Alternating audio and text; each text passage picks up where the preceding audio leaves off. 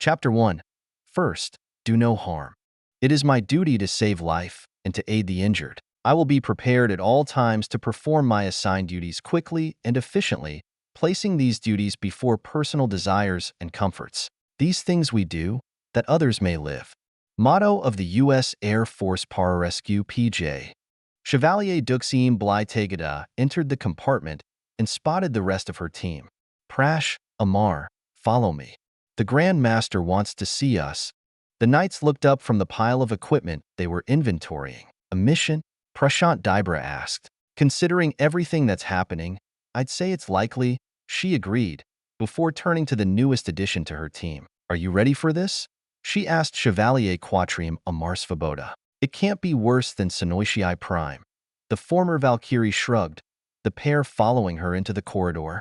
Bly said nothing, keeping her own counsel. There wasn't a Terran in Alliance space that didn't know about that battle. Amar didn't talk about it much, but what little he had told them hinted at it being a bloodbath. He transferred over to the Knights soon after, the cohort of an old friend, and once she observed his skills firsthand, she'd immediately snatched him up for her team. She hoped he was right, but given the mounting reports of the Ixian invasion, Bly was concerned, though if she were being completely honest with herself, she'd been even more worried they'd end up falling between the cracks while the rest of the clan mobilized. As it stood, the Knights Hospitaller were facing the greatest humanitarian crisis in almost 200 years. The trio made their way through the cramped passageways of the Knights' flagship, the KHCS Malta. The ship was buzzing with activity, with medical staff and supplies being bustled about everywhere she looked. The machine race's attack had caught the entire Perseus arm by surprise, and now people were scrambling to salvage what they could. The situation was grim and getting worse. Several minutes later, they arrived at the conference room. Bly buzzed for admittance, the hatch dutifully sliding open a few moments later. Stepping inside, she spotted Grand Master Osman Makar conferring with the senior staff. He'd eschewed his formal robes for a simple tunic and slacks, looking up as they entered the compartment. Bly, he nodded, pointing to a handful of unoccupied seats. I'm glad you're here. We've got a lot to cover and not much time. Yes, sir, she answered, as she and the others sat down. Pulling out her tablet, she passed it over to Prash to take notes while their clan leader finished up with the others. Get our people moving, he ordered the staff, the small group bowing in acknowledgement before filing out of the compartment. The Grand Master slumped into a chair, taking a moment to compose himself before turning to Bly and her team. The Ixian are hitting systems throughout the sector, he informed her, and the Alliance is struggling to come up with a strategy to stop them. Unfortunately, we had no warning of their reemergence, and their blitzkrieg assault has left us all reeling. We're still reacting, gathering our forces, and that isn't likely to change anytime soon. Yes, sir, Bly repeated. What do you need from us? The clan leader sighed. I'd hoped to keep you out of harm's way, he told her. Given your involvement with, he paused, glancing at Chevalier Quatrium Svoboda.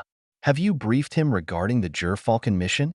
We've brought Amar up to speed, she confirmed, though she sidestepped mentioning it hadn't actually been her doing. When he arrived on Malta, the former medic explained that his team leader, then Corporal, now Sergeant Runa Oakes, had told him about their mission to Earth. It was yet another reason she drafted him for her team. The Grand Master nodded once more. Well, that simplifies matters, he acknowledged. I won't lie. I don't like the idea of putting you in the field, Duxime, not with the knowledge you carry regarding that mission. I simply don't have any other choice.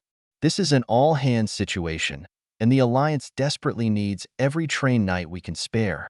We're eager to assist, sir, she informed him, speaking for the others. After the mission to Earth ended, she'd returned to Malta, briefing the Grand Master and his senior staff on everything they'd learned. As a reward, they'd placed her in accelerated training, earning her Duxime rating several months later. Since then, she'd languished aboard ship, repeatedly requesting a new assignment, only for her application to be denied each time. She'd wondered for some time now why she was being held back, but at least now her suspicions were confirmed. I know, he smiled, but it was a haggard expression. He pulled up a display on the screen, a star map of the local quadrant. Alliance forces are consolidating at these key locations, he explained, pointing to a handful of systems marked in red. They are all systems the Ixian haven't hit yet, population centers, and military facilities that we must protect. Unfortunately, for every system they've spared, plenty of others haven't been so fortunate. I'm certain it's no surprise that casualties among the Alliance and non-aligned worlds have been catastrophic. I'd feared as much, sir, she said quietly, before mentally shifting gears. Sir, what about the Elix weapon? The one that defeated the Ixian 2 centuries ago. Why haven't they used it? Osman Makar's shoulders sagged, his features looking even more drawn than when they'd entered. The Elix deployed their disruptor weapon within days of the first attack, Bly. It failed. It seems the Ixian are now immune to its effects.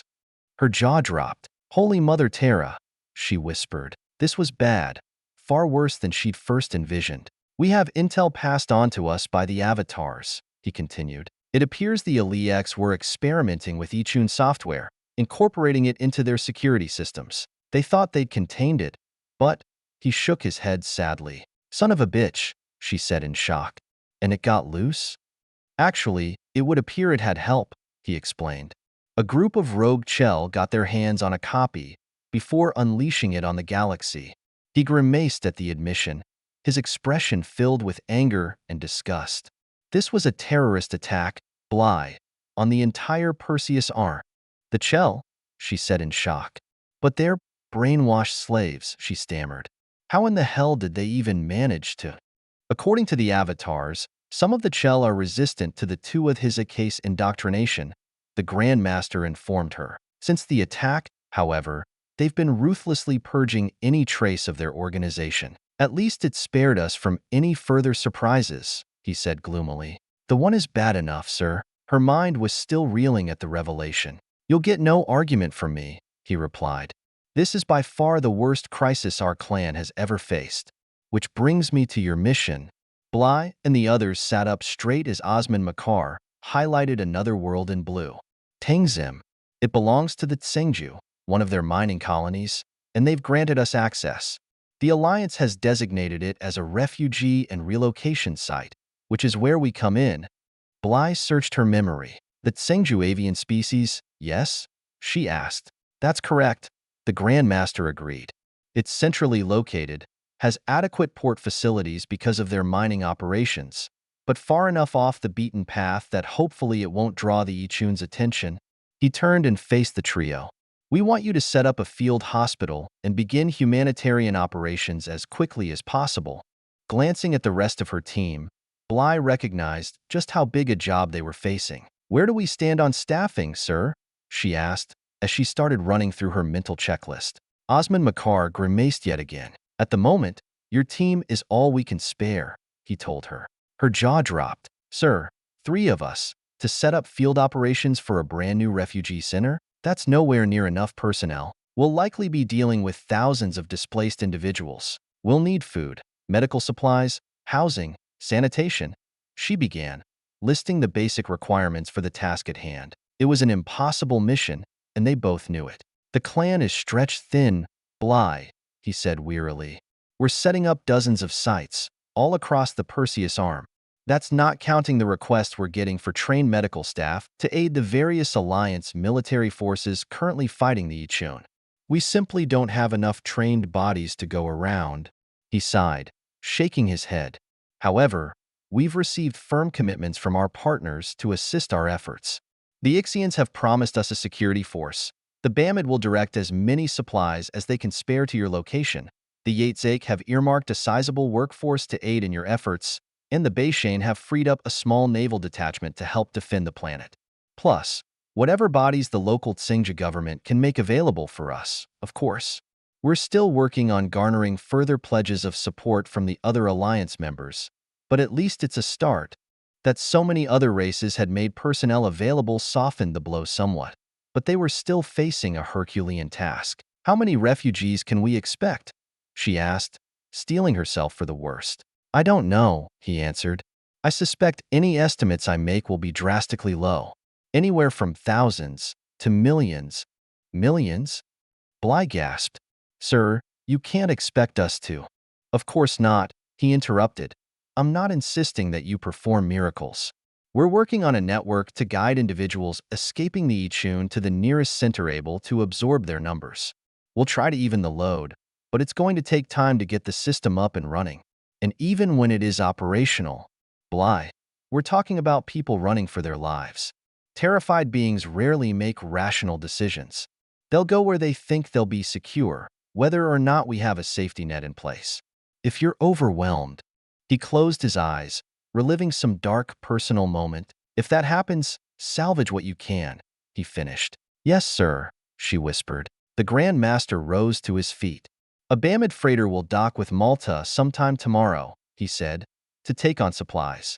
They'll transport you and your team to Tangim. His eyes locked onto hers. There are many individuals counting on us, he stressed, almost the entire Perseus arm. They need our help, and we are going to do everything in our power to see that they get it. Yes, sir, she answered, more firmly this time.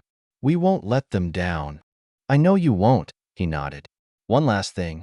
You'll be dealing with several species and individuals, each with their own agenda.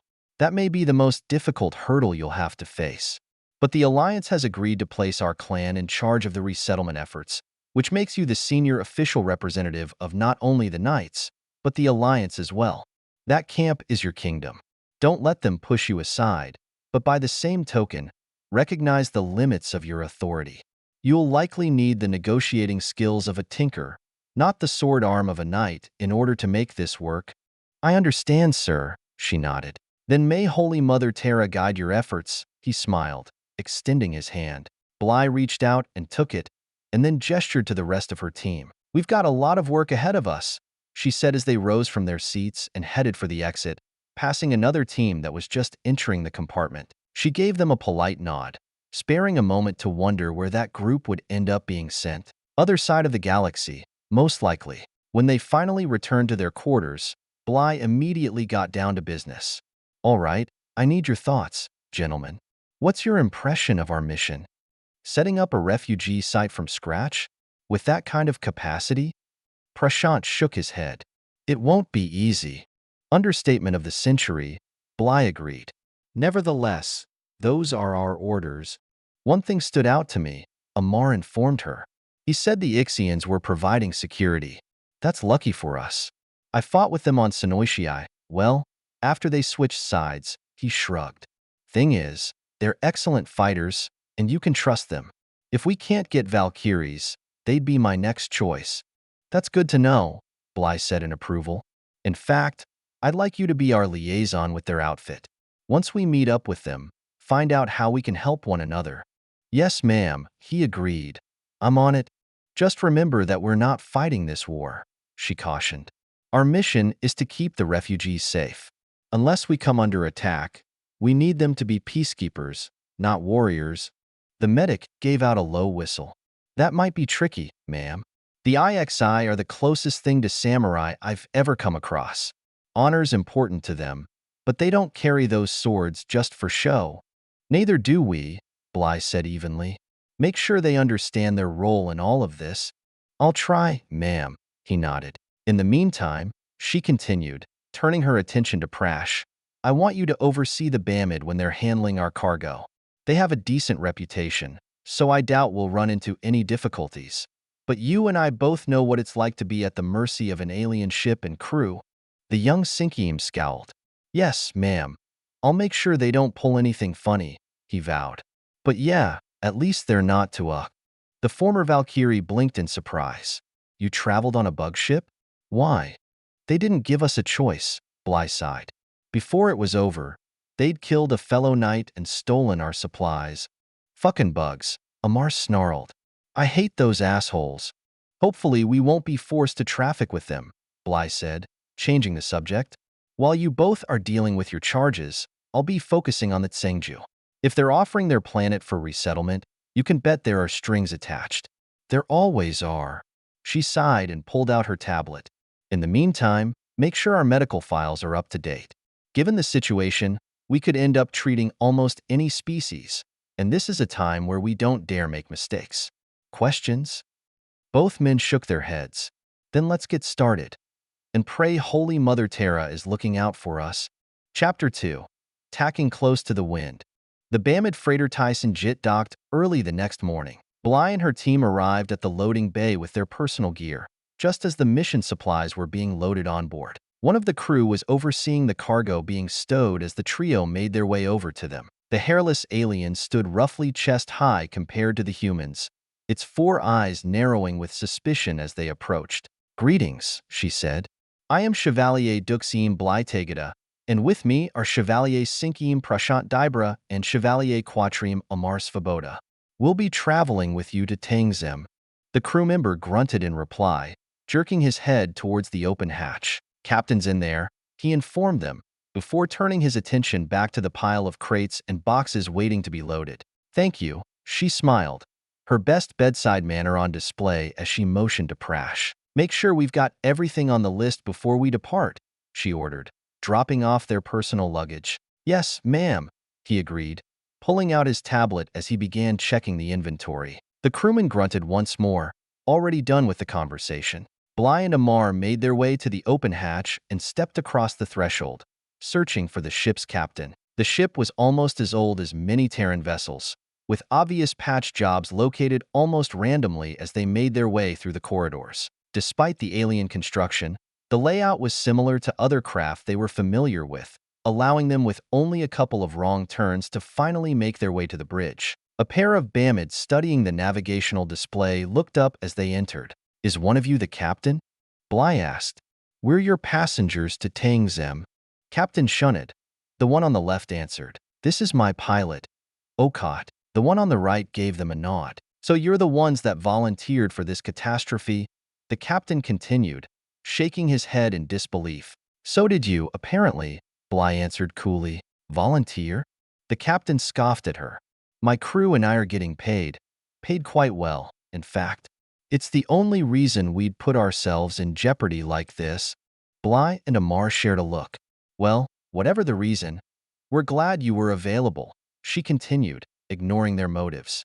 "How long will it take us to get there?" "About 3 weeks, more or less," Okot shrugged. "Have to avoid the primary transit lanes. Lots of ships disappearing in those sectors." "Of course," Bly nodded. "There'd be plenty of time to investigate that during the trip, assuming they didn't end up as casualties themselves." "Okot, show them their cabin," the captain ordered. "You'll have to share space between you. This isn't a big ship." "I'm sure it will be fine," she assured him. "Are there any shipboard rules we should know about?" "Stay in your cabin, or the common areas," Captain Shunned informed them. "If you need access to the hold, one of the crew will escort you. Other than that, just stay out of our way." "Understood," she agreed. At least they weren't actively hostile. No small comfort, that. Okot waved them to follow as he led them to their cabin, a tiny compartment not much bigger than a broom closet. "Head is down the corridor," he informed them. "As for food, that's on you. This isn't a passenger liner. If you run short, we might sell you some of our extras, but it won't be cheap. Galley is in the opposite direction. If you feel like cooking, we'll work something out," she promised. "Other than that, if you have questions, ask," he continued, pointing at the intercom. "Someone's always on the bridge. Anyway, I've got to get back." He turned and exited the compartment, heading back towards the bridge. "Friendly bunch," the former Valkyrie observed. "Think I'll keep my sidearm handy." "Probably not a bad idea," Bly agreed, "though we should use the time we have during transit for weapons practice. Once we hit dirt side, I doubt we'll have the opportunity." Amar groaned. "Look, I know swords can be effective in the right hands. I've seen them hack through plenty of the troika, and I'm sure quarterstaffs are just as effective, but they're no substitute for a proper weapon." Bly paused, facing the Quatrim. "You're not a Valkyrie anymore," she reminded him, "and there are reasons we knights prefer the sword and staff." "I'm not against firearms, Peresi. They certainly have their place, but we are healers first and warriors second. Those we aid often have good reason to be fearful of authority, and adding guns to the mix won't do a thing to reassure them. Plus, they are often overlooked, especially in places where they ban more advanced weaponry." "If you say so," he said dubiously. "Still rather have a gun, though." "We'll work on that," she promised, as the pair retraced their steps back towards the main hatch. Prash was busy checking off the cargo as they loaded it aboard the freighter, looking up from his tablet as the pair approached. They're almost finished, he told them. Another half hour, tops. What's the ship look like? It will serve our needs, Bly assured him. In fact, on sober reflection, it surprised her that Tyson Jit was in as good a shape as it was. We're on our own as far as food goes, so we'll set up a cooking rotation for the three of us. I'm not much of a cook, Amar admitted. Then this will be an excellent time to learn, the Duxim pointed out. Once they've finished loading, we'll string up hammocks and prepare for departure. With 3 weeks to kill before our arrival, we'll have plenty of time to get some much-needed training in. The two men shared a commiserating look while Bly just grinned. That's the spirit, she chuckled, plopping down on a crate as she began roughing out a curriculum for the journey. 2 days after they departed Malta, Bly called a conference in their quarters. I need to ask you both something, she began, coming straight to the point. Have either of you noticed anything, well, odd, since we lifted for Tangim? Odd, ma'am? Prash asked. How so? Anything unusual, she clarified. Anything that seems off. Amar tugged on his ear. Well, the crew's kind of standoffish, he shrugged. I just chalked it up to us being Terrans. Now that you mention it, they seem kind of jumpy, Prash nodded. It could be because of the Ixian. Terra knows they make me nervous. He cocked his head, giving her a puzzled look. Is there something we should know about? I'm not sure yet, Bly admitted, but when I was on the bridge earlier conferring with Captain Shunnett, I caught a glimpse of the navigation plot. Now I'm not 100% certain, but her voice trailed off while she organized her thoughts. But what? The former Valkyrie prompted. She took a deep breath. I think we're going the wrong way. Prash blinked in confusion. The wrong way? Are you sure they're not just being cautious? They said they were bypassing the normal trade routes to avoid the Ixian. You could be right, she nodded. Like I said, I'm not positive. But there's something about their behavior that feels out of place. There's nothing I can put my finger on, but I just can't shake the uneasy feeling I'm having. If that's true, Amar ventured, then they might have plans to steal the cargo. It's not like piracy's unheard of in these parts. Just ask the corsairs. Dear God, not again, Prash sighed. Just once, couldn't things go smoothly for a change? I could be chasing shadows, Bly speculated, but when I glanced at the navigation screen, the pilot reached over and immediately blanked the monitor. I got the feeling there was something there he didn't want me to see. What did you see? Prash asked. It was just a quick glimpse, but it looked like we were en route to the Bamid homeworld, and that's nowhere near Tangim. She shook her head. I wish I'd gotten a closer look. Is it possible they're just making a stop to pick up more cargo or refuel? Amar challenged her. Because if we start making accusations… I know, she snapped. Only they haven't mentioned any other stopovers before now. It's possible something came up, an emergency of some sort. But don't you think they'd notify us if that were the case? Unless they didn't think it was any of our business, Prash pointed out. We're not part of the crew. Still, Amar mused, it wouldn't hurt to be ready, just in case. If they are planning to hijack the cargo, how would they do it? They'd have to get rid of us first, Bly said uncomfortably. Easiest way to do that would be to gas us while we slept. Or dump the atmosphere, Prash grimaced. That would definitely do the job. I wish Maggie were here, the senior knight said fervently. She'd know what to do. Well, Amar drawled, if you want my advice, the first order of business would be to set up a watch list. Make sure that one of us is awake at all times. Good idea, Prash nodded. And we already have our suits handy, so if we can don them quick enough, we should be all right. Let's run a few emergency suit drills, just to be safe, Bly ordered. It's a good habit to follow aboard ship anyway. I agree, but that's only half the problem, the Quatrium pointed out. If I were them, after I'd incapacitated the passengers I'd sent in an armed team, just to make sure they were no longer a threat, he grimaced at a sudden thought. Have to ditch the bodies anyway. At least we have weapons of our own, Prash said, taking up his quarterstaff to illustrate his point. If they come in guns blazing, that staff won't be much help, Amar reminded him. It's what we have, Bly shrugged. That still leaves us with a problem, the Tangim said unhappily. Let's say they try something, and we somehow turn the tables on them. What then? Do we take them all prisoner? Who's going to fly this thing? And even if we take turns on the bridge guarding the captain, any of the others could sabotage the ship. None of us are tinkers. Without them, we're dead in space. Prash stared helplessly at the others. We're not holding a great hand here, if they sell us out. No, we aren't, Bly agreed. But what other choice do we have? People are counting on us, and we will not fail them. I'd prefer to avoid violence if we can, but if we're not given a choice, then we will defend ourselves and see the mission through. No matter what. The others reluctantly nodded in agreement as a thoughtful expression graced her features. Perhaps the best way to handle this is to have an insurance policy already in the works, in case they decide to betray us. Amar raised an eyebrow. You have an idea, ma'am? The beginnings of one. At least, she smiled. Let me work on it and see if I can refine it a bit. Meanwhile, when we arrive at Tangim, I want to hit the ground running.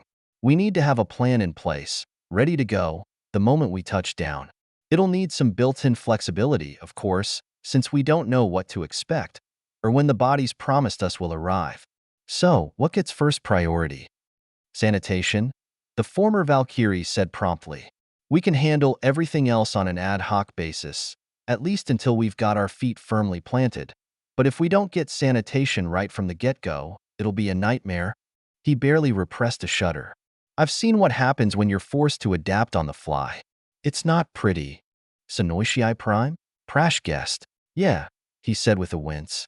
You can get away with burning raw sewage when you're dealing with disciplined troops, but untrained civilians? Not to mention multiple species? That's a disaster just waiting to happen. I agree, Bly nodded. It doesn't need to be anything fancy. This operation is about as shoestring as it gets, but it needs to be planned out in advance, with room for expansion. Even though most diseases can't jump species, a refugee camp is just about the worst-case scenario to prove that theory wrong. So the plan is to keep expanding the camp as we get new arrivals? Prash asked. Depends what the site looks like. The senior knight shrugged. We might have nowhere we can expand to, especially if they're locating us on an island or something. If that's the case, we may have to designate additional locations to handle the overflow. I hope that Sengju are in a charitable mood if that happens, Amar said sourly, which begs the question, what if they aren't? Let's not borrow trouble, Bly groaned. We've got enough on our plate as it is. Which brings us to another point I want everyone thinking about, however. Infrastructure. I'm not just talking about the hospital or housing, but things like designated landing fields able to handle shuttles, access roads to transport supplies, everything. Without that in place, this mission fails. Sounds like a lot's riding on those other races following through on their promises, Prash pointed out. If they renege, what do? We improvise, she answered primly, just like we always have. We make do, because we're all they've got. Bly gifted them both with a pallid smile. This is the very reason we knights exist, for times like these. We help those in need, whoever they are, no matter the cost to ourselves. That is our charter, our calling, and our vocation. No one ever said it would be easy. I'm starting to think I'd have been safer sticking with the Valkyries, Amar said wryly. And things are so different on that side of the fence? Bly scoffed. He considered that for a moment. Not really, the Quatrium admitted. That's what I thought, she said with emphasis. Like your former clanmates, we don't have the luxury of choosing who needs our help. We go where we're needed, do what we can, and pray that it's enough. And is it? Amar asked. Enough, I mean? Bly sighed, shaking her head. Hardly ever, she conceded. But that will never stop us from trying. Chapter 3. Physician, heal thyself. Captain Shunned doubled over in a coughing fit while Bly checked his vitals. Temperature is definitely elevated, she nodded, before plucking a penlight from her coat and inspecting his eyes and ears. Tissue inflammation as well, she commented before gently grasping his jaw.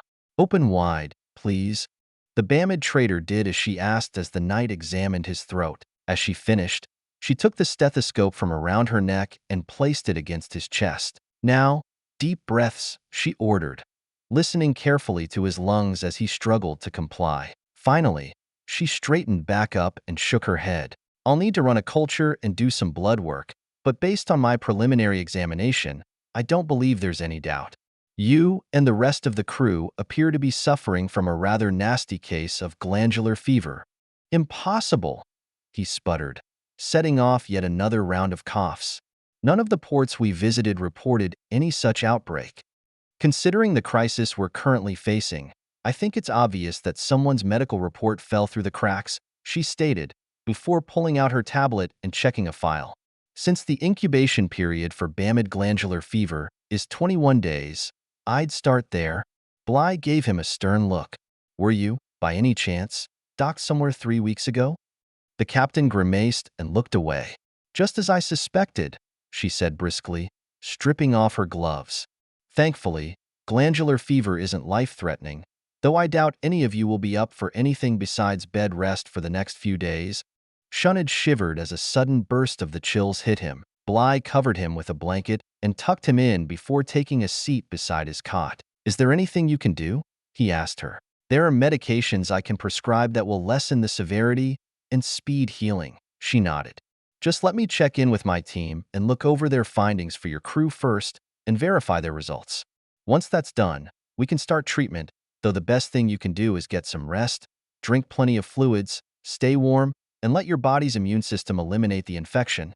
Nodding weakly, the captain rolled over and tried to get comfortable while Bly showed herself out. Rounding up the others, the trio found a quiet spot for a brief consultation. Are all of them infected?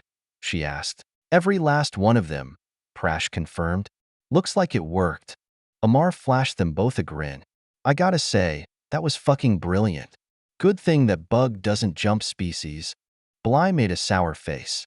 I don't like this, not one bit, but they didn't leave us with a lot of options. Hopefully, this does the trick. If not, she paused, then glanced back at Prash. Are the doses ready? They are, ma'am, he nodded. All right then, she nodded. Make sure they all get one. After that, they get the best care we can give them. With any luck, our efforts will dissuade them from trying anything foolish. And if they don't? Amar asked. That's what our little insurance policy is for, she sighed, though I really don't want to use it. There are a dozen different ways it could go bad. Maybe, but like you said, what other choice did we have? The former Valkyrie shrugged. This way, nobody gets hurt. Not permanently, I mean. That doesn't mean I have to like it, she told them, only to have the two men give her a curious look. Yes, I know it was my idea, she said unhappily, but it's still a huge violation of our oath. If word got out that we'd intentionally infected patients, no one will ever trust our clan again. Ma'am, we gave them a bad cold, Prash pointed out. They'll be fine in a few days, but it was the only way they'd ever let us get near them with our hyposh. If they take us to Tangim like they promised, we hit them with the antidote before we depart, with no one the wiser. If not, well, they've got no one to blame but themselves. Something tells me they won't see it that way, Bly said dryly, but you're right. It was merely the least painful of several very unpleasant options. I just pray they see reason and not back us into a corner. In the meantime, while they're still down for the count, maybe we could sneak a peek at navigation, find out where we're headed. Amar suggested. I already checked. It's locked down tight, Bly reported. The crew are the only ones who can access the array. Figures, the quatrieme groused. Paranoid little bastards. There were nods all around at that until Prash spoke up once more. I'd better get started on the hyposh, he told the others. Thank you, Bly acknowledged. In the meantime, Amar and I will start making rounds and provide them with the best care possible. With a heavy sigh, she managed a brief smile. Let's find out what they want for lunch. A week later, late into Tyson Jit's night shift, an alarm within the night's compartment began howling for attention. It was Amar Svoboda's turn on watch, and the moment the alarm sounded, he grabbed his helmet and slammed it down tight, locking it in place before seeing to the others. The trio had taken to wearing their spacesuits during off hours, ever since Bly raised the possibility of hijacking. The other two were already moving, snagging their own helmets and sealing their suits while the medic silenced and checked the alarm. Airborne tranquilizing compound, he reported. Guess we know what that means. They're coming, Bly said quietly. So much for Plan A.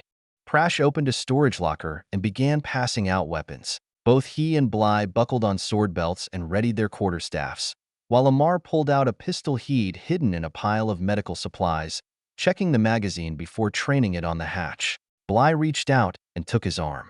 "We're not here to kill them," she warned. "Put that away." "Ma'am, whether anyone ends up dead tonight is entirely up to them," he growled, pulling away from her. "But after my last fight, there's no way in hell I'm letting them get the drop on us." Bracing the weapon with his free hand, he waited in silence for the other shoe to drop. The other two shared a look and then held their staves at the ready. The former Valkyrie was still coming to terms with his new clan, and some habits were proving harder to break than others. Given the situation, however, Bly had to admit his pistol might just come in handy. They waited as the minutes slowly ticked by until finally, the hatch slid open. Prash moved in a blur, his staff already in motion as he moved to protect the senior knight from harm. The graphite pole he wielded slashed out at the unsuspecting crewman, knocking a weapon from his hand before snapping down in a brutal strike. The Bamid cried out in pain as he shattered the alien's wrist, as Amar stepped out behind him and swept the corridor for other targets. "Clear," he announced after a moment as he covered the far entrance. Bly exited the compartment behind them, resting her staff on the deck as she regarded the smaller creature. The traitor whimpered as he clutched his arm, holding it tight against his chest, while she bent down and picked up the sidearm Prash had knocked aside. She safed the weapon and tucked it away, before turning back to face their captive. "Obviously, you expected to find us unconscious," she told the alien. "What exactly were your orders if your plan had worked?" I, the Bamid stammered, his eyes wide with fear. "I don't know what you mean," he wailed. Prash hit him again, this time driving the tip of his staff into the alien's gut. He dropped like a stone, gulping for air as he struggled to breathe. The Tangim pressed the butt end of the pole lightly against the crewman's throat, just enough to get his attention. "The lady asked you a question," he hissed. "I was just supposed to take your gear and lock the hatch," he howled. "That's all, I swear." "I see," Bly said calmly. "And when we arrived at your homeworld," she pressed, "what were your plans for us then?" His eyes began darting about frantically, searching desperately for a way to escape. Prash added more pressure to his staff as the Bamid started making gurgling sounds. "Answer her," he ordered. "The captain has a buyer." The traitor mewed. He wouldn't say who. "We were going to," he swallowed, unable to finish as he goggled at the three Terrans. "Bet you anything that buyer is Troika," Amar offered, still covering the far hatch. "No bet," Prash agreed. "What do you want to do with him?"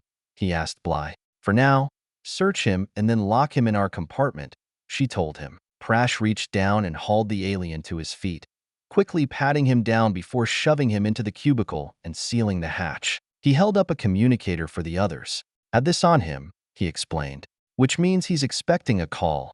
Amar grimaced. "The captain, almost certainly." "We'll have to move fast then," Bly decided. "Head for engineering. Let's see if we can end this before it escalates any further." "Amar, you take the lead."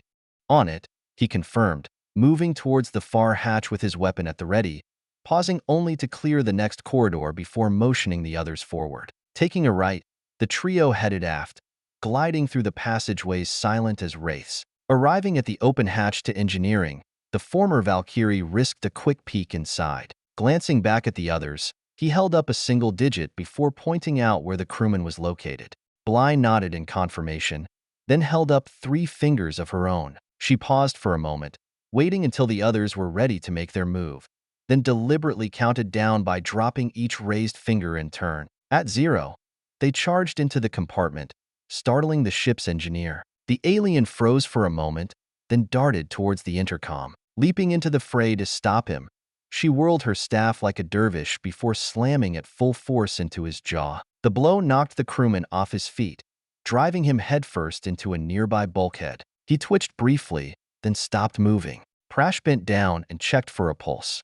"He's still breathing," he reported. "Pretty sure you broke his jaw, though." "He rushed me," Bly said glumly, before turning her attention to the display terminals nearby. "Any idea how to shut this down?" "Don't look at me," Amar shrugged. "Anything more complicated than a machine gun, and I'm out of my depth." "Right." she sighed, weighing her options before deciding on her next course of action. Prash, see if you can rouse him. We need him up and talking. Let's hope you didn't give him a subdural hematoma, he said dubiously, reaching into the medkit at his waist and pulling out a small vial. He broke it open, waving it in front of the alien's nostrils. At first, there was no response, but after a few moments the crewman sneezed, his eyes fluttering open. What?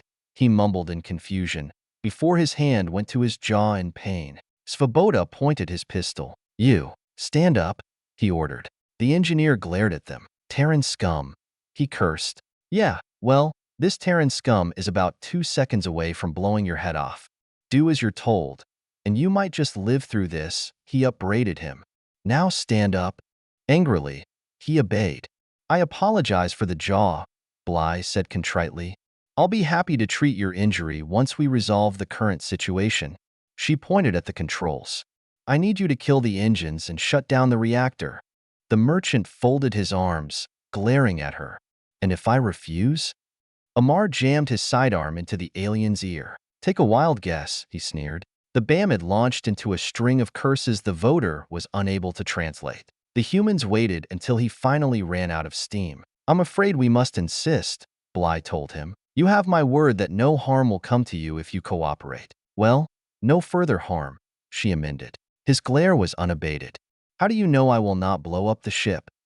I'm betting you're not suicidal, she answered. All we want is for you to safely deliver us to Tangim. Once we arrive and unload our equipment, you and the rest of your crew can go wherever you want. The alien looked suspiciously at her. You were the ones who broke the contract, not us, she pointed out. So please, for everyone's sake, do as we asked. Something about her tone seemed to take the fight out of him. With a begrudging nod, he went to the board and entered a string of commands. Within minutes, the heavy thrum of the ship's engine and power plant slowed, and then finally disappeared. The reaction was immediate. Izak, why have we stopped? The captain demanded over the intercom. The engineer moved to respond, but was held back by Amar. Instead, Bly opened the circuit and answered for him. This is Chevalier Duxim Bly Tegada, of the Knights Hospitaller, she announced. My team and I have taken your engineer prisoner, as well as the crewman you sent to capture us. Since you have chosen to betray us, the engines and reactor will remain offline until we decide otherwise. What? He sputtered. How dare you? I demand you restore power and release my crew at once. I'm afraid you are not in a position to demand anything, Captain, she answered, with far more composure than she actually felt. You took our contract, then decided to hijack our equipment and sell us into slavery. Had you simply honored our agreement, there would have been no complications. Since your actions have dictated otherwise, you have forced us to act in self-defense. Ignorant Terran, the Bamid captain spat. You will return my people unharmed and release my ship, or I will send my crew in to gun you down like vermin. She could hear the anger and vitriol pouring from his mouth as he snarled at her. Unless she acted swiftly, he was likely to make good on his threats. She jerked her head at Prash and Amar, directing them towards the hatch. The pair dragged Izak with them, using his body as a shield in case of attack. Time to show her whole cards, then. Until she'd crossed paths with a certain tinker, she would have never considered the situation in poker terms. That would be a mistake, Captain, she warned him. Do you recall the inoculations we gave you when you and your crew fell ill? What about them? He replied, now on edge. Well, she couldn't blame him, and what she had to say would only make things worse. Captain, those inoculations contained a powerful neurotoxin, she divulged, one that lays dormant within the cerebral cortex.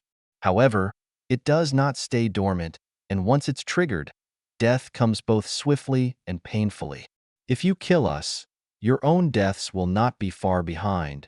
Lies, he hissed. You are attempting to deceive me. How I wish that were true, she said quietly. I am a healer, Captain, not a murderer, but you gave us little choice. When we learned of your treachery, we had to act. And it is an unfortunate truth that those who learn how best to preserve life also know how to take it. She'd wrestled with that, fighting with her conscience, but in the end it was that, or watch her team be taken captive. She waited for a moment, letting that sink in. However, we also carry with us the antidote. Take us to Tangim, and once our equipment has been safely offloaded, we will ensure that you and your crew all receive it. By Holy Mother Terra, by the murdered earth, by my sacred honor, I swear it will be so, she vowed, invoking one of the more solemn oaths of the knights.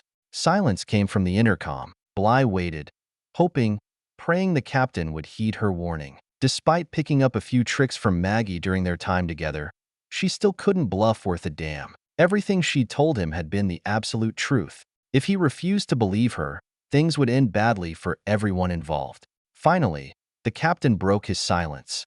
Agreed. He ground out through gnashed teeth. But I warn you, Terran, you have made an enemy this day. When this is over, watch your back. And with that, he cut the circuit. I always do, she whispered. Chapter 4. A Bowl of Stone Soup. The view from the shuttle was not encouraging. The Tysonjit had entered Tangim orbit several hours earlier, hours spent coordinating with the Tsengju authorities who inhabited the planet. The ship's crew were busy as well, loading their gear onto the small craft capable of landing on the surface. It would take several drops to bring it all down, so getting everything right was essential. No simple thing when the ship's crew wants you dead. Learning the Knights had injected them with a toxin had not gone over well. The actual circumstances no longer mattered. In their eyes, the Terrans had crossed a line. By mutual accord, both sides avoided one another, keeping any contact to an absolute minimum. The humans stayed in constant contact with one another, wore their suits when they slept or ventured out of the compartment, and went armed at all times. It had been a tense couple of weeks, but now that they'd arrived, they could part ways and never have to deal with one another again. The trio rode down together on the first trip, eager to see the new campsite and get to work. The imagery from orbit showed dense jungle next to a wide section of flat terrain that looked to have been logged off. A wide river slowly meandered nearby, an absolute necessity given their needs, but something about what she was seeing left Bly feeling ill at ease. The shuttle pilot killed the engines once they'd landed, popping the hatch before sealing himself away on the bridge. The Terrans exited the craft and set foot on the planet's surface as Bly gazed at their new home and bit off a curse. Not only was there a delegation of Tsengju awaiting them, likely for some kind of ceremony/formal signing, but it seemed the first refugees had arrived ahead of schedule. Hundreds of them. There were individuals from a dozen races, families, small children, sick and injured, bands of nascent troublemakers already forming, the desperate, the frightened, and those who had already lost all hope. Others had taken them from their ships and homes, scooping them up and then dumping them here. There were no signs of structures, other than a few ragged huts thrown together with whatever scrap they could scavenge. As they removed their helmets, her nostrils wrinkled at the stench. Sanitation was already an issue, and if they didn't get a handle on it soon, the entire camp was ripe for some opportunistic disease to come sweeping through with a vengeance. Worst of all, however, was the glassy look in their eyes, the dull lassitude she recognized all too well. These people were starving. Whoever dumped them here hadn't bothered to supply them with enough food, and by the looks of the Tsengju delegation, they'd been waiting for the Knights to deal with the problem. Mother Terra forbid any of them to step up and take charge. Jesus, Amar whispered. Is it always like this? No, Prash said wearily. Sometimes it's worse. All right, Bly sighed. No rest for the wicked. I'll meet with the bureaucrats for the official handover. Prash, I want you to determine who, if anyone, is leading those refugees, and find out what their most urgent needs are. Amar, start getting that shuttle unloaded. Food and medical supplies first. Questions? The two men shook their heads, splitting off for their respective tasks, while Bly made a beeline for the avians. By the looks of things, the sooner they were out of here, the happier they'd be. Well, that was fine with her. Once they'd gotten a few things straightened out between them, she arrived at the delegation, sketching a brief bow. I am Chevalier Duxine Blytegada, of the Knights Hospitaller clan, she announced. Who is in charge here? A brightly plumed bureaucrat stepped forward, its long neck and legs reminiscent of a heron from Old Terra. I am Facilitator Tsunprang Jin, official representative of the Tsengju Confederation. On behalf of my government, I bid you welcome to Tangim. Your clan's generosity of spirit to those in need is both renowned and, I regret to say, sorely needed in these troubled times. He bobbed his head and long neck in a display of deference, Thank you, facilitator, Bly said politely. As you can see, she said, indicating the starving evacuees, time is of the essence. I assume you have something for me to sign? The avian blinked at that, caught by surprise by her haste and audacity. She had the distinct impression that this was not how things were done. As luck would have it, she also didn't care. Sun sputtered for a moment, then produced a standard tablet and stylus. This is most irregular, he began, only to be interrupted almost immediately. Snatching the tablet, Bly scrawled out her name and shoved it back towards him.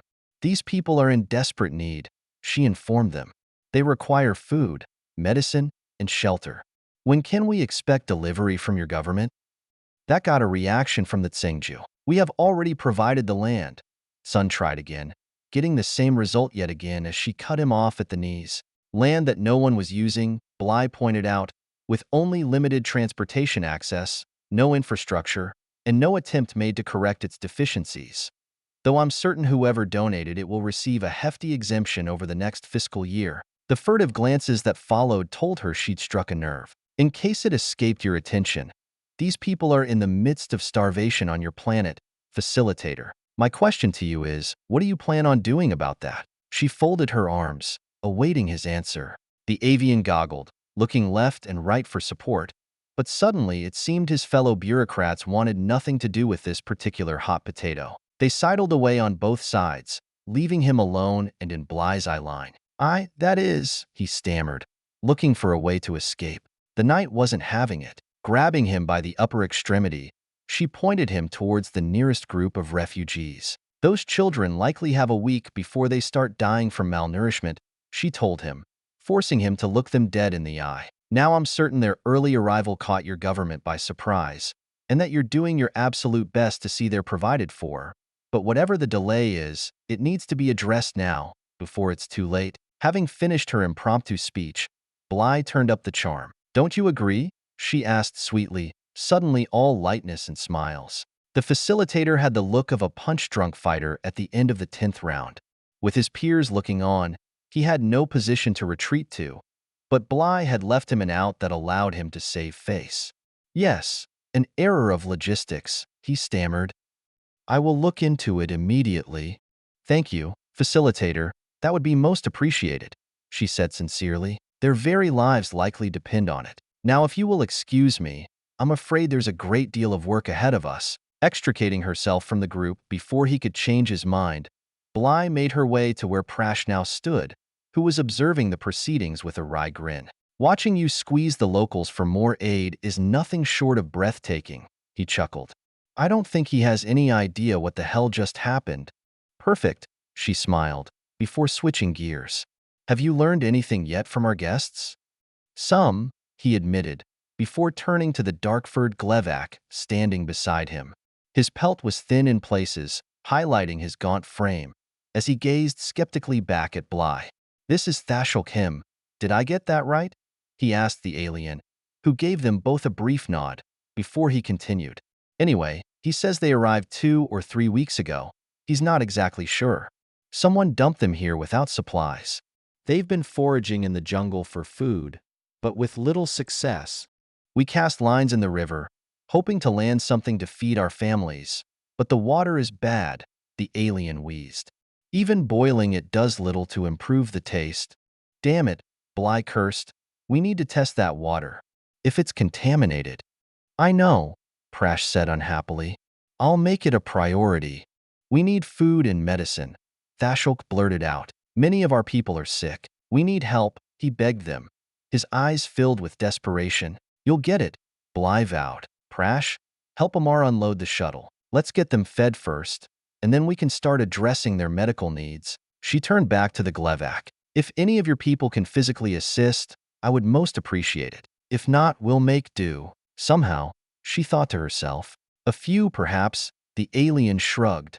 I will ask them. He turned and trundled off, searching for able-bodied volunteers. Any idea when the rest of our contingent is due to arrive? Prash asked once he was out of earshot. None, she sighed. Soon, I hope. Until then, we've got our work cut out for us. Better get started, Bly urged, as the pair began retracing their steps back to the shuttle. They spent the next several hours unloading the shuttles as they arrived once they provided the refugees with a simple meal. The knights divided the group by species, checking their database to determine the safest meal for each alien race. Their nutritional needs varied from one to the next. What was safe for a Durzix might be deadly for a Tyokik. It complicated an already difficult situation, but they had no choice. Luckily, their clan had experience in these situations, creating ration bars to cater to most physiologies. It was a stopgap measure, but for now, it was enough. Captain Shunnett arrived on the last shuttle, a reunion Bly wished she could avoid. Prior to departing the Tyson jet, they'd injected the rest of the crew with the promised antidote, with one notable exception. They'd saved their commander for last, concerned that if they inoculated everyone prior to their departure, the Bamid traders would no longer have any incentive to keep them alive. Saving the captain for last was the only way to ensure the would-be hijackers would hold up their end of the bargain. Bly insisted on doing it herself, with the others as far removed from the site as possible. It was still well within the realm of possibility that Shunnett might turn on them once he'd received the antidote, so she wasn't taking any chances. The Bamid bared his arm as she pressed the hypo against his flesh and squeezed the trigger. "That is it?" he demanded, rolling his sleeve back down and rubbing his flesh. "That's it," she confirmed. "It will take a few hours for the antidote to completely neutralize the toxin, but by the time you've left Tangim space, it will have safely broken down in your bloodstream and been expelled." Bly returned the hypo to her medical kit before looking back up at the captain. "It should never have come to this," she said quietly. "We dealt honestly with you.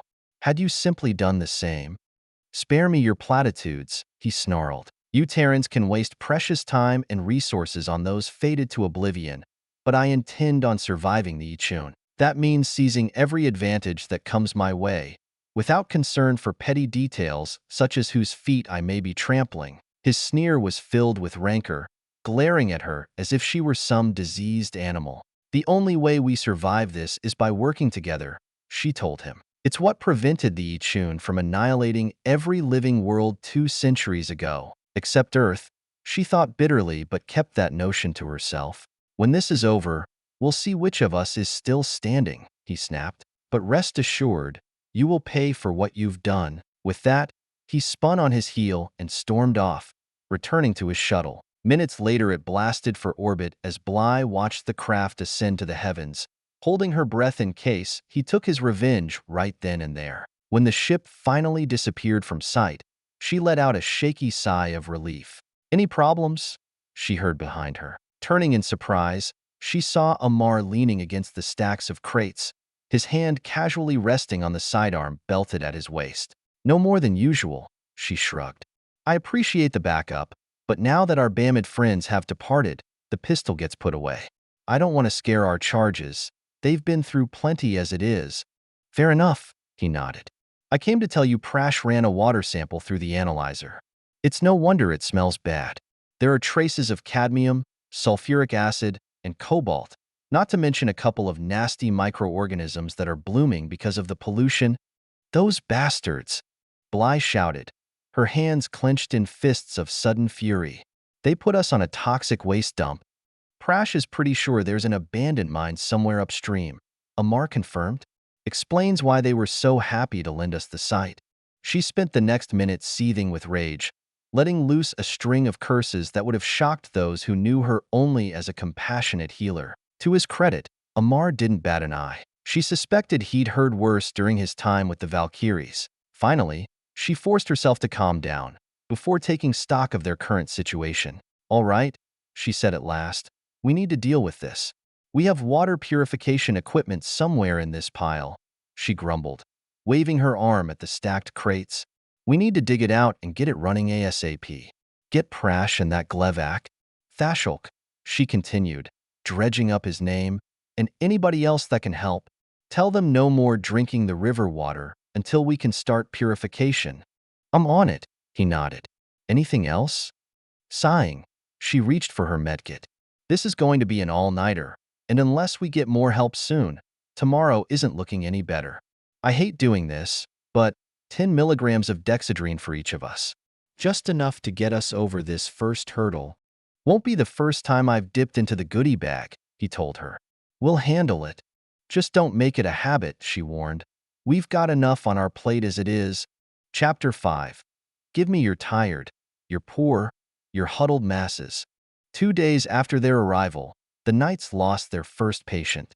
She was an elderly Cheetam, suffering from synquo fever, a treatable disease under normal conditions, but 3 weeks of starvation and contaminated water had savaged her already fragile immune system. The initial symptoms are subtle and easy to miss, and by the time they realized what they were dealing with, it was already too late. She slipped into a coma and died within hours of being diagnosed. Bly sat vigil in their makeshift field hospital, though there was nothing she could do. If they had just caught it sooner, if they hadn't been overwhelmed with so many in need, if they weren't so short-handed. She tried to rationalize what happened. That they would lose people was inevitable. All they could do was strive to minimize the butcher's bill. This wasn't the first patient she'd lost, and it certainly wouldn't be the last, but the professional detachment necessary for times like these was nowhere to be found. She'd always felt too much, gotten too close, and it had cost her dearly over the years. Bly knew what she was risking, yet here she was once again holding a dying evacuee's hand. Despite the danger to her own mental health, the Cheetam's breath grew ragged and labored as she fought to the last. Taking the alien's fine-boned hand in hers, Bly tried giving her some small measure of comfort, even as the end drew near. She was panting now, her body lacking the strength to draw in a full breath, and the Knight watched as her chest fell for the last time. She checked for a pulse and found none, before glancing at her chronometer and making a final notation. Time of death, 0241 hours, she said softly, before wrapping up the tiny alien's gray body with a sheet for burial. She'd have to check with the other Cheetam in camp and see if there were any specific funeral requirements to be observed. The old woman had died alone, without family, and with the Ixian terrorizing the galaxy, it was unlikely anyone would claim the body. In a few years, her grave would be overgrown and forgotten, almost as if she'd never existed at all. The sound of footsteps pulled her attention away from the deceased alien. Prash ducked his head as he entered the clinic, grimacing as he spotted the shrouded corpse. Looking back at Bly, he asked, "Are you all right?" "We all knew this was coming," she shrugged. "I'm fine." The young Tangim didn't look convinced, but he put that on hold before switching topics. "We just got a message. Our Yatsake workforce just entered the system, and they should arrive on-site in the morning." He managed a brief smile. "Figured you could use some good news right about now." "Thank Mother Terra," she sighed in relief. There was simply too much work to be done in the camp, and though some refugees pitched in where they could, most were too starved or ill to offer much help. The 3 Knights had been running themselves ragged, trying to hold things together, and any assistance at this point was a literal godsend. "Do we know how many are on board?" "About 20, according to the message," he answered. "Not as many as we'd hoped, but at least it's a start." Bly tried keeping the disappointment from her face, and mostly succeeded. "We'll make do," she said for the umpteenth time. "Somehow." "Figured we'd get them started digging latrines and putting up shelters," Prash suggested. "With any luck, we'll have everyone out of the elements in a couple weeks." Her head jerked up as a sudden thought struck her. "That reminds me, have we received climatological data for the region? With a jungle just a stone's throw away, I'm guessing we don't have to worry about blizzards. But what about drought? We need to be prepared." Prash shook his head. "Haven't seen any. In fact, we haven't heard much of anything from the local government since we arrived." "I'll add it to the list next time we chat," she said sourly. "At least that might be something they'll actually follow through on." "They still stonewalling you," he surmised. "They'd have to speak to me first," she snorted. "It's clear the powers that be told their assistants to keep us at arm's length. They haven't even acknowledged the water situation, let alone looked into alternate sites. The purifier is just barely keeping up with demand.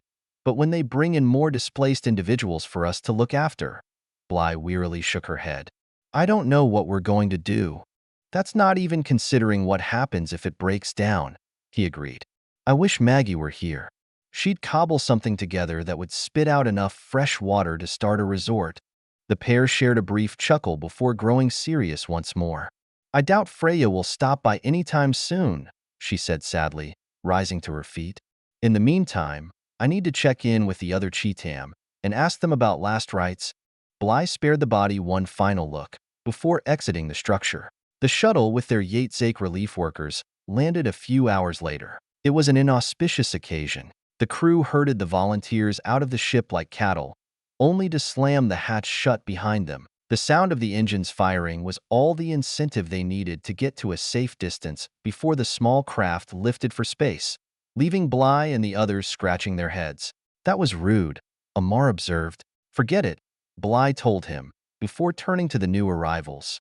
Welcome, she smiled. We're glad to have you here. My name is Bly Tegeda, and these two gentlemen are Prashant Dibra and Amar Svoboda. On behalf of the Knights Hospitaller, it's a pleasure to meet you all. The yellowish amphibians blinked at one another, milling about in confusion before one of the group stepped forward. Where are we? They asked. Tangim, Bly answered, a bewildered expression on her face. Where did you think you were? We were not told, they replied.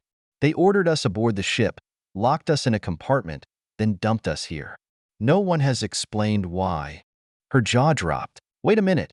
Your government promised us relief workers to help get this camp running. They never told you about that, she said incredulously. They said nothing, their representative echoed, a trace of anger now coloring its words. The others muttered in agreement. I don't believe this, Prash groaned, while Amar stepped forward. So where exactly did they find you? He asked them. Don't tell me they just grabbed you all off the street. The grumbling came to a sudden halt as the group looked en masse at their spokesperson, who was now staring at their feet. They mumbled something in reply, low enough that the Terrans stared back, perplexed. I'm sorry, what did you just say? Bly asked. Udaz Prefecture Correctional Facility, the alien repeated, louder this time. They promised us time off our sentences.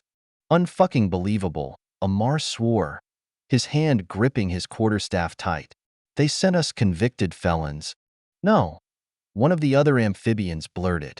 We are not unredeemable outlaws. Our crimes were trivial. Well, that's just peachy, Bly said sarcastically. And what, pray tell, did you do to get sent up the river?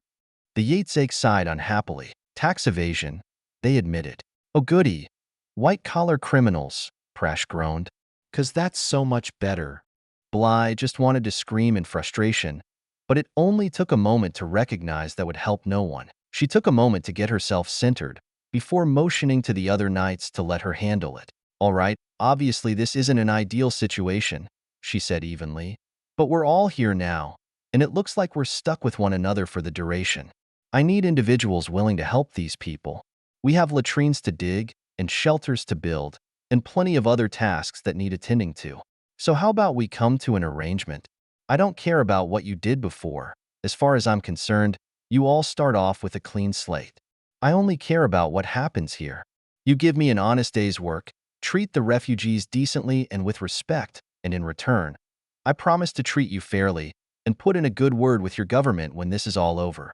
Do we have a deal? One of the others shouldered their way to the front of the group. And if we refuse, they demanded. Spinning on the ball of her foot, Bly whipped down her staff and upended the Yates-Ake, dumping them onto their back. Before they could react, she reversed the pole and rammed the butt end into their gut, before spinning it once more and driving their head into the dirt. The alien froze, staring up at her in terror. Then I will be very upset, she said calmly. Any other questions? She glanced back up at the group, who were now all backing away and frantically shaking their heads. Excellent, she smiled, easing off on her staff and extending her hand to the fallen worker. They eyed it warily, before finally taking the proffered extremity, groaning as she pulled them to their feet. We wish no trouble, the spokesperson said in a rush. You will have no problems with us. I'm glad to hear it, she nodded. We'll get you all something to eat, and then I'm putting you to work. If you have questions, come to one of us, she said, indicating her and the other knights. Prash, if you could get them started? Yes, ma'am, he nodded. Follow me, he told the group, before leading them down to the camp. Sighing, Bly leaned on her staff and shook her head. You still have that pistol? She asked Amar. 'Cause something tells me we're going to need it. The work party got off to a slow start, since only a couple of the Yates-Ake had any practical experience. Luckily, digging holes isn't exactly a complicated task, while the prefab shelters were designed to be assembled with only a few tools and little to no training. By the end of the day, the crew was finding their rhythm. That night, they buried the elderly Cheetam, who had died the night before. The other members of her species all attended, though none claimed to have known her well. Bly said a few generic words before they lowered her into the grave. They marked the site with a stake, a simple placard with her name and date of death bolted on for future reference. The knights collapsed into their bedrolls, utterly exhausted.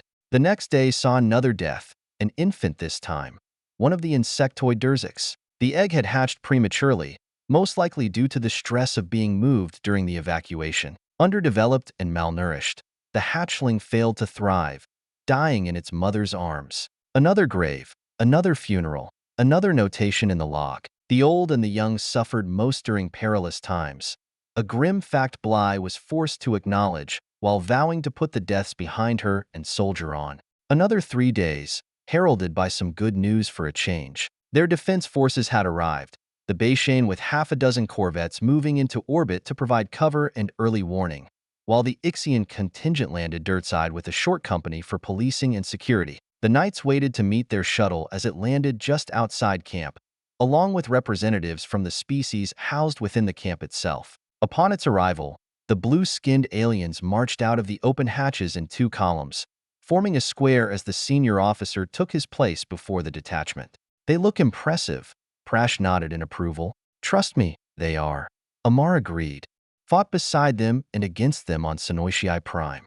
Liked it a lot better when they were on our side. Let's go say hello to our new arrivals, shall we?" Bly suggested as the group moved to greet them. As they drew near, the commander snapped to attention, slamming his sword against his chest. "Yutsazaz!" he shouted. "Yutsazaz!" The company thundered in reply, as dozens of swords crashed against armor in unison. Bly and the others halted in their tracks, surprised, except for Amar, by the Ixian's war cry. Once she recognized it for what it was, she moved forward once more, coming to a halt scant meters away from their formation, with her retinue still in tow. "Greetings," she said warmly. "I am Bly Tegata, Chevalier Duxiim of the Knights Hospitaller clan, and I bid you welcome to Tangim." The alien sheathed his sword, stepping forward as well. "I am Spada Jushing Jai, commanding this cohort. As one warrior to another, it honors us to serve. I like to think we're healers first and warriors second," she observed, "but your presence honors us as well." The Spada gazed down at the traditional long sword belted at her waist and smiled. "Perhaps you will do me the honor of testing our blades," he suggested. "For prestige, not blood," he clarified. "I'd like that," Bly grinned. "The first moment I have free. Which, the way things are going, won't be anytime soon, I'm afraid." The Ixian nodded somberly. "These are indeed dangerous times," he agreed, "and much is asked of all of us." Drawing himself up to his full height, his bearing grew stiff and formal once more. "As commander of this encampment, what are your orders?"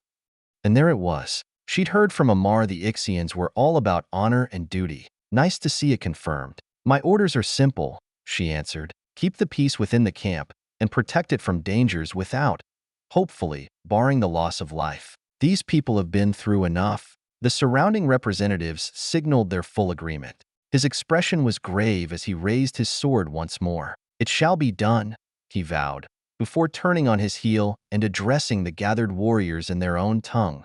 To pass on her orders, she presumed. As he finished, the throng shouted, "Yutsazaz," once more. It seemed to be a phrase of acknowledgement, as far as she could tell. She'd have to ask the Spada about it at some point. "Come," she beckoned. "Let's get your cohort settled in, and we'll show you around. It may not look like much at the moment, but one day, this place will be something to be proud of," she said fervently, as she led them down to the camp. Chapter 6. The Sorcerer's Apprentice. "I don't believe this," Bly snarled as she threw down her tablet, as the others looked on. "Our good friend Facilitator Sun Prang Jin says he will look into the matter regarding our contaminated river just as soon as he can make time in his busy schedule." The sarcasm was thick as she sneered in disgust. "Which in government speak means never." "Figures," Prash grumbled. "Cleaning up that river could take years and cost more than a battleship." No wonder he's dodging it. Did he say anything else? Amar asked. Oh, he was kind enough to respond to our climatology request, she snapped, still fuming. In a month or two, we'll be facing the monsoon season, with high winds and torrential rains. As if we didn't have enough on our plates. At least we'll have plenty of water, Prash quipped, though a look from Bly quickly shut him down. Not helping, she fired at him. Espadajai approached the trio with one of the Glevak in tow. Did I hear you discussing water? He asked, coming to a halt. Unfortunately, Bly sighed, as her anger began slowly subsiding. What can I do for you, Spada? In fact, it is I who may be able to do something for you, he smiled, before turning to the refugee beside him. This is HeWhoLooksSkyward, he informed them, and he has something I believe you should hear. The knights turned to the second alien. Then by all means, Bly encouraged him. The Glevak looked decidedly uncomfortable. Before they brought me here, I was employed by a resources exploration conglomerate, he stammered. The geology surrounding this camp is primarily a sedimentary top layer over a metamorphic crust, giving it beneficial hydrological qualities. Given the amount of precipitation necessary to sustain a tropical rainforest, combined with the favorable terrain, the solution becomes obvious. The knights stared blankly back at him. What? Amar spluttered. The Ixian's grin grew wide. I too had a similar reaction when it was first explained to me. He turned back to HeWhoLooksSkyward. Perhaps you could use simpler terms, he suggested. Oh, of course, he swallowed nervously. I was suggesting you dig a well for the camp's water requirements. The knights stared at one another in surprise. But we don't have any drilling equipment, Prash reminded them. And what about contamination from the river? Bly asked. Wouldn't that leach into the groundwater? The Glevak first looked at one Terran and then the other. If the contamination truly is from an abandoned mine further upstream, it is possible the necessary equipment might be found there, he suggested. As for the ground table, soil and plant samples should determine if the well site is polluted. Any heavy metals would be easily detected. The trio sat in stunned silence as they digested that. Well, it's worth a look, Amar said at last. We can start testing plant and soil samples immediately, Bly agreed. As for the mine, Spada, would you be willing to lead a small expedition to investigate? She asked. I would be honored, the Ixian replied. In addition, a patrol of the area outside the camp is sound tactical doctrine. Excellent, she beamed. HeWhoLooksSkyward, you'd have to go with them, she said gently. You're the only one that can tell us if that mine has what we need. I can do that, he agreed. Ma'am, won't that ruffle a few feathers? Prash asked her. That mine has to belong to someone. Bly chewed on that for a moment, then shook her head. Let's see if we can keep this under the radar, she told them. If that mine really is abandoned, then it's likely no one would even notice if we borrowed a few things, she said with a wry grin. Besides, if this life has taught me anything, it's that old saw about forgiveness and permission still holds true. If anyone complains, blame it on me. And what happens to you, ma'am? Amar said carefully. Plead desperation and ignorance, then cross my fingers, she chuckled. Considering the work we do, most agencies will turn a blind eye. Let's hope you're right, Prash sighed. In the meantime, while Spadajai gets his excursion organized, let's inventory our buckets and barrels, she ordered. I want to be ready when the monsoon hits. Several hours after the mine expedition departed, Bly received a transmission from the outer reaches of the system. It was the middle of the night, local time, and the call had yanked her out of some much-needed sleep. Rubbing her eyes, she sat up from her bedroll as she responded to the comm. This is Tegada, she answered.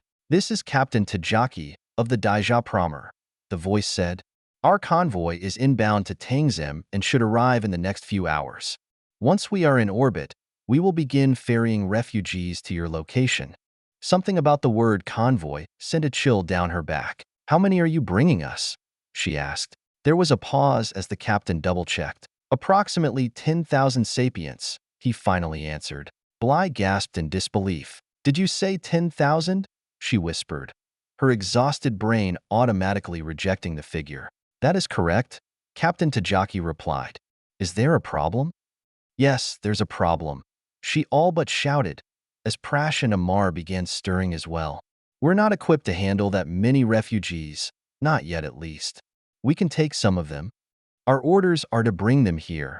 The captain interrupted her. There are no other resettlement camps within range. Surely there must be something, she tried again. This is a brand new site with almost no infrastructure. We're still trying to find fresh water, she pled with the captain. That many refugees would overwhelm us. We don't have enough food or anywhere to house them. There is no place else, Tajaki said brusquely. Not unless you wish me to open my passenger holds to the vacuum of space. He paused, taking a moment to compose himself. The Ixian have hit dozens of worlds, and we are being pushed back across all fronts, the captain apprised her, as the harsh reality of their situation dashed against her like an Arctic wave. It is here, or it is nowhere. The enormity of what had just been dumped in her lap was overwhelming. It was too much. How could they expect anyone to take in that many with the meager resources at their disposal? Didn't they realize they were practically condemning those refugees, not to mention the ones they already had, to death? It would be kinder to just shoot them, and the desperate litany in her head slowly ground to a halt. Yes, this was bad, and yes, they were likely to lose a lot of them. But after learning just how badly the war was going, she also realized the harsh truth of the situation. That for many of those aboard the transports, this camp was their very last chance at survival, because everywhere else was so much worse. These things we do, that others may live, she whispered, bending her head in prayer. I didn't catch that. Say again. Captain Tajaki spoke into the microphone, as she slowly rose to her feet, the other knights a heartbeat behind her. I said send them down, she swallowed, accepting her fate. We'll be waiting.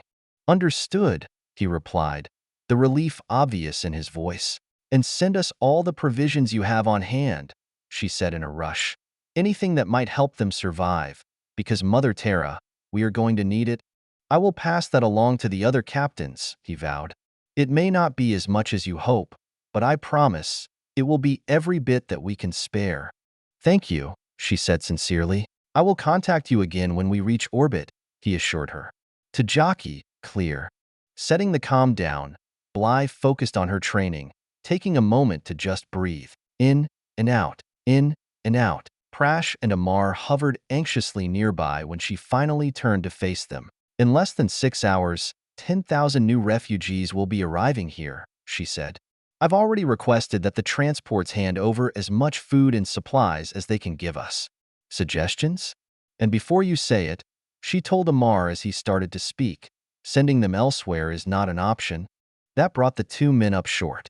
They shared a brief look before Prash said quietly, How on earth are we going to do this?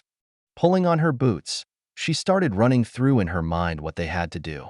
We start by waking everybody up, Bly told them. We'll need the cooperation of everyone here, all working together, just to keep our heads above water. Most of the refugees already here are still malnourished, Amar reminded her. I'm not sure how much help they'll be. They're healthy enough for what I have in mind, she explained.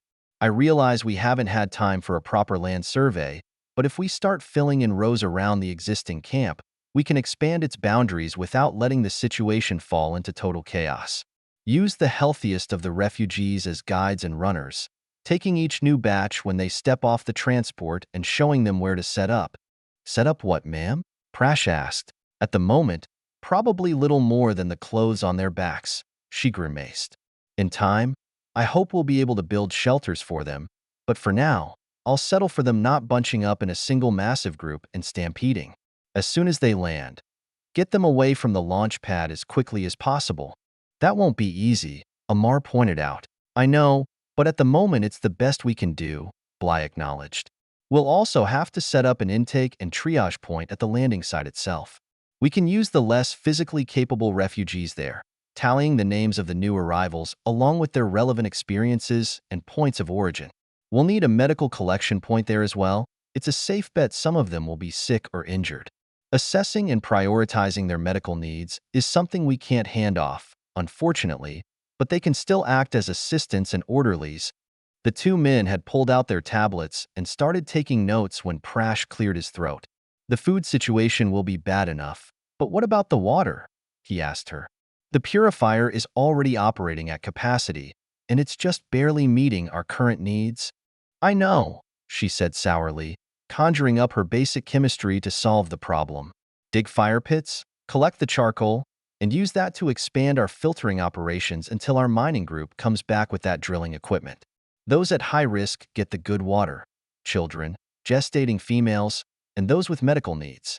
Everyone else will have to make do with the field expedient version. Us included, she added as an afterthought. Let's hope it's just a temporary measure. What about the Ixians? Amar asked. They're trained and in good shape. We can use them to help us out. Bly shook her head. They're going to have their hands full keeping these folks from killing each other, she said unhappily. Get with the Spada's second in command and bring him up to speed. With 10,000 new arrivals, this camp is going to be a pressure cooker. All it will take is a couple of refugees arguing over food to start a riot, and under these conditions, her expression turned positively grim. It'll turn into a goddamn bloodbath. The sheer scale of what they were about to face was overwhelming. It was an impossible task, and the thought of 3 Terrans saving even a fraction of those refugees was some sort of sick joke. As they each took stock of what was to come, Bly reached out and grasped them both by the shoulder. I know how this looks, and you have every right to be afraid. Mother Terra knows I am, she admitted. But these people are counting on us. We're all they have. Taking a deep breath, she somehow managed to smile. This is why we exist, what the Knights were founded for. We're not important. They are. So others may live, Prash said softly, as Amar slowly nodded his head in agreement.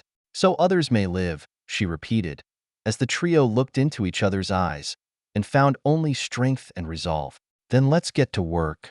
It was just after dawn when the first shuttle landed. The survivors that stumbled from the hatch were broken and lost, like all those fleeing for their lives since the beginning of time. They were immediately greeted by Bly, welcoming them to the camp before handing them off to one of their volunteers. Their names were recorded, their homeworld, any family connections, before running them through a brief checklist searching for those with much-needed skills. Once that was completed, one of the guides, children, for the most part, would lead them away from the launch pad to their new home, though at the moment their habitats consisted of little more than a 20 by 20 meter patch of ground hastily scratched out in the dirt.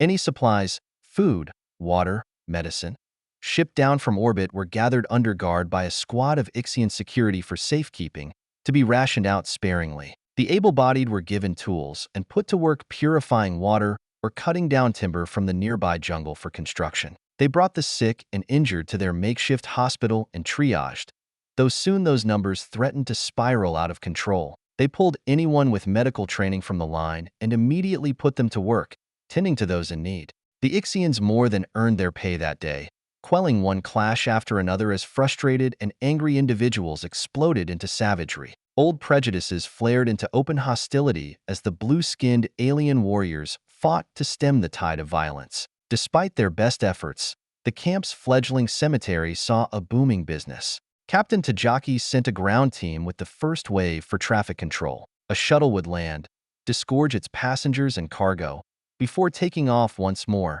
only to be replaced minutes later by another craft following in its wake. A steady stream of small ships ferrying refugees and supplies down to the surface. It was an intricate ballet, one pushed to its absolute limits in their haste to relieve themselves of their passengers, avoiding collision with consummate skill and more than a little luck. The camp overran its initial boundaries within the first hour, doubling in size less than an hour later. 2 hours after that, the record was shattered again, then yet again in another 2 hours. Somehow, they managed to stay one step ahead of disaster, yet everyone knew they were dancing on a razor's edge. It was late in the afternoon when tragedy finally struck. Chapter 7. Life During Wartime.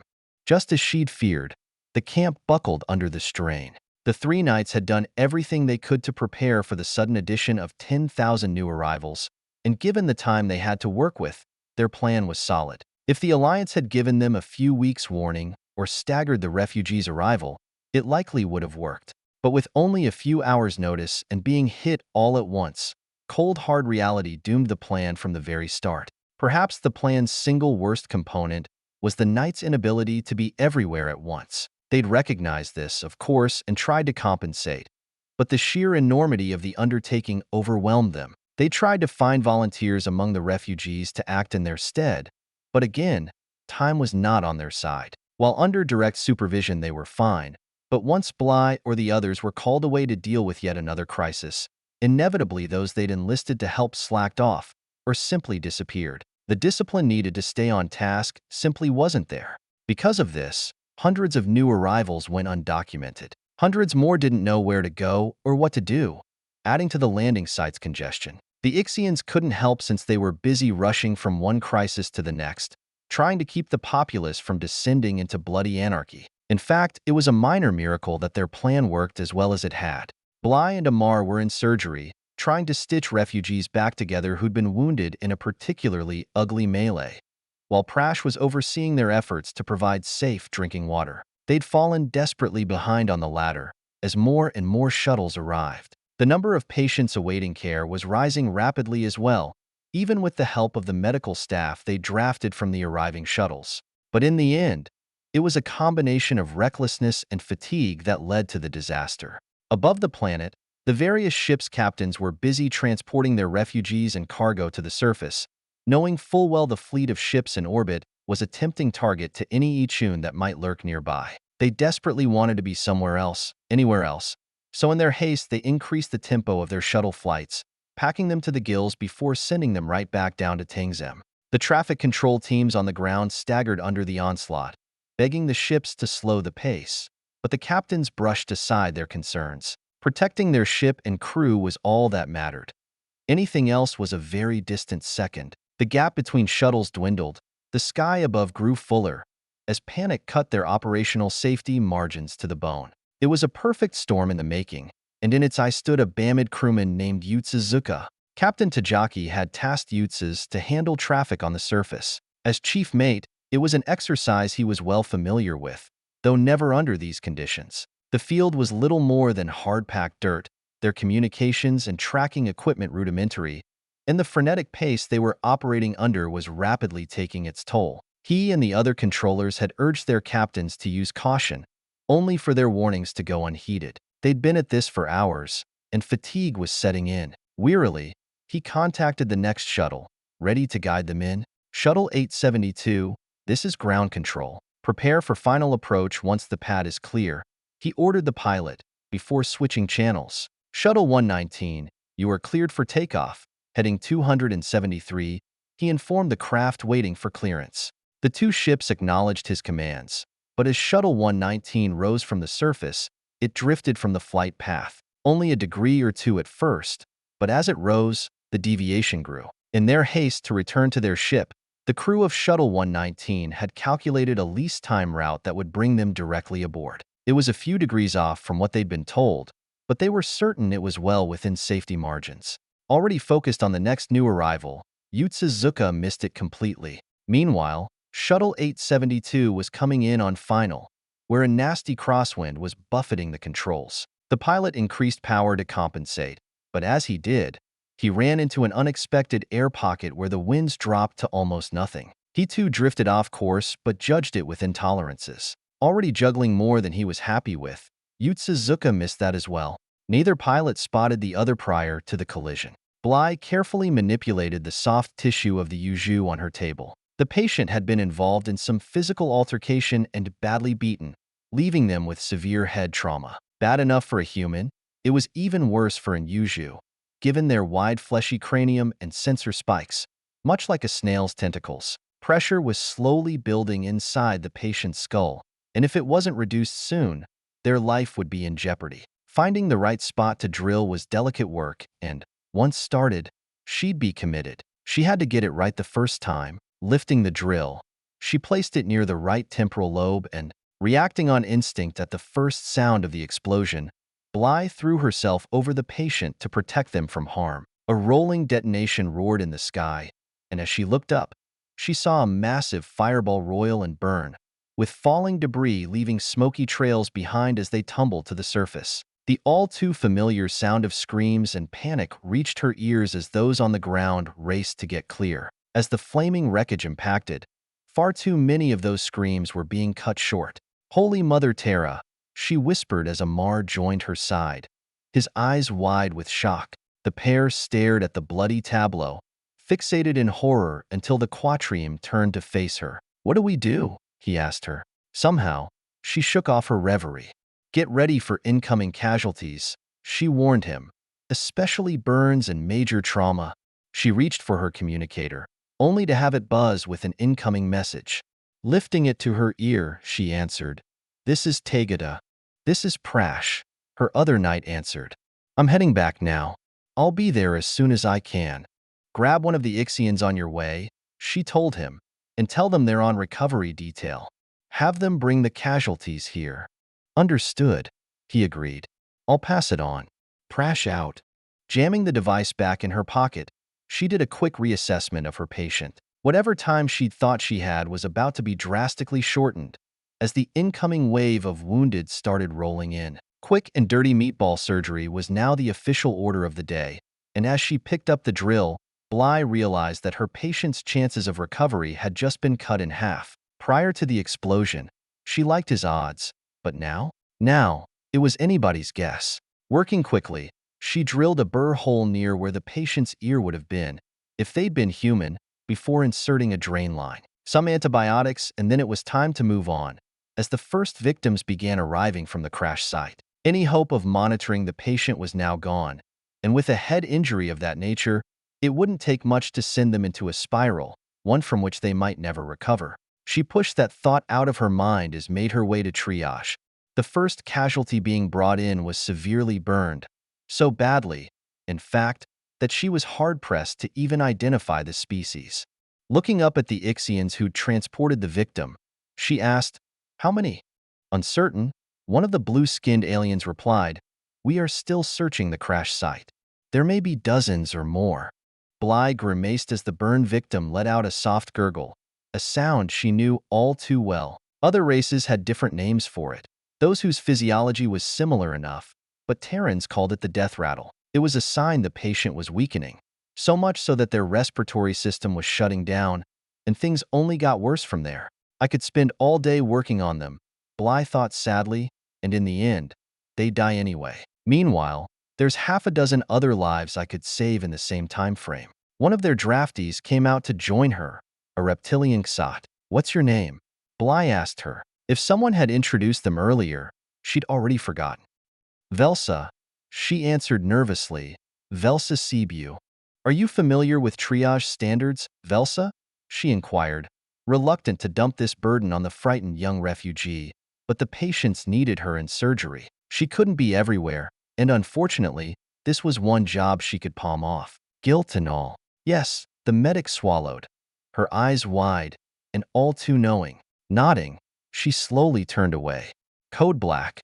For this patient," she said softly, before moving on to the next victim being brought in. And with those 5 words, "I've just condemned them to death," her brain berated her, even though she knew it was the only viable choice. Time was too precious a commodity to waste on those they couldn't save. They brought more wounded in, as she and Velsa prioritized the ones who would receive care first. A Keening Yatesake, one of their workforce volunteers, lay on the stretcher, his legs badly mangled. Grimly, Bly recognized what needed to be done. "I'll take him next," she informed the meager staff, as a pair of orderlies carried him over to her makeshift operating theater. The patient moaned, looking up at her in desperation. "Please, help me," he begged her. Resting her hand gently on his shoulder, Bly smiled. "I'm going to give you something for the pain," she told him, before pressing hypo against his neck. Moments later, the amphibian relaxed, his eyelids drooping as he drifted off to unconsciousness. Bly masked up and disinfected her hands, inwardly dreading what circumstances were forcing her to do. Yes, she could save his limbs. If she had Prash and Amar at her side, and no other patients to worry about, he'd likely have a slight limp once he healed, but at least he'd still walk. In a perfect world. In this one, however, she reached for the bone saw. "I'm sorry," her mind whispered, as she began amputating both his legs.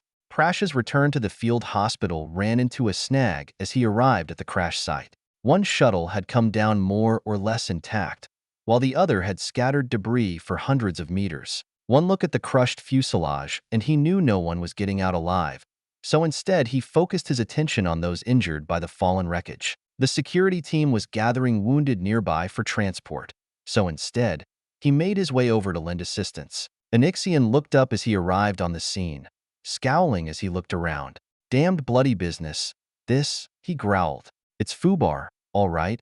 Prash agreed, not bothering to translate, as he slid his medical bag off his shoulder. After being stranded on a desert planet without supplies while simultaneously nursing a broken arm, he'd long since learned to keep his medkit handy. Kneeling beside one of the victims, he did a quick evaluation. The patient was a middle-aged female Glevac, suffering burns and crushed damage across her upper torso. She was struggling to breathe, gasping for air, but something about her trauma had him worried. Pulling out his stethoscope, he placed it against her chest, listening to her lungs, his expression hardening as his worst fears were confirmed. She's got a pneumothorax, he swore, digging into his kit. I need your help.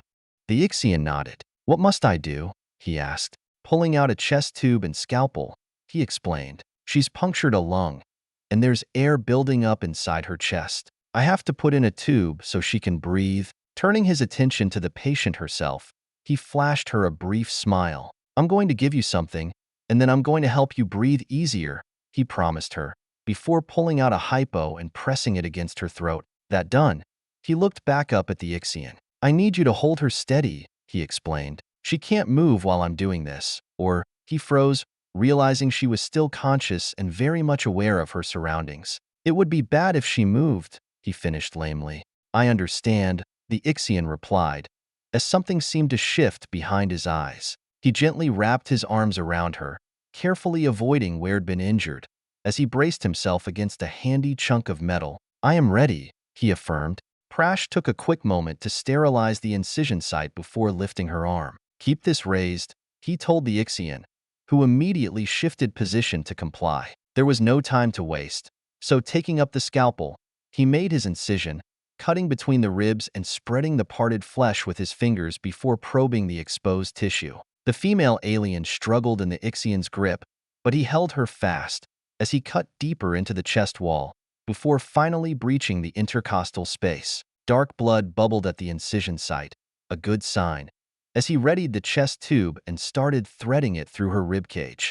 Sitting back on his haunches, he breathed a small sigh of relief as air and fluids began emanating from the open tube. It took only a minute to pack the incision site and tape it off, the patient's head lolling as her breathing grew deeper and more measured. That'll hold her for now, he told the blue-skinned alien. But she needs to go to the field hospital as quickly as possible. As should you, the Ixian replied, waving over a group of nearby civilians to help. We will need your skills where they may do the most good. Yeah, he nodded, rising to his feet and wiping off his hands. I'm on my... Someone help us, a nearby voice screamed. Their heads snapped around to see a Durzix insectoid waving all four of its arms frantically. My mate needs help.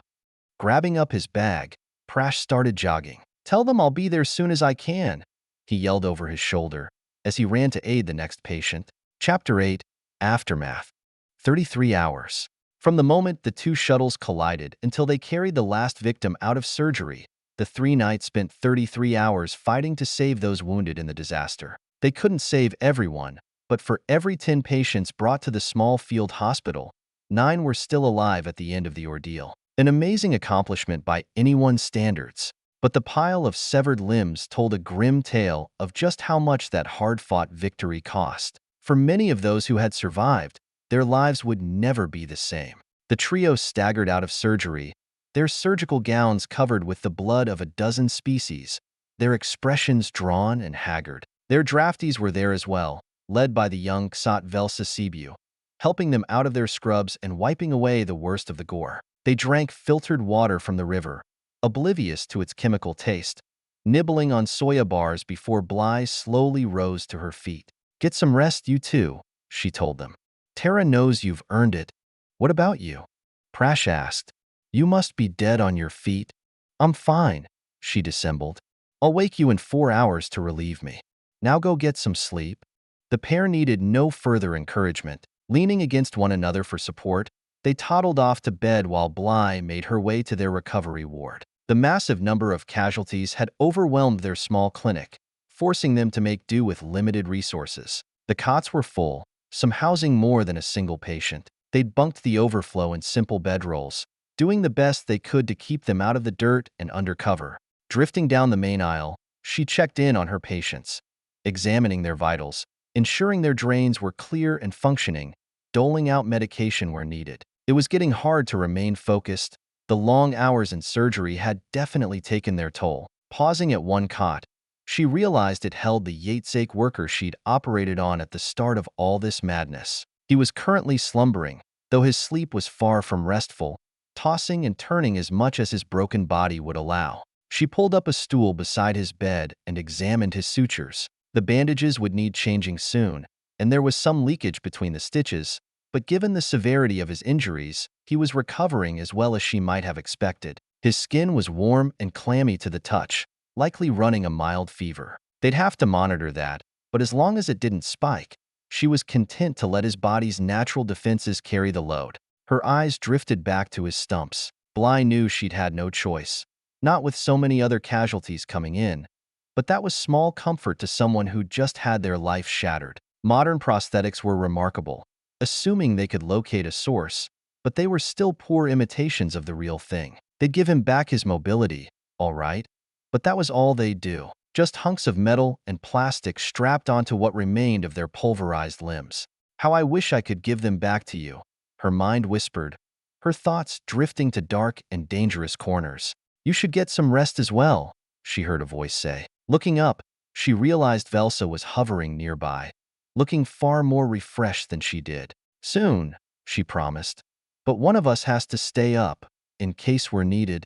The young Ksat found another stool, pulling it up beside hers. The two sat in silence, watching over the wounded until she finally spoke. I don't know how you do it, she said at last, her voice filled with wonder. Bly cocked her head, regarding her. Do what? Any of this, she shrugged. You spent a day and a half in surgery trying to put broken bodies back together. You came up with a plan to house all of us, with just a few hours' warning. Most would have thrown up their hands and walked away. The alien shook her head. I can't decide if you're courageous, mad, or foolish.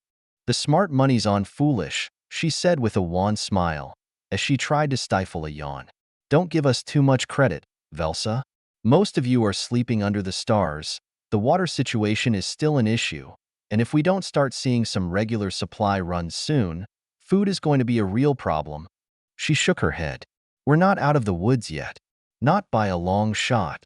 Velsa leaned in close. And yet, you're still here. Bly sighed wearily. Where else would we be? She asked. Why are you doing this? She suddenly demanded. It can't be for wealth or power, for there's none to be found here. Certainly not fame. So what is it that has you toiling in obscurity under the worst possible conditions to help sapients you have never met? The straightforwardness of the question caught her by surprise, though the sleep deprivation didn't help. I could say that someone has to, she said at last, but then that's not an explanation. She pondered the point the young Ksat was making before finally shaking her head. Helping those in need is my clan's guiding virtue, Velsa. It's our sacred duty to aid all who seek our help, regardless of race or species. I still don't understand why, she pressed. What reason could you have? Do you crave adulation? Is that the reason? She pointed at the Yatsake beside them. Do you think he will thank you for saving his life? Or curse you for taking his legs? It doesn't matter if he thanks me, Bly sighed, or if he curses me. This isn't about that. This is about… She paused, casting about for a way to complete that sentence. It's about doing the right thing, about making the universe a better place, she finished. I can't explain it any clearer than that. Velsa looked curiously at her. You Terrans are a strange species, she muttered. That earned her a laugh.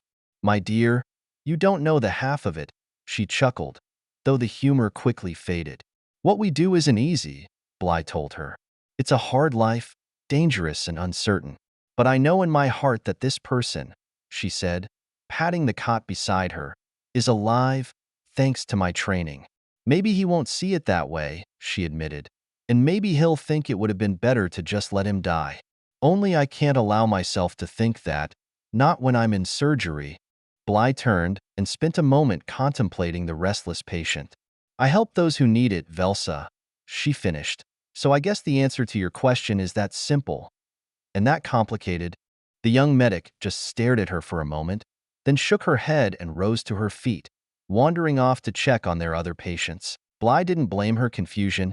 She'd run into it before when dealing with other species. Altruism was almost non-existent in the Perseus arm, and helping others was viewed with suspicion. About the only thing the various races could agree on was the adage, charity begins at home. Tend to your own knitting and let others manage their own troubles. Safer all around.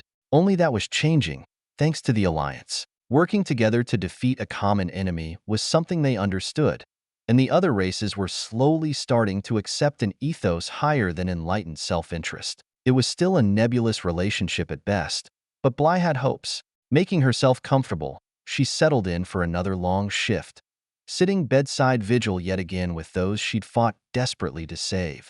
The next morning, Captain Tajaki paid them a visit. The nights were still woefully behind on sleep, but there were simply too many matters requiring their attention to ignore. They had dealt with the shuttle accident, but there was still the slight matter of 10,000 new arrivals that required food, water, shelter, and medical attention, and Bly still had no idea how she was going to meet those needs. The captain's visit at least provided them with a brief distraction. The last of the refugees have disembarked our ships, he informed them. The other captains have also assured me they've handed over all the food and water they can spare. Thank you, Bly said sincerely. We appreciate your assistance. I only regret leaving you with such a heavy burden, the captain replied. You also have my deepest condolences for those lost in the accident. We all regret what happened, she agreed. Given the circumstances, I suppose we should be thankful it wasn't a great deal worse. The Bamid colored. That is most gracious, he said at last.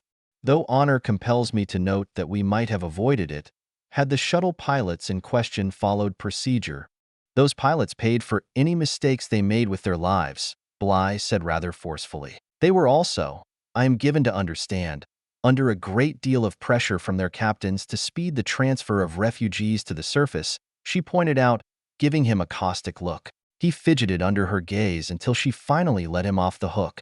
People are scared, she said tactfully, and panic, sadly, is even more deadly than the Ixian. Captain Tajaki nodded, bowing his head. You are not wrong, he said finally. I wish it had never happened. But I have to focus on what's ahead, she explained. I only hope that all involved learned something from this tragedy. As do I, the captain agreed. He paused for a moment, debating his next words, until reaching a decision. I also feel it is my duty to inform you that once we depart, it is likely we will return someday soon, with more passengers. The news hit Bly hard, even though she'd been expecting it. We will make do, she said simply. What else could she say? Rising to his full height, Captain Tajaki gave her a polite nod. Then I will take my leave, Chevalier Tegada. I wish you and the others good fortune in the days to come. She managed a brief smile as he exited the hospital, before sagging against a nearby wall. More refugees? She was still struggling to care for the one she already had. He can't be serious, Amar said hoarsely. Can he? I'm afraid he is, Bly answered. So we'd best prepare for it. I'm open to suggestions, ma'am, the former Valkyrie replied. Because from where I sit, I'm wondering what happens when the food runs out. I worry we'll discover the so-called civilized races have absolutely no issues with getting their hands bloody. Let's hope you're wrong about that, she said softly, though she was all but certain he was 100% correct. As luck would have it, a few hours later they finally got some good news.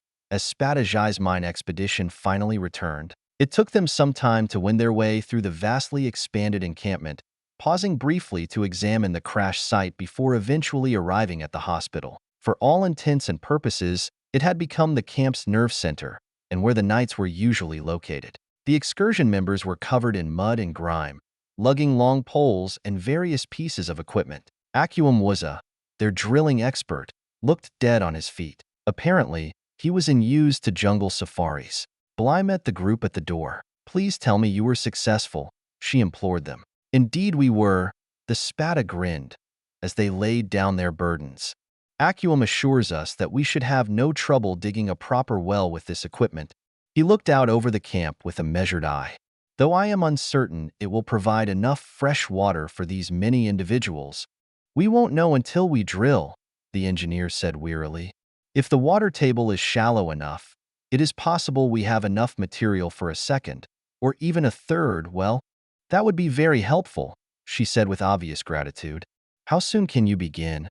It has taken us 3 days to hike back with all of this, the Ixian reminded her, gesturing at the pile of gear. Perhaps you might allow us the chance to locate a bit of food and a few hours rest before whipping us into further labor? He was still smiling as he said it, but she recognized there was steel behind those words. Of course, she nodded. It's just that our need is so great, and her voice trailed off into silence as she weighed just how important that well was to them. Tyrant, Jai bellowed good-naturedly, while the other Ixians chuckled at his outburst. You have my word. We will commence drilling as quickly as possible, he continued in gentler tones. For I can see you have not been idle during our absence. We're just barely holding on, she reluctantly admitted. When ships arrived in orbit and announced they were dumping 10,000 new refugees on us. Well, we've been playing catch-up ever since. She nodded at the wreckage. When those shuttles collided, we suddenly had over 100 casualties on our hands. We spent the next 2 days in surgery trying to save them. A look passed between the Ixians, but it was far too subtle for her to grasp. And how many did you lose? He asked carefully. 14, she whispered. Terra alone knows how many amputations. The blue-skinned warrior regarded her for a moment as something shifted in his posture. Like Captain Tajaki before him, he, too, seemed to straighten and stiffen before he bowed to her. Allow us 2 hours to regain what energy we have spent, and we will begin work on your well. Is this acceptable to you?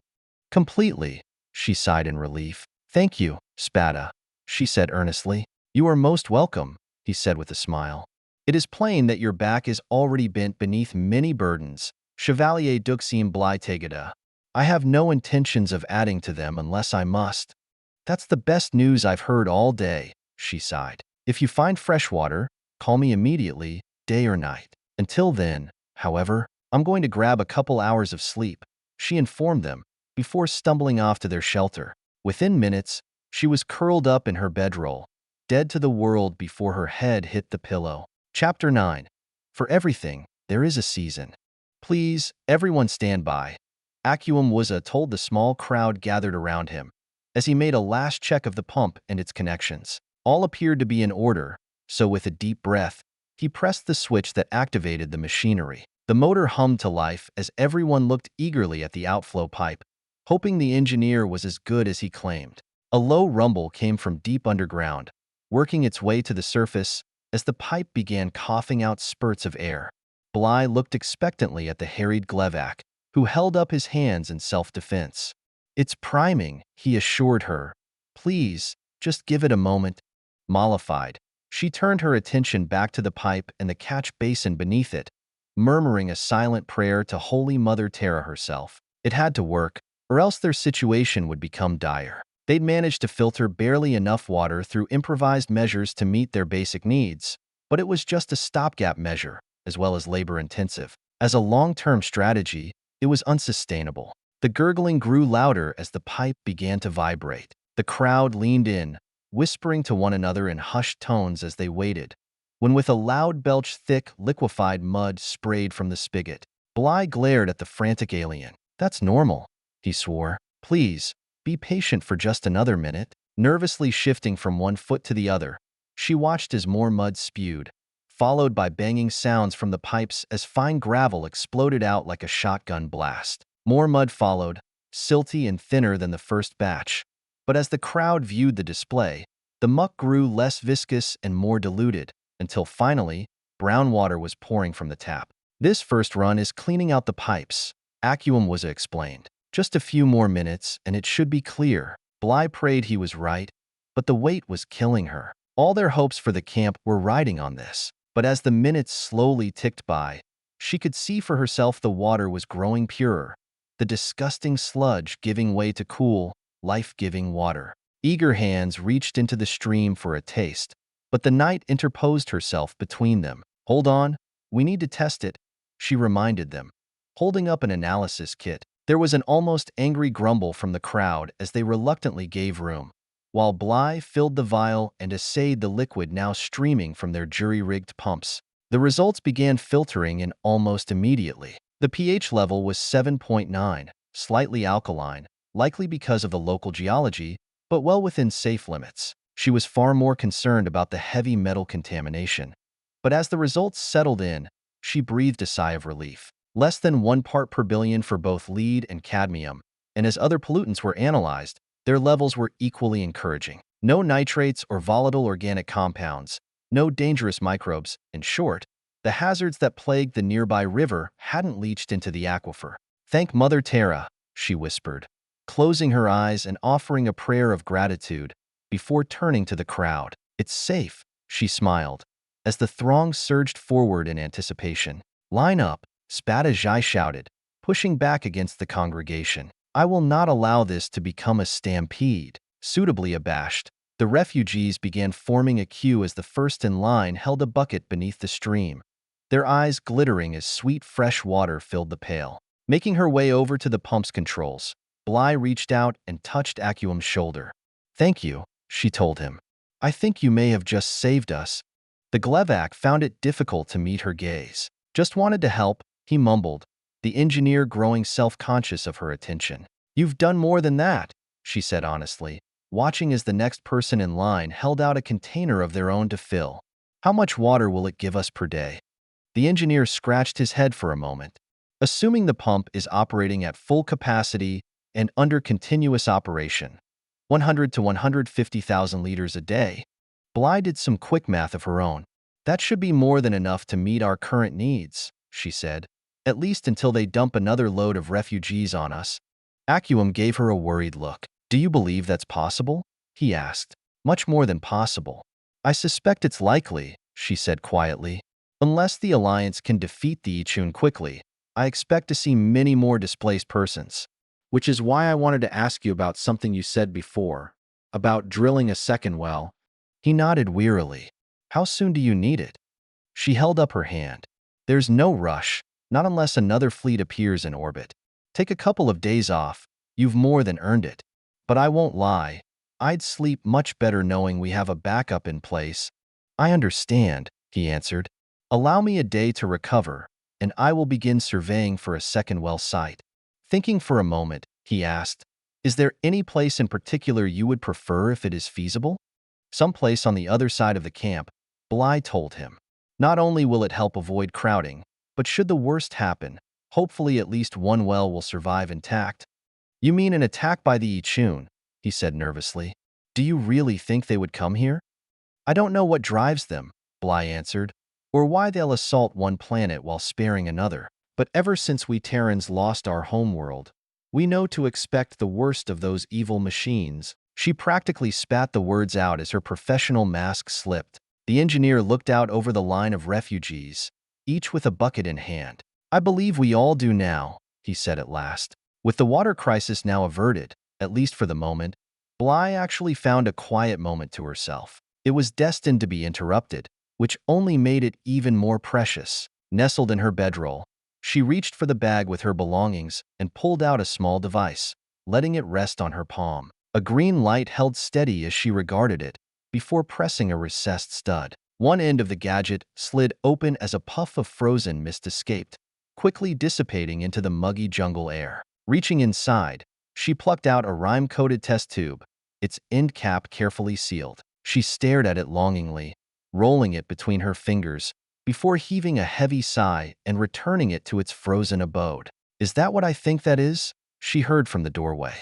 Her head jerked up in surprise before she stuffed the device back into her bag. "It's nothing," she said. "If you say so," Amar shrugged, entering the room. "But it looked an awful lot like a vial of genetic material," he said offhandedly. "Like, say, for fertilization." Plopping down across from her, he folded his legs beneath him. "Prash told me about your earlier progeny," he finished, pausing as he wrestled with the last word. An irate grimace crossed her features before disappearing with another sigh. It's not like it's a secret, I suppose, she told him, though it is a personal matter. I hope you can respect that. Of course, he nodded. It's completely your decision. But if you don't mind me asking, are you sure now is a good time to be thinking about this? He'd phrased the question respectfully enough, but curiosity had obviously gotten the better of him. There was a far-off look in her eyes as she mulled over her response. No, it isn't, she told him, for a lot of reasons, and yet, you still brought it here, he pointed out. Bly looked away. I don't expect you to understand, she said curtly. Why? Because I'm male? Her head slowly swiveled back to him. Partly, yes, she answered. I can bring new life into the universe, and our race is hanging by a thread. Isn't it then my obligation to do so? The former Valkyrie shook his head. I don't know how to answer that question, he replied. I don't disagree, but here? Now? He held up his hands in a warding gesture. Wouldn't it be better to hold off? At least until it's safer, when things have settled back down. She snorted at that. If we'd waited till it was safe to have children, humans would have died out 2 centuries ago, she said pointedly. It will never be a perfect time. Not for us Terrans. You're right, he admitted. But still, in a refugee camp? With the Ixian attacking anything that moves? The entire galaxy under siege? Amar shook his head in disbelief. I don't know, ma'am. It just seems that waiting is the smarter move. He shrugged once more. But as you said, it's none of my business. You sound like Maggie, she said flatly. I was pregnant when we met, as you may recall, and she all but said the same thing. A wry smile graced her features. Didn't stop her from falling for digs, though. I didn't really know her, he admitted. After we docked with Freya, I never saw her again, though I'm not surprised she had strong feelings on the subject. He chuckled. From what I could tell, she had strong feelings on pretty much everything. She did indeed, Bly smiled. But underneath all that brass and bluster is a warm and caring person. She just didn't know how to show it, not until Diggs came into her life. The knight laughed out loud. Though she's still as salty as ever, last I heard from her.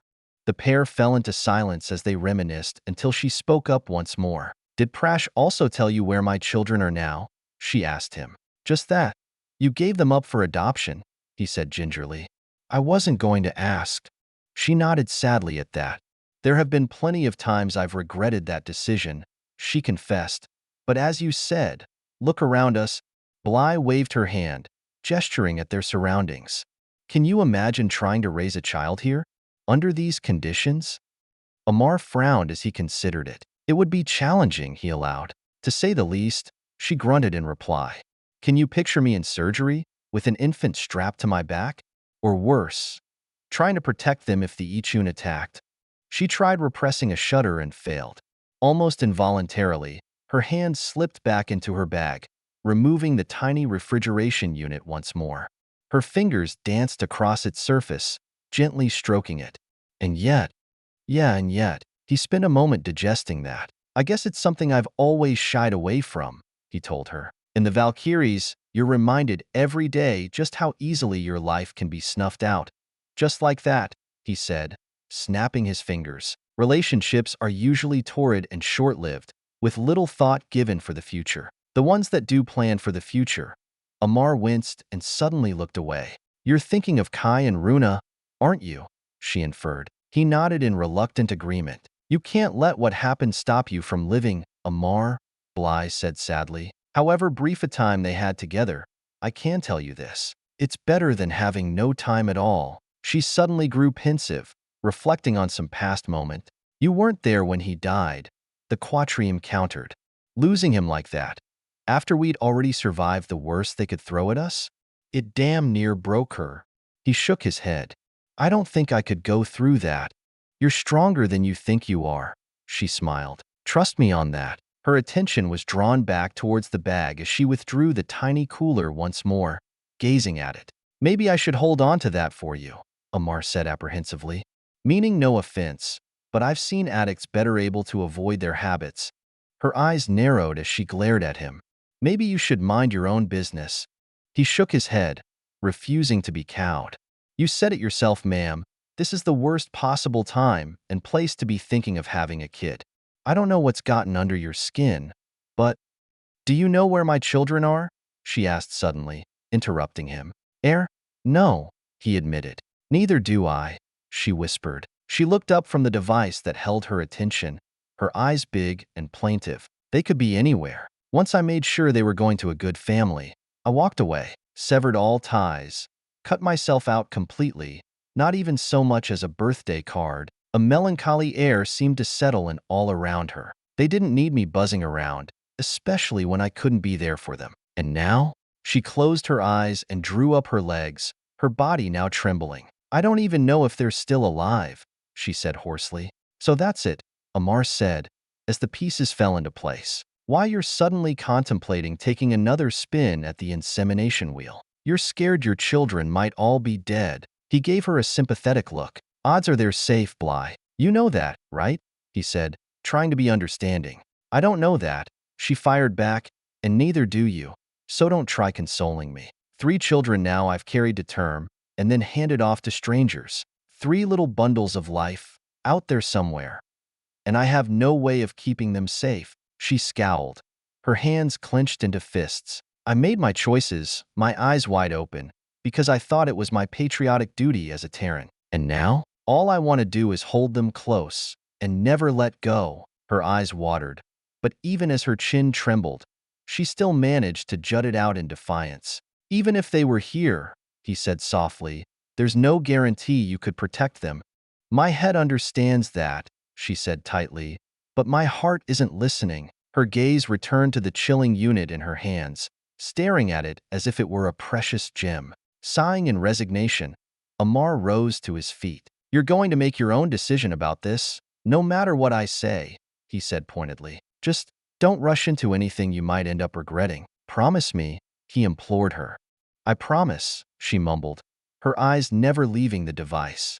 Chapter 10. Slumbering Giants. I don't care what the problem is. We need the rations you promised us, Bly barked into the handset. You're 2 days behind schedule as it is, and we're already dealing with nervous refugees threatening to take matters into their own hands. You want them marching on your capital? She looked up as Prash entered the cramped office, holding up her hand while the Tsengju government representative sputtered in indignation on the other end of the line. Look, you can either send us what we need, she snapped, cutting him off once more, or I can have the Beishane and Ixian forces attached to us requisition them at gunpoint. Your call. She held the receiver away from her ear as facilitator Sun Prang Jin vented his spleen. Bly simply waited for him to wind down before speaking back up. There's no way I'm letting you sweep this under the rug, she snarled. With one call I can ensure everyone knows the story. So unless you want to be the most infamous Tsengju in the galaxy for deliberately starving refugees to death, you'll deliver the food we need. I expect to see your vehicles by this time tomorrow. Good day, sir, she snapped, before ringing off. Still dragging his heels? Prash guessed as she clenched her fists in frustration. Bureaucrats, she hissed. If there's ever been a more pathetic, mealy-mouthed, spineless bunch of useless parasites, I've certainly never heard of them, she sniffed. Always trying to pass the buck and duck their responsibilities. You'll get no argument from me, but I couldn't help overhearing your not-so-minor threat. Much as I like Spada Jai, I'm pretty sure his orders don't include armed robbery. Oh, I know, she said with a weary smile, but I'm betting the good facilitator either doesn't know that or isn't willing to take the risk. And when he checks in with the Ixian government, he prompted. Bluffs only work if they don't call you out. It'll take time to get a message to the Ixians and receive an official reply, she pointed out, and by then, we'll hopefully have enough food to get us through next month. She shrugged, tucking back a wisp of hair. I've got too much on my plate today to worry about what's happening tomorrow. Bly sighed, shaking her head. What have you got? Well, I don't want to add to your burdens, but, he began carefully. Spit it out, Prash, she snapped. He fidgeted in the doorway. I just heard from our friend Acuum. He was scouting a new well site, tagging along with one of the timber crews. He was surveying the area, and his voice trailed off as he paused, debating on what to say next. And, Bly said impatiently. Prash took a deep breath. And, they found something. A small crowd was already gathering as the knights made their way into the jungle, parting as the trio entered the clearing. Stacked logs of recently felled hardwood sat nearby as Spadajai approached them, the drilling engineer in tow beside him. "I'm glad you're here," the Ixian said with a nod. "Word is spreading through the camp, and we're hearing some ugly rumors. I don't need to tell you people were already on edge before this discovery. I'm certain it's nothing to be alarmed about," Acuum explained. "Merely a curiosity." "Show me," Bly told them. The pair gestured towards the edge of the clearing, towards a small bluff. "It's over here," the engineer told them, leading them to where an odd-looking flat surface appeared in the hillside, partially obscured by rock and soil. The loggers found it when a fallen tree crashed into the precipice. They thought it was just a slab of bedrock at first, but they soon realized it was something else altogether. Cocking her head, she studied the freshly uncovered barrier. It was clearly not just a hunk of rock. While dirt and moss still covered much of its face, it was obviously something fabricated, the product of intelligence. It stood over 3 meters in height, peeking out in several spots as dirt and vegetation were pulled free. She was unsure what it comprised of. While her first guess had been some kind of metal, there were also mineral and ceramic aspects to it as well. Stepping forward, Bly reached out and touched the alien structure, sensing intricate patterns beneath her fingertips. As she traced out the lines and patterns on the archaic wall, she stumbled upon what appeared to be the outline of a doorway, partially obscured by mud and lichen. She looked closer, but there appeared to be no handle or mechanism to open it, nor obvious hinges or grooves to indicate how it might function. "How old is it?" she asked in wonder. "It's hard to say," Acuum told her. "There does not appear to be any weathering of the material itself, but based on the geology and growth patterns of the vegetation, centuries at least." He paused, an uneasy expression coming over him. "Perhaps even far older." Bly raised an eyebrow. "Millennia?" she guessed. "That's not so unusual in this part of the galaxy. The Troika have been around that long at least." The civilian grew uneasy. "It's just that I've never come across like this before," he explained. "I'm no expert. I'm not a historian or a scientist, but—" he shot the object a nervous look. "It feels ancient, to me." The young knight took that in before turning to the Ixian. "And you? What do you think?" The Spada's expression was unreadable. "I agree with Engineer Wuzua's assessment," he said stiffly. "However, I have heard of such things," he said darkly. "If you wish my advice, then I say bury it once more and purge your memory of its very existence." The 3 knights just stared at him. "Why?" Amar asked in surprise. "It's just some old shelter or something. No big deal." The blue-skinned alien's eyes narrowed. "You truly do not know who built this?" Bly froze, then gave the strange object a closer inspection. "You think it was the precursors?" she got out, her voice suddenly low and husky. A loud murmur flared from several members of the crowd as onlookers began backing away. "Yes, I do," the Spada agreed. "And if I am correct, then nothing good will come of this. This thing," he all but spat out. "If we are very lucky, the Troika will come and remove the structure from this world. And if we're unlucky?" Bly probed. "What exactly is it about the precursors that you aren't saying?" "That anything associated with them is cursed," the Ixian growled. "Death surrounds even the very world that spawned their misbegotten race, according to legend. I say shun this evil place, Chevalier Bly Tegada, lest you bring their sorcery down upon us." "Like the Troika are any better," Prash muttered. The Spada gave him a terse nod, conceding his point. The crowd, who until now had been observing this spectacle with interest, suddenly lost whatever enthusiasm they might have felt for the buried edifice. What started out as a trickle of refugees withdrawing from the area quickly became a stampede as they began running, though thankfully, no one was injured in the rush. Soon after, only the knights, Ixians, and lone Glevac engineer remained. The Spada nodded in approval of the refugees' prudence as they hastily decamped. "I'd like to examine it in more detail," Acuum Wuza quietly announced to the others, "though I doubt I'll learn much. As I said, I am no scientist." The Duxi mulled it over. "Spada, cordon off this area and post a guard," she said at last. Limit access to the 5 of us. Gladly, he agreed. In the meantime, she continued, turning to Acuum, I'd also like to learn more about it. We're not well supplied for an investigation of this nature.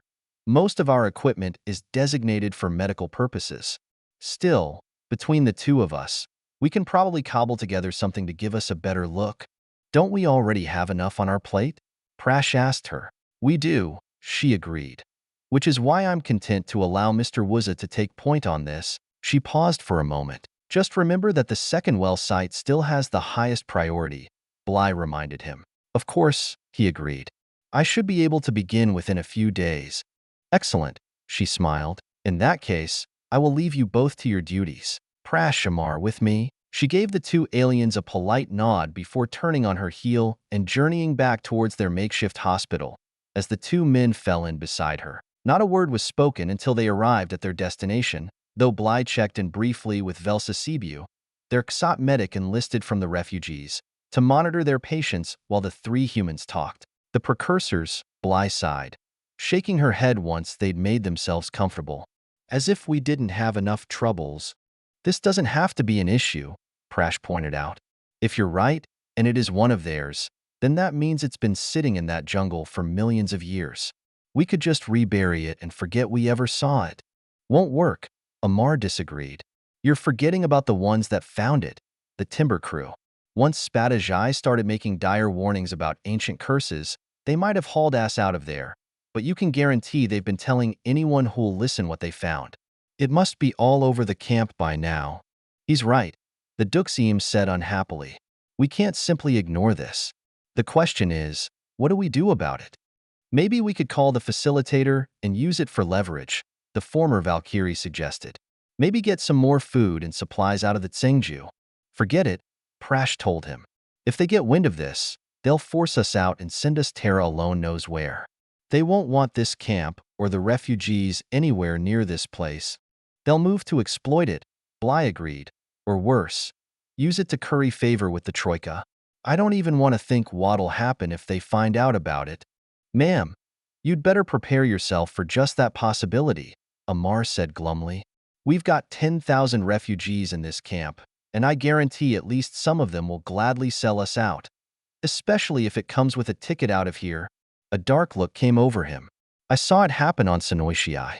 We lost a lot of good people when some of our so-called allies switched sides once they were convinced the Troika were going to win. We can't let that happen, the senior knight stressed. There are too many people depending on us. We're not serving them up as sacrificial lambs. They've been through enough already.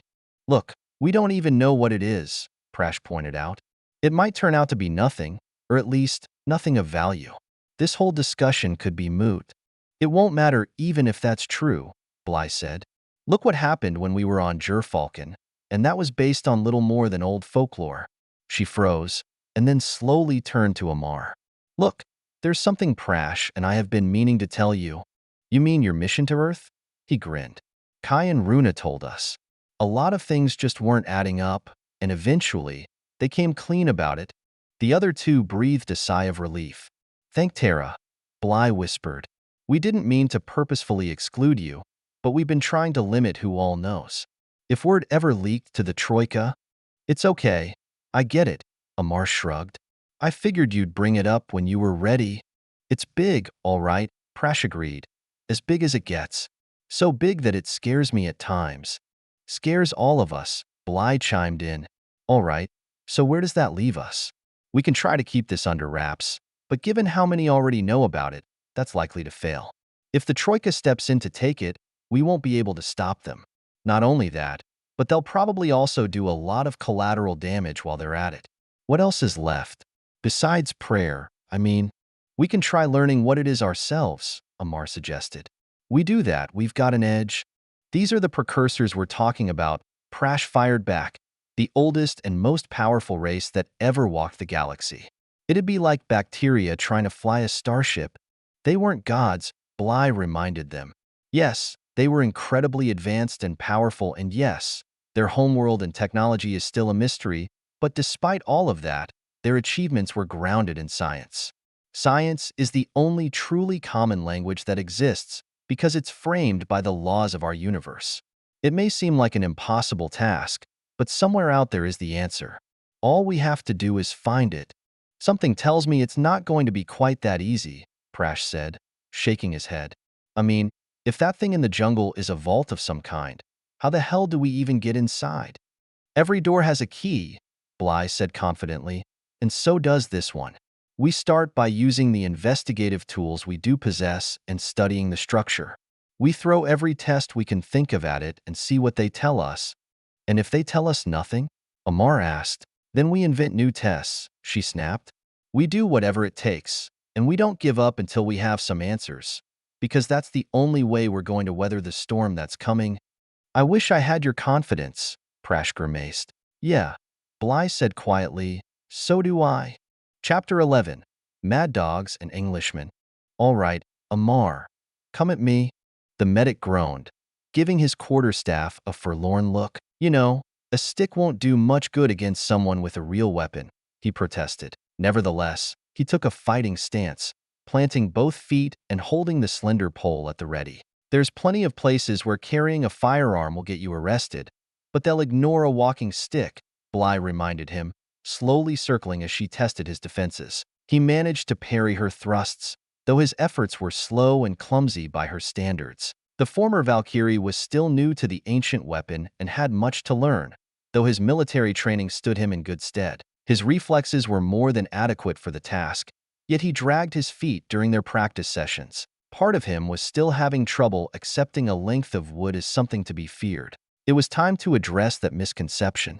Their training session had drawn a small crowd, with a few dozen spectators in attendance, all watching the display with frank curiosity. Bly dropped into a low guard stance and lunged, driving the staff at his belly. He was barely able to bat the attack aside, but then she whirled and used that same momentum against him. Reversing direction, she whipped the other end around and slammed it against his wrist with a carefully measured strike. The medic yelped and jumped back, wincing in pain, while Prash grinned at his misfortunes from the sidelines.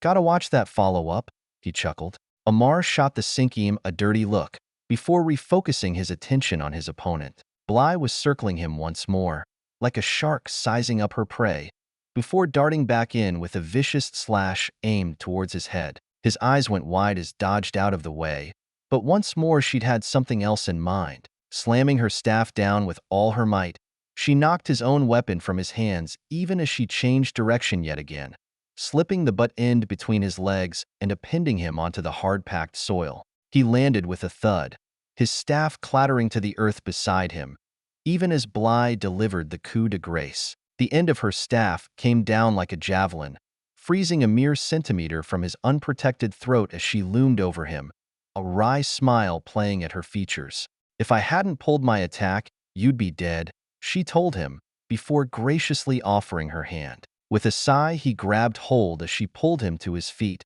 pausing briefly to retrieve his weapon. His shoulders now slumped in defeat. He turned and faced his mentor. Okay, you made your point, he said unhappily. The admission cost him, however, and it was obvious his defeat had left him feeling discouraged. I've trained with the quarterstaff for years, she reminded him. You can't expect to become an expert after only a few months of practice. I know, he told her. Still prefer my sidearm, though. Now if I'd had that instead of the staff, then you'd likely have beaten me, Bly answered. Then again, maybe not. There are no guarantees in a fight, and you'd still have to hit me. If I closed the distance and disarmed you, then I'd have the advantage. Come on, a staff versus a gun? That fight only ends one way, with the gunman still standing, Amar said with confidence. Bly and Prash suddenly grew quiet, sharing a look. Do you remember the day we first met, on Iabkaz? She asked him. Sure, he nodded. You, Maggie, and Diggs. You'd just been dumped onto the planet by the Tuuk.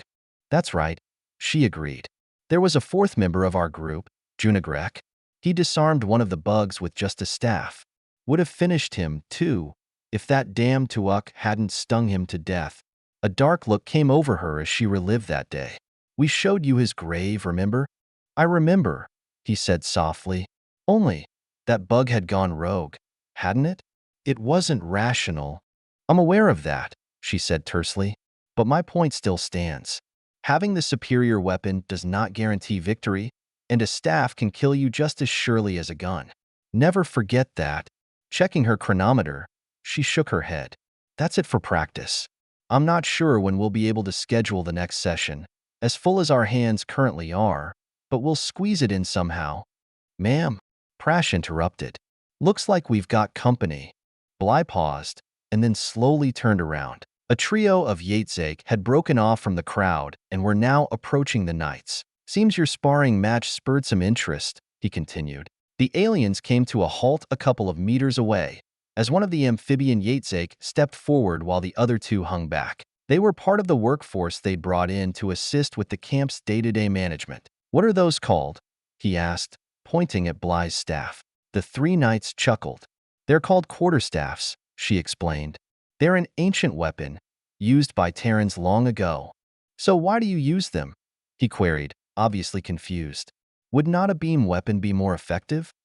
That's what I keep asking. Amar agreed, though if memory serves, she gave you all a personal demonstration on just how effective they are the day you arrived.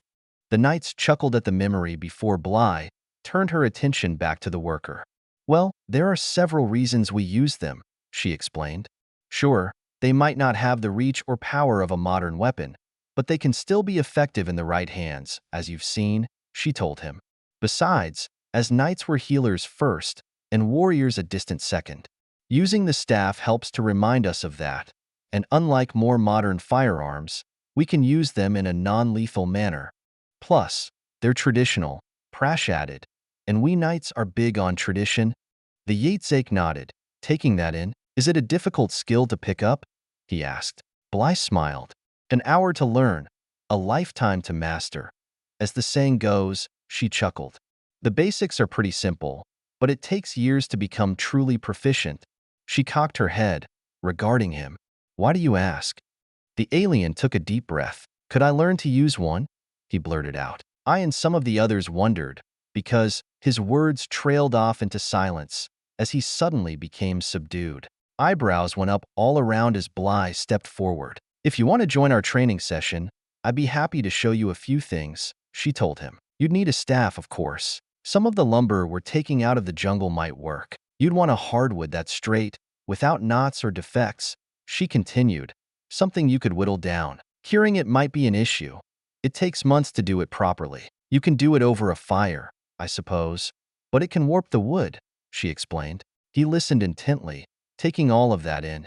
We are on the timber-cutting crew, he told her, indicating his silent companions, and I am certain we can find something suitable. Then you're welcome to join us, she told him, as she and the others grinned. I'll post a schedule outside the clinic. Just be prepared to earn a few bruises if you're serious, Bly chuckled. He bobbed his head. We will be there, he vowed, before turning and all but racing off with his companions, the three talking excitedly amongst themselves. Hey, somebody you might actually beat, Prash said to Amar, ribbing him while earning a surly glare in return. Where did you learn woodworking aboard a ship? He continued, shifting his attention back to Bly and ignoring the angry look. Not a lot of trees to be found in hydroponics. My mentor had a wooden staff, Bly explained, and she told me about the process. Checking her chronometer, she grabbed a towel and mopped off the worst of the sweat she'd worked up. Anyway, I need to check in with Acuum. I want to see if he's discovered anything about that bunker.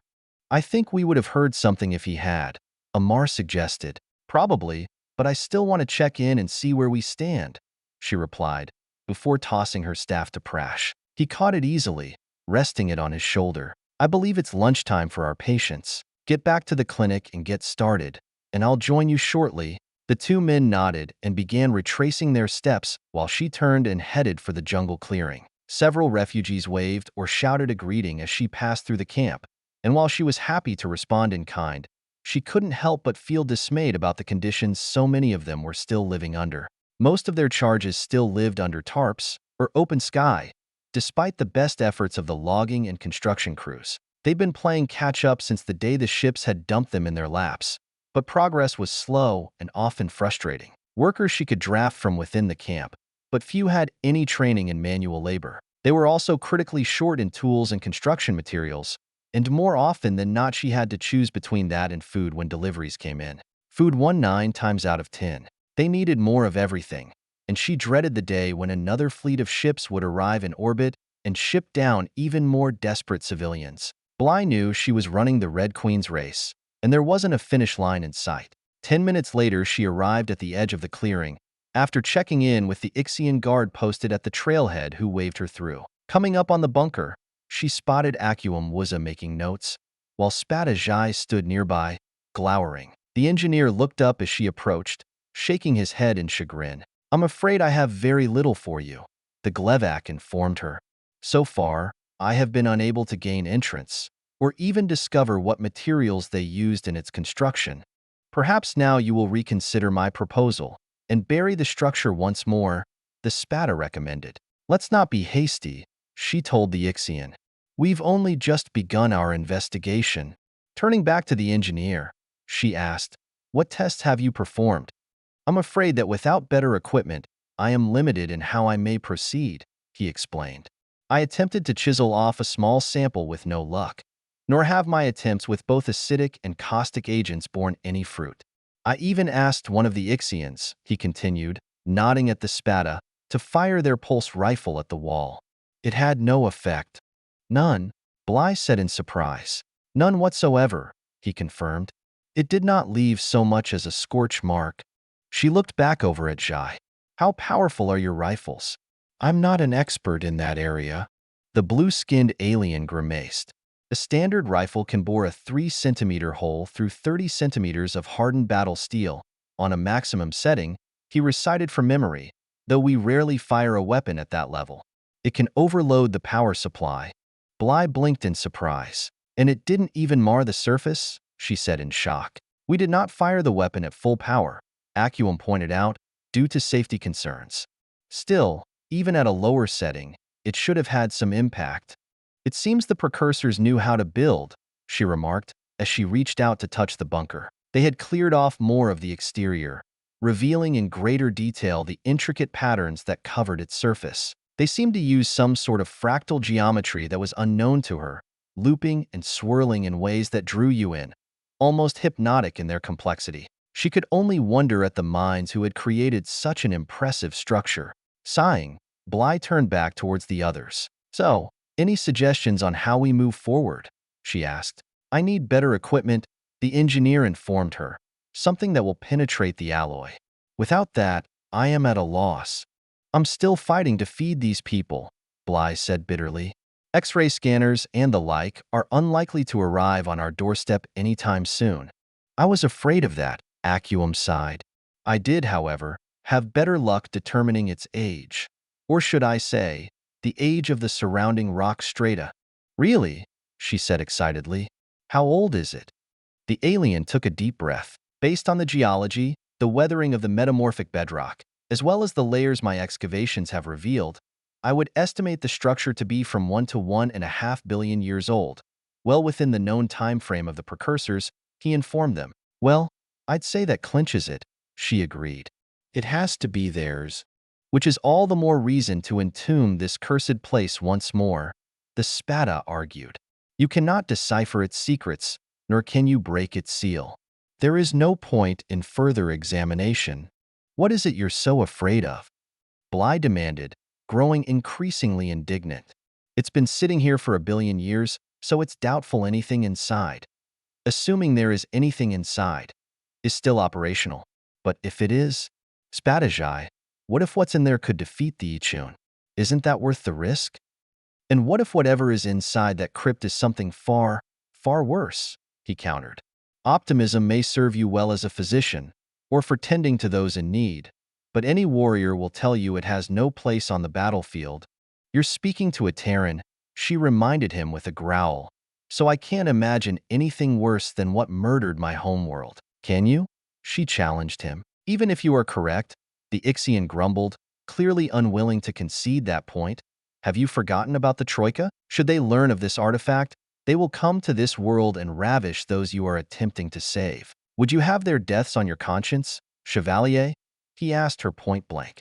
"I refuse to live in fear," she told him. "And if the Troika come, then we will fight with everything we have." Bly stood with her hands on her hips, refusing to budge. Spada Jushing Zhai silently regarded the diminutive human. If they come, he said at last, all your courage will not save you. Or them. Chapter 12. Darkness Before the Dawn. Bly carefully unwrapped the dressing covering her patient's stumps and inspected the surgical incisions. There was still some swelling and redness associated with the injuries, but their color had improved remarkably well. Much better, she nodded with approval as she gently probed the nearby flesh. Any pain or discomfort? The Yatzake looked away, staring blankly out the window. Sighing, she took a sterile cloth and cleaned the exposed flesh before applying a set of fresh bandages. And how are you feeling apart from the injury? She continued. Any headaches? Nausea? Difficulties breathing or eating? No response. Time to address this, she thought to herself, before it gets any worse. She put away the gauze and cleansing wipes, stripped off her gloves, and shook her head. You can't avoid this forever, Bualu, she told him. Eventually, you'll have to come to terms with this. I can help you if you'll let me. He turned back to face her. I think I've had quite enough of your help, Taryn, he snapped. Bly grimaced at his anger. I don't blame you for being bitter, she told him. And if you need to take it out on me, I understand. Once this crisis is resolved, and we get you fitted with some proper prosthetics, your situation will start looking much better, I promise. Bualu barked out a harsh-sounding snort, one that would never be mistaken for any genuine sense of humor. Over? And what makes you think it will ever be over? He demanded. Admit it, the universe has forgotten us.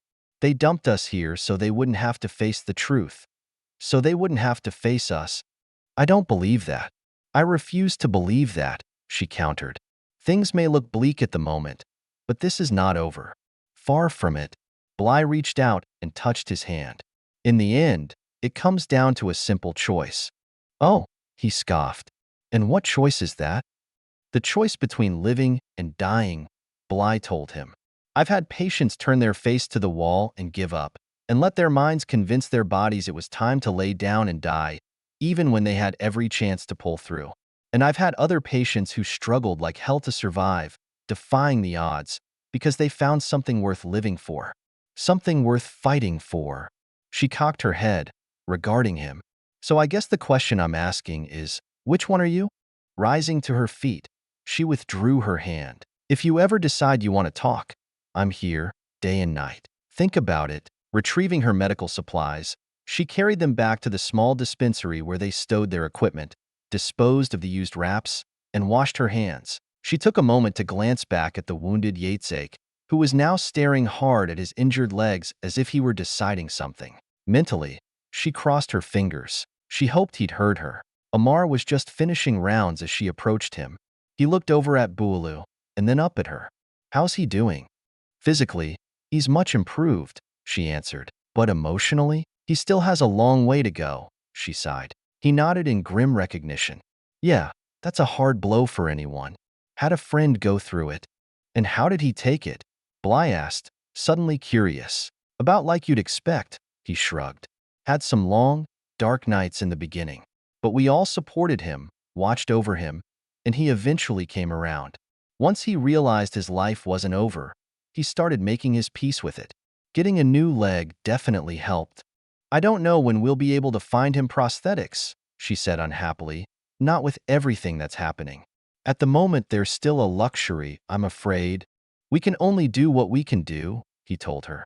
Considering the job they've dumped in our laps, what we've managed to pull off so far has to count as a minor miracle. Bly managed a brief smile at that, though it didn't last. No matter how much I accomplish, there's always so much more I wish I could have done, she said quietly. I try to remind myself of the successes, but it's the failures that end up as my constant companions. Yeah, he answered, getting a distant look in his eyes. Got a few ghosts of my own I carry around. It's the nature of our calling, she told him. We can remind ourselves all we want that we did all we could, but there will always be that voice whispering in our ear we could have saved them. If only. Her voice trailed off into silence. He nodded once more. Yeah, if only, he echoed. The two shared a reflective moment when they were interrupted by a warbling tone from the other room. We've got a call coming in, she said in surprise, as the pair made a beeline for their commo gear. Pressing an icon on the console, a familiar image appeared on the screen. Captain Tajaki, she said, greeting the Bamid merchant.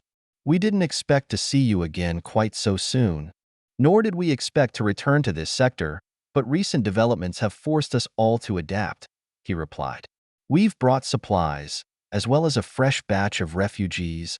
Inwardly, she winced at the news. Hopefully, they could probably squeeze in a new batch without stretching resources too severely, but the phrase recent developments sounded ominous. How many? She asked. Roughly 1,000, he told her. I hope you can accommodate them. We'll manage, she assured him. Give us some time to prepare for their arrival. We should be in orbit within the next 3 hours, he informed her. We'll also stagger our shuttle launches to avoid another disaster. That would be most appreciated, she said in relief. I'll ready the camp to receive our new guests, and any provisions you brought will be put to good use, I can assure you. There probably won't be as much as you'd like, but we'll hand over what we can, he vowed. Expect to hear from us once we reach orbit. I'll brief you personally once I land. Tajaki, clear, he said, before cutting the transmission. 8,000 new refugees. I don't know where we're going to put them all, Amar said unhappily. We'll make it work. Somehow, Bly answered. Get the word out to the camp. All hands on deck. Copy that, ma'am, he answered, sketching a salute. Can't help but wonder what he has to tell you in person, though. Nothing good, she sighed. The second landing went much more smoothly than the first one had. True to his word, Captain Tajaki allowed enough time between shuttles to safely offload passengers and cargo, avoiding a repeat catastrophe. Volunteers were on hand to greet the new arrivals, all of them looking as dazed and shell-shocked as they once had, several weeks earlier. Rations and building materials arrived as well as a load of fresh medical supplies, which were quickly secured by the knights and taken back to the clinic for safekeeping. The captain himself arrived on the fourth shuttle and approached Bly as she stood waiting on the landing field. Is there someplace we can talk? He asked, skipping the usual pleasantries. Yes, of course, she nodded, leading him to a secluded spot near the edge of the jungle.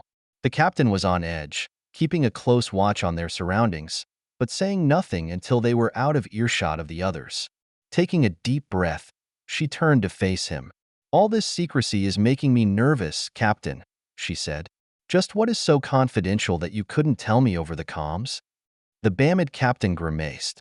There are those that don't want this information getting out, he said without preamble. But you need to know what's going on. Bly swallowed, bracing herself. Tell me. The diminutive alien ran a shaky hand over his smooth scalp. It's not going well, he admitted. The war, I mean. The Ixian have been building up their forces, and nowhere is safe. They strike without warning and then disappear, leaving devastation in their wake. It's nothing like the last time we faced them. Their tactics. The words died in his throat, and it took him several moments to find his voice once more. 2 centuries ago, they fought in a swarm. They struck en masse, and when it was over, well, I don't need to tell a Terran what they left in their wake. Annihilation, she whispered, as the image of a ravaged Earth swam unbidden to the forefront of her mind. He nodded in grim accord. In some ways, it simplified matters. Pursuing a single armada allowed us to preposition our forces to salvage what we could. But now, they've divided themselves into dozens of squadrons, perhaps even hundreds. It makes them all but impossible to track, since every drone is an exact duplicate. And their goal isn't simple eradication. Not anymore, he said darkly. Bly reached out and steadied herself against the trunk of a nearby tree. The news was staggering. What is their goal? She managed to get out. Tajaki got a distant look in his 4 eyes. Cruelty. He spat. She blinked in shock. I'm sorry, she said in confusion. The captain shook his head in disgust. I've seen images of your homeworld. What they did to your planet beggars the imagination. But in some ways, their new tactics are even worse. He sighed, deflating, aging years in the space of a heartbeat. The dead are long past caring, Chevalier Tegada. There is nothing else you can do to them that matters. But to the living, he paused, looking out over the camp. When they come to a world now, they do not simply blast the planet down to the bedrock. No, Now they strike at the infrastructure. Power generation facilities, water systems, food storage, those are their targets. The attacks are horrific, with many lives lost. But the aftermath is far, far worse. It was all too easy to visualize what he meant. As he said, dead was dead. But to struggle in the ruins, without power, or water, or food, that was a slow, agonizing death. And with the constraints of modern society suddenly shattered, the survivors on those worlds, she said quietly, what is being done for them? Not enough, he said sadly. Those we brought here are the lucky ones. We help where we can, try to restore power, repair the water mains, get the transportation grids up and running again. But there are so many worlds in need of our help. What they need far outstrips what is available. And far too often when we attempt to render aid, our shuttles are attacked. They blame you for not saving them, she said sagely. In part, he agreed, but more often, a mob will gather to commandeer the ship. They're desperate, Chevalier, and they want out. By any means necessary. He closed his eyes. On the last planet we landed, I lost one of my crew to a Limiodrian child wielding a club. They were trying to take her weapon. I'm sorry, she said softly. As am I, he agreed, still picturing the moment in his head, before forcefully shrugging it off. And the Alliance? She asked hopefully. Have there been any victories? A few, he admitted. But even those come at a high price. They're like wraiths in the night, and when cornered fight like demons. The last time they attacked in waves, overwhelming their opponents with sheer numbers, but whatever it was the Elix did to them, it's made them fight smarter. We're attempting to devise new weapons and tactics, but he left the rest dangling in the wind. No wonder he'd wanted to speak in private. This was bad, far worse than even she'd imagined. And where is the Troika in all of this? She demanded. Surely the greatest power in the known galaxy was having better luck. A bitter scowl darkened his features. Divided, he snarled. Perhaps the greatest irony of all in this madness. The one thing those of us who have chafed under their rule have long wished for, next to their total capitulation. But now, when the sectors cry out for their strength, they squander their power by fighting amongst themselves. Holy Mother Terra, she said hoarsely. She had no more love for the Troika than any other Terran. Less, even.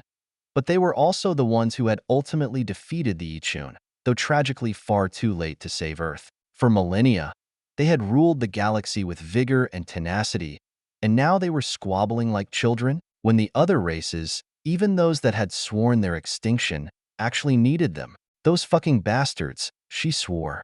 You're saying nothing the rest of us have not said ourselves, both publicly and in private, the captain agreed, before managing a faint smile. There is, however, a single bright spot. Amidst all this sorrow, he told her. Tell me, she urged him. I could use a bit of good news right about now. The smile grew wider. The Oivu, he explained. They have thrown all of their not insignificant resources into this fight. In fact, much of the provisions I have brought come directly from their storehouses. They are sharing what intelligence they have gathered and coordinating their efforts with the Alliance. And perhaps most importantly, doing so without seeking payment in return. You're kidding, she said in disbelief. Captain Tajaki barked out a laugh. If I had not witnessed the transfer with my own 4 eyes, I would not have believed it, he chuckled. Not long ago, I thought the Terran Alliance to be the strangest sight I would ever witness in my lifetime. But the Oivu becoming philanthropists? Never in 1,000 years could I have imagined that. Not in my wildest reveries, he mused. Truly, these are strange times indeed. She grinned as well, though it didn't last. We Terrans have an ancient curse, she told the merchant captain. May you live in interesting times. He pondered that for a moment and then shrugged. Who would know better than a Terran? He said at last. Chapter 13. A Wolf in the Fold. Dr. Bly. Dr. Bly! The children shouted, running up to her as she and Velsa neared the makeshift hut that served as their outpatient clinic. Prash trailed behind them, lugging a wheeled container filled with medical supplies, while Bly laughed and dug into her pocket for the treats she brought with her on their weekly rounds. The children pressed in close, their eager hands outstretched as she passed out small candies. She kept the various sweets separated amidst her garments, ensuring no one received candy unsafe for their given species, each youngster gleefully claiming their prize before scampering off. The adults hovered nearby, looking on with both bemusement and concern while the others began setting up shop. At least once a week, she made the trek to treat the more minor ailments of the refugees, or those who were intimidated by the clinic itself. She tried to keep the visits as informal as possible, anything to put her patients at ease. Despite their best efforts, there were still those who were uncomfortable at the notion of being treated by a Terran. Even with the galaxy at war, speciesism still reared its ugly head. But she'd learned long ago that if you got the children on your side, the adults would eventually follow. Besides, the looks on their faces as they gobbled down their hard-won prizes was a gift more precious than fissionables. Velsa, if you could start taking their information, I'll see the first patient, she told the nurse. The young Ksat medic nodded, heading towards the gaggle of waiting individuals and began sorting them out, while Prash finished unpacking their supplies and stood ready to assist. A few minutes later, an older Durzix female hobbled in and sat down awkwardly on the provided chair. "Hello, Akavax," she smiled, recognizing the insectoid alien by her coloration. "The leg is still bothering you, I take it?" "It's getting worse," she complained, her movements stiff as she stretched out the injured limb for inspection. Prash brought over another chair for her to rest it on, as Bly began her examination. It didn't take long to diagnose the problem. "I'm afraid the leg is healing out of proper alignment," she told her patient. "This is exactly why I told you it needed to be immobilized until the underlying tissue regenerated. We need to fit you with a cast, and you need to spend at least a month off your feet while it heals," she explained patiently. "And just who will take care of my family while I'm confined to a sick bed?" Akavax retorted. "We can make arrangements to see they're being looked after," Bly began, only to be interrupted as her patient struggled to her feet. "I watch over my own," she snapped, "and I don't need your charity. I won't let a bunch of strangers take over my chores." She turned to leave, only to have the night rise as well and block her path. "You do that, and in another month's time you won't be able to walk at all," Bly said firmly. "If that happens, the only course of action left involves re-breaking the damaged exoskeleton and putting you into a cast. You'll be stuck in bed for at least 3 months instead of 1. Shaking her head, she pointed at the injured area. "You said it yourself. It's getting worse, not better. If we don't address this now, pretty soon it will be too late to salvage what progress you've made since the accident. So please let us help you. I promise we'll see that your family is looked after." She held her breath while the insectoid struggled with the decision. She didn't dare push any harder, for fear of driving her away. Finally, Akavax gave her a curt nod, though it was clear she was unhappy with the compromise. "I'll have Amar come fetch you first thing tomorrow," she vowed, "and we'll see that it's done safely at the clinic. And we'll find enough volunteers to handle your chores while you're laid up." She smiled, gently resting a hand on the alien's shoulder joint. "I promise, the month will fly by before you know it."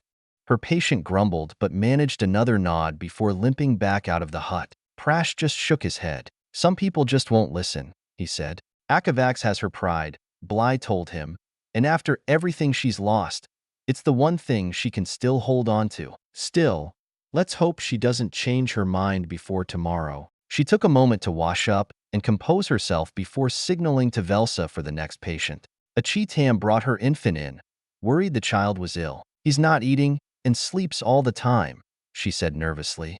"Well, let's take a look at him," Bly smiled, reaching for the baby. His temperature was slightly elevated, heart rate higher than normal, and when she listened to the infant's chest, she could tell he was congested. All common symptoms of many illnesses. But when he winced in pain as she gently probed his joints, the knight examined his external auditory structures. The dark red spots dotting the sensitive tissue were a sign impossible to ignore. Given the other symptoms, there was only one definitive diagnosis.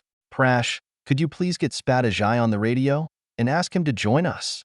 she said calmly, not wanting to arouse suspicion. "Is something wrong?" the child's mother asked. "Just a precaution," she answered, her smile now glued to her face, while Prash made the call.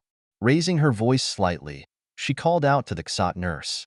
"Velsa, could you come in here for a moment, please?" The young alien stuck her head in the doorway. "Yes, doctor.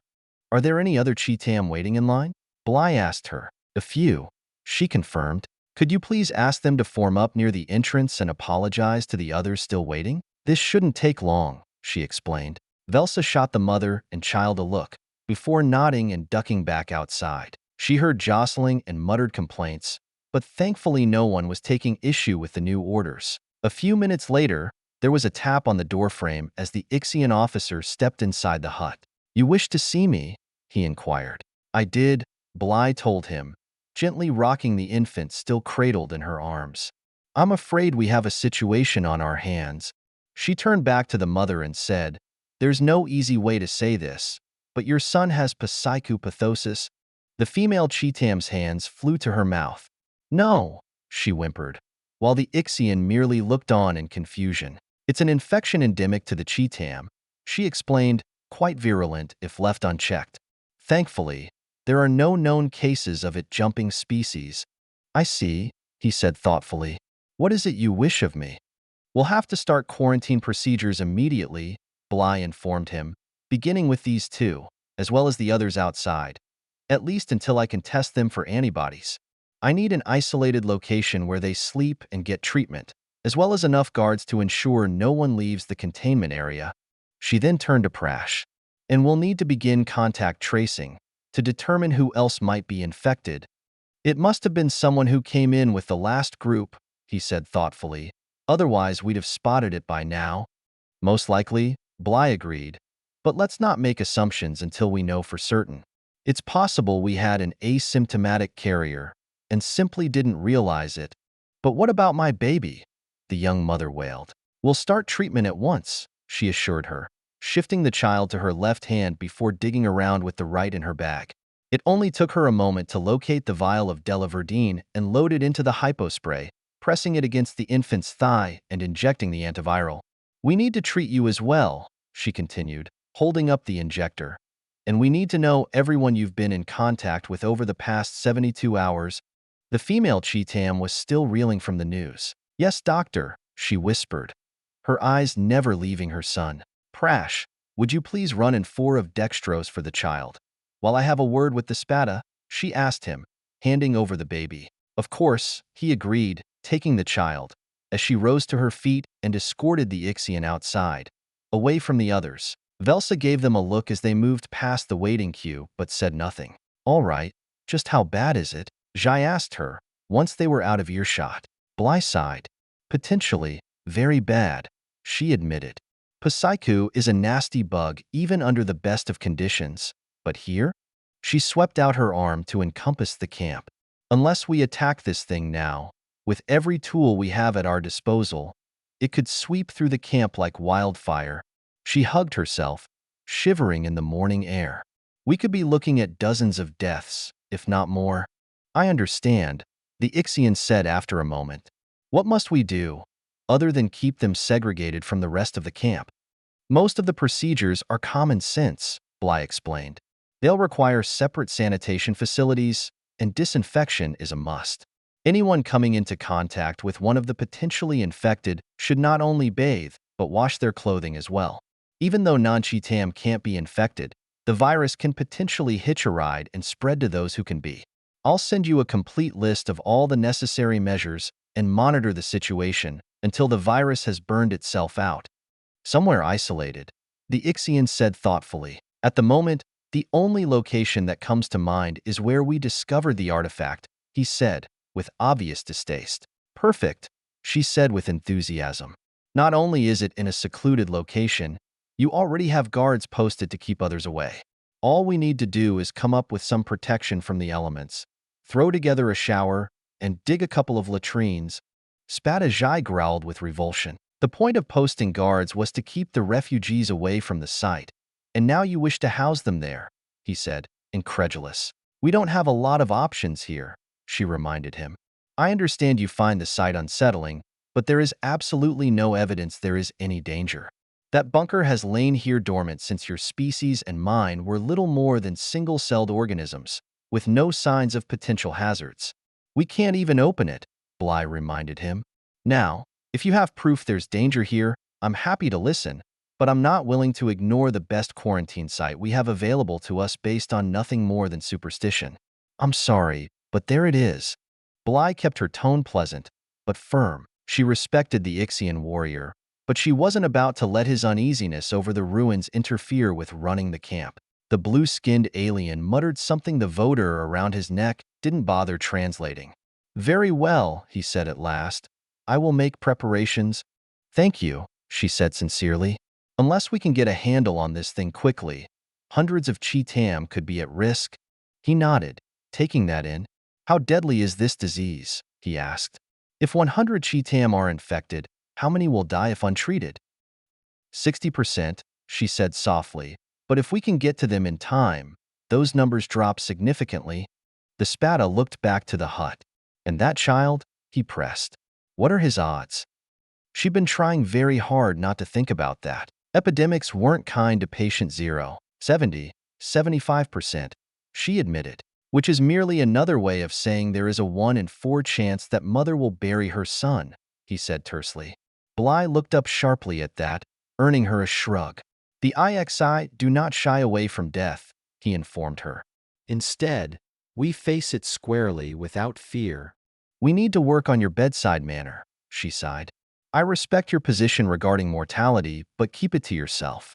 It's not the sort of thing a grieving parent needs to hear. Bly paused for a moment, cocking her head. If you truly believe that, if you accept death as a natural part of life, then why does that bunker frighten you? For a long time, the Spada didn't answer. Bly began to turn away, back towards her patients, when he finally spoke. What we know of those ancient beings is little more than legend, he said quietly, tales told to young children on cold winter nights. They are fragments, scattered bits and pieces, but what they do tell paints a horrifying picture.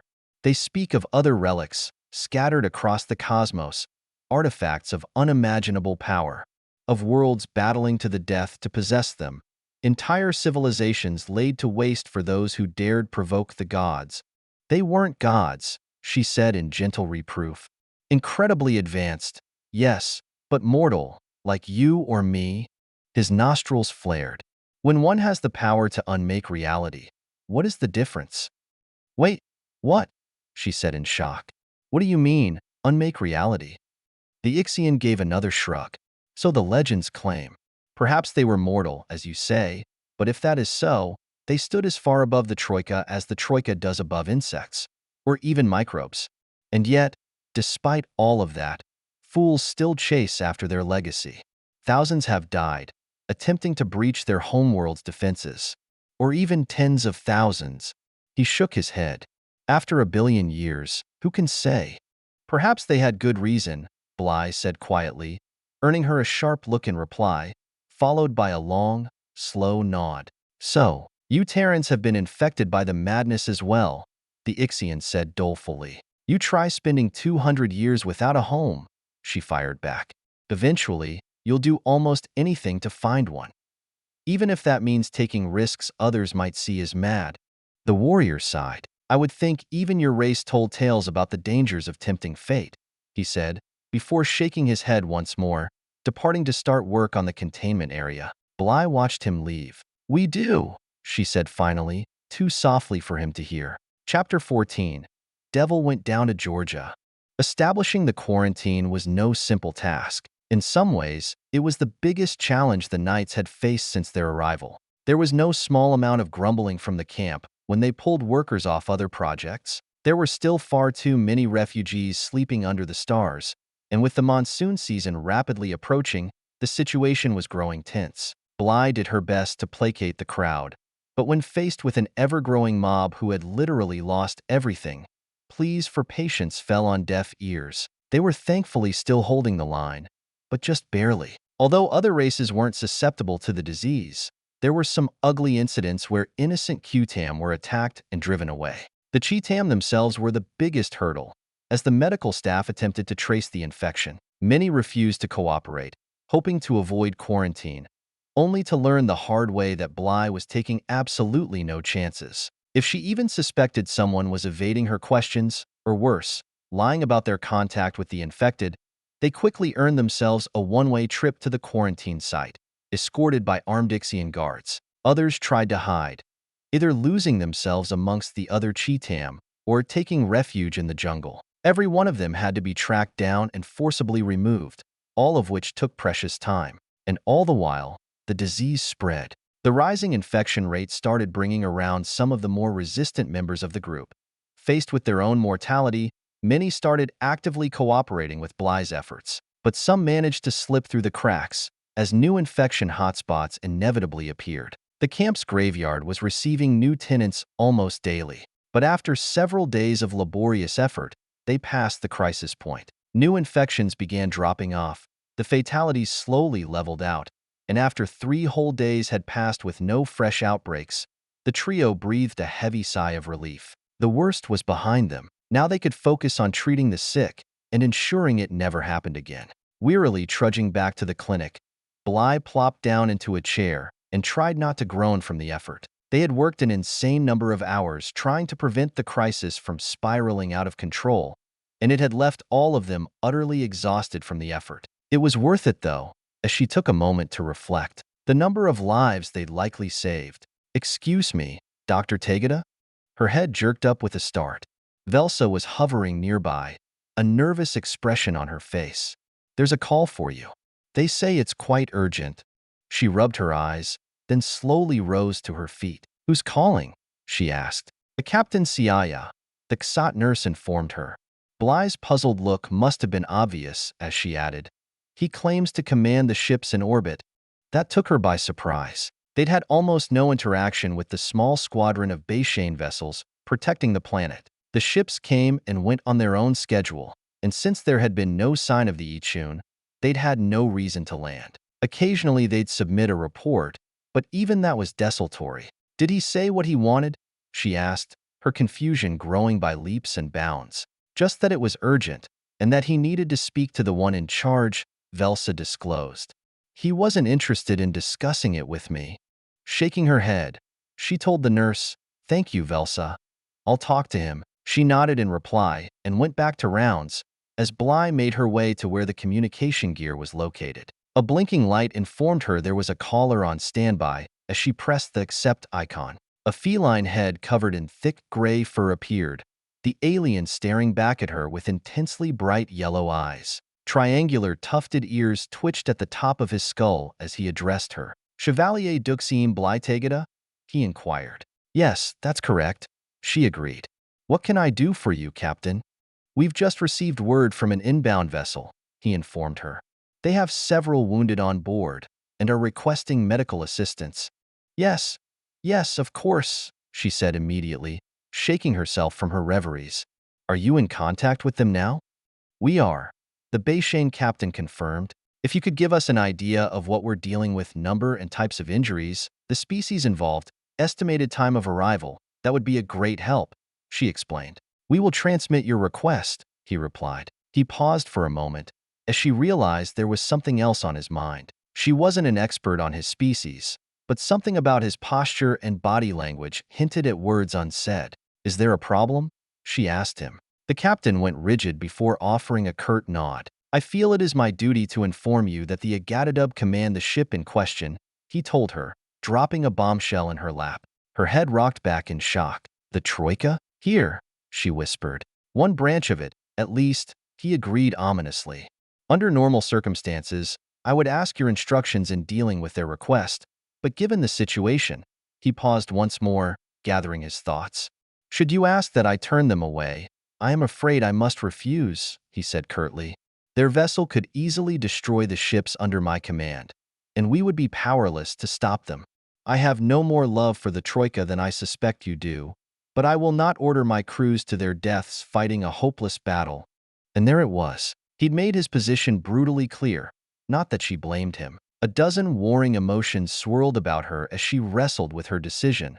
But in the end, there was only a single choice. "The Knights Hospitaller offer refuge and medical aid to all who request it," she said tautly, "even the Troika. Allow their ship to enter orbit and do not impede their efforts in any way." The relief in his expression was almost palpable. "I shall pass on your message at once," he informed her. "If there is any other service I may provide, within reason, do not hesitate to ask." "I'll keep your offer in mind," she told him. Tegeda, clear. The Troika, Here. Holy Mother Terra. No way, no fucking way. Amar shouted. There's no way in hell I'll help those murdering bastards. Bly fought to keep her temper under control. She'd known from the start that news of the Agatadub's imminent arrival would be unwelcome, but this was worse than she'd expected. I understand your anger, she began, only to have her assistant jump to his feet. Do you? He snarled. You weren't there, Bly. You didn't watch your brothers and sisters getting cut down by those fucking lizards. They killed one of the best men I've ever known. Just shot him like he was nothing, and there wasn't a damn thing I could do to save him. His entire body trembled with rage. And you want to treat those slimy fucks? Well, you can do it without me. Gritting her teeth, Bly faced off with him. You swore an oath, she reminded him, to aid all who ask and defend them with your life. Are you now going back on that pledge? She was trying to be patient with him, trying to remain calm and understand what he'd gone through on Sinoishii Prime, but his outburst was cutting to the very heart of what it meant to be a knight. That oath said nothing about this, he fired back. You want me to treat them? Fine. He yanked his sidearm free and held it up. How about I treat them to an 11.7 millimeters enema? Right through the back of their fucking skulls? Prash moved to Bly's side. Put that away, he said darkly. Amar glared at him, then angrily shoved it back in its holster. Taking a deep breath, Bly reached out and touched his arm. You have to make a choice, Amar, she told him. Are you a knight or a Valkyrie? For a moment, it seemed as if he'd stand his ground. They could feel the rage coming off him, like the heat waves of a desert sun. And then he crumpled, his expression shattering like glass. Embarrassed, he turned away. Tawfik was my brother, he whispered, his eyes now wet with pain. He'd been through so much in his life, but he was always there for us. When the Agatadub gunned him down, he sniffled, wiping his nose. I tried to save him. Oh God, I tried, but there was so much blood. His shoulders convulsed as he sobbed in pain. Bly and Prash were there beside him in a heartbeat, pulling him in close. I know, she said gently. I know. Their very presence gave him permission to grieve, to let out all the anguish and heartache he'd been keeping inside. They just held him and let him weep in silence. Finally, he wiped his sleeve across his face before turning to Bly. Please don't make me do this, he begged her. I'll do anything else, but please, for the love of Terra, don't ask me to do this. All right, she said softly. I'll station you at the quarantine site. I doubt they'll go anywhere near that place. Thank you, he whispered. Prash's head snapped up. Oh, God, he said in sudden horror. The vault. The three knights stared at one another in shock as the potential ramifications sank in. We can't let them learn of its existence, Bly said with sudden resolve. They'd descend on us like a meteor shower and destroy everything we've worked so hard for here. And the people? I suppose it's too late to send them packing, Prash said sarcastically. Captain Siaya up in orbit has already made his position on that point quite clear, Bly informed them. He's not willing to risk his ships in a fight they will almost certainly lose. I don't blame him for that, she sighed, shaking her head. Besides, the question is moot. Our oath still stands. Then how the hell are we going to keep them from finding out the truth? Amar asked her. Because you're right, if they find out there's a precursor artifact here, they'll do the same thing they did at Sinoishii Prime, and we won't be able to stop them. The refugees? They're as good as dead. Then we fall back on our cover story, she said firmly. We stress that it's a quarantine site and that it's off limits for everyone's protection. We'll need the Ixians to back us up on that, Prash pointed out. They will, the former Valkyrie said with conviction. They hate the Troika as much as we do. I'll speak to Spada Jai at once and impress upon him the need for secrecy, Bly agreed. I'm certain he'll do everything in his power to keep them in the dark. That still leaves us with another problem, Prash said uncomfortably. There are over 10,000 individuals in this camp from half a dozen different worlds. The vault isn't a secret to them, and all it takes is a single collaborator sucking up to the Troika to turn this camp into a charnel house. Jesus, Amar swore in defeat. Well, that's it then. We're done. There's no way we can keep the whole fucking camp quiet. Bly thought furiously, struggling for an answer. Maybe we're looking at this the wrong way, she said after a moment. What do you mean? Prash asked her. I mean, you're correct that we can't keep the entire camp away from them, she explained. So we don't even try. Instead, we keep them away from the camp. The lizards won't listen to a damn thing we tell them, Amar snorted. They do what they want, when they want, and nobody interferes. Nobody. They will if they believe it to be in their own best interest, Bly reminded them. All we have to do is convince them of that. How? Prash demanded. Bly managed a sly smile. I would have thought the answer was obvious. We put them under quarantine. On what medical grounds? Prash insisted, not letting up. What are the odds they're coming here with some infectious contagion? The odds are slim, I admit, she agreed. Which leaves us with a single card to play. The same one we used on the Tyson Jit. Bly looked at them both expectantly, awaiting their reaction. She didn't have to wait long, as Amar's jaw dropped in disbelief.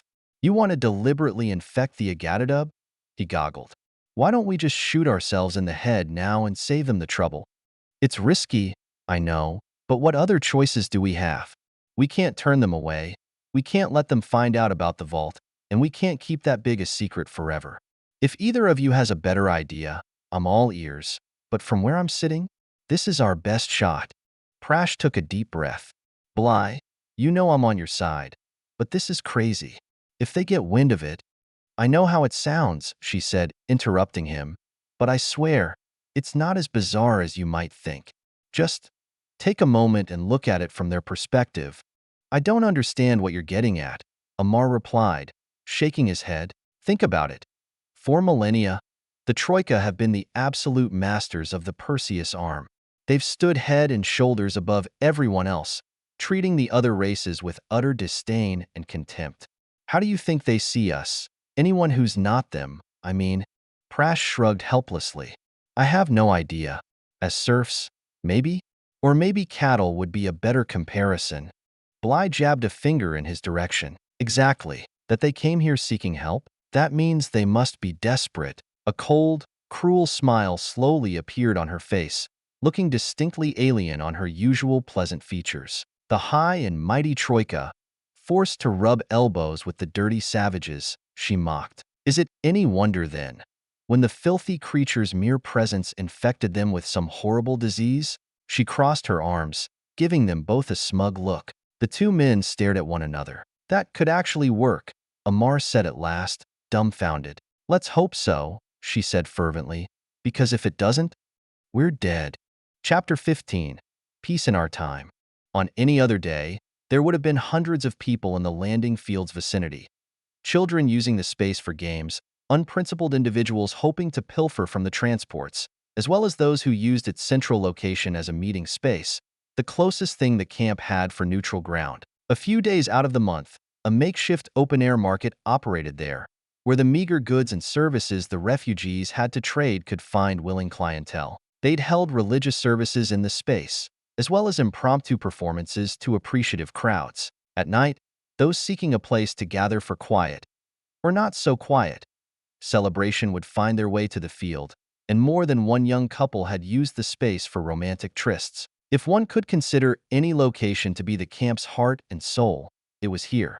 Today, it was deserted. Word of the Agadadub arrival had spread through the camp like wildfire, and no one was willing to risk catching the Troika's eye. Bly, Prash, and Velsa stood waiting at the edge of the field as the massive shuttle appeared high in the sky, slowly making its way to the surface, along with an Ixian honor guard and a handful of workers drafted for their muscle. Amar was at the quarantine site, just as she'd promised, while the Chevalier Duxim mentally crossed her fingers and prayed the Troika's stay on this would be both short and uneventful. I do not care for this, Spadajai said darkly, eyeing the approaching ship warily. None of us do, Prash agreed, but it wasn't like we could turn them away. Then let us hope we can treat their injuries quickly, Bly told the others. We must do nothing to anger them or give them cause to see us as the enemy.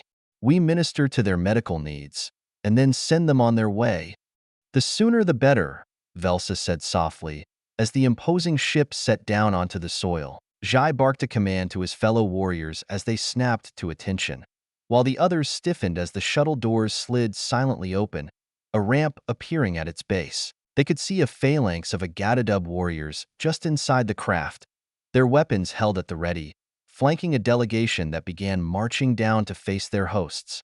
The reptilians towered over the humans and their allies, standing almost 2.5 meters tall. They moved with a deliberate, plodding gait, their heads on the swivel as they inspected the terrain for potential threats. That there were none to be found did little to assuage their suspicions. The delegation came to a halt a short distance from the Terrans, their leader glaring at the receiving line. "I am Kaihata Yuga," he growled. "Who is in charge here?" Bly bowed respectfully. "I am the chief administrator of this camp, Kaihatu, Chevalier Duxiim Bly Tegada, of the Knights Hospitaller. On behalf of my clan, we welcome you." The massive alien stepped forward, closing the distance between them. His scowl deepened as she gazed up at his towering presence. "Who is in charge?" he repeated, the inflection of his words leaving no room for doubt as to his intentions. Swallowing, she bowed her head. "You are," Bly whispered. The others quickly adopted her stance and posture, abasing themselves before the Agadadub. Even the Ixian's demeanor was now one of respect. Grunting, the Kaihatu acknowledged her willingness to accept the status quo. "Circumstances have forced us here, Terran," he snarled, "and the sooner we are shut of this world, the better for all concerned." "Understood?" Lifting her head, Bly gazed up at the Agadadub commander. "I couldn't agree more," she said with utter sincerity. The alien cocked his head, debating if he was being mocked, before deciding to press forward. "We will begin offloading our wounded immediately. Are you prepared to receive them?" "We are," Bly informed him. "We will transport them to our clinic and—" "We will transport our wounded," the reptilian alien interrupted. "We will also observe all interactions with our fellow crew, to ensure their safety." The warriors flanking him bristled slightly, expecting an order to open fire. "I can assure you, Kaihatu, that your crew members will be treated with both respect and dignity as if they were our own," she said hurriedly, struggling to keep events from spiraling out of control. It had taken less than a minute for this first meeting to go off the rails, which didn't bode well for the days ahead. "We shall see," the Agadadub retorted, glaring at the group once more before jerking his head towards the ship. One of his subordinates spoke into a communicator, passing orders, as moments later a new procession of warriors began filing out of the ship, each group of 4 escorting a stasis pod. The pods were each fitted with anti-gravity assist, the containers coasting silently through the air as their escorts guided them forward. "We need to get them to the clinic now," she frantically reasoned. "The longer they stood out here, the greater the potential for something to go wrong." As belligerent as the Kaihatu was already, it wouldn't take much to set him off. If she could just get everyone to the infirmary, have them focus on medicine instead of intimidation, she had a better chance of containing the situation before it got any worse. "If you will follow me," she told the newcomers, leading the party back the way they'd come. She quietly buttonholed Prash and Velsa on the way, sending them ahead to prepare for their arrival, before sidling up to Spada Jai to do the same. "When we arrive, have your cohort peel off and return to camp," she ordered the Ixian. "Their leader is on a hair trigger, and I don't wish to provoke him. Keeping you and them apart is safer for everyone." Glancing at the Kaihatu, he managed a curt nod. "I don't disagree," he said sotto voce, "but I dislike leaving you and the others unprotected." "We'll be fine," she assured him. "We can take care of ourselves." The Ixian gave her a dubious look. "The refugees need you more than we do," she explained. "Look after them, just as you always have." "I swear it will be done," he vowed, before giving her a modest bow in tribute. "Be careful, Bly of Terra," he said quietly, "for this camp has need of you as well."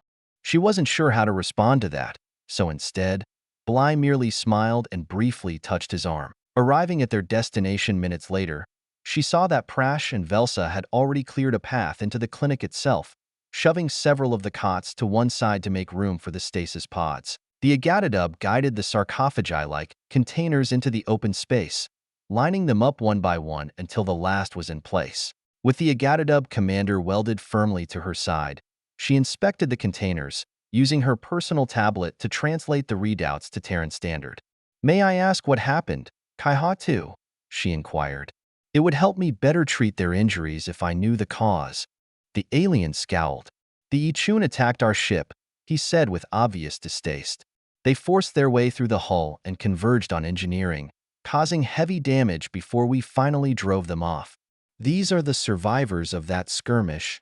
That explains the radiation levels I'm seeing. She nodded in understanding before moving to the next capsule. It's a good thing you had these stasis pods available. Otherwise, they would have succumbed to their injuries before you could bring them here. I am aware, he grunted. How quickly can you heal them? It's not that simple, Bly explained. After I complete my initial examination, I must decide which patients to treat first. I simply don't have a large enough staff to minister to all their injuries at the same time.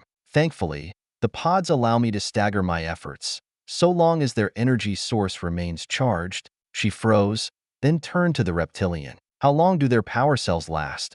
She asked him. More than long enough for your needs, he sneered, glancing about the space. Before our arrival, I had expected nothing quite so primitive. The disdain in his voice was unmistakable. We make do with what we have, Bly countered. We Terrans lack the mighty Troika's wealth, she said, keeping her tone neutral. If the camp's conditions didn't meet his imperious standards, he could bloody well take his people elsewhere, though she kept that thought to herself. But to answer your question, the physical injuries I can treat far more easily than I can the radiation poisoning. That's going to take time. Now, if you would prefer, I can stabilize your crew, alleviate the worst of their symptoms so that you may transport them somewhere more befitting their station. As soon as the words slipped past her lips, she recognized it was a huge lapse in judgment. She had no love for the Troika either, and the Kaihata's arrogance was all but impossible to ignore.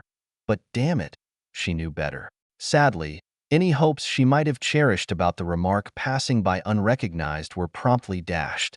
Mind your tongue, Terran, he snapped, or risk losing it forever. He's not bluffing, Bly acknowledged with sick realization, and it wouldn't end there.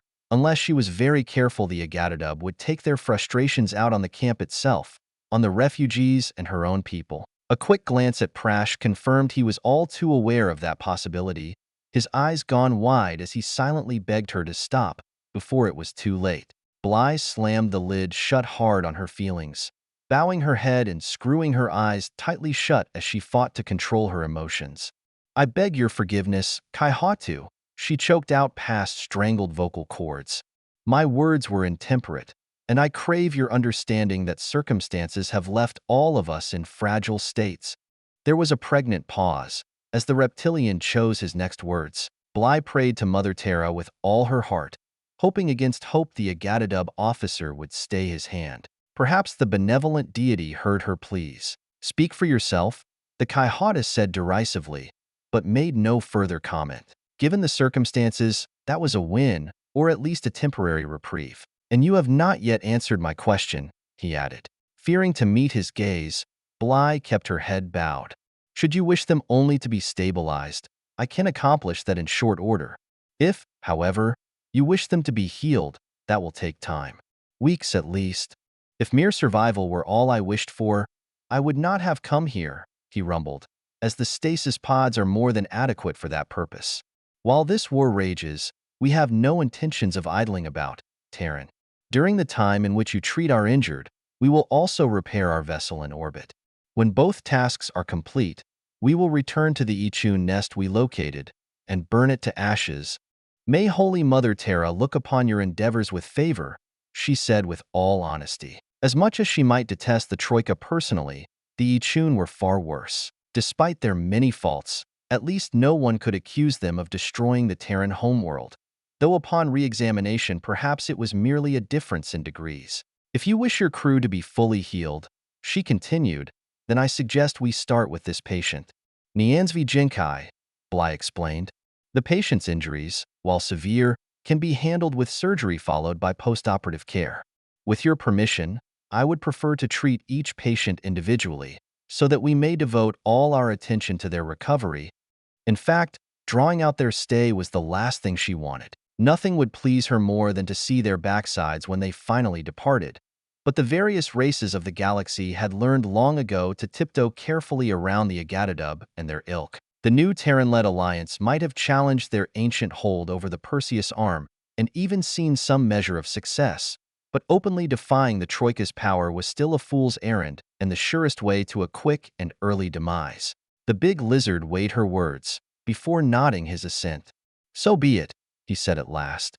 "The damage to our vessel will take time to mend, so best we use that time to ensure the crew is well looked after." "As you wish," Bly agreed, despite her true feelings. With that decision now made, the Kaihata looked to his escort and jerked his massive head at the door. Saluting, the other Agatadub turned and filed out, their heavy footfalls making the ramshackle clinic tremble as they departed. Watching them go, it was hard not to let out a long, drawn sigh of relief. "My security detail will not be returning to the ship," the alien informed her as her heart sank. "Instead, they will take up residence here, so they may ensure their brethren are not harmed." Her head jerked up in shock as a wintry smile touched his eyes. "I am quite certain you have no wish to see your precious refugees come to any harm. Is that not so?" The pettiness and triumph in his statement were like punches to the gut, both staggering and unnecessary. "The Knights Hospitaller have always given those in our care our very best efforts, offering both our expertise and our compassion," Bly said in a rush. "There is no need to take hostages." The Kaihatu was singularly unmoved by her words. If anything, his smile grew wider. "Please," she begged. "These people have already been through so much, lost so much. Do whatever you wish to me, but I implore you, leave them out of this." The Agatadub commander approached, coming to a halt mere centimeters away. She could smell his last meal on his breath as he towered over her, his massive size and overwhelming presence that was impossible to ignore. "Understand me well, Terran," the lizard hissed. "Nothing is more important than the healing and recovery of my crew. I suggest you give them your very best attention, for your survival, and the survival of those you protect depends on it." He gave her one last glare before turning and following the others out of the clinic, leaving them all in a state of shock. Chapter 16. Send lawyers guns and money. Bly and Prash readied their surgical instruments as the Agatadub maneuvered the stasis pod into their operating theater. Kaihata Yuga hovered nearby, garbed and masked as best they could manage, overseeing their preparations with a watchful eye. As the other Troika soldiers departed, he glanced in their direction. "How shall you proceed?" he demanded. "Delicately," she answered. "Niansvi Genkai's injuries are extensive, requiring us to operate in stages to safely wean him from the stasis field. Once we repair the damage to the cardiac and circulatory system, we can then address the injuries to his pulmonary organs. Restoring proper blood flow is vital, but without access to a heart-lung bypass device, we're forced to use the stasis pod's generated field to stave off organ failure while we operate. And then," he pressed them, "then we can switch off the field and restart his autonomic functions," she explained. "When the patient has stabilized, we can finish repairing the other damaged organs before closing him up. After that," Bly shrugged, "we must allow him the opportunity to heal." "How much time will be required to perform the surgery?" the Kaihata asked. "Hours," she sighed. "There is a great deal of damage. This isn't something that can be done with a mere wave of the hand. It's going to take time." "Then I suggest you begin at once," he ordered, using his size to intimidate the Terrans before finally retreating once more. Bly turned to her assistant. "Are you ready?" she asked him. Prash gave her a concerned look. "And I thought Samara's surgery was tricky," he said with a nervous laugh. "At least she was human," she agreed, before taking a moment to reconsider. "Well, mostly human," she amended. "Pull up the Agatadub physiology data on the monitor," she told him. "Wait, you do not have our gross anatomy and morphology committed to memory?" Kaihata Yuga exclaimed. "What is the meaning of this?" "It may surprise you to learn that few of your race choose Terran physicians," she said caustically. "However, we have detailed medical files on all the major races, and we routinely train on alien surgical procedures. If, however, you wish to have your crew treated by Troika physicians," she suggested, leaving the rest unsaid. The massive reptilian ground his molars in frustration. "That is not possible," he spat out. "Continue. But know that I will be watching your every action very closely." "I had already assumed as much," she said evenly, before turning and giving Prash the nod. Prash took a moment to ready himself, then reached out and touched a control on the stasis pod. The exterior casing split down the center and slid away in both directions, disappearing into the pod's shell as the individual inside was exposed. The alien lay frozen within the pod's chamber, still under the stasis field's influence, as the pair readied themselves for what was to come. "Prash, start the music," she requested. Moments later, the sound of Mahler's Ninth Symphony filled the room, earning her a curious look from their chaperone. Taking a deep breath, Bly focused on her patient, disregarding everything else around her. "Mother Terra, guide my hand," she said softly, just above a whisper, before bending to her task. According to the files Kaihata Yuga had provided, the patient served as a gunner's mate aboard the Agadadub warship Implacable and was wounded when a Ichun weapon burrowed into the ship's hull and detonated, sending shrapnel spraying in all directions. His fellow crewmates had placed him in stasis before it was too late, saving his life. At least, that's what the file indicated. After a cursory exam, she found nothing to contradict the official record. The injuries consistent with a heavy weapons discharge. Multiple wounds and lacerations covered the patient's body, but at the moment, it was the most serious injuries that had her full attention. Familiarizing herself with the obvious trauma, Bly held out her hand. "Scalpel," she ordered. Prash slapped the instrument into her waiting palm. Adjusting her grip, she reached out to one of the larger wounds and began carefully widening the exposed cavity. The patient's flesh was rubbery and resistant to her efforts, symptoms of the stasis field at work. And yet she pressed on, cautiously cutting away until the patient's heart was fully exposed. Prash let out a low whistle as the damage became visible to the naked eye. "It's a miracle he made it to stasis," he observed. Hearing that, Kaihata Yuga leaned in, inspecting the wound for himself, before retreating out of the way once more. Bly barely heard him. A chunk of metal had lodged within the damaged organ's tissue, and unless it could be repaired, the rest was moot. "Retractors," she instructed her assistant. Prash clapped the device into her hand, before reaching into the cavity and attaching the gripping ends directly to the heart muscle. Ever so gently, she spread the tissue wide, creating the space needed to safely remove the shrapnel. It was a delicate balance. Too wide and she could tear the muscle, not wide enough, and the shrapnel would damage the organ as it was removed. "Forceps," she said, reaching for the next instrument. As Prash passed it over, she inspected the hunk of metal, determining how best to remove it without doing further damage. It was a jagged shard of alloy, with barb-like protrusions dotting its surface. It had ripped through the Agadadub gunner's torso, leaving a trail of devastation in its wake.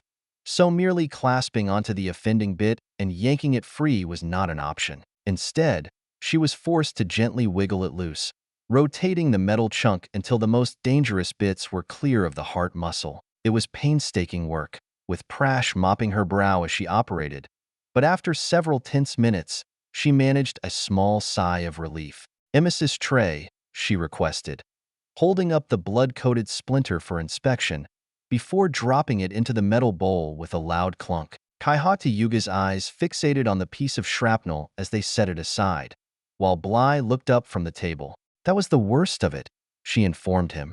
"The remaining shrapnel isn't as dangerously placed." "So what happens now?" he asked her. "Remove what remaining foreign bodies I can, suture up the damaged tissue, and then disengage the stasis field and restart his autonomic functions," Bly explained. "That's when we learn just how successful the surgery was. For your sake, I hope it is extremely successful," he rumbled, fixing her with a baleful glare. Her jaw hardened as she drew herself up to her full height, still far below his towering stature. "Threatening the only surgeon within a dozen light years will not help your crew," she fired back. "You have my word they will receive the very best care possible, but medicine is not an exact science. Patients can die, even when by all rights they should be thriving. It is an inescapable truth of my profession, and if you cannot accept that—" She paused for a moment, steeling her courage. Stepping forward, Bly looked up at the lumbering alien. "If you cannot accept that," she said once again, "then you had best kill me now."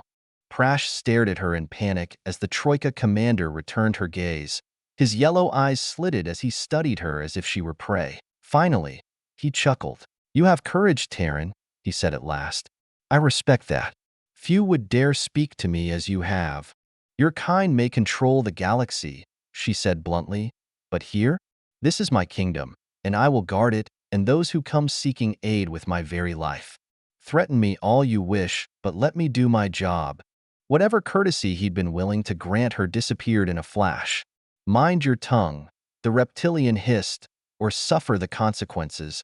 There was no doubt in her mind he meant every word. A warrior chose their battles with care, picking a time and ground that was advantageous, and that was not here and now. A battle here would only end one way. With a deep cleansing breath, Bly forced herself to reel it back in. It might have been smart to apologize for her impudence, attempt to curry a little favor, but she just couldn't bring herself to do it. Prash stared at her in horror, terrified she'd just signed their death warrants. But instead, she turned back to her patient and picked up the scalpel. "Give me suction here, please," she requested, as she probed the alien's pulmonary organs. Prash froze for a moment, needing a moment to mentally switch gears before reaching for the tube attached to the electrical pump. Handing it over, Bly began vacuuming away the excess blood and fluids that had settled within the body cavity, as Kaihata Yuga glared at her before finally settling back into his original position, watching over her efforts and awaiting their outcome. Hours crept by as the pair worked to stabilize the patient. The damage was extensive, requiring conscientious effort on both their parts as they sought out and repaired the wounded reptilian's injuries. Slowly, carefully, they mended the torn flesh, suturing and gluing the bits and pieces back together, like some living jigsaw puzzle. Finally, she nodded to Prash. "It's almost time," she informed him. "Stand by to kill the stasis field when we're ready." With the worst of the damage now repaired, they began switching on the various monitoring devices. As long as the patient remained under the stasis field, they were unnecessary, since by all appearances the Agatadub gunner looked to be dead. Once they dropped the field and restarted his organs, that illusion would hopefully prove to be just that, an illusion. If their efforts failed, however, given the Kaihata's threats, there was no telling how this day would end. "Ready the 4, she continued, and stand by with a 2 milligrams atropine push, she ordered while preparing the electrodes needed to stimulate the heart. Once they dropped the field, in essence, they would be kick-starting the patient's organs. Stasis interrupted the natural processes so that while they might appear to be in flatline, in fact, they were actually frozen between heartbeats. A jolt of electricity to start it beating, coupled with a dose of medication designed to keep it beating, so they could reoxygenate the brain and bring the patient back from the pseudo-death of stasis. It was a delicate dance, and it all had to go off without a hitch. Bly stole a quick glance at the Kaihatu. He had barely moved during the extensive surgery, a gift of his reptilian ancestry, no doubt. Being an ectotherm, conserving his energy reserves came as naturally to him as shedding excess heat did to her. He simply stood silently in the corner, watching and waiting. There was no point in further delay. "Stand by to drop the field in 3, 2, 1 now," she barked, as the pod's telltales suddenly went dark. "Atropine push," Bly ordered, as normal color and consistency began returning to the alien's flesh. Prash injected the atropine into the 4, as she took up the electrodes and placed them on the patient's chest. "Clear," she shouted, sending a jolt into his heart. The monitor beeped erratically as the cardiac tissue twitched, sending out a series of random impulses instead of a strong sinus rhythm. "He's in V-fib," Bly growled. She waited a moment, giving it a chance to settle on its own, but as the ventricular fibrillation continued without improvement, she snapped her head back to Prash. "Charge to 350, she snarled, hearing the familiar whine as the capacitors re-energized, before sending another jolt into his chest. The monitor continued its abnormal beeping, as it had no effect. "Charge to 500, she bellowed, drawing an uneasy look from Prash. The fact was there were no hard and fast rules when dealing with a species like the Agatadub.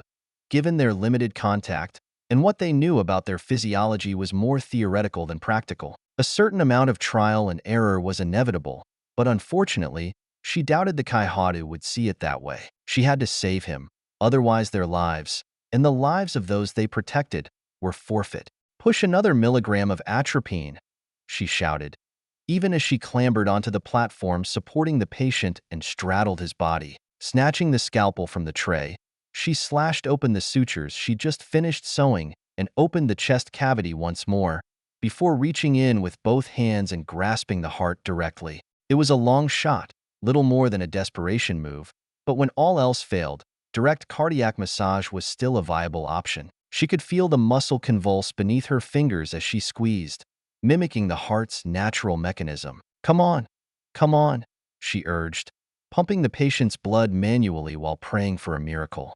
And then she felt the organ pulse. Bly kept up the pace, in case it was a fluke, but moments later she felt another, and then a third. Releasing her grip on the organ, she watched as it began beating on its own, the monitor falling into the familiar patterns of a normal sinus rhythm. With a sigh of relief, she turned to Prash. 10 milligrams of lidocaine, she said wearily, taking up the suture kit once more. As soon as I'm sure he's stable, we'll close him up and move him to recovery. Yes, ma'am, Prash agreed, as he prepared the hypospray. Sensing movement behind her, Bly turned to see the alien commander towering over her once more. So, he will live? Shrugging, she turned back to the operating table. He's not out of the woods, she warned him.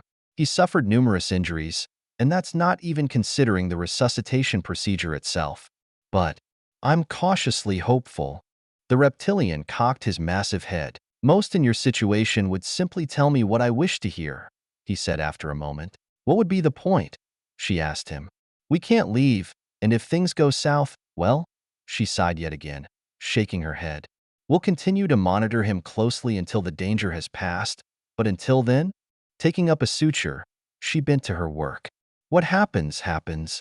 The Kaihadu seemed to deliberate on that statement, weighing his options. Finally, he exited the operating room without speaking further. The remaining humans looked at one another across the patient. I think we just dodged a bullet, Prash told her. Bly just shook her head. Until they're off this world. It's not over. Chapter 17, Visfarita Pavitra. Amar Svoboda waved at one of the Ixians patrolling the quarantine perimeter as he made his rounds. The alien warrior returned the gesture. One more reason they held a warm spot in his heart. They were an honorable race, once you'd earned their respect. And if they gave you their word, they would die before betraying it. There were few others that could make that claim, Terrans included. Still, there were times he missed the familiarity of being amongst humans. The knights went where they were needed, often to far-flung reaches where there were no other Terrans to be found. As he was discovering, it could be a lonely existence. He had hoped to attend the next rendezvous in order to remedy that, but since the Ixian attack, that possibility seemed less and less likely. Maybe when it was all over. Assuming that day ever came. He discharged half a dozen patients yesterday, sending them back to their families once their isolation period had ended and showed no signs of infection. With no fresh cases in the past 3 days, it felt like they had finally turned a corner and gotten hold of this epidemic. Being a Valkyrie line medic had its moments, patching wounded soldiers back together while the bullets and beams screamed all around them. But the satisfaction he felt amongst the knights was on a different order altogether. They were building something here alongside the refugees, establishing connections and working towards a brighter future. There were times he missed his old squad terribly, but given the same chance, he still would have made the leap and never looked back. On most days, that is. Amar knew he owed Bly a great debt and felt guilty for not backing up her and Prash when they needed him most. But he also knew there was no way in hell he could keep from doing something dangerously stupid around the Agadadub. He hated the Troika, seen too many comrades die at their hands, lost friends, and found family to their relentless pursuit of power. Ever since Sonoishii Prime, there was a part of him that seethed with righteous fury at the three races, forever hungering to balance the scales, wanting to see them suffer as he had. Oh, he wanted that badly. He paused, taking several moments to center himself and employ the breathing techniques Bly had taught him to calm his nerves. Letting himself get worked up like that served no purpose, and with the Agadadub on the planet was downright hazardous. It wasn't easy finding inner peace, and it took him more than a minute before he had his emotions in check once more. When he'd first arrived aboard the KHCS Malta and located Bly, they'd spent several hours talking about his former life amongst the Valkyries. When they finished, she gently covered his hands with hers and offered to help treat his PTSD. Amar sighed, shaking his head as he resumed his rounds. He'd accepted her kind offer, It seemed rude not to. But honestly, as far as he was concerned, there wasn't a Terran anywhere in the Perseus arm that didn't carry that burden. Life was harsh for the children of Earth, and the trauma that went with it was the price you paid. You clung to those close to you to survive the dark times, stood by them when they needed you in return, and if you were very lucky, you'd get to die in your bunk of natural causes. Besides, if it ever got too bad, there was always the airlock. As he neared his destination, he spotted some of the younger Cheetam children playing a game near the jungle's edge. They were tiny things, by human standards, less than a meter tall with spindly limbs and an oversized head. The kids shrieked in delight as they chased one another through the trees, scrambling up the small bluff that half-buried the ancient precursor vault. It looked like an alien version of tag, though the rules seemed to be applied haphazardly. Smiling, he hefted his medical bag as he continued on his way. A piercing scream whipped him back around as a child tumbled from the small hill, landing headfirst with a meaty thunk that set him running before he realized what his legs were doing. The other children were now howling in terror as he arrived at the scene, kneeling beside the fallen youth as he assessed their vitals. Unconscious and bleeding from a head wound were not good signs as he frantically searched for a pulse, only to grimace in dismay as he discovered they were in tachycardia. Gently probing the child's skull and spinal column, he found no obvious injuries, but for safety's sake, they needed to be immobilized until they were certain. "You're going to be okay," he reassured the child, though they were still unconscious. Their playmates hung nearby, huddled together and watching with frightened eyes. Looking up, he managed to catch their attention. "What's their name?" he asked them. "Iktasi," one of the others answered nervously. "Is she going to be all right?" "She's going to be just fine," Amar reassured them as the Ixian guard appeared beside him. "What can I do to assist?" he asked. "Find me something flat I can secure her to," he answered. "A board, a mattress, anything. I need to protect her spinal cord." The alien managed a curt nod and bounded off while he continued his examination, pulling a penlight from his bag before realizing his mistake. Unlike Terrans, Cheetam eyes lack pupils, using instead an interior filtering system to regulate light intake, making a concussion diagnosis even more difficult. There was obvious swelling and bruising on the exposed skin, so Amar broke out an ice pack and applied it to the injury while checking for vitals. The Ixian reappeared, holding out a flat slab of wood. "I pried it from one of the huts," he explained. "It's perfect," the knight said gratefully, reaching for the board only to hiss in pain as a hidden nail ripped open his palm. Giving it a quick glance, it wasn't bad, just some torn skin, though it was already bleeding. He ignored the injury and focused instead on his patient. "Flip it over so that the nail doesn't cut her," he cautioned the Ixian, as the pair gently rolled her onto the improvised backboard before securing her to the brace. She stirred, her eyes fluttering, as he reached for the comm unit at his waist. "This is Amar at the quarantine site," he radioed, requesting assistance. "I have a Cheetam female child with a possible concussion and spinal cord involvement. I need to transport her to the clinic for assessment." Prash's voice came back almost immediately. "Copy. Velsa and I will head your way and fetch the patient. Any other risk factors involved? She'll need a full decontamination before transport, but other than that, I think we're good," he informed the other knight, as she opened her eyes and looked up in confusion. What happened?" she said groggily, trying to sit up. "Just lay still," Amar cautioned her. "You fell while you were playing, so we're going to check you out and make sure everything's okay. Can you tell me where it hurts?" "My head," she mumbled, as she reached up above her jaw, towards what would be the temporal region on a human. Amar caught her hand before it landed and carefully guided it back down. "Just lie still. My friends will be here soon," he smiled. "Maybe they'll even give you a treat if you ask nice." That perked her right up, earning a chuckle. If she responded that quickly to the possibility of candy, odds were she'd be fine, though he still wanted her checked out to be certain. Looking back to her friends, still hovering nearby, he asked, "Do any of you know her parents?" One child raised a reluctant hand. "Could you go tell them what happened and bring them back here?" he asked. "I don't want them to worry."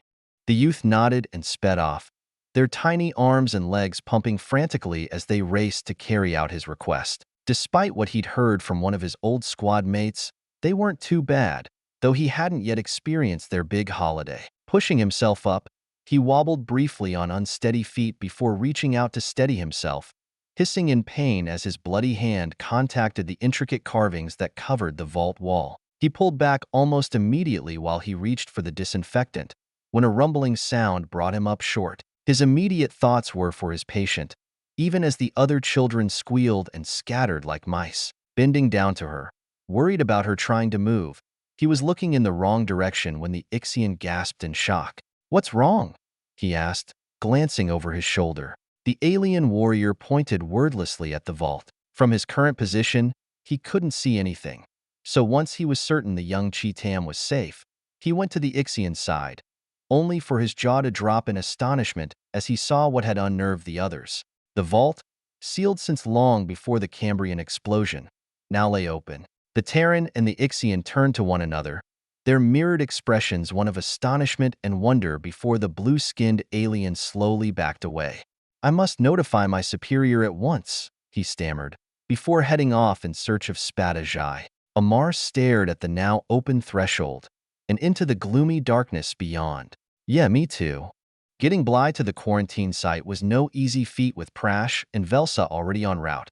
Amar waited to pass the word directly instead of risking the comms. With the Agatadub both in orbit and on the ground, the possibility of being overheard was simply too great to ignore. Once Prash saw the now open vault for himself, they carried the young Cheetam girl back to the clinic where he could tell the head knight directly. Dodging the Kaihatu to deliver the message wasn't too terribly difficult, but Bly realized that charging off to inspect the vault would almost certainly arouse suspicion. They needed a cover story.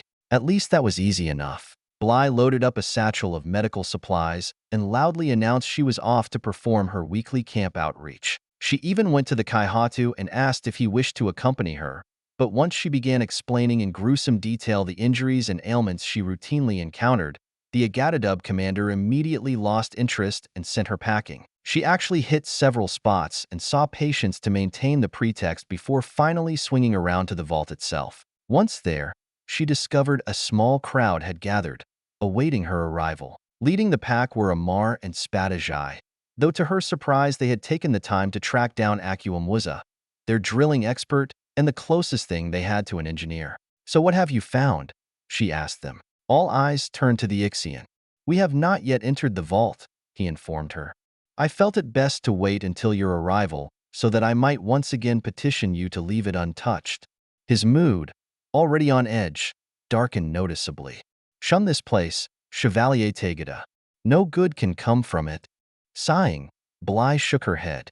"If it were still sealed, I might agree with you, but now? We have to know what's inside, if only to keep it from the Troika. And what if the precursors protected it with hidden mechanisms designed to slaughter the unwary?" he persisted. "Are you prepared to risk your very life in this endeavor?" Stepping forward, she reached out and touched the Ixian's arm. He glanced down at the contact, then back up at her. "Would you rather let the Troika do it?" she asked him point-blank. The alien warrior muttered something under his breath and looked away, not meeting her gaze. She wasn't certain, not speaking Ixian herself, but she was willing to wager, based on his tone and body language, he was letting off a string of invectives caustic enough to strip the paint from a starship's hull. Finally, he faced her once more, though his mood had not improved one bit. "Then I will join you in this madness," he said at last. "Let it not be said an Ixian wavered in the face of danger." Bly smiled and squeezed his forearm. "I'm honored to have you by my side," she said. HeWhoLooksSkyward took a cautious step forward. "I'd like to accompany you," he said nervously. "All the time I spent trying to learn its secrets. I have to know." "Maybe you'll spot something we miss," she agreed, "though I'd really like to know what made it open up now." "I have no idea," Amar told her. "I was treating the child that fell off its roof when it started making noise." "That is not entirely accurate." Everyone turned to the speaker, the Ixian warrior who had assisted Amar in treating the injured Cheetam child. "What do you mean?" Bly asked him. He pointed at Amar. "You were touching the vault when it opened," he said, his posture conveying a sense of both veneration and apprehension. Amar stared at him in confusion. "So? It's got to be a coincidence. Lots of folks have touched it, and it never reacted." Bly nodded in agreement before something caught her eye. "Amar!"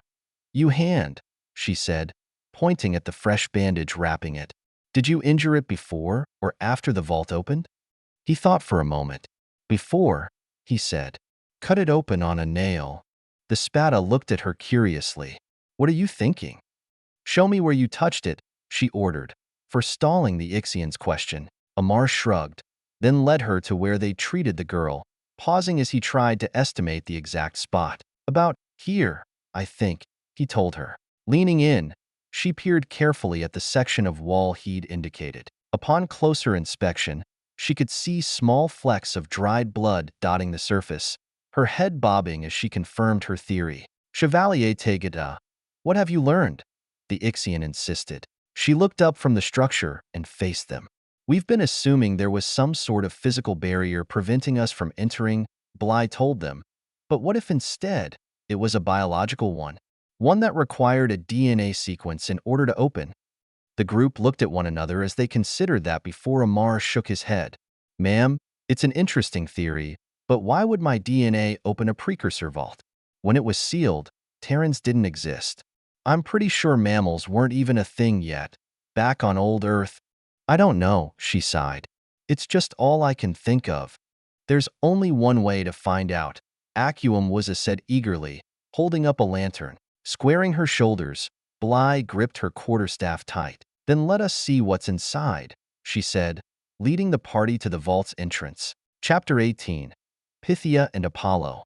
Taking the lantern from HeWhoLooksSkyward, Bly squared her shoulders and led the aliens to the vault's entrance, pausing before they entered. Last chance to turn back, gentlemen, she told them. Best we learn now what fate has brought us, Spada Jai grumbled, as the drilling expert nodded in agreement. The small crowd gathered around them watched with apprehension as she peered into the shadows.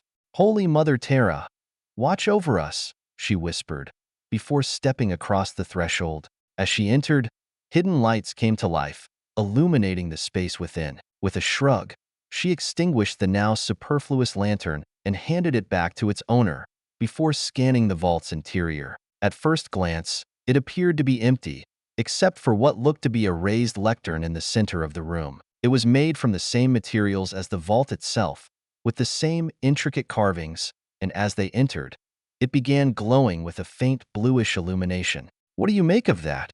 She asked the others. Given its location and obvious significance, I would presume it to be a control or interface of some kind, HeWhoLooksSkyward hazarded. Right?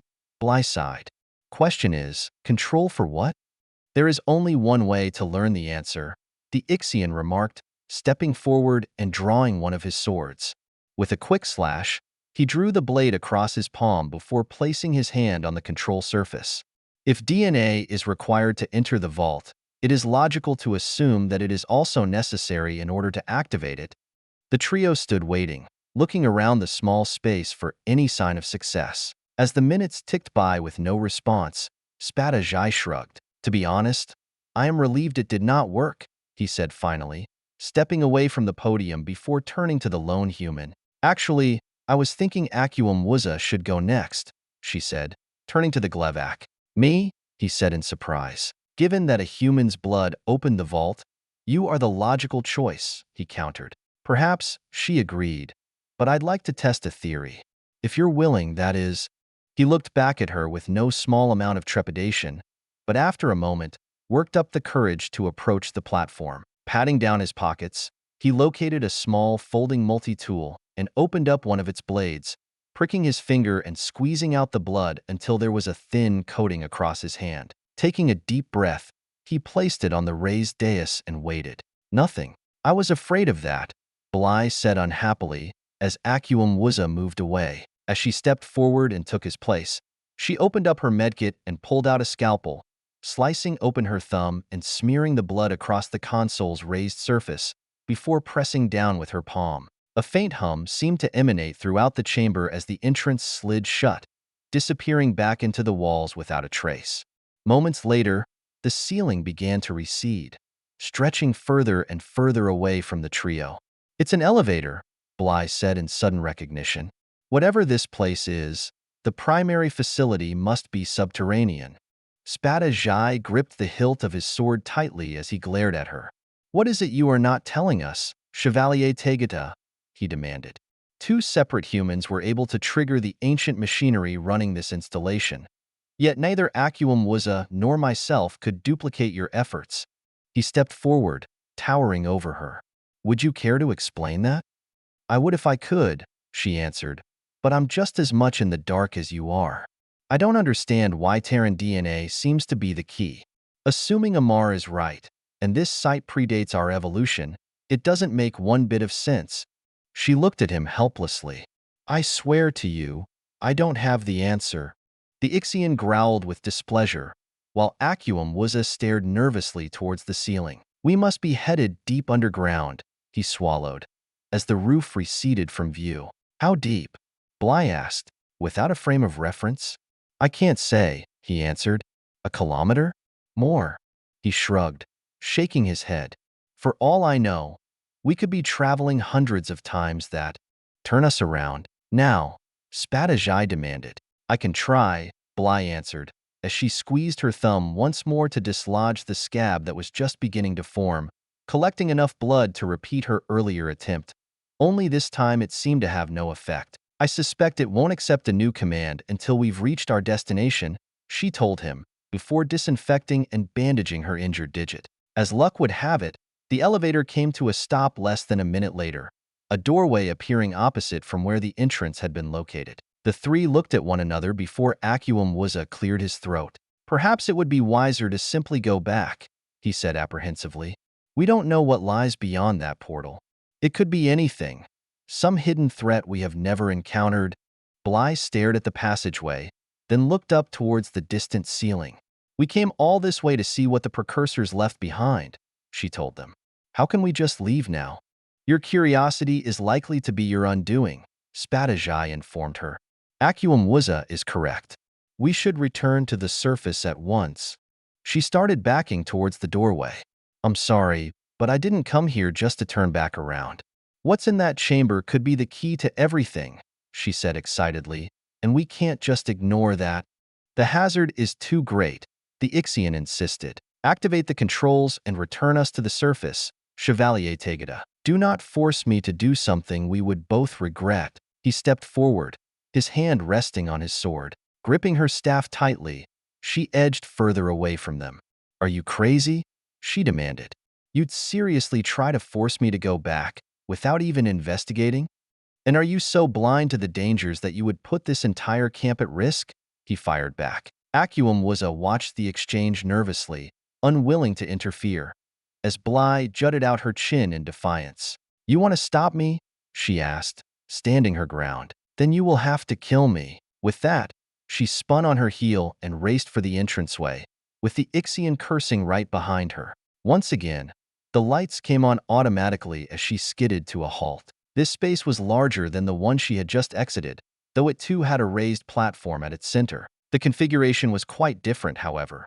Where the dais in the elevator resembled an ancient church's pulpit, this platform was slightly lower, though much longer and broader. Something about its dimensions tugged at her memory until she finally realized what seemed so familiar. It looked like a sarcophagus. Approaching the platform, she gently touched its surface, running her fingers across the carvings. It immediately came to life, a reddish glow pulsing and emanating from within the material itself, casting strange shadows on the surrounding walls. By the Emperor's blade. What is that thing? Spadajai stammered behind her. I don't know, she replied, mesmerized by the sight. Salvation, maybe? Or an ancient horror, waiting to be unleashed, he fired back. Step away from it, Bly. For your own safety. She ignored the alien warrior, instead circling the platform counterclockwise, widdershins, in the old tongue. Her fingers never leaving its exterior shell. Droplets of blood fell from her fingers and onto the strange platform before being siphoned away, as a strange sensation came over her. When she'd activated the elevator, she had noticed nothing unusual, and Amar hadn't mentioned anything when he'd opened the vault door. But now, it was calling to her. She couldn't explain it, and it was in no language she understood. In fact, it wasn't a language at all, certainly not an audible one, for her ears heard nothing, nor did the others react to the siren's song. But as it drank deeply of her DNA, it knew her, and while the song was strange in her mind, it was no less enthralling. And as it sang, she realized what it wanted her to do. The aliens accompanying her cried out in alarm as she scrambled up onto the platform before laying down on its flat surface. The device immediately responded, reconfiguring itself and raising up her head and shoulders, even as she felt links being formed. As her eyes fluttered, something clicked inside her mind as the song reached a climax. Connection established. Bly stumbled through a dense fog as she struggled to find a way out. Strange sounds echoed all around her. High-pitched chittering, dense clicking, deep moans that sounded almost like whale song. It was disorienting, and yet she felt no fear. Despite the sheer alienness of this place, there was a part of her that knew she was safe, that no harm would come to her. It was only a puzzle, not a house of horrors. "Hello?" she called out. "Anybody here?" Her words seemed to dissipate into the mist, yet as she spoke, she could see the vapors glow and pulse at the sound of her voice. Where was this place? She froze for a moment, trying to get her bearings. How had she come to this place? Bly tried mentally retracing her steps, but her memories seemed vague and distant. Someone had summoned her. She recalled that much, pulling her away from her duties to investigate. Try as she might, nothing else would come. She shook her head, trying to clear her thoughts, but her memory was still a blank. "Hello?" she shouted again. "Can anybody hear me?" No response, just the odd noises and the glowing fog. Well then, with no memories to draw from and no clues regarding her location, any direction was as good as another. Choosing one at random, she forged ahead, her feet finding purchase on a surface that felt slightly uneven, yet still solid. A gentle breeze began to blow, warm, like a spring day, drawing her forward. She grew more confident she was on the right path, as if she could feel something beckoning to her, drawing her near. She started to run, eager to find her way out of this labyrinth, and with a sudden surge of speed burst into the light, shielding her eyes as its brilliance threatened to blind her. She felt something touch her arm and recoiled, yanking it free. A thick tendril hung before her, hovering in the air, connected to something outside her visual range. It too had pulled away, reacting to her sudden panic by drawing back and wavering in the breeze like a frond in a gentle current. It waited for her, radiating serenity and peaceful intent, until Bly finally swallowed her courage and stepped forward, reaching out to it with a trembling hand. The tendril slowly slid forward to meet her, extending itself to gently probe and examine her, much as she might with a new and timid patient. Whatever tests it was performing were far too subtle for her to grasp, yet Bly was certain that its knowledge of her was growing exponentially. When it finally slithered up her body and placed its tip against her temple, she closed her eyes and opened up her mind. A blur of images flashed before her, a jumble taken from various moments of her life. Glimpses from her childhood, her early training as a knight, her first pregnancy and the birth of her child. Countless hours spent practicing the staff and sword, countless more poring over medical texts, flashes of surgery, her hands covered in gore. All the while, a cacophony of voices filled her ears, the sound of 1,000 foreign voices straining to be heard, until one by one they disappeared, leaving a single voice remaining. "Designate query parameters," she heard it say, but the inflection was strangely neutral, almost metallic, as if it had come from a computer instead of a person. Bly opened up her eyes and stared in shock. The fog had lifted, the questing tendril was gone. Instead, she found herself on the bridge of a ship, seated in the captain's chair with a starfield before her, while at her fingertips a data screen sat ready, the cursor blinking and waiting for input. Suddenly, it all came rushing back to her. "You're a computer," she whispered in amazement. "Affirmative. Auxiliary Data Archive 17-9. Awaiting input." She stared in disbelief. "How long have you been here?" she asked in wonder. Archive 17-9 was activated on 96,443.21 post diaspora. Last system access, 7.8x10 superscript 1 superscript 2 cycles. Bly just shook her head. She had no idea what any of that meant, but it felt incredibly ancient. Given that this had to be technology left by the precursors, that only made sense. Her hands started to tremble as the implications of this discovery sank in. A database of precursor knowledge, untouched since their disappearance, online and ready to be accessed. Its value was without equal anywhere within the Perseus arm.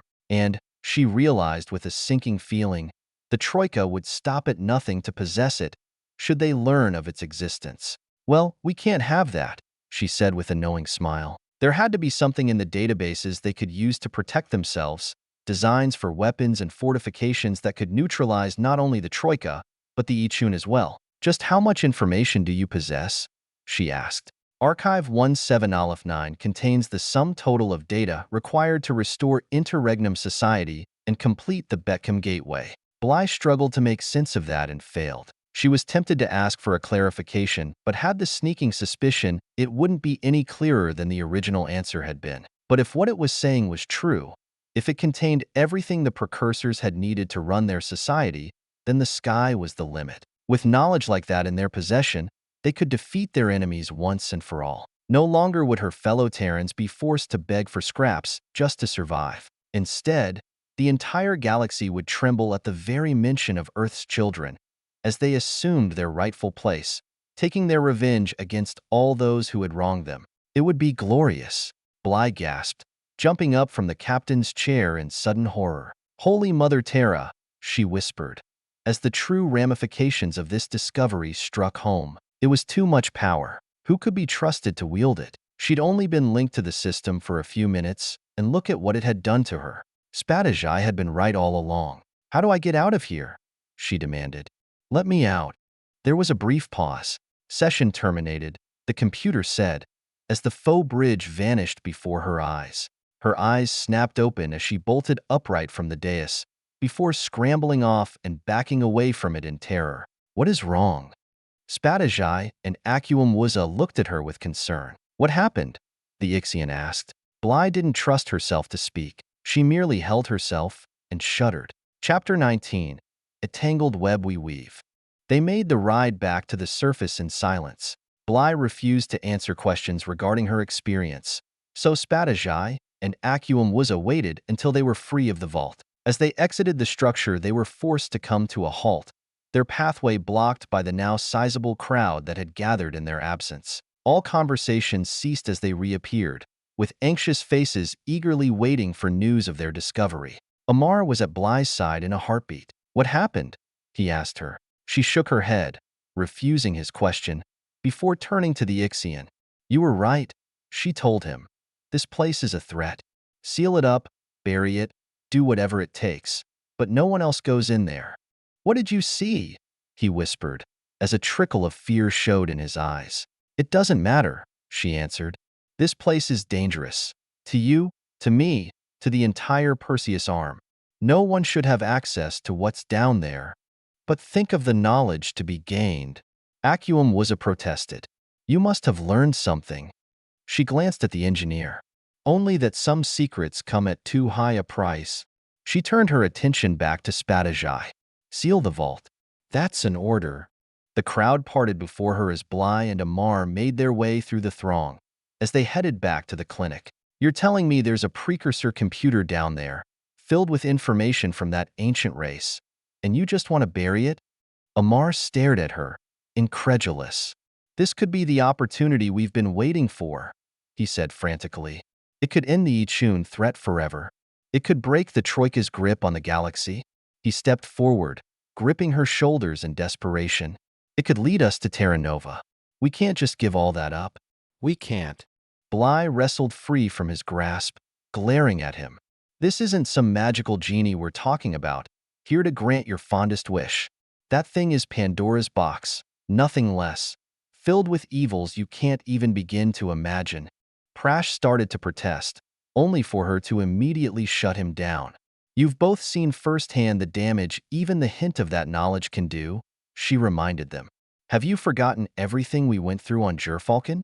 Bly asked him point blank. Samara, the Iliex, the attack on Freya? No, of course not. But, he began, only to have her turn to the other night. And everything that happened on Sonoitiae Prime was because of the precursors and what they knew.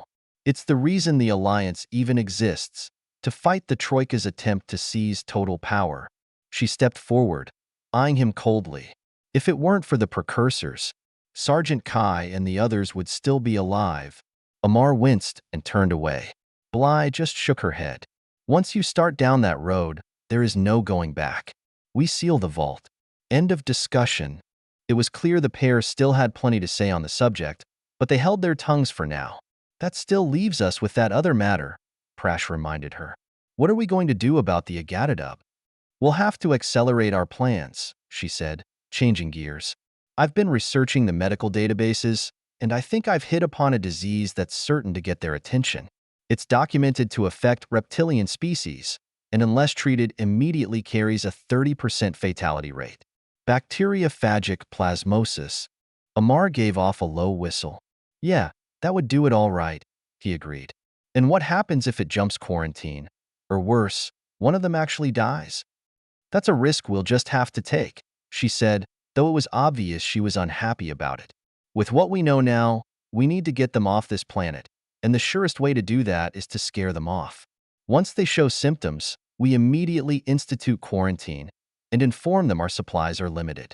We tell them that if they truly wish to be safe, they should re-enter the stasis pods and seek medical assistance elsewhere, someplace more advanced. I think they'll buy that. Let's face it, they never wanted to come here in the first place. Prash slowly nodded his head. Still a risk, though. If they catch on. They can't, Bly hissed. The stakes are too damn high. They can't ever know what we've done to them, which means it's up to us to really sell it. One mistake, one slip-up, and they'll level this camp. I don't like this, Amar admitted. But you're right, we don't have any other options. At least we know now they can't access the vault directly, Prash pointed out. Though I'll be damned if I can understand why. What's so special about us Terrans? He asked them. I wish I knew, Bly said sincerely. I can't think of a single reason why our DNA is the key that opens the lock. When the precursors disappeared 1 billion years ago, our ancestors had just split off from fungi. She shook her head, dumbfounded. There is no scientific reason that would explain why we can access the vault. The pilot, Prash said suddenly, snapping his fingers. You know, the one that discovered Terra Nova, back during the war? Tsvetanov, he recalled. Is that how he got past the planet's defenses? And why no one else has ever managed it? Because they didn't have the right DNA? The trio stared at one another, wide-eyed. If that's true, Bly said carefully, then that would mean there has to be some sort of connection between the precursors and us. A genetic link of some sort. But how? Better yet, why? Could it be like the old Adam and Eve myth? Prash wondered aloud. Maybe there was a precursor ship that crash-landed on Earth millions of years ago, and we're descended from them. That can't be right, Bly answered. The historical and biological texts all agree. Humans were genetically related to all life on Earth. If this was some castaway scenario, there'd be an anomaly. Our DNA would stick out like a sore thumb. Then you explain it, Amar challenged her. How is it no one but Terrans can make this stuff work? I don't know, she exclaimed. If what you're saying is true, it would had to have happened much further back when Terran life was still just single cells. You're talking 2-3 billion years ago. There was a pregnant pause, as they all considered that. The Oivu said they disappeared 1 billion years ago, Prash said, but did they ever mention how long they were around before that? Not that I've ever heard, Bly said finally, and we probably know more than most. So, it is possible then, Amar said in disbelief. They could have landed on Earth and seeded the planet with their DNA. But why? Bly demanded, and why just Earth? Maybe it was an accident, Prash shrugged. We'll probably never know. I'll bet even that computer has no idea. After all, when it was built, we didn't exist yet. You know what this means, Amar said suddenly. Terrans just got a lot more valuable. Yeah, as hostages, Bly shuddered. Or worse, guinea pigs. This quarantine idea better work, Prash said quietly, or else our lives won't be worth a blown fuse.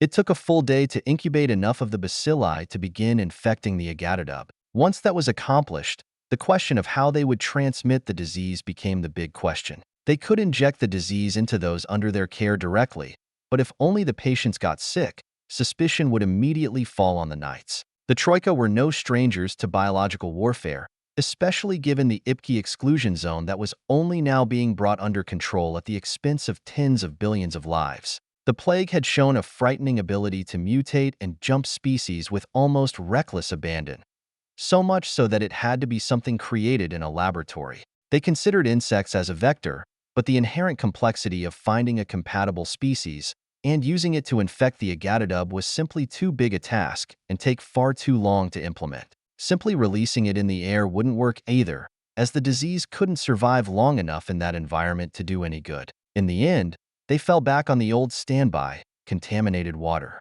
Given the number of issues they'd already faced with their water supply, it would be an easy enough sell, or so they hoped. 3 days later, the first symptoms appeared.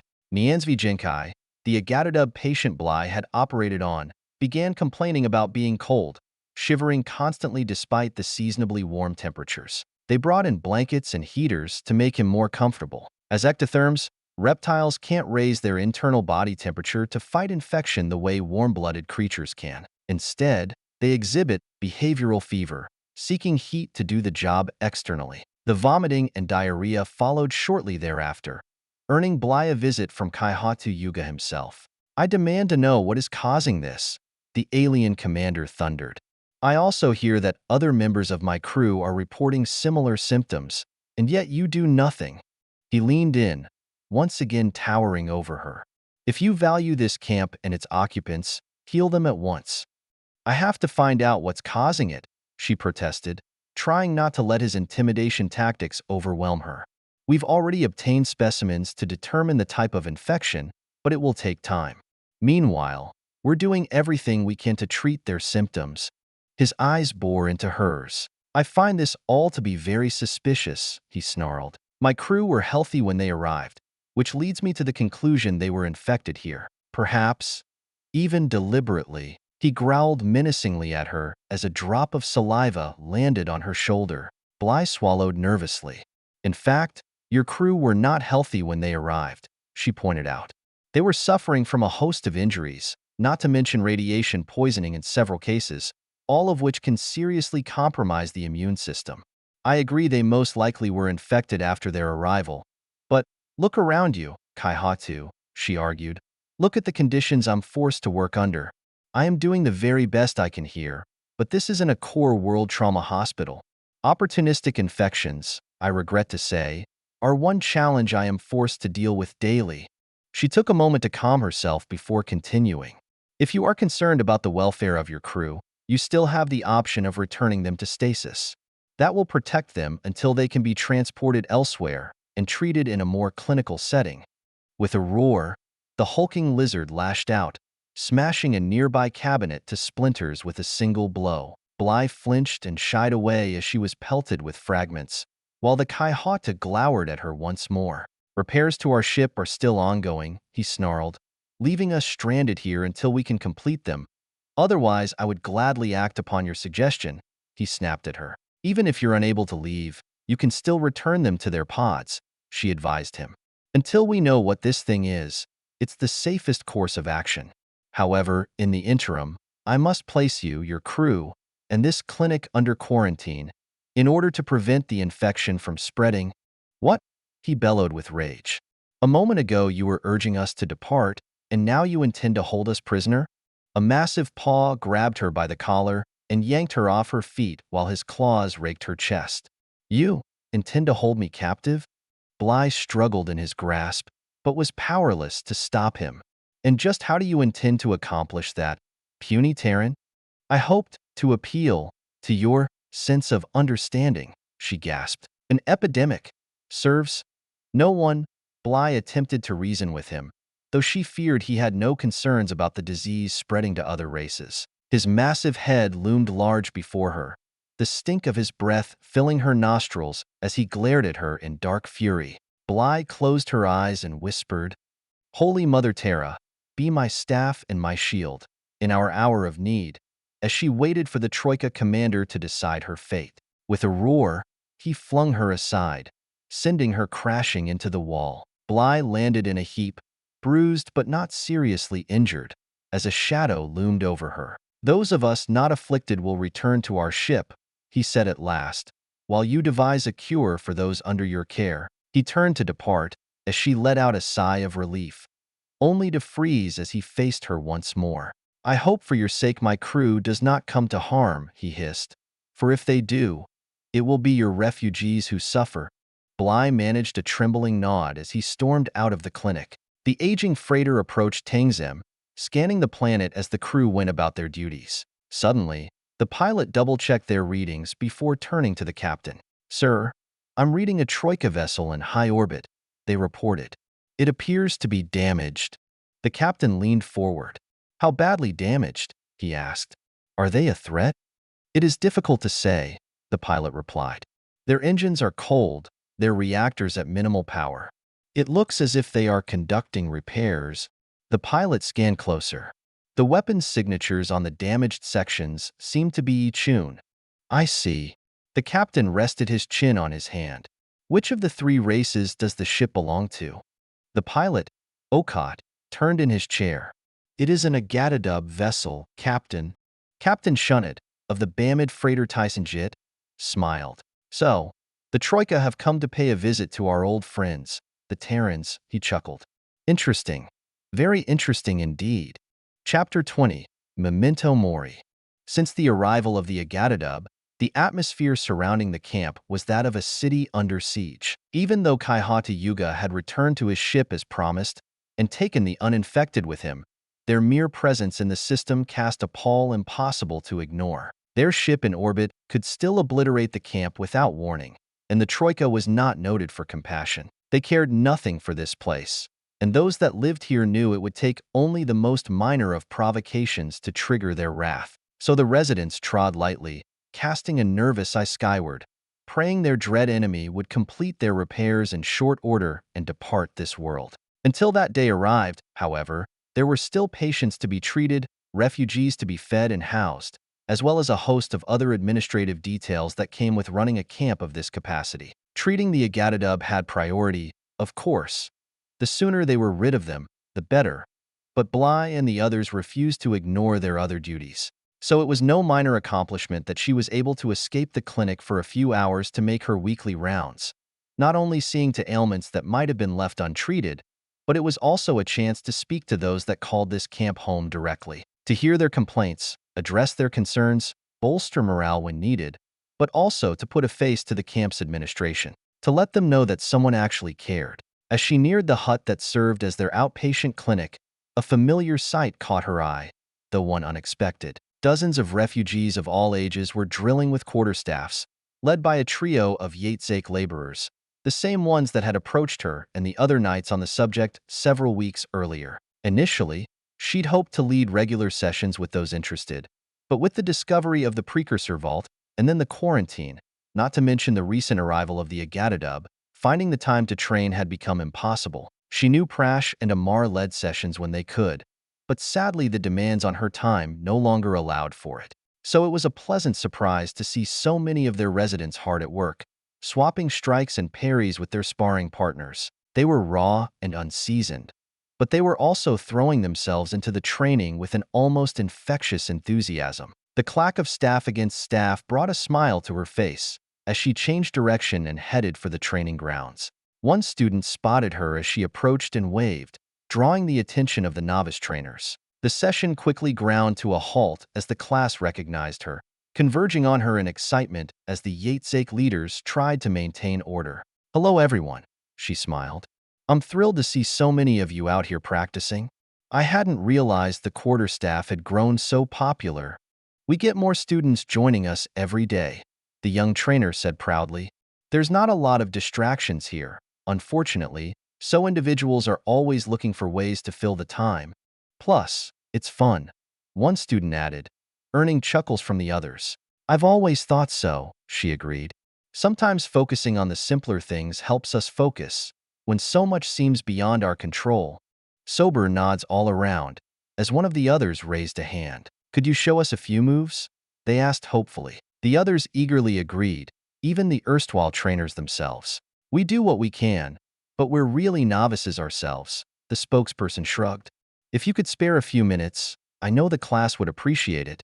Well, I suppose a few minutes wouldn't hurt, she grinned, setting down her medical kit as the class chattered excitedly amongst themselves. Back up and give us a little room, Bly told them, as she waved the three Yates over. Instead of running a quick class on techniques, are you up for a little sparring?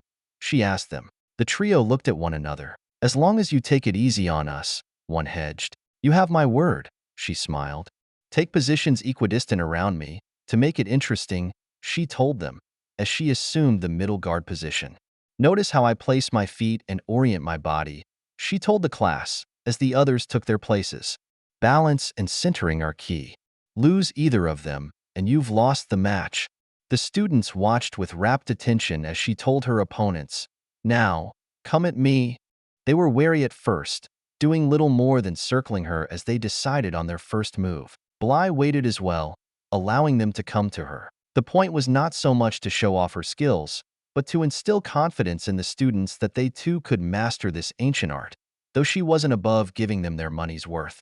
A look passed between her opponents a couple of heartbeats before they committed. She'd been waiting for that, and as they started their attacks, she pivoted to her rear and swept the legs of attacker number 1, knocking him off his feet. The Yatesake she turned her back on moved in for the kill, but she was already moving, driving the butt of her staff into his belly. He oofed as she knocked the wind out of him, before hooking her ankle behind his and throwing him to the ground as well. Seeing his two companions knocked down in the span of a few seconds made the third trainer reassess his options, choosing instead to backpedal and put distance between them. Bly mirrored his movements, staying close on his heels when he reversed himself yet again and swung his staff for an overhand strike. Their staffs smacked together as she parried the blow, sweeping it aside as she followed up with one of her own. Not wanting to injure her opponent, she pulled the strike at the last moment, robbing it of most of its force, yet still tapping his skull hard enough to make him stagger and lose his balance before falling to one knee. Placing the tip of her staff on his shoulder, Bly asked, "Do you yield?" The dazed alien rubbed his cranium and nodded. "Once was enough, thank you." Chuckling, she helped the trio back to their feet, one by one, before facing the other students. Considering they first picked up a staff just a few weeks ago, they did very well, she said with a smile. But you took out all three of them in just a few seconds, someone from the audience pointed out. I've also been training with experts for years, she reminded them. The staff isn't something you can master overnight, so don't be discouraged that you're not fighting at my level. With time and dedication, you can absolutely become as skilled as I am. With that, she turned and bowed to her opponents. Thank you for the match. I'm grateful for the opportunity, and you should all be proud of the work you've done. Her words mollified the trio as she retrieved her medical bag. Now I really must dash, but keep at it, everyone, she said with a jaunty wave, before resuming her trek to the clinic. It was several hours later that she finished up with her last patient, an older Durzix with a severe vitamin deficiency. Bly gave her a hypo spray to get her levels up and a diet plan, though that was dependent on the supplies they received. She urged her to come to the clinic if her symptoms returned, before closing up and heading for the quarantine site. As she drew near, she spotted Spadajai and Amar overseeing a handful of workers hard at work burying the vault, though the work was far from complete. The pair glanced over in her direction as she approached, the Ixian shrugging helplessly as she came to a halt. They are working as quickly as they can, but this is no simple task, he said, forestalling her. If you wish the site to be truly hidden, it will take time. Time is the one thing we don't have, Bly reminded him. If the Kaihata starts sniffing around, or that ship in orbit implements a deep scan of the camp, we're finished. He flashed her an irritated look. Had we started when I first warned you of this place, we would have finished by now, he snapped. Amar stepped in between them. Look, what's done is done. Besides, you couldn't expect her to just ignore the site without at least examining it, did you? The blue-skinned warrior gave off a guttural growl. Terrans, he spat. You are like children, playing with things you do not understand. Has your race ever encountered a button it didn't push?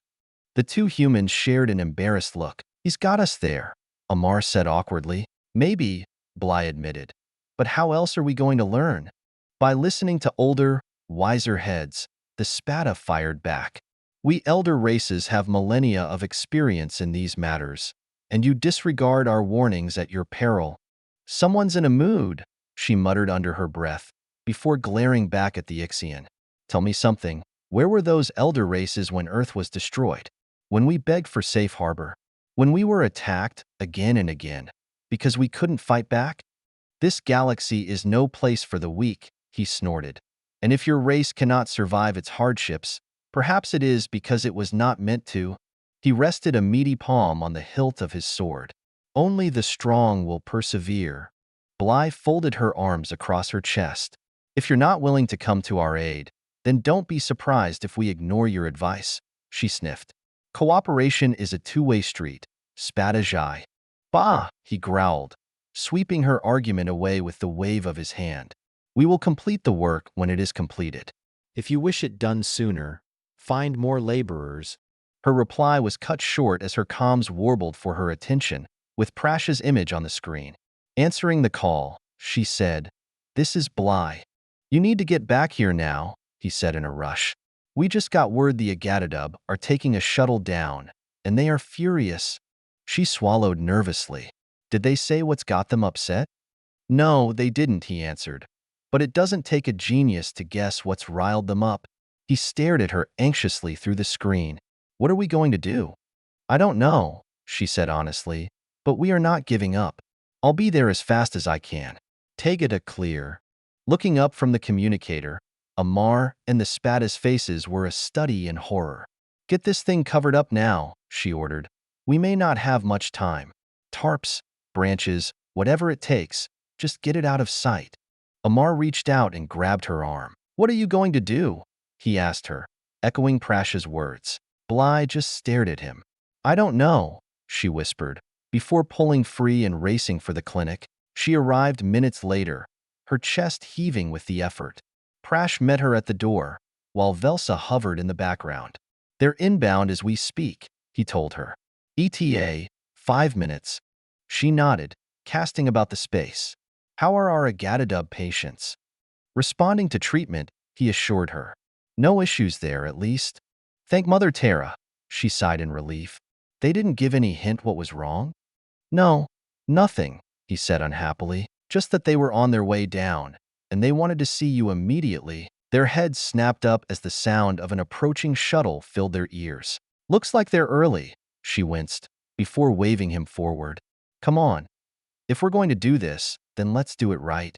The pair headed outside, shading their eyes as they watched the alien shuttle come in for a landing. Blue fought back a snarl when she realized they weren't bothering with the actual landing field, aiming instead for the clinic itself. Several makeshift tents and shelters were unfortunately in the way, though as their thrusters came on they blasted those out of the way, along with any refugee unfortunate enough to get caught in the blast. Several were sent tumbling as the shuttle came in on final, setting down on squat landing gear as the engines shut down. A section of armed Agadadub warriors marched down the ramp, with Kaihata Yuga in the lead. He made a beeline for the waiting knights, as his guards fanned out to encircle the clinic itself. Bowing her head, Bly assumed a position of respect. Greetings, Kaihatu, she began, only to cry out in pain as the reptilian grabbed her by the throat, yanking her off her feet. Did I not warn you regarding the price of treachery? He hissed. Was I unclear? Bly struggled within his grasp, scrabbling against his oversized mitt, fighting to breathe, while Prash immediately went to her aid. Please, tell us what is wrong, he begged the commander. Whatever it is, I'm certain we can. With a roar, he backhanded the young knight, sending him flying. Spare me your lies, he snarled, for I have learned the truth. His massive head turned to look over his shoulder. Bring forth our guest, he ordered. Moments later, a lone figure appeared in the hatch, much smaller than the guards flanking him on either side. Bly's eyes widened with sick realization as she recognized the recent addition. Captain Shunned, of the Tyson Jit, the Bamid merchant who tried to capture her and the others, intending to sell them off to the highest bidder. The same individual she had secretly injected with toxin, so she and her team could escape. So we meet again, Chevalier, he chortled, savoring her predicament. When the Kaihata's ship began transmitting a quarantine signal, I knew you were up to your old tricks. It was a simple enough matter to contact their vessel and tell them everything. Prash was struggling to get up as Shunned came to a halt within arm's reach of Bly. "I warned you that you would pay for your crimes," he purred, savoring the moment as she dangled from the Agatadub's grasp. "And now you have." He leaned in close, his smile positively repellent. "I just wanted you to know I was the one that brought you down." Two of the guards emerged from the clinic, dragging out Velsa, their Ksat nurse, while two more grabbed Prash and hauled him to his feet. "Secure our crew members," the Kaihatu ordered, "and once that is done, kill the rest." With a final burst of effort, Bly fought against his grip, but it was like wrestling steel. Prash struggled with his captors as well, with no more luck than she had. The pair made eye contact as they saw death coming for them. "Wait." All heads turned to the sound as the shrill cry cut through the commotion. Velsa shook with fear as she faced the commander. "They found a precursor vault," she screamed. "It's right here, in this very camp." Bly managed to get a lungful of air. "Velsa, no," she howled in anguish. The terrified nurse turned to the knight. "I respect you, Bly, but I'm not willing to die for you." She looked back at the alien leader. "Let me go, and I'll take you right to it." Kaihata Yuga peered closely at her. "If this is a trick—" "It's no trick, I swear," she beseeched him, pointing towards its location. "It's right this way." All the fight went out of Bly. A single tear rolled down her cheek, as all her worst fears came true. Chapter 21. A Prayer Before Dying. They were marched at gunpoint to the quarantine site, with Velsa in the lead. Kaihata Yuga seemed skeptical of her claims, yet it also seemed to intrigue him. Bly was certain anything even remotely associated with the precursors would be valuable beyond words to the Troika, yet the rarity of such items left them dubious. If they discovered it to be nothing but a fool's errand, Velsa's life expectancy could be measured in minutes. But it wasn't, of course. Unless Spadajai had pulled off some kind of miracle, the Agatadub would soon see the truth themselves. When that happened, Bly stumbled as a guard shoved her with the barrel of their weapon, her mind frantically struggling to come up with a plan to stop this. Only it was hopeless, and she knew it. She had no time, no resources, few allies, and an enemy who held all the cards. The odds were good that in less than an hour, she and the other knights would all be dead. The camp was strangely empty as they made their way to the vault. News traveled fast in places like this, and the shuttles had been visible for kilometers. The refugees were survivors, first and foremost, and avoiding confrontation with the Agatadub was instinctual for them. Keep your head down and pray they don't see you. She and her fellow Terrans knew all about that. It was how they'd survived as well. No Ixian sentries blocked their path as they approached the site. Apparently, they'd been warned. Nor did she spy any of the Cheetam quarantine there. It seemed they too were making themselves scarce in order to avoid the Agatadub's wrath. Only Spadajai and Amar could be seen in the vault's vicinity, the alien warrior at attention, his face a mask, while their fellow knights stared at them in helpless dismay. Velsa came to a halt. "It's right there," she pointed, as Bly winced in torment. They hadn't had the time to properly hide it. A scattering of branches and whatever else they'd scrounged in the short time she'd been gone did little to disguise the vault's true nature. Kaihata Yuga scrutinized the ancient edifice before spotting the last remaining Terran. "Seize him," he ordered, as two guards split off from the group and grabbed him up, dragging him to join the others. The humans shared a look of resignation as he forced them to their knees, while the Bamid captain chortled with glee at their fate. Nothing would save them now. The Troika commander approached the blue-skinned officer. "You, Ixian," he snapped, before pointing at the poorly camouflaged structure. "Clear that rubbish from the entrance," he ordered. The Spada hesitated. Bly silently pleaded with him, giving him a quick headshake. There was no sense getting himself killed over a point of honor, even though she knew his race was touchy on the subject. The Agatadub commander raised a sidearm and pointed it at his head. "Do as I command, or prepare to greet your ancestors," he snarled. "Your treasonous alliance isn't here to save you." She could see the battle being waged behind his eyes with brutal clarity. The last thing in the world he wished to do was give in to these arrogant bastards, but neither did he wish to die a senseless death without so much as a blade in his hand. She saw him tense as he weighed his chances, gauging how many of the hated Troika warriors he might strike down before they killed him. She saw his foot shift, moving into a fighting stance, her heart breaking as she realized she was about to watch him die. And then the moment passed. The tension flowed out of him like water as he bowed his head, acquiescing to the Kaihatu's order. Their eyes met once again, as he wordlessly begged her forgiveness. "There is nothing to forgive," her mind whispered. She hoped he could see it in her face. The Ixian warrior turned away and began clearing the entrance. He moved slowly, mechanically, his very actions fighting his every natural impulse. Surprisingly, the commander didn't hurry him along, prepared instead to simply wait until he was finished. But even at his methodical pace, the work was completed less than 15 minutes later. Once the entrance was emptied, he stepped aside, standing rigidly once more while refusing to meet the gaze of the Troika overlords. Given the circumstances, it was likely the closest he could come to outright defiance. Kaihatu Yuga and a handful of officers stepped into the vault and out of sight, while Bly and the other knights held their breath. There was little to see inside that first chamber, other than a raised platform, and unlike the Terrans, they couldn't activate the machinery. "Holy Mother Terra, let them believe there is nothing here," she prayed. Several minutes later, the Agatadub came tromping back out, their leader stopping and facing Spadajai. "What did you find here?" he asked him.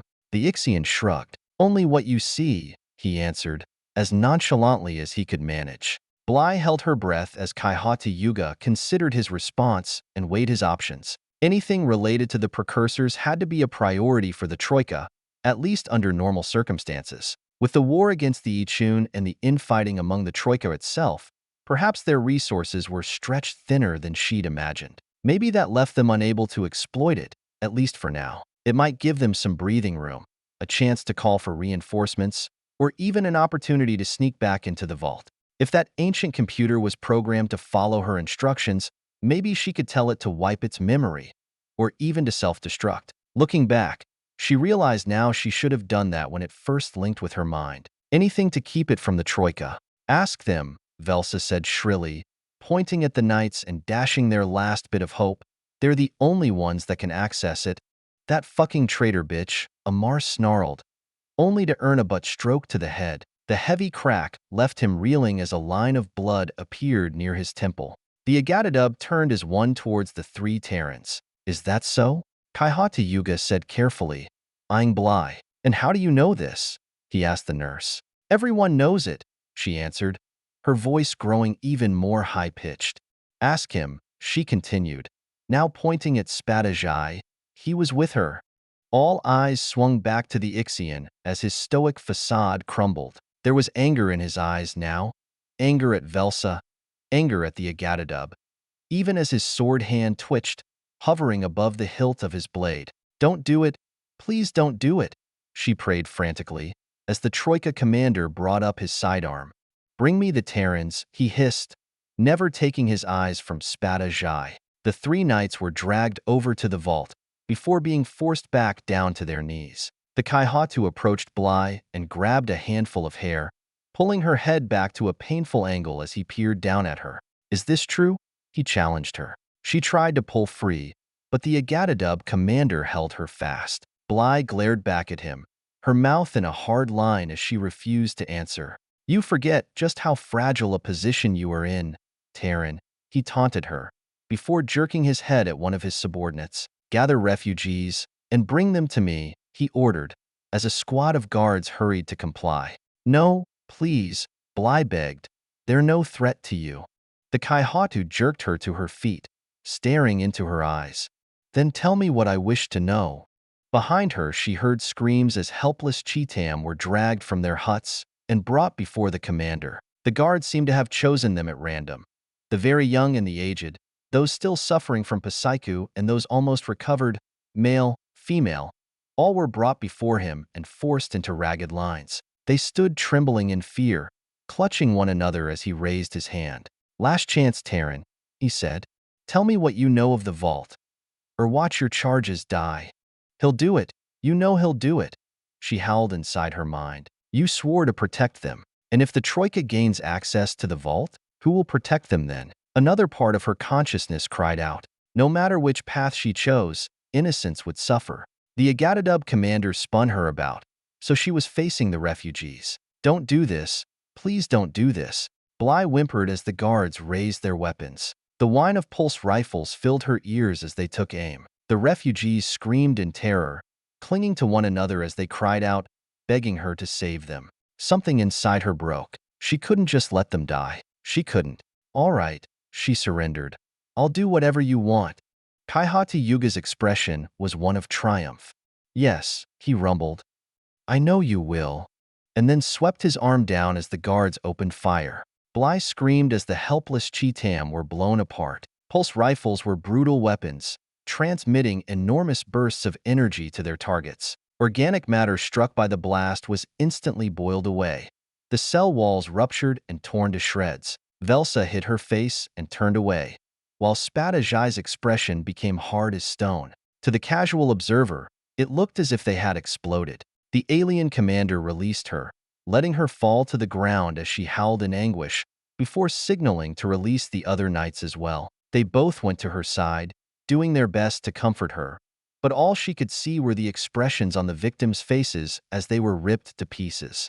An image that was seared into her brain, forever. She felt the Kaihata's breath against her ear as he crouched down beside her. There are 10,000 hostages in this camp, 10,000 reasons for you to obey my every command. And should you choose to defy me, I will make you watch as I execute them all, one by one. He grasped her chin and yanked upward to see his face. Do we understand each other, Terran? Yes, she whispered, fighting back hot tears. I understand. Splendid. He all but purred. Now show me what you have uncovered. Prash and Amar helped her to her feet, supporting her as they slowly made their way to the vault. Bly moved as if she were in a daze, as if none of this were quite real. The other knights shared a worried look. They recognized the symptoms of shock she was exhibiting. In time, those would pass, assuming she was allowed to rest. But given the circumstances, that looked more and more unlikely. All they could do was monitor her and hope nothing else happened to her in the interim. Captain Shunned, who up till now had wisely remained silent while the Agatadub went about their business, approached Kaihata Yuga. Honorable Commander, he groveled, as it was information I provided that led you here. Surely there must be some sort of reward, he said eagerly, almost salivating at the prospect. The Kaihatu raised his hand, bringing the group to a halt. You are quite correct, he replied. You and your crew do deserve something for your efforts. He removed a comm unit from his waist and spoke. Yuga to Implacable. Is the Bamid vessel still in proximity? Someone aboard the ship replied immediately. It is, Kaihat. A scaled lip curled over the reptilian's teeth. Destroy it. Shunada's earnest expression vanished as a look of horror washed over him. He shook his head, raising his hands and slowly backing away. Please, we need no reward, he stammered, as the commander raised his weapon once more. I disagree. Betrayal should always be rewarded, he cackled, as the merchant captain turned and ran, a loping, awkward gait, his spindly arms and legs pumping madly as he tried to escape. The Kaihatu casually sighted in on the retreating trader's back and squeezed the trigger.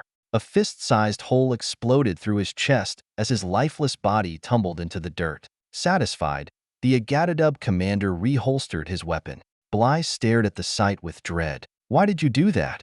She gasped. A deep, rumbling laugh emerged from his chest. You cannot tell me you mourn his death or the deaths of his crew. They would certainly not mourn yours. Her jaw set in a hard line as she glared up at him. The Troika has long been known for its savagery, but these deaths were needless. No one had to die today, save for your own sick pleasure. She turned her head and spat on the ground. Once again, his massive paw snatched her up, lifting her from the ground. Would you like me to gather more hostages? He asked her point blank. His blunt words bashed through her defiance. Glumly, she shook her head. Do not test me, Terran, he growled. As for the good captain, anyone willing to turn their coat once will easily do it twice. And I have no illusion his ilk love my people. That same crocodile smile appeared on his face. Better to surround yourself with those you know to be your enemy. Bly had no answer to that. She'd never interacted with any of the Troika before today, but after what she'd just seen, she was certain all three races had to be deeply psychotic. Is this how Samara felt? She wondered. All those years, a slave in everything but name to the Elix, doing their bidding, while a time bomb sat inside her skull, just waiting to be triggered. She finally escaped her fate, though, with a little help from a certain knight. When a madman holds your leash, the only move is to cooperate and wait for your chance. We are wasting time, he continued. Take us to the artifact. Now. Taking a deep breath, Bly gripped the hands of her fellow chevaliers and entered the vault. Chapter 22. Under the Yoke. Once again, the lights activated automatically as they entered the structure. The three humans rudely shoved aside as the Kai-Hatu and his retinue forced their bulk into the enclosed space. The alien commander scanned the chamber, his eyes hooded and impenetrable, before focusing his attention on the rostrum at its center. As before, it glowed with faint luminescence as they approached. What is this object's function? He demanded, gesturing to the device. Bly was reluctant to answer. Once she did as he wanted, there was no going back, unless by some miracle she could find a way out of this disaster. She had no idea how to manage that little trick, especially since their new overlord had shown his willingness to force her hand by slaughtering those she'd sworn to protect. She couldn't just stand by and let that happen, which left her with only a single option if she truly wanted to stop them. If she, Prash, and Amar were all dead, the Agadadub would never gain entrance. But even as she weighed that option, she realized it was a lie. Even with the three of them out of the picture, there were plenty of other Terrans in the Perseus arm, any of which could be forced to do their bidding if they captured them. Plus, they'd be coming at it cold, with no knowledge or background, making what was already a dismal chance of reversing their fortunes even more disheartening. Death held no fear for her. She'd made her peace with that prospect long ago. But an empty death, one without meaning, one that did nothing to defend the lives of others, that was an exchange she was loath to make. So, all that remained was to bide her time and pray she'd find some weakness in the Kaihata's armor. As cliched as the maxim was, where there was life, there was hope. Stay in the game and wait for your chance. Grudgingly, Bly stepped forward. The main structure lies far beneath us, she explained. This control activates the elevator that will take you there. The reptilian grunted in acknowledgement. Then do so, he ordered. Prash and Amar both stared at her in disbelief. She hoped they'd understand once she explained her reasoning to them, but for now, she had a mission to fulfill. Checking her pockets, she looked up at the towering alien. I need a knife, she told him. Why? He demanded. Because the controls require a DNA trigger, she informed him. In other words, blood. For some reason, that seemed to amuse the Agadadub commander. Plucking a dagger from his waist, he handed it to her without comment, though he observed her closely while she held the naked blade. For a Terran, it was closer to a short sword than a knife, but the edge was sharp enough to do the job. A quick slash, before placing her bloody hand on the dais. Once more, the elevator descended to the lower chamber, far below the surface. Some of the other reptiles looked about nervously, apprehensive in the face of this ancient and forbidding technology, but the Kai-Hata merely waited patiently until they arrived at their destination. The darkened passageway loomed before them as Bly stepped off the platform, the lights in this primordial vestibule spontaneously coming to life as the party moved forward. That something as basic as lights still functioned perfectly after a billion years of neglect spoke volumes regarding the precursor's skills, though what lay ahead was even more impressive. As they entered the final vault, or what she'd come to think of as the crypt, Kaihata Yuga held up his hand and called for a halt. What is this place? He asked her. What function does it serve? Bly bowed her head. It's a computer, she whispered. He froze before slowly turning to face her. And how much data does it possess? He said carefully. She saw the question for what it was, even as he asked it. The alien commander was planning something big, and wanted to know if he could find the answers he was searching for within. Bly had no idea what those plans were, but knew they spelled danger for not only her and those under her protection, but for the galaxy as well. Keep playing for time, she reminded herself. It's all you can do. I asked it the same question, she said at last, though I didn't understand the response. A great deal is my best guess. Then ask it the location of their homeworld, he decided. As the other shoe dropped, Bly winced as the question struck home. Of course he'd ask that. It was the same information she wanted to know more than anything. With a single query, he was threatening to cement the Troika's hold on the Perseus arm forever. As she gazed at the raised platform, its resemblance to a sarcophagus seemed even more pronounced. Part of her wished it were. The strange siren song seemed to pull at her once more as she stepped forward, climbing onto the platform and stretching out her limbs. She managed a brief glance at her fellow knights, their faces filled with dread for her, for the situation, for the helpless refugees now held hostage by the Troika. Bly managed a small nod, trying to reassure them, before settling in and closing her eyes, as the automated voice whispered in her ear once more. Connection established. This time it was easier navigating through the foggy landscape, as if she instinctually knew her way. The strange noises she'd heard during their first sojourn, she realized now were guiding her towards where the interface was located, almost as if by some form of echolocation. Had the precursors used that to navigate? She wondered. She knew nothing about them. What they looked like, if there was any resemblance at all between them and Terrans. After a billion years of evolution, they could have looked like almost anything. The plant-like tendrils awaited her, gently wafting in the breeze, and yet swaying and undulating by their own accord. They rose to greet her, like favored pets eager to welcome their mistress home. As they reached out to her, seeking to join her, Bly once again closed her eyes and opened her mind. User recognized. Welcome, Chevalier Duxium Bly Tegeda. Auxiliary Data Archive 17-9 online. Awaiting input. Wait, you know my name and rank, she said in shock. Affirmative. Okay, how do you know my name? She insisted. User ID data was downloaded during initial interface. She recalled seeing her life play out before her very eyes, memories being downloaded. Under other circumstances, she would have been horrified and nauseated by the invasion of privacy.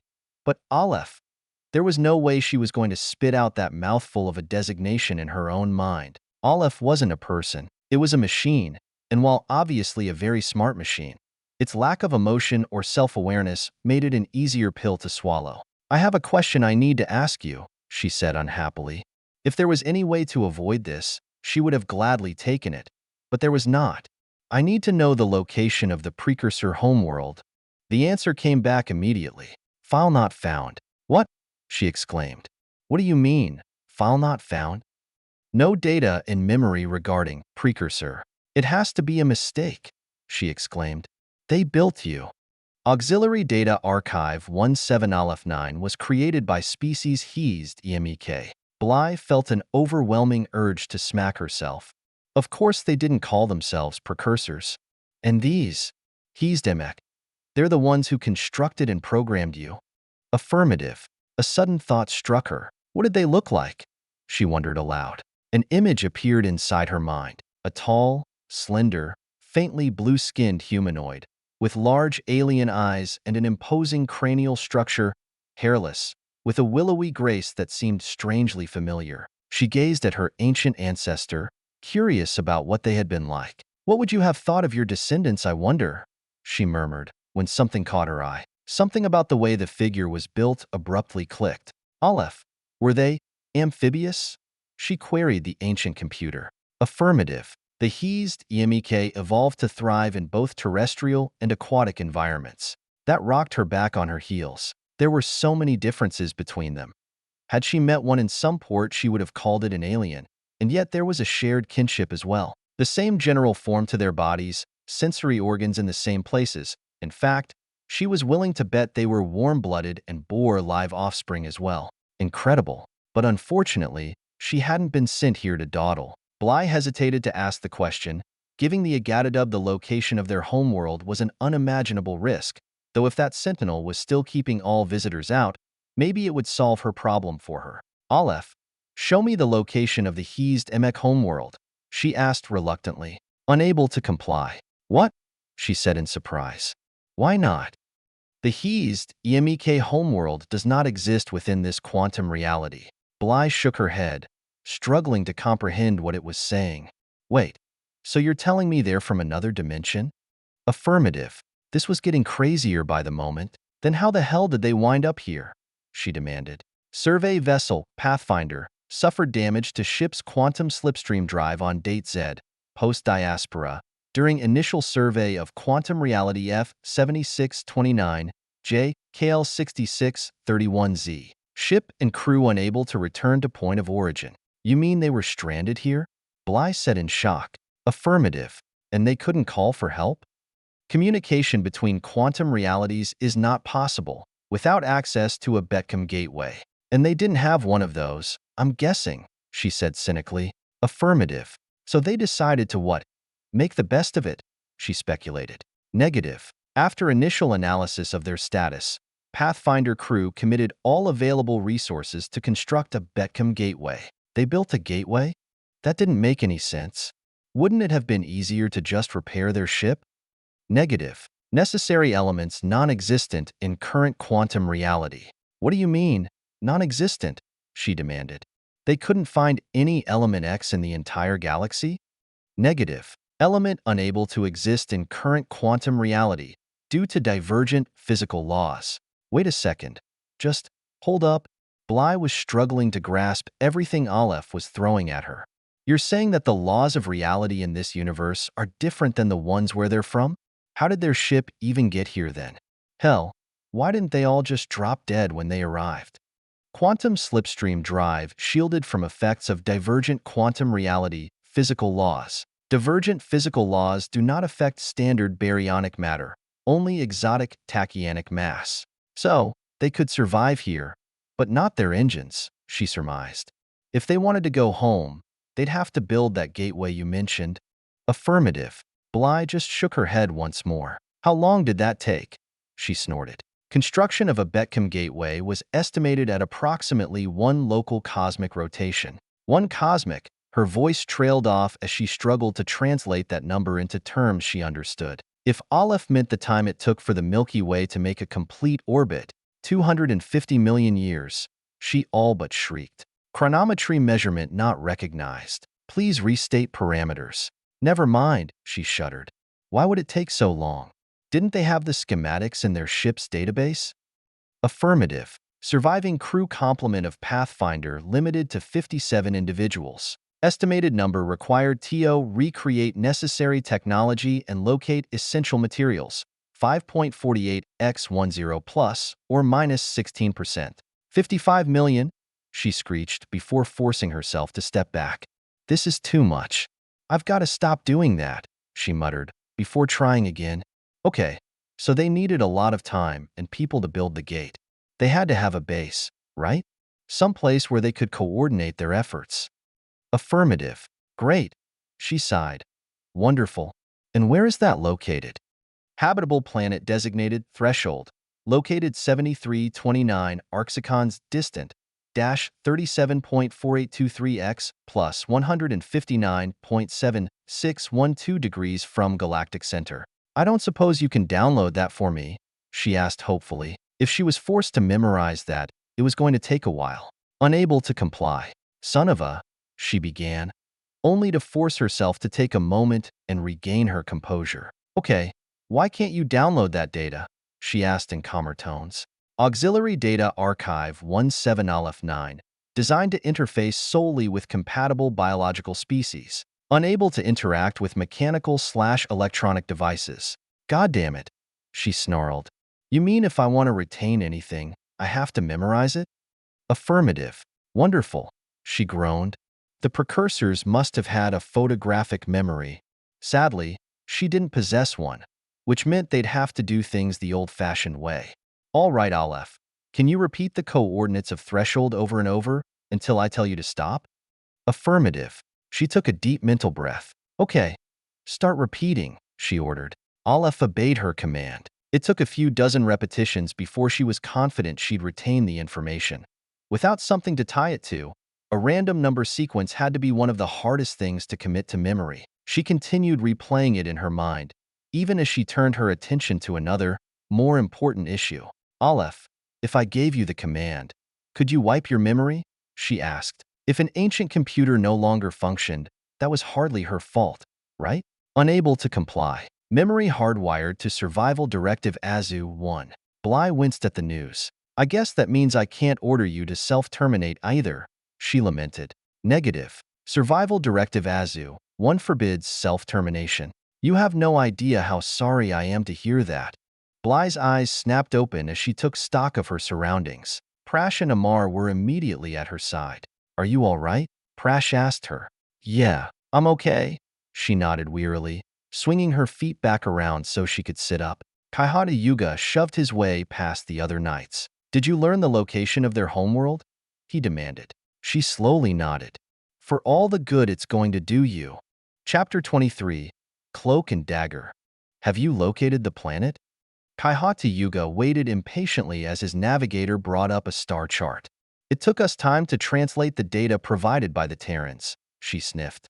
The Troika races have considered for some time the use of galactic coordinates, but as we could never reach a consensus on the exact format.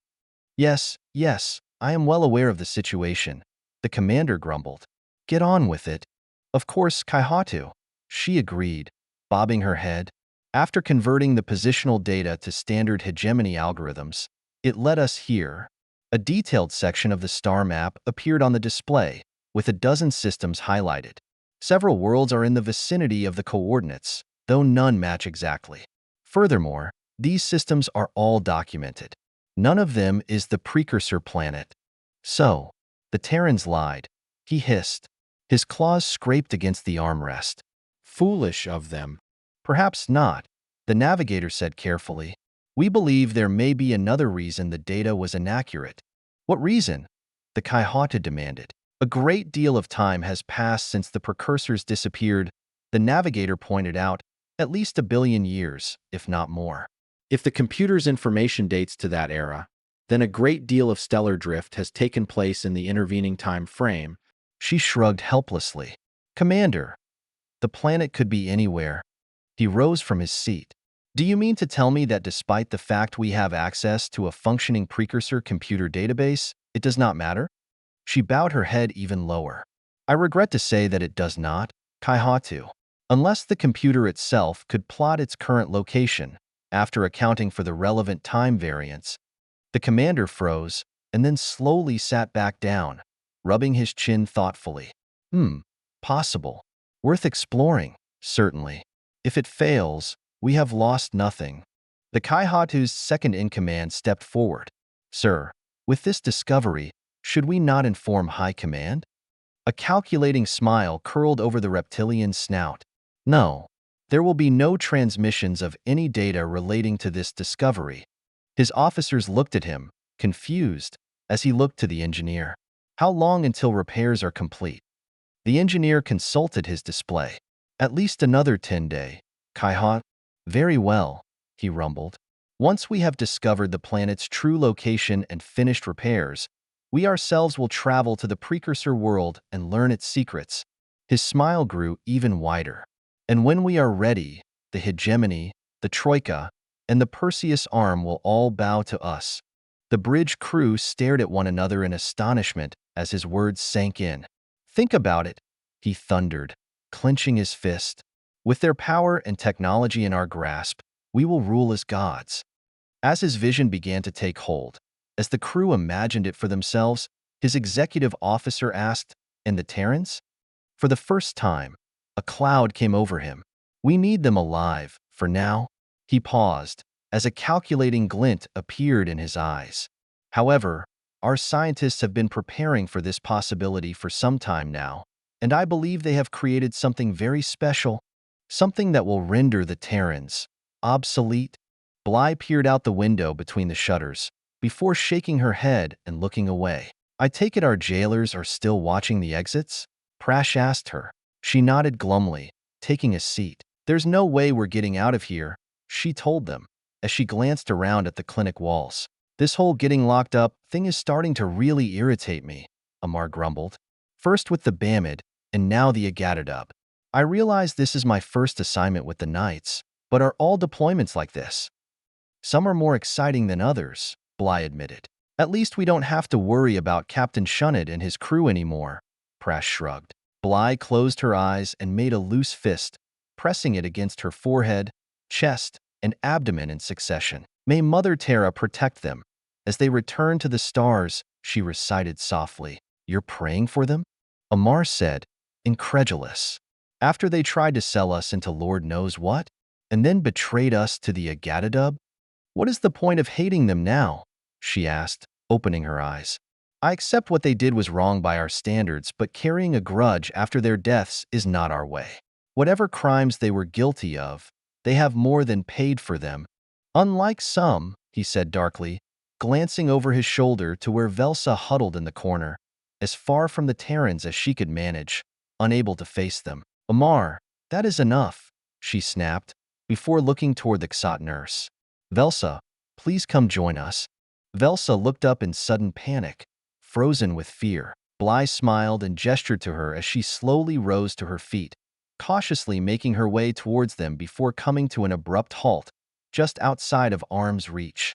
I'm sorry I shouted at you. It was a panic reaction, she said gently. The Kaihata was going to have you killed, along with everyone else. What else could you do? She asked. She could have kept her mouth shut. Amar snarled, staring daggers at her. If you hadn't said anything, they might have left. They might never have even learned about the vault. I said that's enough. Bly barked, jumping to her feet, as the others flinched. There are 10,000 refugees in this camp. Do you believe for an instant that every single one of them would have remained silent, especially when facing a pulse rifle? She glared at him, her hands on her hips. If you intend on holding her accountable for aiding the Agatadub, then you must hold me accountable as well. I interfaced with the computer and gave them directions to New Terra. New Terra? Velsa said, confused, speaking for the first time. It's what we call the precursor planet, Prash explained. We'd hoped we might find it first. He shook his head sadly, then looked over at Amar. Look, I get it. I've been there myself. In fact, you might recall me getting in Sergeant Kai's face, back when we first met on Iabkaz. That was just a misunderstanding, he said in surprise. It's not the same. Oh, it was no misunderstanding, Prash fired back. We'd spent the whole night hiking across the desert without water, me with a broken arm and lugging a kid, only to have him accuse us of being spies. I was furious, until Bly reminded me that losing my temper like that isn't what the Knights are about. He shrugged and gave Amar a weary smile. It's a hard road, but I believe it's worth it. I have to. He looked up at Velsa. I lost a good friend that day. He died saving my life. And it's not like he chose to die. I'm sure if you'd asked him, he would have rather lived. Bly's face colored as she remembered Junagrek and how she'd been forced to end his life, rather than let him suffer. It haunted her, even now. What I'm saying, he continued, is that it's easy to be the hero when you're in the moment, reacting without time to think. And sure, you could have thrown yourself at the guards. They would have killed you, of course, but you could have done it. He sighed heavily. And it wouldn't have made a bit of difference. I didn't want to die, she whispered, so softly they almost didn't hear. Reaching out, Bly took her hand and enfolded it in hers. No one does, she agreed, and yet death comes for us anyway, no matter how much we may wish otherwise. She took Velsa's chin and lifted her head until their eyes met. The question now is, where do you go from here? Go? She barked out a sharp, bitter laugh. None of us are going anywhere. The Agatadub will make sure of that. They've already confiscated your communications gear, and with their ship still in high orbit, no one is getting in or out. Even the Bayshane ships won't go near them. She held up her hand as if to ward off the inevitable. They'll keep us alive for as long as they think we're useful, but after that, they'll wipe out this camp without batting an eye. It's possible, Bly allowed. But until that happens, we still have a chance. So I guess I'm asking, will you stand with us when that chance comes?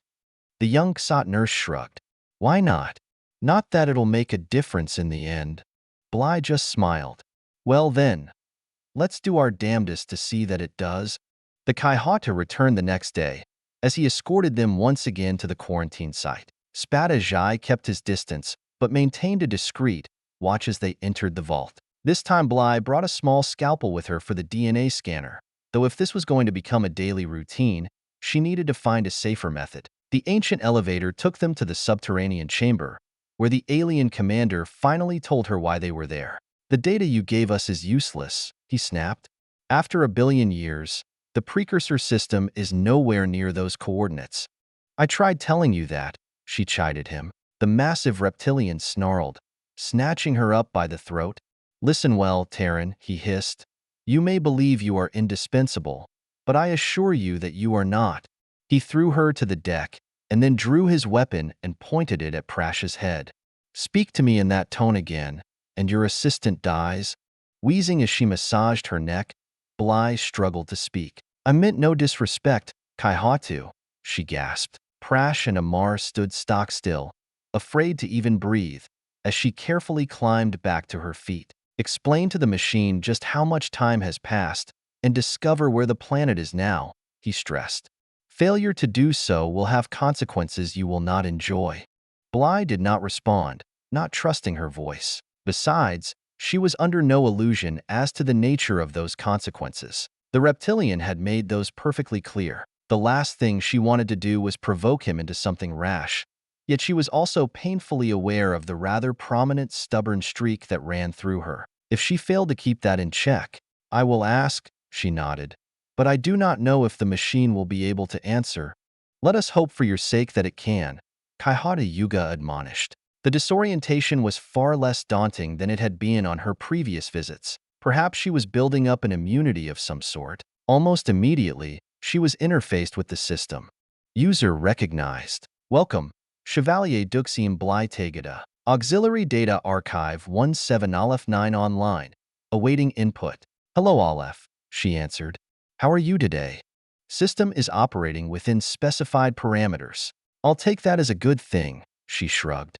Do you recall our previous conversation regarding your creators? Affirmative. The data you gave me about their homeworld.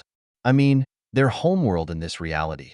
Were you aware that a significant amount of time has passed since your creation? Affirmative. Good, that's good, she sighed in relief. Do you know how much time has passed? Approximately 9.7x 10 superscript. 1 superscript 2 cycles have transpired since activation of Auxiliary Data Archive 17 Aleph 9. And you know this? How, exactly? She pressed. Data is based on radioactive decay rate of element Carinide, 4 Automicum /146. Bly just stared in confusion. What the hell is whatever you just said?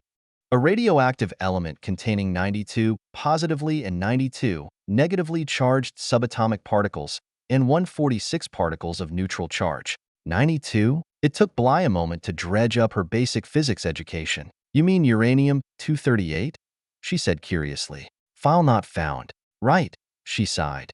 Well, assuming my memory is accurate, let's say for now that superscript 2 superscript 3u is the same as that Carinide thing. Updated data parameters. Great, splendid, she replied. Now, can you pinpoint the last time you had an accurate fix on? Mother Terra, what was it called? Oh, yes, threshold. Affirmative. Excellent. Now, can you extrapolate that data to where it is currently located? There was a long pause.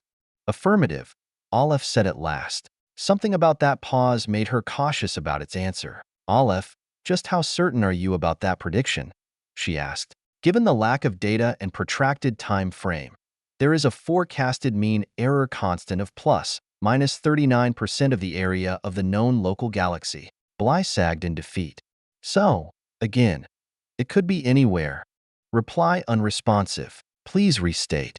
Never mind, she told the machine.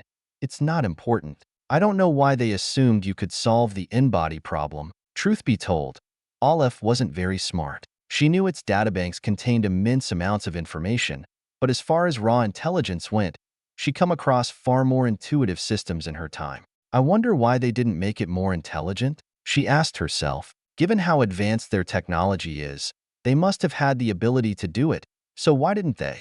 Although, considering that the Perseus arm was currently under siege by a race of rogue AIs, the same evil intelligence that destroyed Earth, maybe they had a damned good reason for keeping Aleph a little dull-witted. Aleph, do you have historical records of the HeWhoLooksSkyward on file? She asked suddenly. Affirmative. And did they have a peaceful or turbulent history? She continued. Did they have wars? Did they fight amongst themselves? Did they break into factions? HeWhoLooksSkyward history contains multiple examples of armed conflict of varying types. Please specify parameters. Bly was suddenly very interested. Do your files contain any examples of small, poorly armed groups successfully overthrowing larger, more powerful conquerors? She asked hopefully.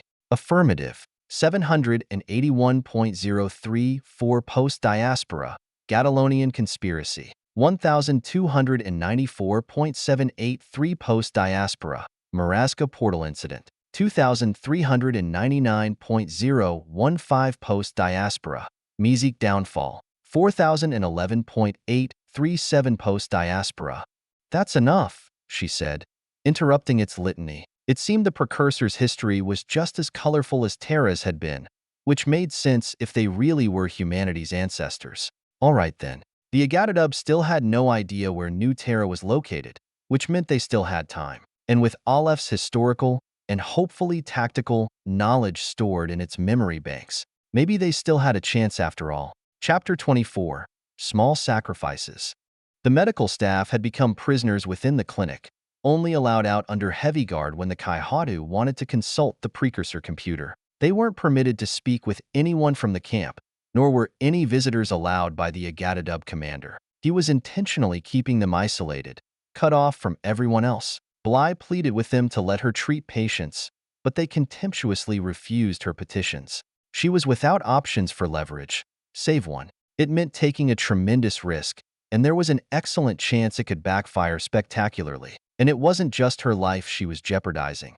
If it all went wrong, if the Kaihada simply shrugged off the potential consequences, innocence would pay the price. It was the one great flaw in her strategy, especially considering he'd shown absolutely no hesitation in slaughtering the helpless.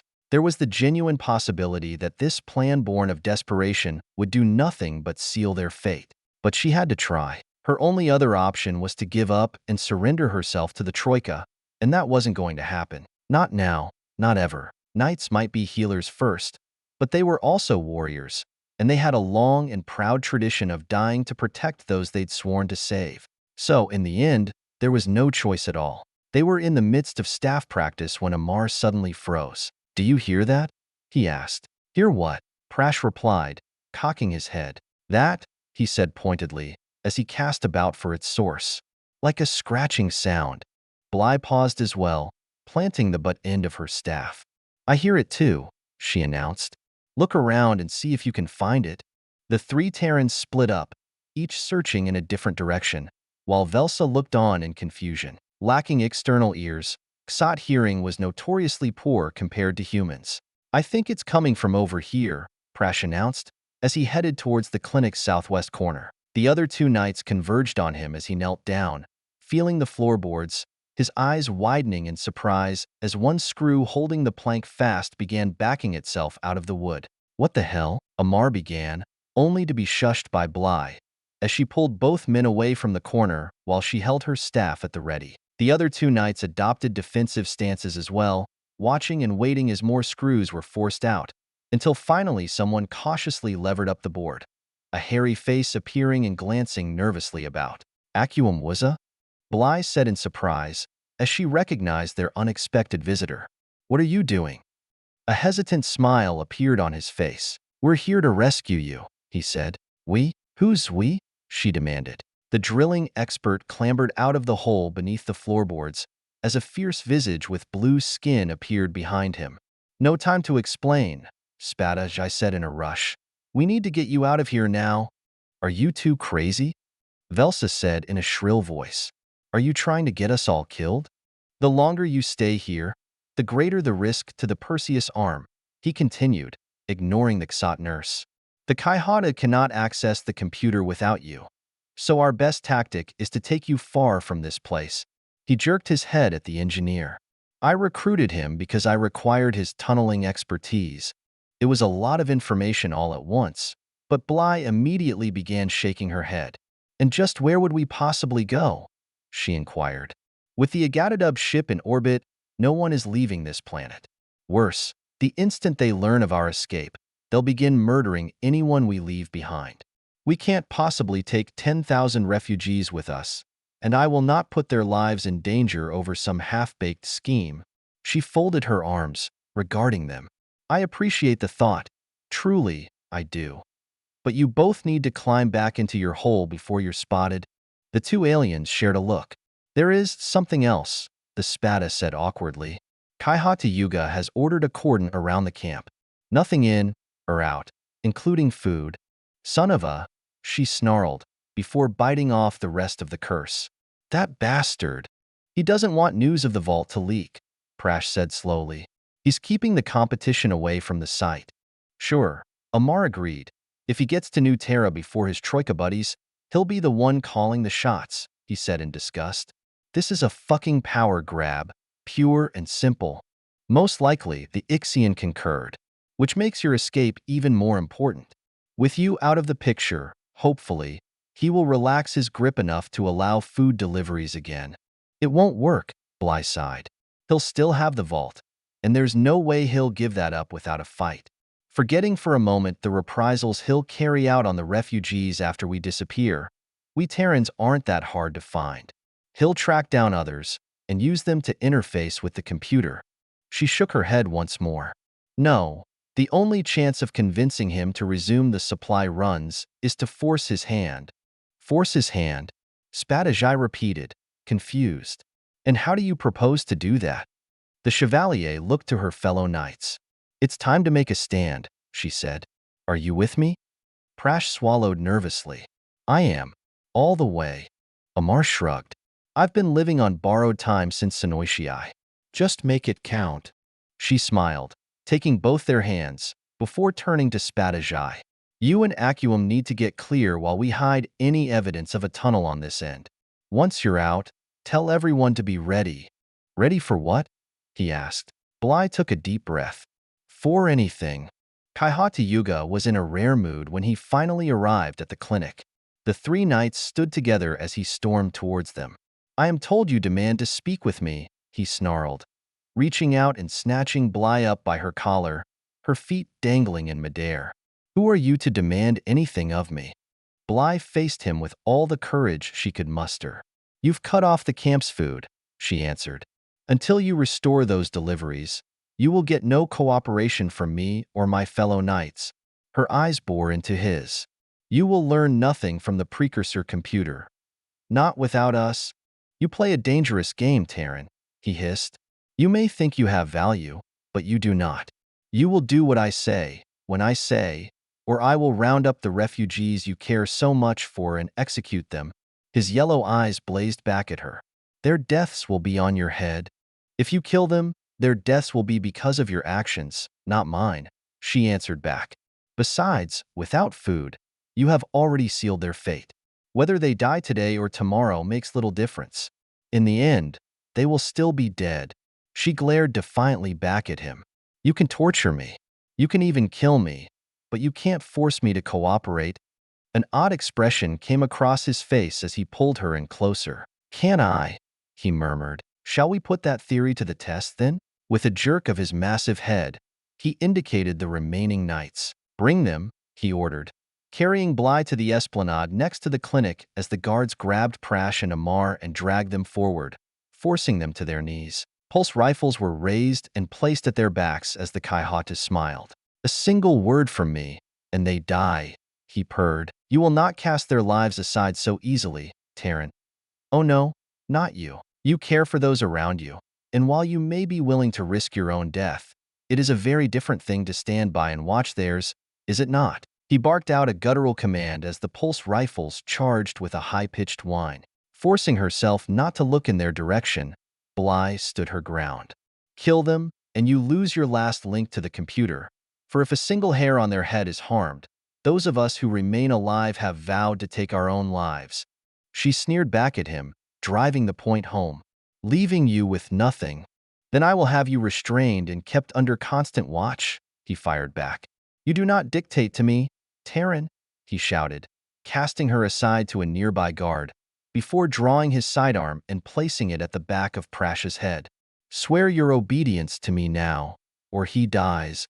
Bly looked to her fellow knights, even as she felt a rifle barrel pressed against her own head. They were terrified, all of them, but that's not what was in their eyes. No, instead, what she saw was resolve. Taking a deep breath, she faced the alien commander, but instead of an oath of allegiance, something very different emerged. With a strong contralto, clear and sweet, she began to sing.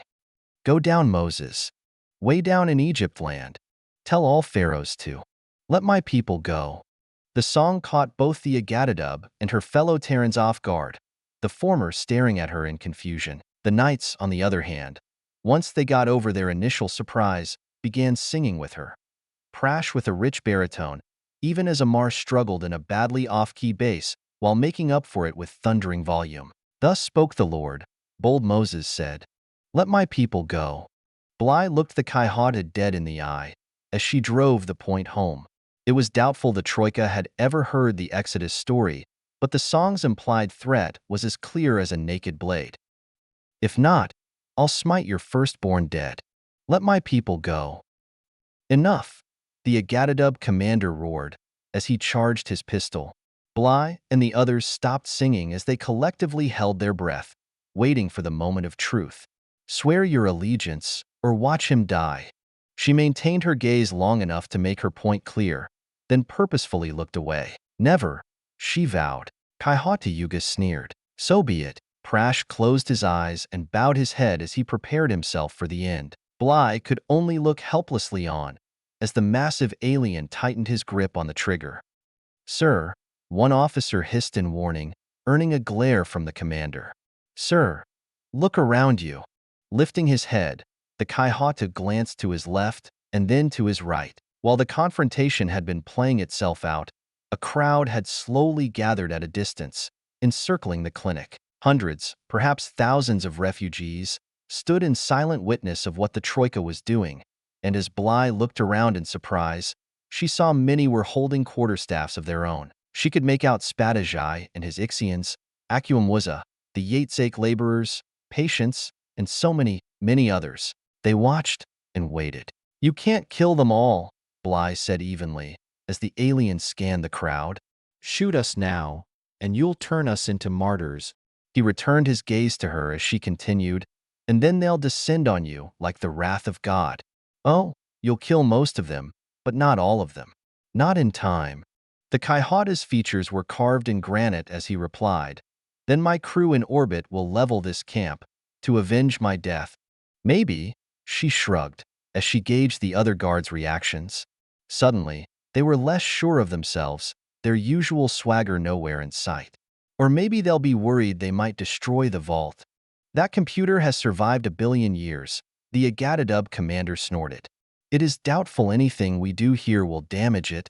You're probably right, Bly agreed, before casting her view skyward. But do they know that? He froze, and for the first time, she saw doubt in his eyes. Holstering his sidearm, he approached her, yanking her to her feet. I cannot decide if you are the most courageous individual I have ever met, or simply the most foolish. Have you considered the possibility that I'm both? She suggested, a hint of a smile playing on her face. That earned her a backhand across the face, knocking her to the ground. A rumbling murmur from the crowd expressed their displeasure as she rose to her feet, wiping the blood from her mouth. Every cell in my body is telling me to kill all 3 of you. The Kayhata hissed as the surrounding buzz of the crowd grew louder. Lifting her head, Bly met his gaze once more. 4, she corrected him. He paused, his head cocked in confusion. What? He asked, thrown off by her comment. You said you'd kill all 3 of us, she said, when in fact there are 4 Terrans before you. He threw back his head and roared with laughter. And just where is this mysterious 4th Terran? He made an exaggerated motion, looking high and low, while the guards shifted nervously in place. Is he invisible, perhaps? Wrapped up in a cloak of stealth, waiting to strike, he mocked her. Snarling, he demanded, show me where this 4th Terran is located. Smiling, Bly placed a hand on her abdomen. Right here. It took a moment for it to click, but when it did, he sneered in disgust. You breed like vermin. Perhaps, she answered, but as badly as the crowd will react to our deaths. Consider how they'll respond when you murder an innocent child in its mother's womb. I know you don't care about such things, she jeered, but I am equally certain that they do. So, the choice is yours, Kayhata Yuga. Allow the food supplies to resume or take your chances with us. She cocked her head towards the surrounding crowd. And them. The moment between them hung suspended in time until finally the reptilian approached. Towering over her, he said softly, too quiet to be overheard, "This isn't over." Stepping away, he turned to his senior officer. "Grant the convoys access," he growled, before storming off to his waiting shuttle, as the guards he'd brought with him followed suit. Bly shaded her eyes, fearing to move or even breathe, as she watched and waited for the landing craft to depart. As it blasted off for orbit, climbing high in the sky, she let out a shuddering sigh of relief. "You're pregnant," Amar said in disbelief, before shooting a glance over at Prash. "Hey, don't look at me," the other knight responded, almost panic-stricken, as a nervous laugh began bubbling out of her. Chapter 25. The good we do is writ in water. "I realize this is none of my business, but pregnant? Here? Do you honestly think that's a good idea?" Bly collapsed into a chair, still suffering from an adrenaline crash following their showdown with the Agatadub. Her muscles trembled and she felt weak as a kitten, while she simultaneously tried to keep from hyperventilating. She wearily shook her head at Prash's question. "It was a calculated risk," she explained. "I've been expecting a confrontation with our Troika guests ever since their arrival, and unfortunately, we have few options at our disposal. I didn't know if the concept of an unborn child would make any difference to them, but sadly, we have damn few cards to play. So, I played it." She shrugged helplessly. "And it paid off, at least for the moment." Amar just stared at her, aghast. "You're purposefully putting your unborn child in harm's way, literally on the battle lines. How can you justify the hazard to the baby?" "Spare me," she snapped, her eyes going dark. "Every day of a Terran's life is dangerous, from before we're born till the day we die. Our ships are death traps. We barely manage to stay one step ahead of starvation, and we're under constant threat of attack. If we were to wait until it was safe to have kids, we'd have died out 2 centuries ago." She glared at him, daring him to disagree. "Bly, this is different," Prash said reproachfully. "You know it is. You're deliberately using your own child as a bargaining chip. This isn't like you. You've always been the most empathetic, most compassionate person I've ever known. But this?" His hands went to the sides of his face as he struggled to make sense of it. "I've seen you angry. I've seen you frightened. I've even seen you ready to lay down your life. But I've never seen you do anything this cold-blooded. Maybe because I've never been in a situation like this before," she fired back. "We're responsible for 10,000 lives, 10,000 scared individuals who have lost everything. We should have 100 knights here managing this camp, but instead, we're forced to make do with 3. And that's not counting the less than bare minimum support we've been getting from our supposed allies, not to mention our own clan. And this was all before the damn Agatadub showed up to make our lives a living hell." Bly glared at them both, her arms crossed in anger. "So let me make one thing clear. I will use any tool at my disposal to save these people, including my own flesh." Prash and Amar shared a nervous look before the former Valkyrie winced in sympathy. "I just pray you don't have cause to regret this, Bly," he said at last. "There's a reason we keep children away from battle. And if the battle is on your literal doorstep," she challenged him, "then we move heaven and earth to get them out of the line of fire," he answered. "Children are innocents, Bly. You said so yourself. And they sure as hell didn't sign up for any of this shit." Her nostrils flared as she fought back an angry retort. Instead, she eyed him coolly. "You've talked about the Battle of Sonoishii Prime, about the horrendous losses you took. You've told us how, at the end, when all hope seemed lost, how even the wounded were given weapons and propped up to fight. Men and women on their literal deathbeds, forced to do battle one last time. Mercenaries that were missing limbs, that were blind, that were breathing out of a fucking tube, for Terra's sake." She pointed an accusing finger at him, her hand still shaking. "So you tell me, how is this any different? We're desperate, gentlemen. We're on the ragged edge out here. Which means it's either this, or let the Troika slit our throats and the throats of those we have sworn to protect." She pushed herself out of her chair, giving them both one last look. "And if you can't accept that, then you both need to ask yourselves what it is you're doing here. Now if you'll excuse me, I have rounds to make. Bly exited the room without another word, leaving the two junior knights alone with their thoughts. I honestly don't know what to say to that, Prash said at last. I mean, she's not wrong. No, she isn't, Amar reluctantly agreed. But even taking everything she said at face value, there's a line, man. And part of me can't shake the feeling that she just crossed it.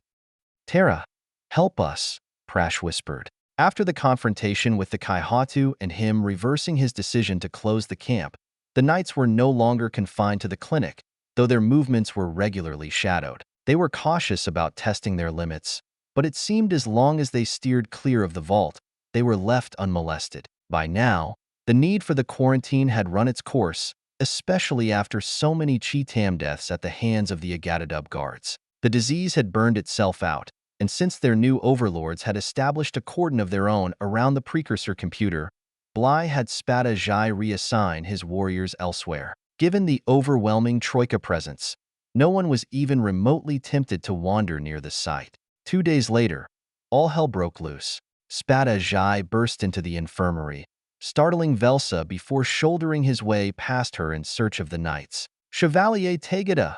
he shouted, bringing Bly and the others running. "What is it?" she asked him. "You must come with me." "Now," he said in a rush. "You and the other knights.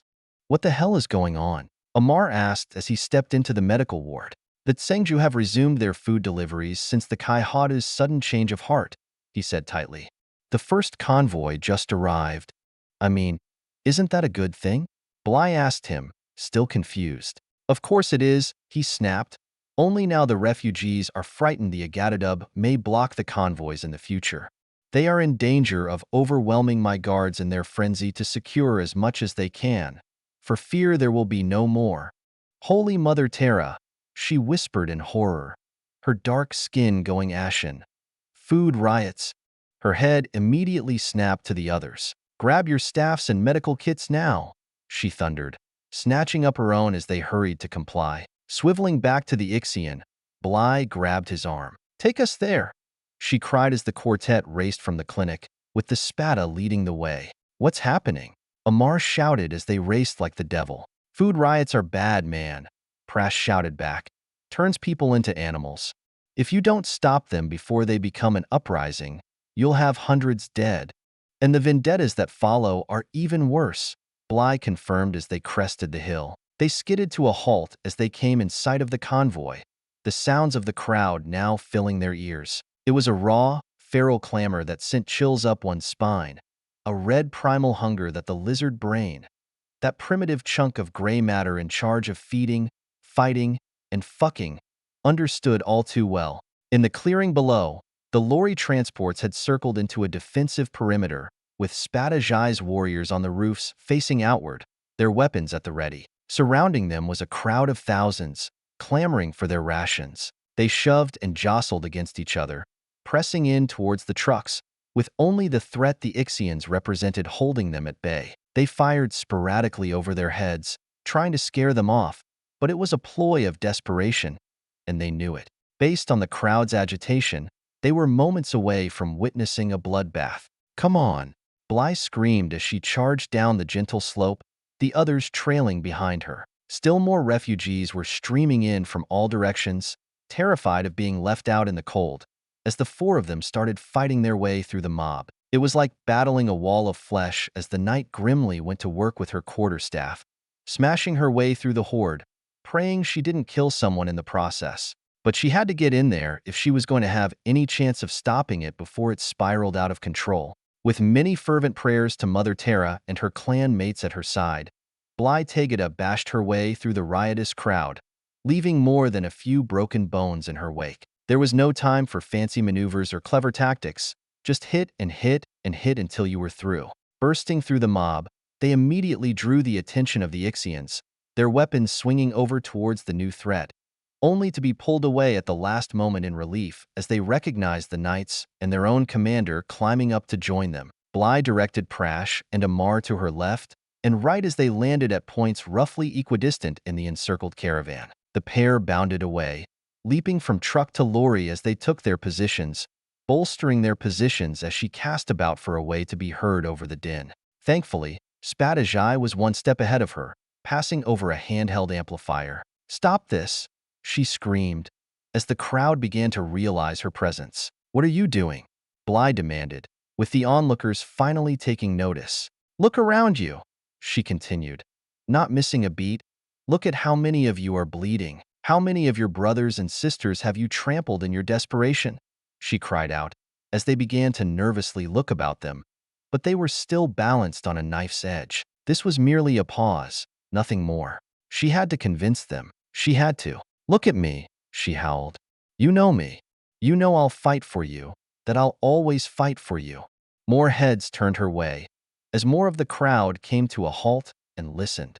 "I know you're scared," she continued. "I'm scared too. But we have survived everything this war has thrown at us, and we will keep surviving, just as long as we remember who we are." "And who is that, Terran?" someone shouted from the throng. "Well, no one said this was going to be easy." "Who are we?" Bly answered, with her head held high. "We are Glevak, and Durzix, and Cheetam, and Ksat, and Yatzake, and Baishane, and Ixian, and yes, even Terran. We've survived because we stood together, with no one above the rest. All of you will receive a fair portion of what this convoy has brought us, that I swear. But it will be done properly, with equal portions, just as we've always done." She could feel the mood shift as her words began taking hold, only to have them yanked back away as someone else shouted, "And what if there are no more convoys?" A voracious growl accompanied the question as she faced her anonymous accuser. "Then we'll find a way," she vowed. "We will share what we have equitably, and if someone goes hungry?" She shrugged in recognition of the genuine possibility. "At least you'll have comfort knowing your friends and neighbors are going hungry as well." Bly paused, taking a deep breath. "That we're going hungry, just like you." Looking out over the crowd, she waited for their judgment, her staff in hand. "Tara, let them hear my words," she murmured in silent prayer. And by some miracle they listened. The atmosphere didn't change all at once. In small but growing pockets scattered amongst the throng, she could see shame in their faces as people realized just how close they'd come to barbarism. They had been civilized beings once, before being torn away from all they'd know. Clerks, solicitors, and merchants, living in societies that were often far older than any that had existed on Earth. Fear of starvation, fear of the Agadadub, fear of the unknown, all had served to push them over the edge. But by the grace of Mother Terra and sheer force of will, she'd managed to drag them back from the abyss. This time, at least, Bly could see from the corner of her eye the Ixians and her fellow knights relax as they realized the worst of the storm had passed. Her heart was pounding a million beats a minute, but for now, all she felt was relief. She lifted the amplifier once more. "Since you are already here, we will begin the disbursement of rations. Spadajai, please take charge of that." The blue-skinned warrior gave her a deep and chivalrous bow, formal acknowledgement both for accomplishing the impossible and her position, before issuing orders to his guards. "Any of you who require medical attention," she continued, "one of us will come find you." Prash and Amar took their cue and climbed off the trucks, wading into the crowd as they began searching for the injured. As the excitement of the moment slowly dissipated, she suddenly felt completely drained. With a weary sigh, she shook her head. "Don't break my heart like this again," she implored, appealing desperately to their better natures. If anything, the crowd's remorse seemed to deepen. Maybe there was still hope. Bly prayed there was. She felt a hand on her shoulder. "Thank you for preventing my warriors from being forced to act as executioners," he said gratefully. Smiling, she covered his hand with hers. "I'm just grateful it worked," she told him. He turned and looked out at the gathered throng, now being chivied into lines by his men in order to hand out rations. "When first we met, I thought you would have made a splendid Ixian," he told her before a gentle smile graced his features. "But now, I realize that would only have squandered your talents." Inclining his head respectfully, he withdrew, leaving her alone with her thoughts. Taking a moment to compose herself, Bly began climbing back down off the lorry as she prepared to search for those injured. Some by my hand, she realized sadly. That she'd helped to avert a tragedy did little to assuage her remorse, though with a great deal of work that would lessen in time. Bly felt something wet land on her cheek. Brushing it away, she saw it was merely water and was ready to shrug it off when a second landed on her forearm. A large liquid dollop that hit with a solid smack before dripping off her skin. Looking up, she realized the clouds above her had grown gray and thick over the last few days, as a third drop landed on her forehead. Moments before a heavy peal of thunder rumbled menacingly in the distance, as a deluge erupted over the crowd. The rains had come at last. Chapter 26. Magic Carpet Ride. The camp had become a marshland. The rains were relentless, coming down in solid sheets that had to be experienced to be believed. The winds accompanying them were even worse, often driving the rain sideways and tearing apart any structure not soundly constructed with almost contemptuous ease. As the river continued to rise, it forced them to relocate many of the refugees to higher ground, an arduous exercise even under the best of conditions. With housing nowhere near complete, they crammed the refugees into existing spaces designed to house far fewer numbers to shelter them from the incessant storm. Despite gallant efforts under horrific conditions, HeWhoLooksSkyward couldn't prevent the camp's groundwater from becoming contaminated with bodily waste. Intestinal diseases skyrocketed as their crude sanitation system flooded and overflowed, with patients suffering from the alien equivalents of typhus and cholera filling their sickbeds. Thankfully, Gaia was now providing them with an alternate source of hydration, with every available bucket and barrel pressed into service to catch the rain. The few roads that allowed the food convoys access had quickly become mud-choked bogs, hampering their attempts to keep the camp fed even as they struggled to free lorries buried down to their axles. The knights stared in dismay at the muck and mire, at the torrential non-stop rain, as Bly struggled to maintain a stoic demeanor, while Prash simply shook his head. "And here I thought hell was the realm of fire," he said grimly. "Hell is what you make it," she replied, sighing as she turned away from the gray and dismal scene. "Any word from the Tangim government?" "Same old story. We're doing the best we can, coupled with, you're not the only one suffering," Amar said in disgust. "They've known the rains were coming for months, and they did nothing. They're looking after their own," Bly said lightly. "As much as it pains me, I can't blame them for that. Not everyone has our unique perspective." She thought for a moment, then asked, "Can we increase our logging efforts to compensate?" "Forget it," Prash said unhappily. "The timber crews are all saying the same thing, that trying to operate under these conditions is simply too hazardous. We're not going to make up the difference there." Shaking her head, Bly led the others back inside, the sound of steady drips landing in a dozen scattered pots and pans filling their ears. "We won't get what we need from the Tsingju, at least not in time, and logging has become too dangerous. So what does that leave us with? How are we going to keep the rain off the refugees?" Prash just shrugged, while a stray thought struck Amar. "Well, this might sound a little odd, but," he began. "If it's a viable option, I'll take it," Bly interrupted. "What's your idea?" "I was just thinking about this op we did a couple of years ago when I was still with the Valkyries," he continued, scratching his head. "The locals were pretty primitive, not much past the hunter-gatherer stage, though they also did some farming. They were a minority species on their planet, and they wanted nothing to do with modern technology. Everything they had, they made themselves." "Go on," she said encouragingly. "Well, I remember they used to weave these big canvas tarps from plants," he explained. "I mean, it's not much, but it's better than nothing." Bly and Prash looked at one another. "I don't suppose you know how to build a loom?" Prash asked her. "Well, no," she admitted, "but there has to be someone in this camp who does." "Of course, that's only half the battle. We'd also need to find the plants best suited for making woven mats. Otherwise, we're looking at a lot of trial and error." "Can't we ask the Tsingju?" Amar suggested. "It's their world, after all. Surely somewhere in the distant past, their ancestors did that sort of thing. They must have kept records somewhere about it." "Get on the horn then," Bly grinned, "and see what you can find out." "Me?" Amar said in surprise.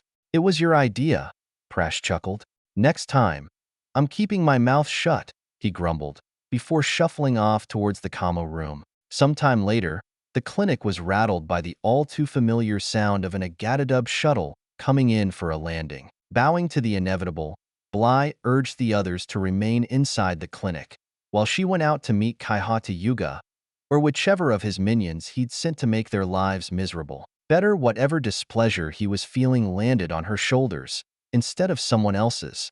As the shuttle's hatchway opened and the commander himself appeared, Bly steeled herself for what was coming. Either he wanted to take another crack at Aleph, or he had some new punishment in mind for them. Frustrated by his inability to locate the precursor homeworld, the Kaihatu went out of his way to make their lives a living hell. There had been no new executions, but every man, woman, and child within the camp was all too aware of the sword of Damocles that dangled over their heads. The massive aliens tromped towards her through the mud, their bulk sending splashes of mire in all directions as they neared. The rain didn't seem to bother the Agatadub, the water sluicing easily off their reptilian scales. Hell, for all she knew, they actually preferred it. The Kaihata barely paused as he grabbed her arm. "We are going to the vault," he informed her, dragging her alongside him as she struggled to keep her feet. Inwardly, she breathed a small sigh of relief. At least none of the refugees would be mistreated today. Outwardly, she tried to shrug off his grasp, with no success. The big lizard easily possessed twice her strength, if not more. But there was no way in hell she'd simply go along meekly with his plans. It was a dangerously thin tightrope she walked. Too little resistance and both the refugees and the Troika would see her as their lackey. Too much, and the nearby river would run thick with innocent blood. She buried far too many of those already. Bly finally pulled free as they arrived at the vault, rubbing her arm while glaring daggers at him. "What are we here for?" she demanded. "Since you seem incapable of locating their home planet, I thought we might try a different approach," he growled. "A race as advanced as they must have had weapons of unimaginable power," he continued, gazing down at her from his full height. "And I want you to procure one for me." She all but sagged in defeat. Not only did the thought of giving him access to that kind of technology flat out terrify her, but there were more immediate concerns as well. "I'm no tinker," she protested. "I wouldn't understand the first thing about a weapons schematic."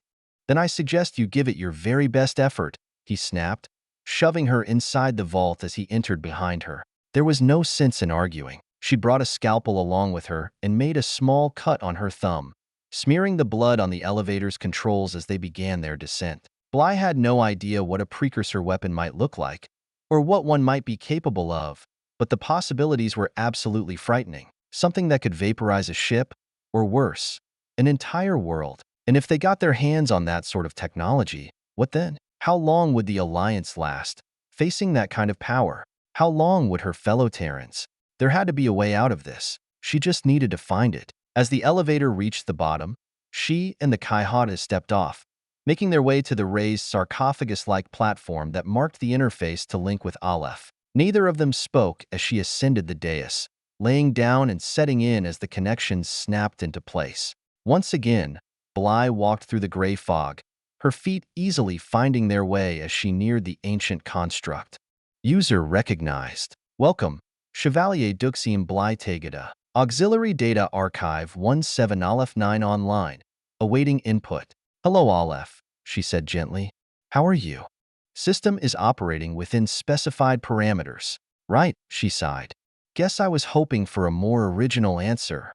"Response not recognized. Please restate query." "Never mind," she answered. She really needed to stop treating it like it had a mind of its own. "Do you possess schematics of your creator's technology in your database?" Bly asked, getting down to business. "Affirmative." "All their technology?" She queried it apprehensively. "Affirmative." "So much for that dodge," Bly grimaced.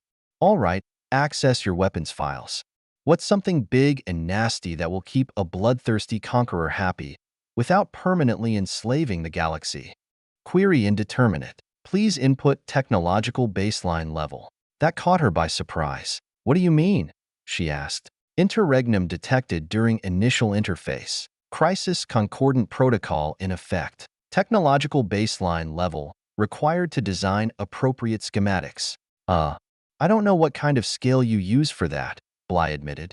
"And what exactly is an interregnum?"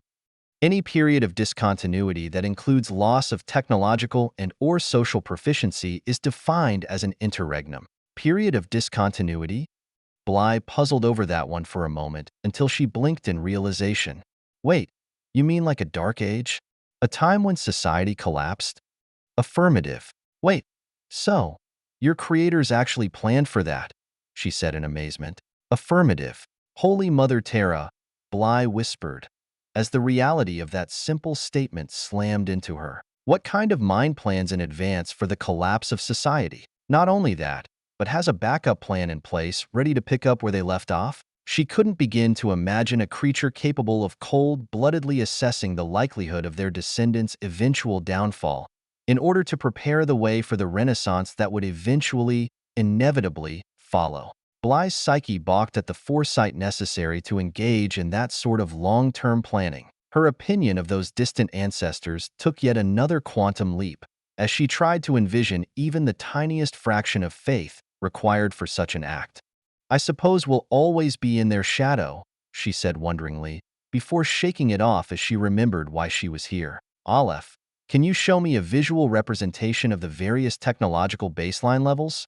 She asked it. Affirmative. The gray fog vanished as Bly found herself on a savanna. A band of half-naked men and women stalked through the tall grass, dressed in ragged animal skins and carrying crude spears as they stalked their prey. To her surprise, they were human, not the bluish-skinned amphibians Aleph had shown her. It must have scanned her and updated its files, she reasoned, as she realized it was showing her a band of hunter-gatherers. I'd like to think we're a bit more advanced than that, she sighed. What's next? The scene shifted as she found herself now on a fertile plain. A wide river meandered nearby, as simple farmers clad in woven fibers tilled the soil and harvested crops. They were none that she recognized, but that was to be expected. Blacksmiths hammered away on rudimentary forges as they discovered the hidden secrets of metal. Agriculture, whispered in wonder. It was incredible, so rich and lifelike. She felt she could step into the setting and join them, even though she knew it had to be some form of mental projection. With a silent thought, she nixed that one as well. Another shift as she fought back a cough, staring wide-eyed at a smoke-filled tableau. Chimneys dotted the landscape, belching out thick clouds of soot as cast-iron beasts gasped and wheezed, freeing man from his labors as they performed his tasks for him. Steam power, she said with a start. Was it going to take her through all the developments man had experienced, and the ones he had yet to see? A brief blur, as the scene shifted yet again. The steam engines vanished, to be replaced by self-propelled vehicles on land and in the sky. Skyscrapers appeared, reaching for the heavens, while metal towers radiated energy as far as the eye could see. Internal combustion, she realized, heralding the machine age, along with electricity, radios, the early beginnings of the world she now knew. Another blur, as it forced her to shield her eyes and look away from a massive burst of energy, brighter than even the sun. It didn't take a genius to recognize that. The atomic age, she said hoarsely, as the scene shifted once more. The thick power lines transformed into fiber-optic cable as a massive network of computers crisscrossed the landscape. Primitive automatons shambled their way through the obstacles, pausing occasionally to download new updates. The digital revolution, she said in wonder, gazing with rapt attention. It was as if Aleph was showing her the history of man, gifting her with images not seen in centuries. It was incredible. Bly gasped as she watched rockets escape their planet's gravity, making their way to the nearby moons and planets. Explorers landed on those inhospitable worlds and planted their flags, as the curiosity of man surged ever forward. The new frontier, she whispered, her heart pounding in her chest. The small interplanetary craft suddenly expanded, growing massive as they surged past the solar boundaries, reaching out for distant stars. A galactic empire arose, bright and shining, even though she knew it was a lie. It was a universe filled with possibility, the way things should have been, not the dark, dreary reality of Terran existence that she knew all too well. But despite the glaring discrepancies, something locked into place inside her mind. A sense of recognition as Aleph got his answer. After 20,000 years, she'd found her way back home. Technological baseline level selected, Aleph reported. Weaponry data files open. Her jaw dropped, staring in horror at brand new ways to rain down death and destruction. Bly's eyes fluttered back open, only to find herself gazing up at Kaihata Yuga's ominous expression. Well, He growled. I'm sorry, she said in a small voice. I didn't understand any of it. Chapter 27. For Want of a Nail. How much longer will you be able to deceive the Kaihatu? Spadajai asked. While the commander may be a murderous tyrant, he is not a fool, and eventually you will be brought to heel for your failures to do as he commands. Bly winced as the Ixian's comment struck home. What else can I do? She implored him. If I give him what he wants, he'll use those weapons to crush the Alliance and take power for himself. I can't let that happen, she sighed, shrugging her shoulders. Besides, I didn't lie. Not exactly. I didn't understand the technical data Aleph showed me, but I suspect you could have memorized small portions of that data before passing them on, the alien warrior continued. It would likely take many sessions, but eventually you could give him what he wants. Yes, she whispered, I could. The Spada nodded in grim recognition. You must realize that if I can reason it out, so can he. I don't know what else to do, she said frantically. I can't give in. I can't say no, and stalling for time won't work much longer. So what else is there? Perhaps nothing, he admitted. Perhaps he decides to end this, once and for all. Looking away, Bly listened to the storm outside as she mulled it over. Perhaps, she reluctantly agreed, but I can't let myself think that way. I have to stay positive, for my fellow knights, for my patients, for the refugees in this camp. If I surrender to despair now, who will look out for them? She huddled in her chair, wrapped in a blanket, sipping a warm cup of some herbal local blend, when a wry smile came over her. Besides, maybe the horse really will learn how to sing. The Ixian stared at her in confusion. What? What does that mean? Despite all that was happening, Bly actually chuckled. It's an ancient tale among my people, from a time long before we traveled to the stars. He looked at her curiously as she settled in. Once upon a time, she began. In a land called Persia, a rich and powerful king ruled over the realm. And one night a thief snuck into his stables, intent on stealing the king's finest horse. What is a horse? He interrupted. Well, I've never actually seen one myself. They went extinct when Earth was destroyed, she said sadly. I've seen pictures, though. Beautiful creatures, tall and majestic, able to carry a human rider at incredible speeds. Bly smiled wistfully, reflecting on the image, before moving on. They were quite valuable and highly prized, Bly explained. I see. The Ixian nodded. Please go on. So they caught the thief, she continued, picking up where she'd left off, and brought him before the king in chains. Why have you done this? The king demanded. Surely you know the penalty for stealing the king's horse is death? The Spada leaned forward in his chair, drawn in by the story as Bly warmed up to its telling. The thief answered, O mighty king, I am no ordinary thief. If you spare my miserable life, in a year I will teach your favorite horse to sing. Is that actually possible? The Ixian asked, cutting her short once more. Because given the context, this seems unlikely. Hush, Bly admonished him. Stop interrupting. The blue-skinned warrior rolled his eyes, but said nothing more. Anyway, the king was intrigued by the thief's claim. Very well, the king agreed. You have your year. But if at its end the horse does not sing, you will suffer the most painful death imaginable at the hands of my torturers. O mighty king, you are most wise and merciful. The thief groveled, as the guards dragged him away. The chief guard looked down at him in disgust as they led him off and shook his head. You are a fool, he said. When the king realizes you lied to him, the torturers will show you pain the likes of which you have never imagined. You'll wish they'd beheaded you. Much to his surprise, the thief didn't look worried. I have a year, he smiled. Much can happen in a year. The horse may die, and he can hardly expect me to train a dead horse, now can he? Or the king could die, and his successor might pardon me to celebrate his ascension to the throne. For that matter, I might die, in which case it will no longer be my problem. And if none of those events take place, the guard pressed him. What happens then? Bly grinned as he waited intently for the story's conclusion. Well, in that case, the thief chuckled. Who knows? Maybe the horse really will learn how to sing. Spadajai stared at her before finally shaking his head in incredulity. You realize the thief's proposal was absurd and doomed to fail, he said gravely. I hope you are not taking this fable, to heart as a plan of action. You're missing the point, Bly sighed, exasperated. Yes, on the surface, it's a funny and ironic little story, but its meaning goes much deeper than that. It's about having faith and hope, even against insurmountable odds. To the brink of lunacy?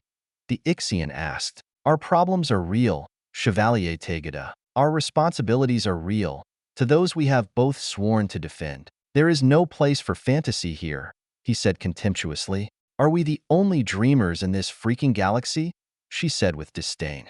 Haven't you ever witnessed something that you flat out knew was impossible? No, he said brusquely. If it occurred, then obviously it is possible. So you're telling me you've never been surprised by something? She insisted.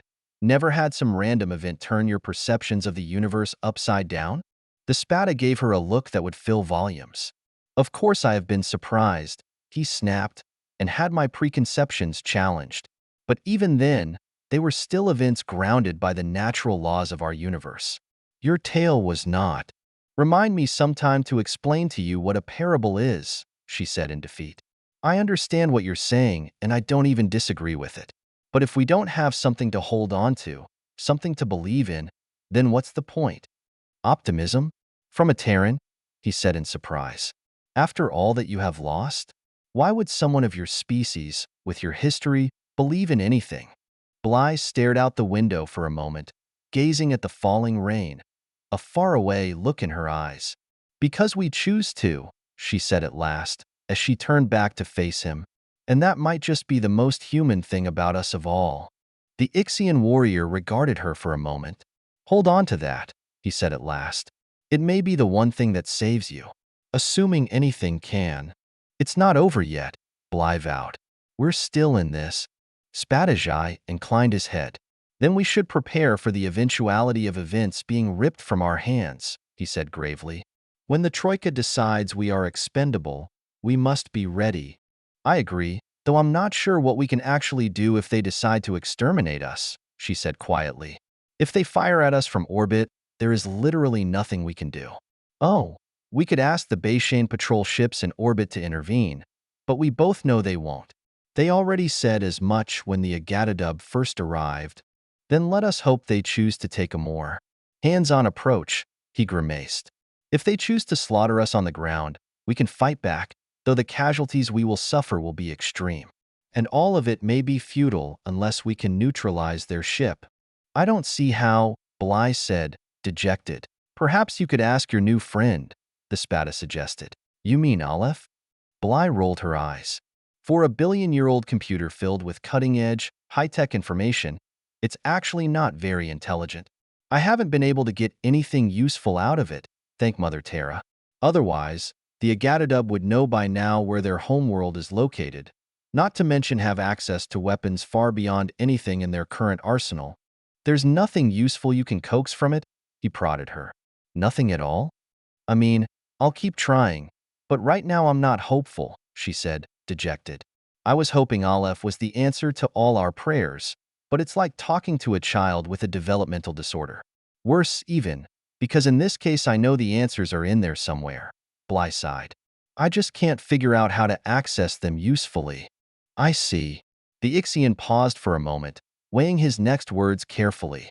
Then we should discuss the other purpose of my visit, he said finally. When you challenged Kaihata Yuga's authority over the food shipments, you took a great personal risk. That many of the refugees chose to stand with you surprised me, but I would be remiss in my duties if I did not point out the inherent flaws of relying on them as reinforcements. How so?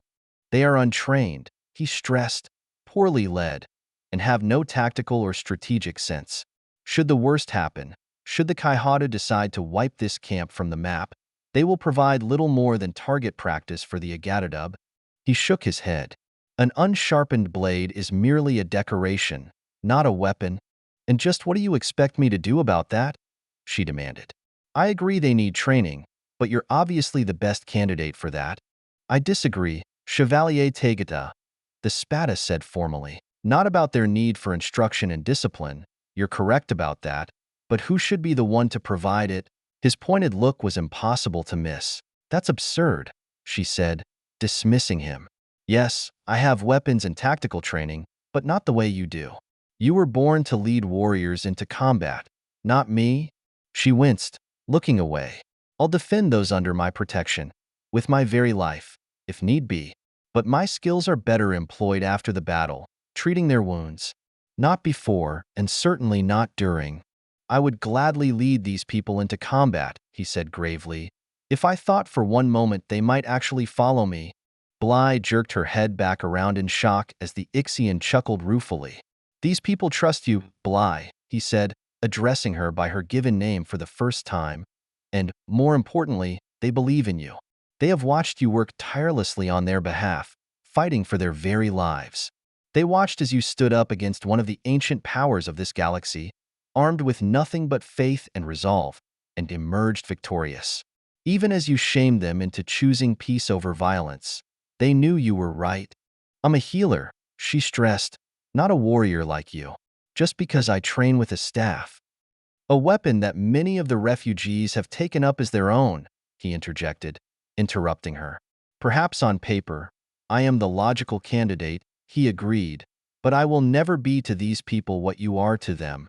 He fixed her gaze with a determined stare. They would gladly follow you into perdition's flame, if you asked it of them. That level of devotion is rare, impossible to replicate, and powerful beyond mere words. You're asking me to get them killed, she hissed. I won't do it. On the contrary, Bly Tegada, he said solemnly, I am asking you to save them, for only you can. The knight stared dubiously into the murky depths as Spada Jai pulled up the floorboards, exposing the tunnel's entrance. To no one's surprise, the rains had filled it with black, muddy water. So much for that idea, Prash said in defeat. You're not getting out that way. Maybe we could pump the water out, Amar suggested. We'd need a pump the size of a shuttle just to keep up with the rains, Bly said. Besides, with the ground table as saturated as it is, it'll be like this until the next dry season. She sighed, facing the Ixian. I'm sorry. We'll have to think of something else to sneak me out of here undetected. The blue-skinned warrior stared back at them, incredulous. Are Terrans so easily defeated by a little water? He said in disgust. We can't breathe water, Bly fired back, and besides, we wouldn't be able to see to navigate. And even if we could, that shaft is far too small to maneuver in. The Spada rolled his eyes. Can't your species swim? He demanded. The three Terrans looked at one another. Amar mumbled timidly. Well, in theory, Prash ventured. Bly just shook her head. I'm afraid swimming is a lost art among my people, she explained. It's not like we have diving pools aboard ship. I see. The Ixian nodded. In that case, I will transport you myself. What? Bly squeaked. As it happens, I am an excellent swimmer, he boasted. The tunnel's exit is not far, only 50 meters, and there are no side passages to confuse us. All you must do is hold your breath, while I do the rest. He smiled, exuding confidence. See? Easily done. 50 meters, she shrieked as she backed away from the tunnel, waving her hands frantically. Forget it. No way. Spada Jai approached her, gently grasping her biceps and gazing deep into her eyes. I understand you are frightened, he told her, but you have the word of an Ixian warrior that I will not abandon you, and that you will reach the other side safely. The people of this camp need you, and as long as you are under surveillance by the Agadadub, the only way we can sneak you past the guards is through the tunnel. There are several locations where we may train in secret, but it all starts here. He searched her face for some hint his words were getting through. Do you trust me? Bly closed her eyes and managed a jerky nod, still too terrified to speak. Then watch and do as I do, he urged, releasing her arms and stepping away before moving to the edge of the tunnel's entrance. Sitting down on the floorboards, he eased himself into the water with nary a sound, before submerging to mid-chest. Holding out his arms, he motioned to her. Your turn. Somehow, she forced herself to the water's edge, her limbs trembling as she lowered herself to the floor. The water looked like ink, like death, and as her feet slid below the surface, it was so cold, gasping as the chill sucked the air from her lungs.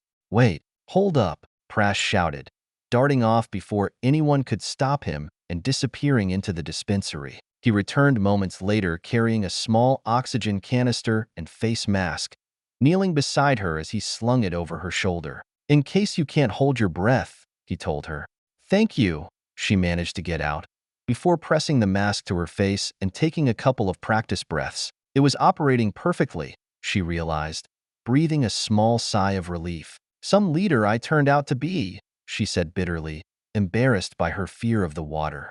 "We all have our hidden battles," he said knowingly. "Now, close your eyes and hold on tight," he told her, wrapping a protective arm around her waist. "Holy Mother Terra, grant me your strength," she prayed fervently as the spada lowered them both into the gloomy depths, kicking off with powerful strokes as he swam for the tunnel's exit. Chapter 28. A Blood-Dimmed Tide.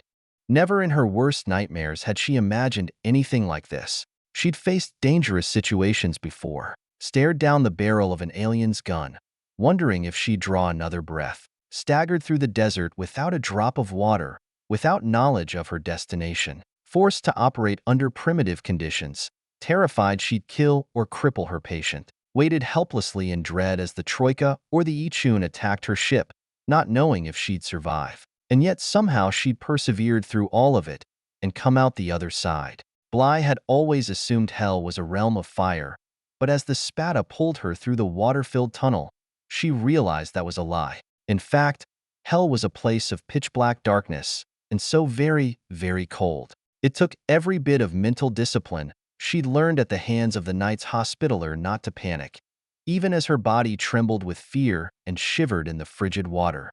Pressing her eyelids tightly shut, she prayed in mantra, focusing on those simple words instead of her surroundings.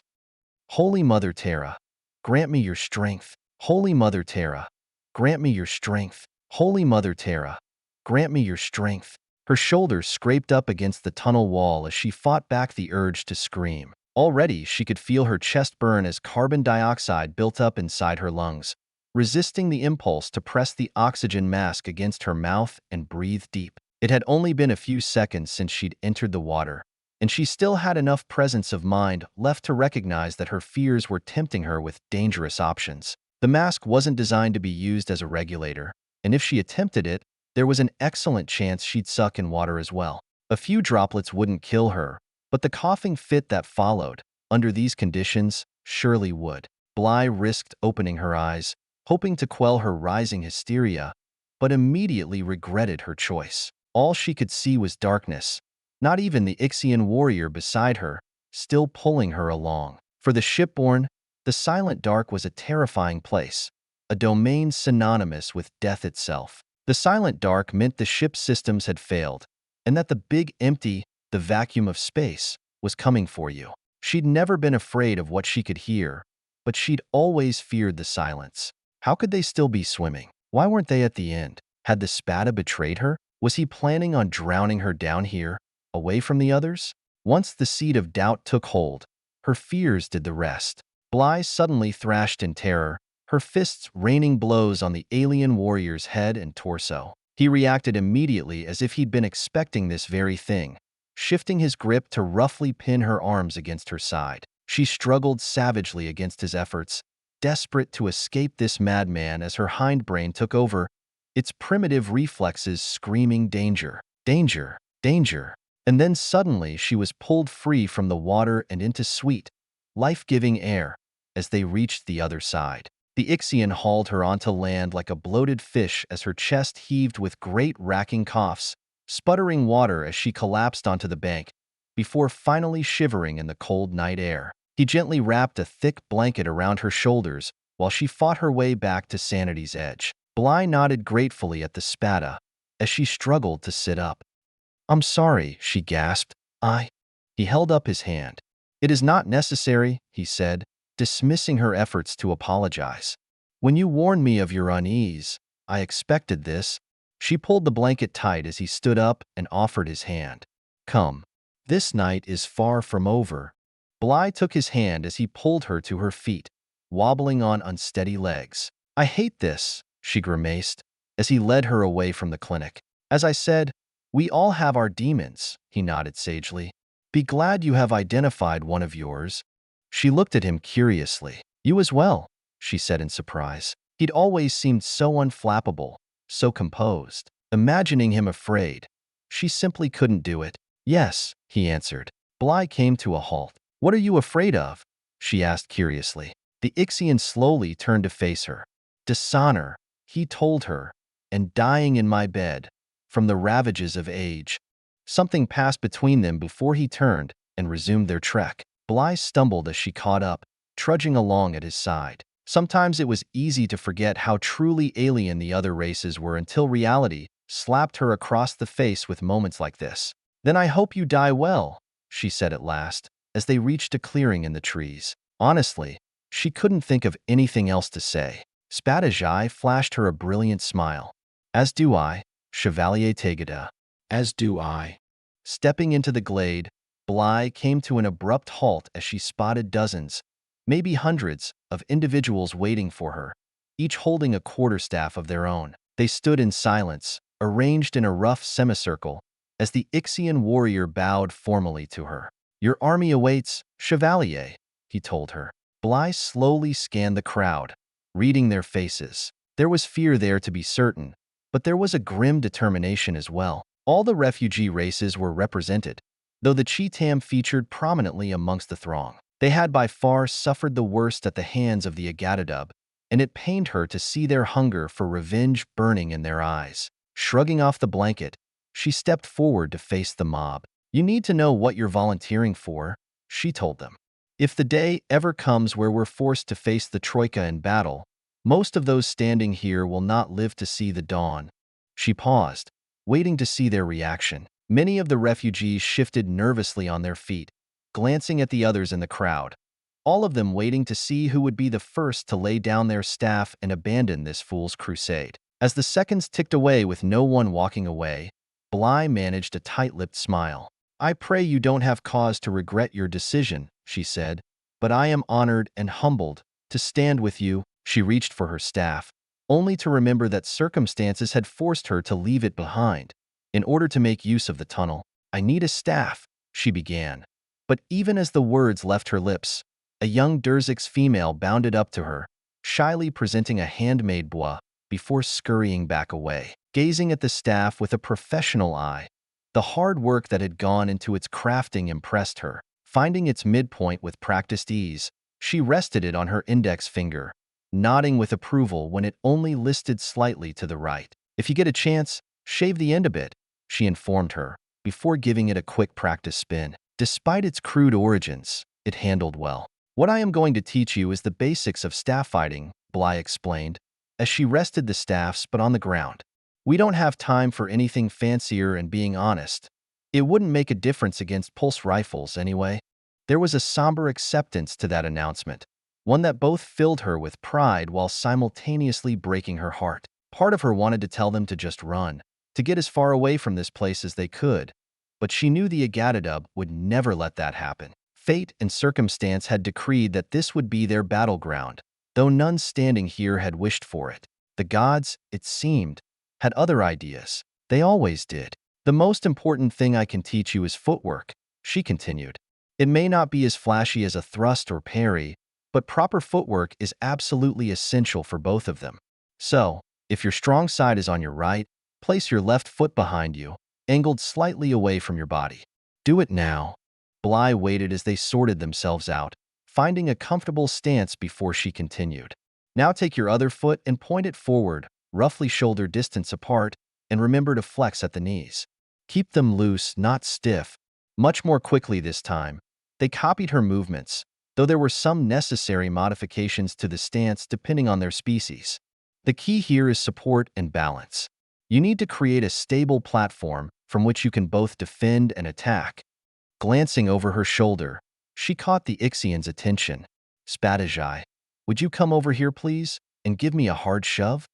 The blue-skinned warrior obeyed instantly, moving to her side and roughly pushing her at the shoulder. Bly flexed at the waist, wobbling for just a moment before returning to her original position. Her audience watched the exchange with rapt attention. "You see how effective it is?" she asked them. "If you lose your footing, then you are done. So don't. Not ever." She gave them all a hard look, doing her best to impress upon them just how important this first lesson was. In a better world, she'd have the time to go over it with them again and again, until their muscle memory could perform the task automatically without hesitation. Sadly, they didn't live in that world. Maybe they never had. "Now we come to movement," she continued, as she adopted a fighting stance, pointing the end of the staff at the crowd. "You always want to keep your weight on your back leg, otherwise you are leaving yourself vulnerable." She paused, scanning the group. "How many here saw the demonstration I did a few weeks ago after the Agadadub arrived?" A few tentative hands were raised. For those of you that were there, the reason I could knock my opponents down so easily is that they all made the classic mistake of placing their weight on the forward foot instead of the rear. Beginners especially see it as an aggressive move, one that will grant them a quick victory, but nothing could be further from the truth. Doing so will make you dangerously vulnerable. Remember, there are no quick victories when using the staff, and killing blows are rare indeed. You are trying to whittle down your opponent, keep them off balance, not take them out with a single strike. Get that out of your heads right now, because it's the quickest way to wind up dead. A few in the group blanched at that, but the rest simply nodded, soaking it in. To move, the key is to never lift your feet from the ground if you can help it. Now watch what I do as I move in for an attack. Holding her staff at the ready once more, she slid her rear foot forward a few centimeters, then shifted her forward foot across the grass until she was back in her original stance. It's just that simple. Slide and shift, slide and shift, keeping your weight on the rear leg, she explained, demonstrating the technique again with each description. "Now you try it," Bly ordered them. The refugees began copying her efforts as she moved in amongst them, making corrections where needed, while the Spada followed behind her. Their attempts were slow and halting at first, but soon they began gaining confidence in the simple feat. It wasn't complicated. After all, merely counterintuitive. Finally, she moved back to the impromptu stage as she waved for their attention. "All right, that covers moving forward. To move backward, you do the same thing. Like so." As before, she slid her rear foot back and then dragged her forward foot to arrive at her original form. Moving left or right works the same way. Back foot, then forward foot. "Now watch me as I demonstrate them all." Still moving at a snail's pace, Bly ran through the variations, calling them out as she did. Always start with your trailing foot to stay centered, and then follow with the lead. It doesn't matter which way you're moving. Adhere to that simple formula, and you can't go wrong. Practice those moves whenever you can, until you can do them in your sleep. Any questions? A few hands went up before she said flatly, "Since I'm about to cover attacks and defenses, are you sure your question is important enough to take time from that? Because if it is, then I'll gladly answer it. But if you're just looking to satisfy some idle curiosity, we're kind of on a tight schedule here." The hands immediately went back down. "I'm sorry I have to be so brusque about this," she apologized. "This isn't how I want to teach, especially when it's so damn important." Her voice caught in her throat for a moment, as the reality of what she was doing settled in hard. These refugees, people who had lost everything, were prepared to throw themselves at warriors armed with modern weapons, while they wielded nothing but sticks. It was suicide, and she was helping them do it. The ancient words of Hippocrates, the father of medicine, suddenly appeared within her brain, burning like an offering to the gods as she murmured his oath once more. "Primum non nocere." First, do no harm. She felt her eyes well up as the cold, hard truth of her actions slammed into her like a meteor. How many times had she violated that sacred pledge? The crew of the Tyson Jit, the Agadadub, and now the refugees themselves? And each time she'd rationalized her decision, telling herself it was for the greater good.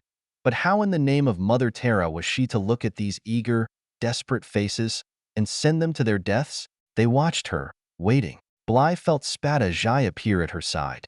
She turned to him, her vision now blurred with tears. "I can't," she whispered. "I can't do this. Please don't ask me." "If you do not," he answered, "then their lives are forfeit. And worst of all, he was right. I hate this goddamn war," she swore under her breath, before wiping a damp sleeve across her face and drawing in a deep, cleansing breath. As she took her stance once more, she fought to keep it all buried within. Now, to attack. Chapter 29. Medice, curate ipsum. Bly was in the middle of rounds when the all-too-familiar sound of a shuttle landing sent her mood plunging somewhere south of the antipodes. With a heavy sigh, she rose from the patient she'd been tending, handing off her medical kit to Velsa before quickly washing her hands, with Prash and Amar both joining her moments later in the dispensary. "What do you suppose they want now?" the former Valkyrie said suspiciously. "Nothing good, that's for sure," Prash agreed. "This isn't the time," she admonished them. "We're not in a position to stop them, which means we play their game. We have no choice." Reluctantly, the pair agreed. "I'll go meet them while you both stay out of sight. There's no sense in risking all of us." "Ma'am, I should go," Amar volunteered. "These people need you." "I'm afraid I'm already a marked woman," she said. "The Kaihatu chose me to be their emissary with Aleph, and I doubt they'd accept a substitution now." "It's not fair," Prash disagreed, earning him a rueful chuckle from Bly. "We're Terrans," she reminded them with a heavy shrug. "Since when has the word fair ever applied to us?" Neither of the men had a response for that, as made her way to the clinic's entrance, taking a thin poncho from the hook and throwing it over her shoulders before braving the rains. It was rough to the touch and made by unskilled hands, but their cottage weaving industry was starting to pay off. It had been treated with a plant extract for waterproofing, keeping her mostly dry as she went to meet the Agatadub. As the alien vanguard approached, she bowed deeply at the waist. "Greetings, Kaihata Yuga," she began, only to be yanked upright by the commander's scaly paw. "You could have avoided the deluge," he informed her, the rain once again leaving him unruffled as he all but dragged her back towards the clinic. "Our business is inside." Bly got her feet back underneath her as she struggled to keep pace with the towering lizard, the rest of his entourage falling in behind them. "What is it you want?" she asked, far less politely than she'd phrased her welcome. "How many times now have you consulted with the ancient's computer?" he inquired. "5, Kaihatu," she replied as they entered the clinic, struggling to make sense of where this was going. "And after those 5 visits, how much usable data have you actually given me?" he snarled, as a sense of dark foreboding settled in around her. "I swear, I have told you everything that she began, desperately trying to reassure him, while Prash and Amar looked on, with Velsa hovering in the background, only to earn a cruel backhand that knocked her to the floor. "Lies," he thundered, shaking the walls with his roar as his crew raised and charged weapons. "You think you can deceive me, don't you, Terran?" he hissed. A thin trickle of blood leaked from her nose as Bly slowly pulled herself back to her feet, steadying herself against a nearby cabinet as she stood on shaky legs. It took her a moment to focus. The Kaihata's blow had done a damned good job of ringing her bell. She held out her hand towards her fellow knights, keeping them at bay, as she forced herself to look up at the reptilian interloper. "At every turn, you seek to thwart my will," he snarled. "And it is clear now that you require additional motivation before you will carry out my commands." "What will motivate you, I wonder?" he reflected, his reptilian eyes burning into hers. "Shall I order my officers to round up 100 of your exiles and execute them? No? 1,000, perhaps?" he mused, as Bly gaped in alarm. "Please, I beg of you," she began, only to be interrupted yet again. "Yes, that would make a statement, wouldn't it?" the Kaihata reflected, only to shake off whatever favored memory he was reliving. "Except that we have already danced that dance, have we not? And where has it got us?" He asked her. "How I missed the days before your so-called alliance when I could express my merest wish, and it was done. Now, however, we must be cautious," he sneered, "lest we drive the non-aligned races straight into your waiting arms. It sickens me that we have come to this." "I have done everything you have asked of me," she said evenly, her eyes dark and smoldering. "I don't know what else I can do." "Thankfully, I do." The Agatadub commander smiled coldly, waving one of his people forward. They arrived bearing a small metallic case, setting it on the table beside him before withdrawing. Opening it, he gestured to Bly. "Do you know what this is?" he asked, motioning her forward. Stepping closer, She peered inside the case, her heart skipping a beat as she recognized its contents. "No, please," she said in sudden panic, backing away from the table as the Troika commander flashed a toothy grin. "Oh yes," he chortled, a neural optical interface, designed to be tied into the visual cortex of most sapients, he explained, savoring the moment before leaning in, including Terrans. "With it, I will be able to see everything you see, well enough to finally use the information the precursor's computer has stored within it. But I don't really see what Aleph shows me," she tried desperately to explain. "I mean, not with my eyes. It's like an image in my head, which is still processed within the optical center of your cerebrum," he rebutted. "Or so the experts tell me." "You're talking about putting that thing into my brain?" Bly said with growing horror. "Do you have any idea how risky a procedure that is?" "I do. And what happens if it doesn't work? What if I don't wake up after the procedure?" The Kaihatu didn't look perturbed in the slightest. "In that case," he mused, gazing over at the other Terrans, "we will still have 2 more chances to improve upon our technique." Their eyes widened as they realized just how far he was prepared to go. Amar's face tightened, and Bly just knew he was calculating the distance to his sidearm, and if he could reach it in time. Just as she knew he'd never make it. It would be a slaughter. She couldn't let that happen. "All right," she rasped, catching the others off guard. "But my knights perform the procedure under our supervision," the alien commander countered. "Fine," she said through gritted teeth. "It will take us some time to prepare. If you will excuse us." She turned to go, but the Kaihatu grabbed her arm once more. "Do not do anything foolish," he warned her. "You know who will suffer for it." "You have my word," she answered, with each word a vow promising retribution, as she led the others away. "You can't be serious," Prash seethed once they were out of earshot. "This is insane, Bly. I'm not doing this." "I'm sure as hell not qualified," Amar chimed in. "We can sneak you out the tunnel and then—" "And then what?" she demanded. "They'll turn this camp upside down searching for me, and they'll kill whoever gets in their way. Not that it'll stop them, they'll just make one of you the guinea pig instead." "We're not equal to this," Prash protested. "You know we aren't. We'll just end up killing you." Taking a deep breath, she reached out and touched his arm. "You and I faced a similar challenge not so long ago," she reminded him. "I believe in you. In both of you," she amended, including Amar as well. "And you'll have Velsa's help, of course.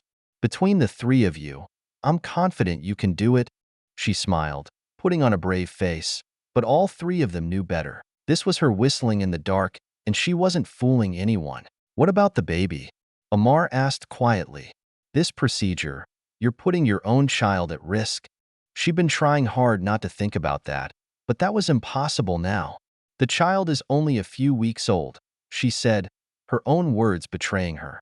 "If the worst happens—" Bly couldn't bring herself to finish that thought. "I can't believe we're actually doing this," Prash said sickly, "but we can try to even the odds. We'll need to postpone for at least 24 hours in order to prepare, and—" "I'm afraid that won't fly," Bly said sadly. "They'll never agree to wait that long. They might grant us an hour. Maybe. But we need that day." Amar cried out. "What if you aspirate? Running an endotracheal tube under these conditions? It's too big a risk." "I know," she said quietly, "which is why I won't be going under general anesthesia." They stared at her with rising dread. "I need to be awake for this, so I can assist," she explained. "It's the only way this works. Assuming it works at all." "Holy Mother Terra," Prash whispered, sitting in her patient's gown, desperately trying to maintain at least some sense of decorum while Amar shaved the back of her head. Bly felt a sense of icy dread. She'd already had one brush with brain surgery under primitive conditions as a doctor, and that had been bad enough. And in that case, she was trying to remove an alien implant, not install one. The Protean clan had rarely discussed their failure rates with outsiders, back when they were still a going concern, but she'd gotten the sense it was uncomfortably high. There was no set standard for alien technology and Terran physiology, meaning every attempt was a gamble. The best she could realistically hope for was for it simply failing to function. She'd still have a chunk of metal in her head, but with luck, it could be removed eventually. The worst? On the other hand, people assume dying is the worst possible outcome, she mused. But they were wrong. There were worse things than death. Far worse. Maggie had taught her that, but she hadn't really believed it. Not then. Cracking open a woman's skull to remove a biological time bomb had shown her the error of her ways. And since then she'd added to her personal list of horrors. Considering the alternatives, death was probably the second best result she could expect.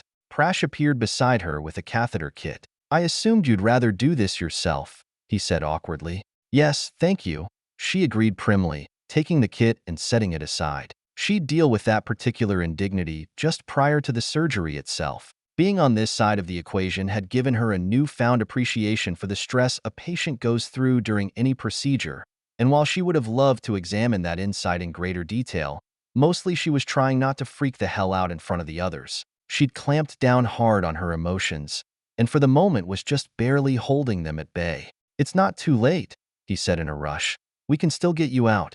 I've sent word to Spadajai, though I have heard nothing back yet, but I'm certain that—" "No," she said sharply, "we will do nothing of the sort." The two men stood before her as they readied themselves to plead their case, but Bly just shook her head.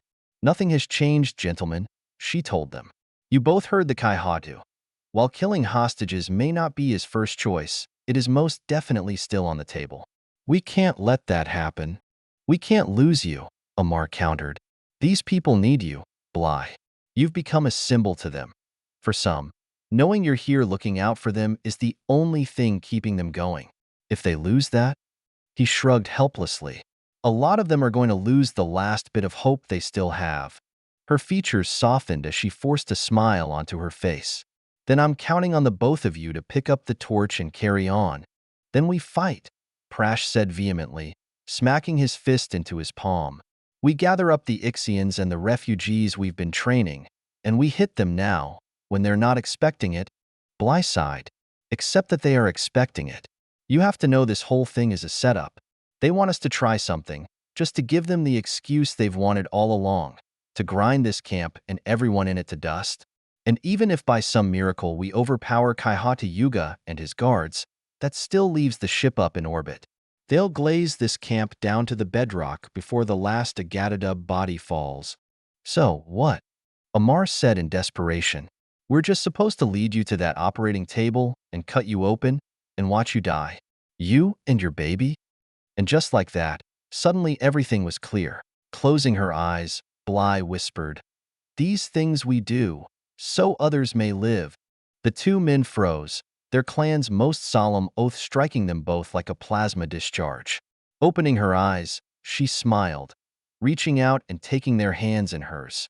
"I know it's hard," she said gently, "but then the important things always are. This is who we are as a clan. We serve others, sacrificing what we might wish for ourselves. That is our single most noble purpose, and I will not subvert our guiding principle just to avoid my fate." Taking a deep breath and steeling herself, she concluded, "Or that of my child. Our clan doesn't need another martyr," Prash argued. "We have far too many already. Remember Juna?" Bly winced at the mention of their fallen comrade, but Prash wasn't letting her off the hook. "He was my best friend. We started out in training together, always eager to help out, ready with a joke or a smile. And for his troubles, he died with a Tuuk stinger in his belly, on some backwater, desert planet no one cares about. And for what?" Her chin jutted out defiantly. "Juna died saving the lives of 4 fellow Terrans, including you and me. If my death had half as much meaning as his, I would gladly count that as a victory. And so should you." The pair now looked embarrassed, struggling to even meet her gaze. "I thank you for your concerns," she told them gently, "but we have a mission to complete. Now, if you could give me some privacy so I can deal with this," she said with distaste, pointing at the catheter. "I will meet you both shortly in surgery." The two men nodded, awkwardly shuffling off and giving her some much-needed space as she contemplated what had just transpired. The moment of clarity she'd experienced was already dissipating, leaving her to dread what awaited her next. Chapter 30. The Law of Unintended Consequences. Prash, Amar, and Velsa stood beside the operating table as Bly tried to make herself comfortable, all of them already masked and gloved. Kaihata Yuga, along with one of his officers, were crowded into the operating theater as well, though they had eschewed any outward signs of maintaining a sterile field. At least they weren't crowding the table, which was a minor comfort, but while Terrans and Agatadub were incapable of infecting one another, who knew what pathogens they'd brought in with them as hitchhikers? With any luck, her fellow knights had sprayed them down with disinfectant, but she wasn't holding her breath, as if things weren't risky enough already. Prash brought over their portable CT scanner while Amar carefully locked her head into place with a surgical halo. A twitch or a sneeze under these conditions would have dire consequences, so the metal halo frame held her skull in position with a series of adjustable screws. It was not a pleasant sensation, even though she knew far worse ones were coming. Velsa was busy setting up the four, swabbing her arm as she inserted the needle and taping it down, before moving onto the drainage bag attached to the catheter. Bly wanted to look away, her face flushing with embarrassment. Despite her years of medical training, her knowledge that this was merely another normal aspect of surgery, the intimate nature of the device made her far more self-conscious than the thought of having a chunk of skull removed. It probably said something about her priorities, but she wasn't interested in running down that stray thought just now. Not with what she was about to undergo. Finishing with the halo, Amar leaned in. "Do you need me to make any final adjustments?" he asked. "It's fine," she said through gritted teeth. In fact, it was painful as hell, but it was also necessary. Besides, it was doubtful any fiddling with the device would improve her situation. That done, Prash began scanning her skull for the procedure, taking his time in order to be thorough. So much, in fact, the Kaihata grew visibly irritated at the delay. Her fellow knights and Velsa remained unperturbed, however, refusing to budge with her safety unless he physically intervened. The alien commander grumbled, but said nothing. Something soft and cool touched the back of her neck as she felt gentle fingers apply ointment to her skin. "Lidocaine," Prash explained, as if she hadn't figured that out already herself, "to numb you for the occipital block." "I have actually done this before," Bly snapped, angry and frustrated at being used as a guinea pig and treated like some ignorant novice. His hand pulled back as the silence of abashed shame filled the room. Wincing once more, she let out a heavy sigh. "Sorry," she mumbled an apology. "It's just my nerves talking." "There's no need to apologize," he answered. "Curse as much as you want." The fact they were being so damned understanding about her plight only irritated her further, forcing her to clamp down hard on her strained emotions. She needed to focus, to maintain her professional detachment. Letting her fears take over now was the surest route to disaster. The lidocaine soon did its job, numbing the area surrounding the base of her skull. "Bly, we're ready to inject you for the nerve block," Prash explained. "Go ahead," she answered, as she started concentrating on her breathing to try and relax. As much as was possible, given the circumstances, at least. 15 milligrams bupivacaine, he ordered, before she felt pressure on the left and then the right sides of her C1 vertebra, as he blocked the occipital nerves with the injection. Within just a few minutes, the entire back of her skull and neck were completely without sensation. "Okay, Bly, it's time," Prash told her. "We'll start the 4-drip, and when you regain consciousness, the worst of it should be over. Are you ready?" "Ready," she told him, even though she was anything but. Worst of it, her ass. Sure, she'd sleep through the part where they sawed open her fucking skull, but that still left the segment where they started digging around in her brain. She wanted to scream. She wanted to escape. She wanted to get the fuck out. But in the end, she did none of those things.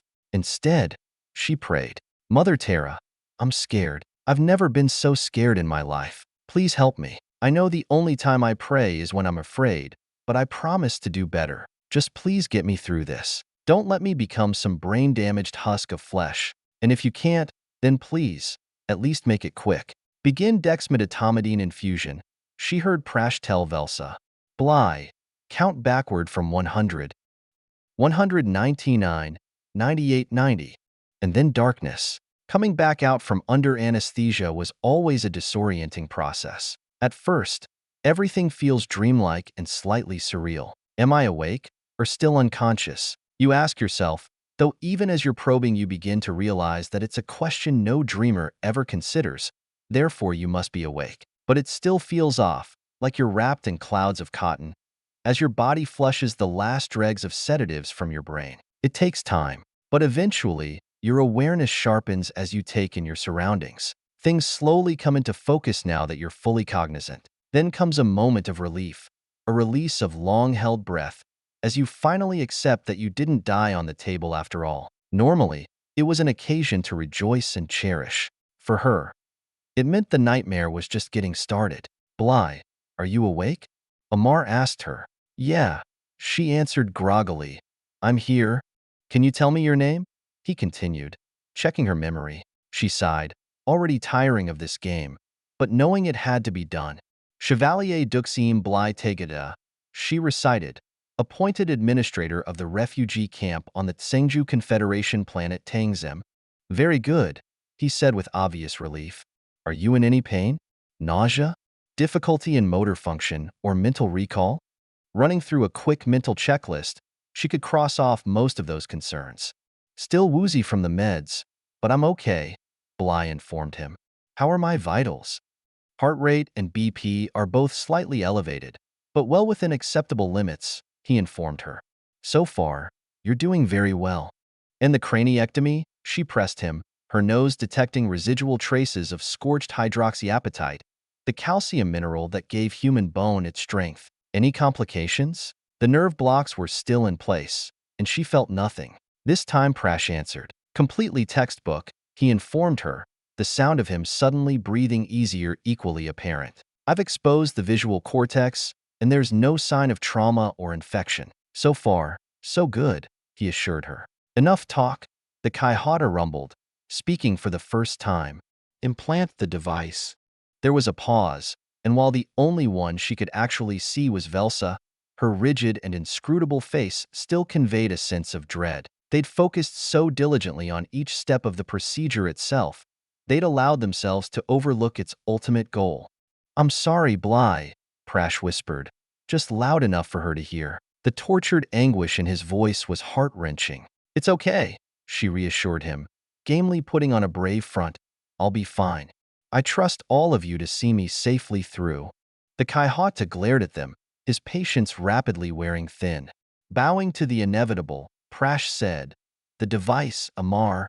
She heard the case being opened, the scrape of metal against metal as it was removed and handed over. Bly, I need you to tell me everything you experience, Prash explained, no matter how insignificant it might seem. This device ties into the visual cortex at multiple points, and if we get any of them wrong— His voice trailed off, not wishing to inflict the rest on her, though she was perfectly capable of filling in the blanks for herself. She felt liquid dripping down her neck, the disinfectant and nutrient bath designed to protect her exposed brain tissue. She tried to stay calm, to focus on her breathing, anything, but all she could feel was gut-clenching terror. Ready, she whispered, her voice cracking. Making the first connection now, he told her, as a flash of light exploded in her field of view, startling her. Her body flinched at the image, immediately drawing their attention. What did you see? Amar asked her. A flash of light, she mumbled, like a distant ship detonating in the dark, trying to interpret what she'd seen into something they might grasp. It only lasted for a moment. Okay, Prash said with a sigh of relief, that's good. We want the least invasive nerve clusters we can find so that one sounds promising. We'll mark it as Site 1 Alpha. Once again, she had to bite back the urge to remind them she knew all this, that she had far more experience than they did, only to be reminded of something a professor of hers had once shared.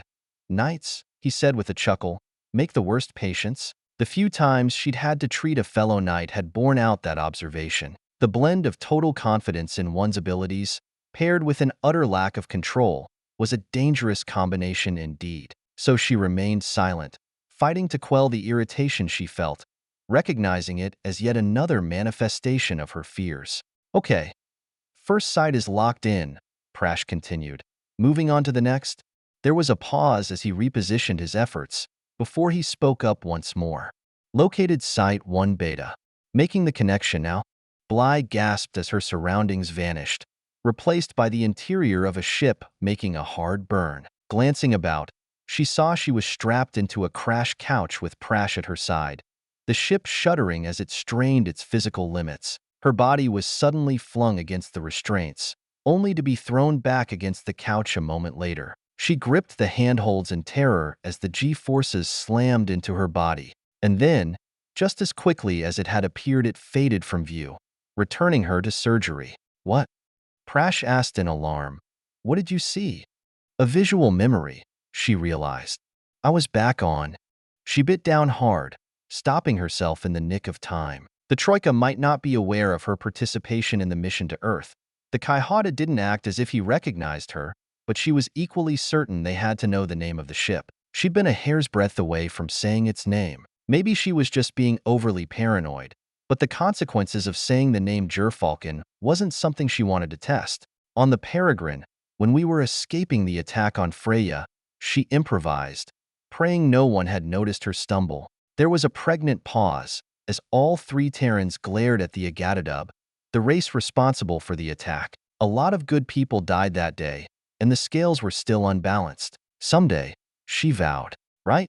The Peregrine, Prash answered, recovering quickly. There had been a lot of ships in the system when they'd attacked, it being shortly after Rendezvous, and it was unlikely the Troika had a complete roster of names. She'd chosen a related name for her fictitious vessel, and it was obvious he recognized her gambit for what it was.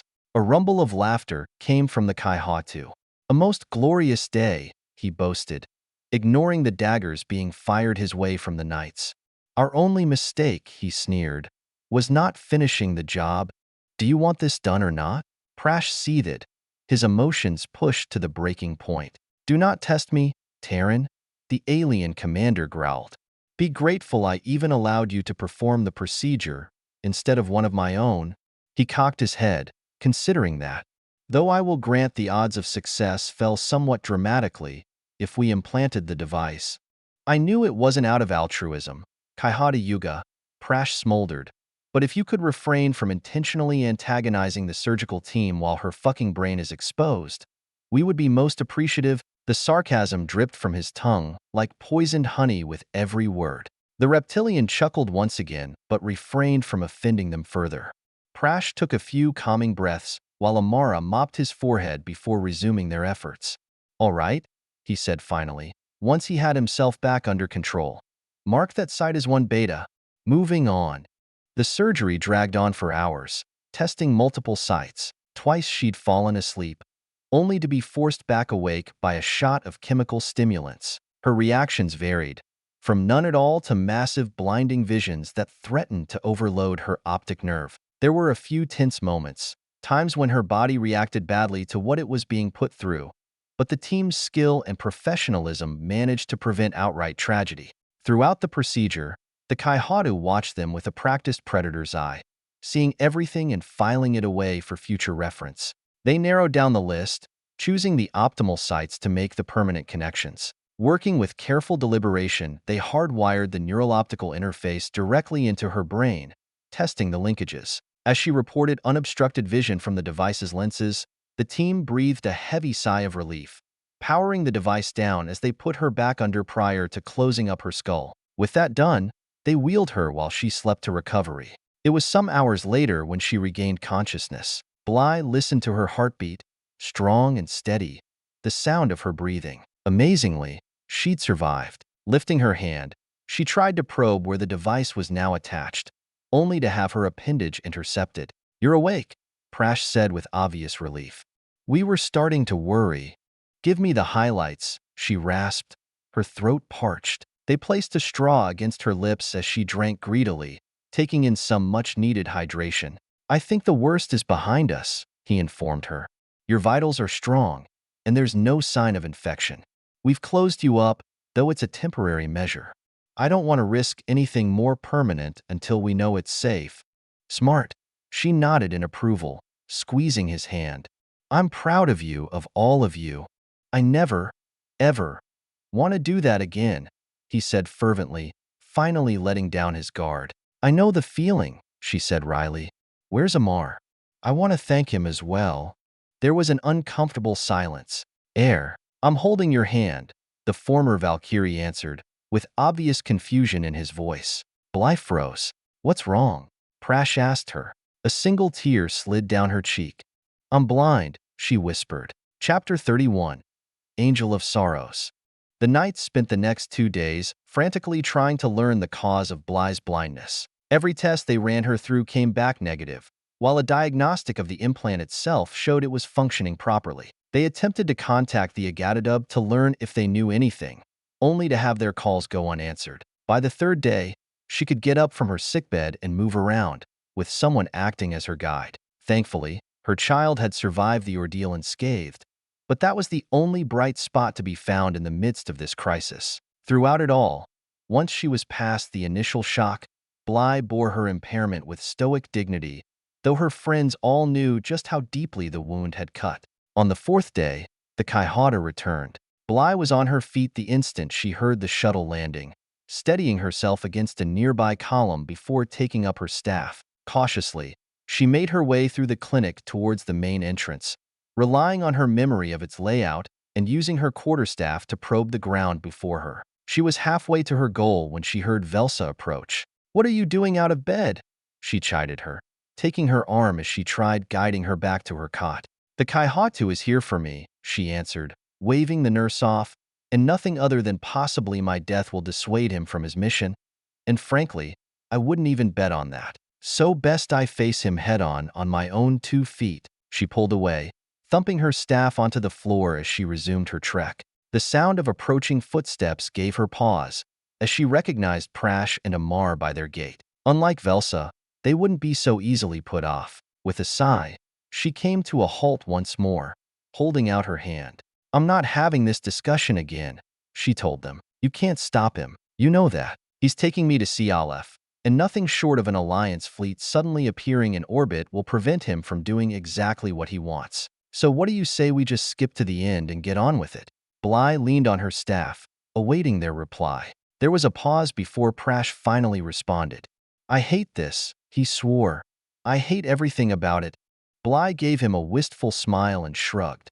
"Mother Terra, grant me the serenity to accept the things I cannot change, the courage to change the things I can, and the wisdom to know the difference," she quoted, reciting the ancient prayer. "This falls under the first category, unfortunately. At least let us come with you," Amar implored her. "You shouldn't have to face this alone." "That's not up to me, I'm afraid," she told them, "but I would welcome your company." She put a hand out and found the former Valkyrie's arm, letting him guide her before stopping just inside the entry, awaiting their arrival, taking strength from their presence. They didn't have to wait long. Kaihata Yuga and his entourage arrived with heavy footfalls and the sound of rain and thunder, the door crashing open as they arrived like an invasion force. Which of course they were. "Chevalier Tegada, how delightful it is to see you again." The alien commander chuckled, thoroughly enjoying his twisted little game. Amar growled angrily in his throat, earning him a squeeze on his forearm as Bly cautioned him to back down. "I wish I could say likewise," she replied, far more bluntly than usual, "but I can't, as I suspect you already know." "Oh, complications from the surgery," he said with feigned surprise. "I hope it's nothing too serious." He sounded like an escapee from a bad comic opera. The Troika's sense of humor definitely left something to be desired. Letting her staff rest against her, Bly put out her other hand, grabbing Prash as she heard him tense, warning him off as well. The creaking of his jacket around his shoulders was unmistakable. "Let us not play games, Kaihatu," she said evenly. "You are responsible for my blindness. Perhaps you did it to punish me, or as a means of control, but whatever the reason, you and I both know this is your doing. So perhaps we could dispense with the false pretenses and get down to business." She looked at him expectantly, or at least, where she thought he was, awaiting his response. "As you wish," he told her, the phony levity disappearing from his voice. "You are correct. I disabled your vision to keep you from acting against my wishes. With this," he said, apparently holding up some device, based on the sound of his movement, "I can restore your sight at any time. And I will gladly do so. Once my mission is complete." "Liar," her mind whispered. "You have no intention of giving me back my sight. Just as I suspect you plan on leaving no witnesses behind either." She couldn't say it out loud, of course, but that made it no less true. The fact he'd taken this step proved it. I assume you have returned intending for me to access the precursor computer, she deduced. What am I supposed to be asking it now? We will discuss that once we arrive, he informed her, as one of his guards grabbed her bicep, shoving her towards the door. Without thinking, she pivoted on her metatarsal and drove the butt of her staff into the torso of the Agatadub warrior, feeling a sense of grim satisfaction as she felt it connect. The grunt of expelled air was a pleasant confirmation she'd hit where she'd aimed. Holding her staff at the ready, she faced the Kaihadu once more. I have made it clear from the beginning I will obey your commands, she said in a rush, but I will not be manhandled. One of my fellow knights will act as my guide. That said, and not wishing to provoke him further, she returned the staffs but into the floor and awaited his response. In retrospect, she really should have seen it coming.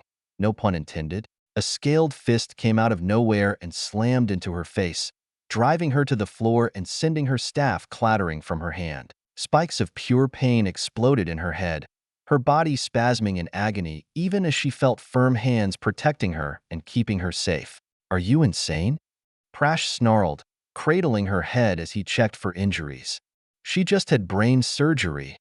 For her own part, Bly wasn't processing well. There seemed to be a disconnect between mind and body, her limbs flailing as she fought to bring them back under control. Even her thoughts were jumbled, a discordant choir shrieking inside her head as she moaned in torment when she felt her body being hauled roughly upright as the others loudly protested the Agatadub's actions. You do not give orders to me, Terran, the Kaihada hissed menacingly. You will do what I say when I say, or I will ensure those you care about suffer tortures even you cannot imagine. His spleen now vented, he tossed her contemptuously aside, the others scrambling to catch her before her body hit the ground. Once more, she felt their efforts to shield her from further injury as she slowly clawed her way back from the pain-filled abyss. Furthermore, he continued in slightly calmer tones, I forbid any other Terrans access to the site.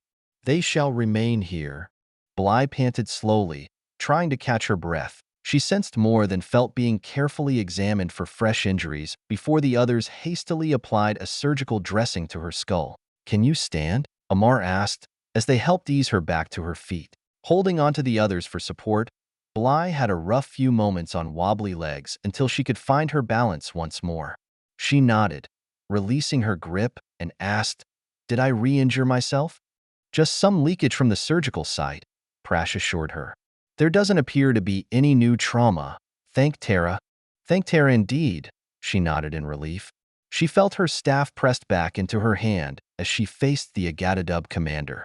You've made your point, Kaihada Yuga, she said guardedly. Hopefully, I have also made mine. I will obey your wishes, but I will only be pushed so far. Turning her head, she summoned their Xot nurse. Velsa, if you would lend me your arm, please.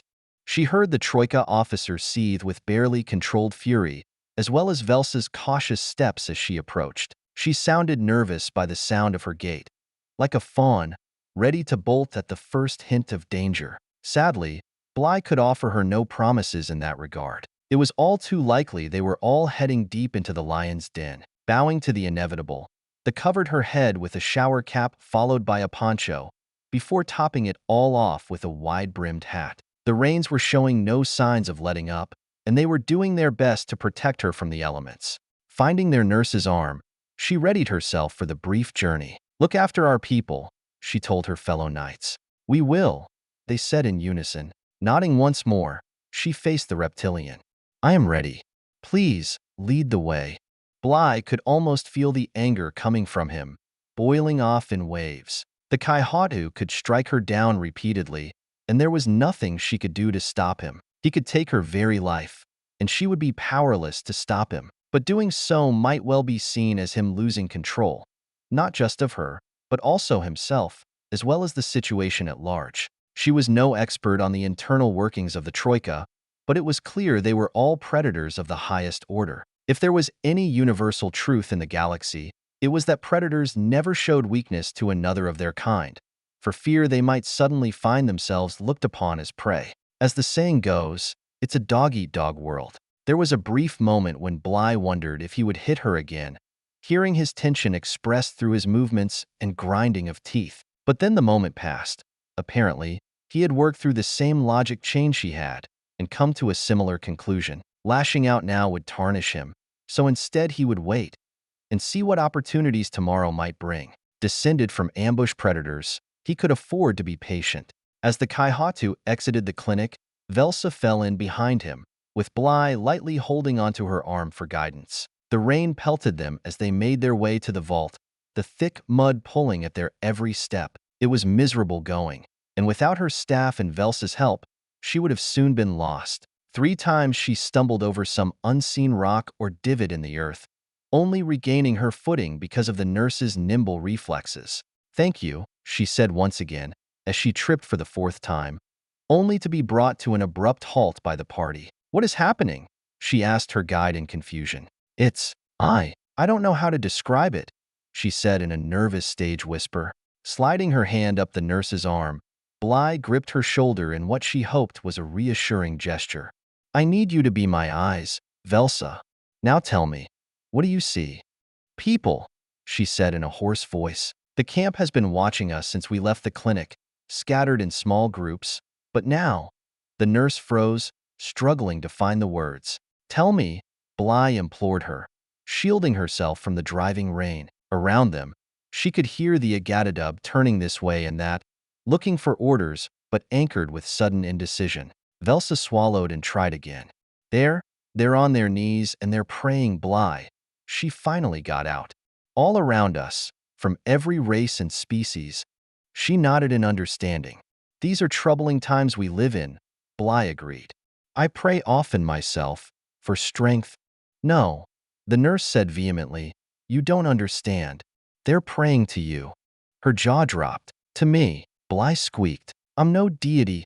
Hell, I'm not even an angel. Just ask Prash and Amar," she said, flabbergasted. This was insane. The Agatadub were milling about now, on edge, and the fact that Kaihatu wasn't reprimanding them for it, that scared her. Something in Velsa's voice changed as if she were seeing her for the first time. "To them, you are," she insisted, her tone now hushed and reverent. "They've watched you intercede on their behalf, against powerful forces," she said nervously, "and they say you possess the healing touch." Her shoulders slumped. "I'm a doctor, Velsa," she sighed. "It's just my training. You're a nurse, for Terra's sake. You understand that, right? It doesn't matter what I believe," she tried to explain, "and there's more.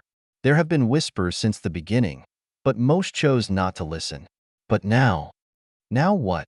Bly demanded. "What's changed?" Instead of speaking, Velsa gently touched her face. "This," she whispered. Bly winced. "They know about my affliction," she said uncomfortably. "Of course they do," she said, surprised by her confusion. "Do you believe anything happens here they do not learn of?" "I suppose not," she said in defeat, "though I was hoping to keep this private. I don't understand why that should change anything. I'm still me." Everything Velsa was telling her made absolutely no sense. She was just a person, struggling to survive like everyone else. She wasn't great. She wasn't special. Mostly she was too busy scrambling from one crisis to the next to think about the bigger picture. But when she did, it left her feeling frightened and alone. She was the last person anyone should be venerating. She could hear the Kaihatu speaking with the ship in orbit, his voice hushed and fervent. If he wasn't planning on opening fire, then what? If Velsa's previous statements had left her reeling, what she had to say next shattered her. "They say you have been touched by the ancients," she said in a rush, "and that you are being tested. They speak with hushed voices of your child, born without you ever knowing a male. And some say—" Bly could hear in her voice the Ksat nurse was overwrought, swept up in a whirlpool of emotion she could no longer control. It was as if she had kept those forces at bay through sheer force of will. But now the dam had burst, and what was flooding through frightened her. When she found her voice once more, it carried with it the power of pure belief, both magnificent and unnerving to behold. "And some say," she continued, "that your child will one day lead them to a better world." Her head reeled. But, she struggled to get out. "That's crazy. I'm no prophet." And my child isn't some miracle because its father was a test tube. She shook her head frantically. I need to talk to them. Make them understand. Velsa gripped her arm. They won't hear you, she cautioned. They're scared, desperate people. And in their eyes, you are their guiding spirit. No words, not yours or mine, will change that. Suddenly, what she was saying was all too clear. No wonder Kaihata Yuga was spooked. The camp was rapidly becoming a powder keg, and all it needed was a match. Chapter 32. Sakarii. Bly was still coming to terms with her epiphany when Kaihata Yuga decided that milling about in one place looked indecisive to the great unwashed. A label no warlord wants hung around their neck. The party quickly resumed their trek to the ancient computer, though now it felt more like a pilgrimage than anything else to the young knight, given her recent awakening at Velsa's hand. The very notion she was some sort of demigoddess to these people disturbed her greatly, though she was at a loss about how to prevent it, not to mention how she was going to explain all this to Grand Master Makar. Although with the Agadadub running roughshod over the camp, odds were good she'd never have to worry about it. Somehow, the realization brought her little comfort. Arriving at the vault, they boarded the elevator, with Velsa doing the honors and jabbing Bly's finger to activate the machinery. The knight maintained her grip on the alien nurse's arm, doing her best to silently reassure her as they descended into the depths. As the lift finally came to a rest, she turned to where she thought the Kaihatu was standing and addressed him. What information do you want me to search for? She asked him. While she couldn't see the alien commander's expression, the tension in the air hadn't abated one iota. If anything, it had actually increased. She could guess at some of the pressures he was likely under, and those were unsettling enough. But it was the ones she couldn't imagine that truly frightened her. Who knew what those compulsions were driving him towards, or how far he was prepared to go? Bly waited anxiously until he decided to respond. I have decided that improved weapons alone are inadequate for the task at hand, he explained. We also lack an effective means of tracking our enemy and discovering where their sanctuaries are located. If we possess that capability in conjunction with superior firepower, we can end this war once and for all. And which war is that? Bly worried. The one against the Ixian, or the one against the Alliance? Knowing the Kaihatu, the answer was most likely both. She would be glad to see the end of the Ixian threat, her and every other Terran, but not at the expense of shattering the Alliance in the process. So far, she'd managed to prevent precursor knowledge from falling into the wrong hands, more by luck than anything else, but now she was cornered. Whatever Aleph showed her, the Troika would immediately learn as well, and there was absolutely nothing she could do to stop it. Unless, Bly pushed that thought out of her head and kept her expression purposefully blank as she nodded to Velsa. Please help me to the platform, she asked the Xot nurse, the alien's steady hands supporting her as she carefully took her position. Taking a deep breath, she willed herself to contact the machine. Connection established. User recognized. Welcome, Chevalier Duxim Bly Tegada. Auxiliary Data Archive 17 Aleph 9 online. Awaiting input. There was a brief pause and then, new hardware detected. Damage to the visual cortex confirmed. Analyzing. Bly sighed. It's a long story, Aleph. I'm afraid I'm not exactly the master of my fate these days. Response unclear. Please restate. This world is under military occupation, she explained. Part of it, at least. They're the ones calling the shots. Query. Does the occupation force comprise your species? Not even close, she said ruefully. They're part of the Troika, the three most powerful races in the spiral arm. They control, well, pretty much everything. She froze as a sudden thought occurred to her. I don't suppose there's any way you can stop them? Negative. This unit's actions are constrained by the guidelines. Guidelines? What guidelines? Bly asked. The guidelines laid down by the HeWhoLooksSkyward prior to my creation, the ancient computer explained. They determine what actions are authorized. Bly spent a few moments pondering that. Wait, it sounds to me like you could do something about it. Only you're not allowed to. Is that right? Affirmative. The guidelines allow no deviation from protocol. So, what would it take before you could do something? She asked hopefully. The guidelines state only a direct attempt to subvert this unit's programming will activate the Rashmi Kim directive. Rashmi Kim, she said in confusion.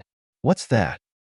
The Rashmi KEM directive protects this unit from subversion, it revealed. When activated, the protocols prevent adversaries from accessing this unit's database. That's exactly what they're trying to do.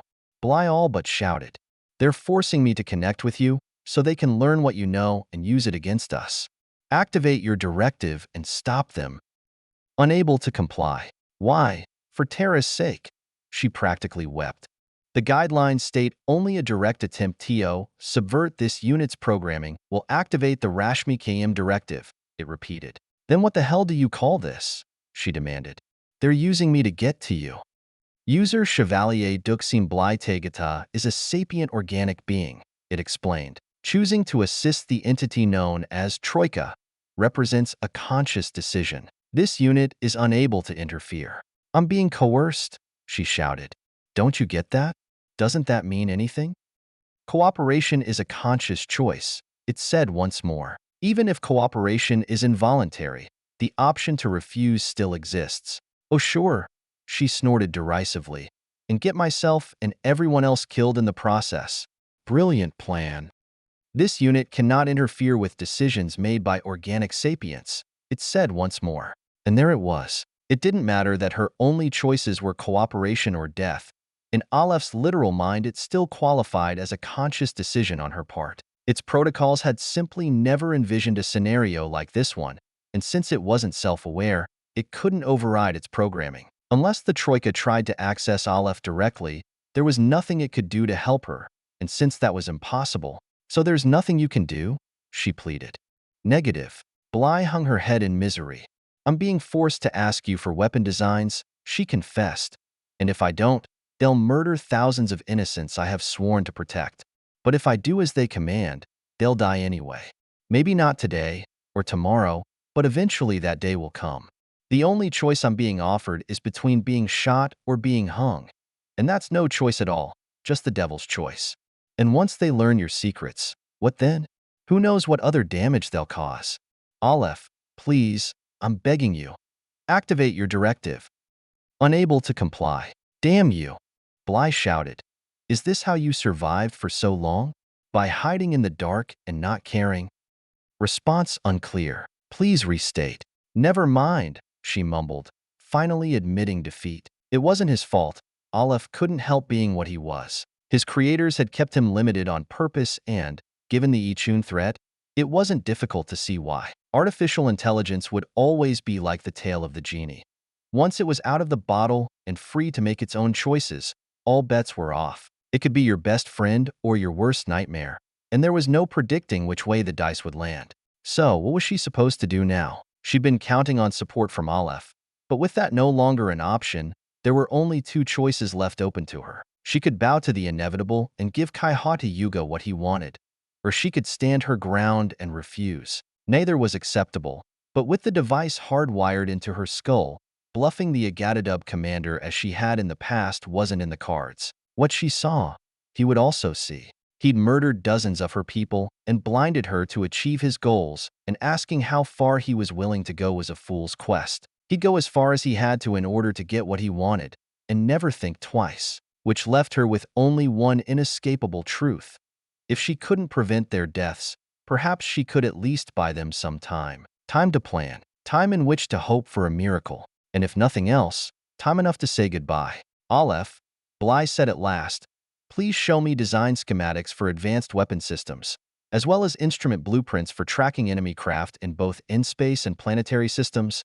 Images began appearing in her mind's eye as she wept bitter tears. Breaking the connection with Aleph always felt like waking from a dream. It was harder now, without the use of her eyes. All the visual clues she'd used in the past to readjust were no longer available, making the transition even more disorienting. She felt Velsa's hands guiding her as she climbed down from the dais, even as her nostrils twitched at the Kaihata's scent while he loomed nearby. I did as you asked, she told him, just wanting this to be over. I know, he answered, his voice brimming with satisfaction. Not all the imagery is clear. Obviously, we will need to fine-tune your implant, but the initial results are very encouraging. You got what you wanted, she told him. Please, take this thing out of my head and give me back my sight. Oh, We are just getting started, he chortled, as her heart sank. Now that we know it works, just think of what we may learn. Improved engine designs, entirely new classes of ships, new power sources and means of production. And I want it all.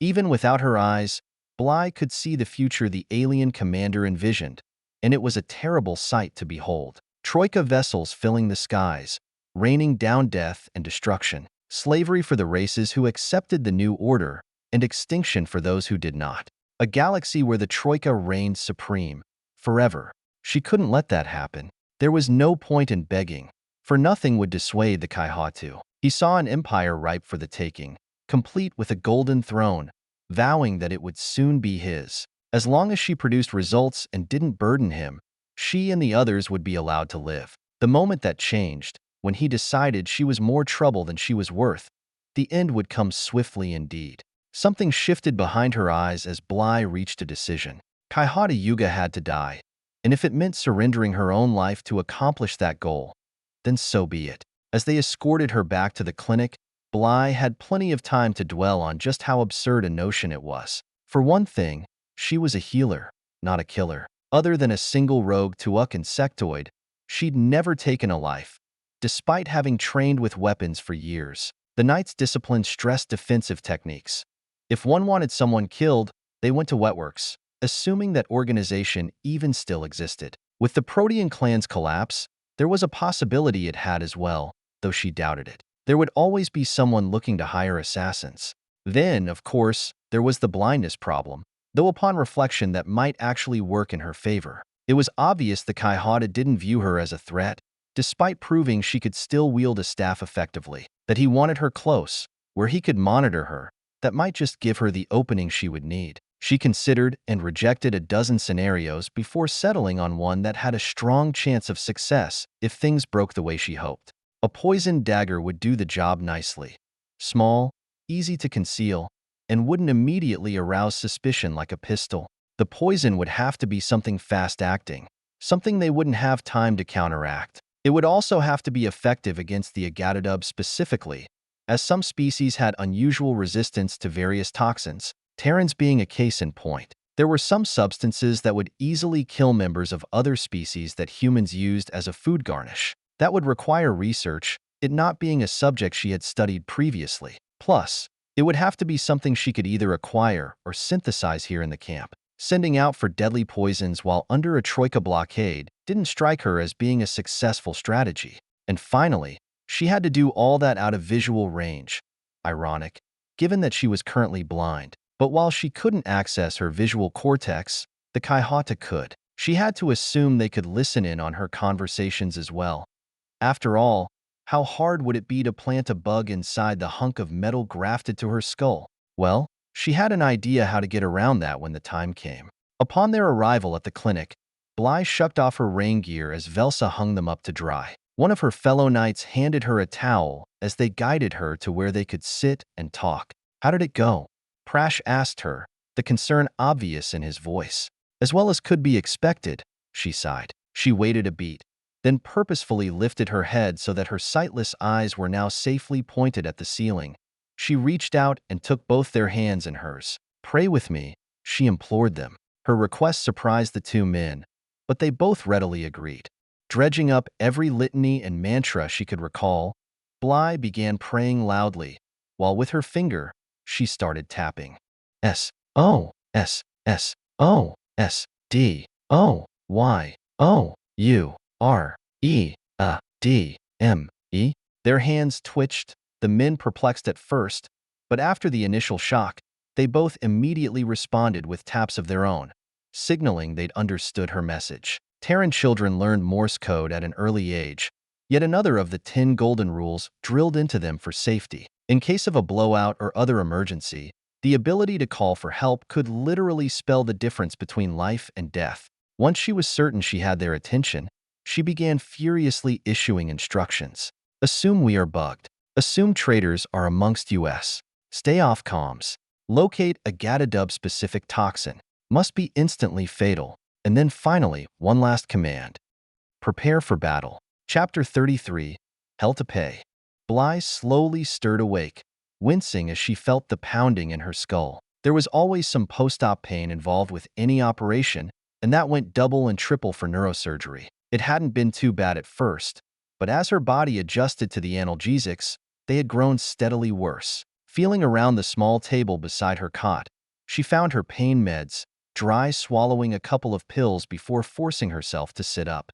Her head swam as she was hit with a sudden bout of nausea. Lovely. As if things weren't bad enough. She'd probably been pushing herself too hard since the surgery, and now she was paying the price. What she really needed to do was take a couple of days off and just rest.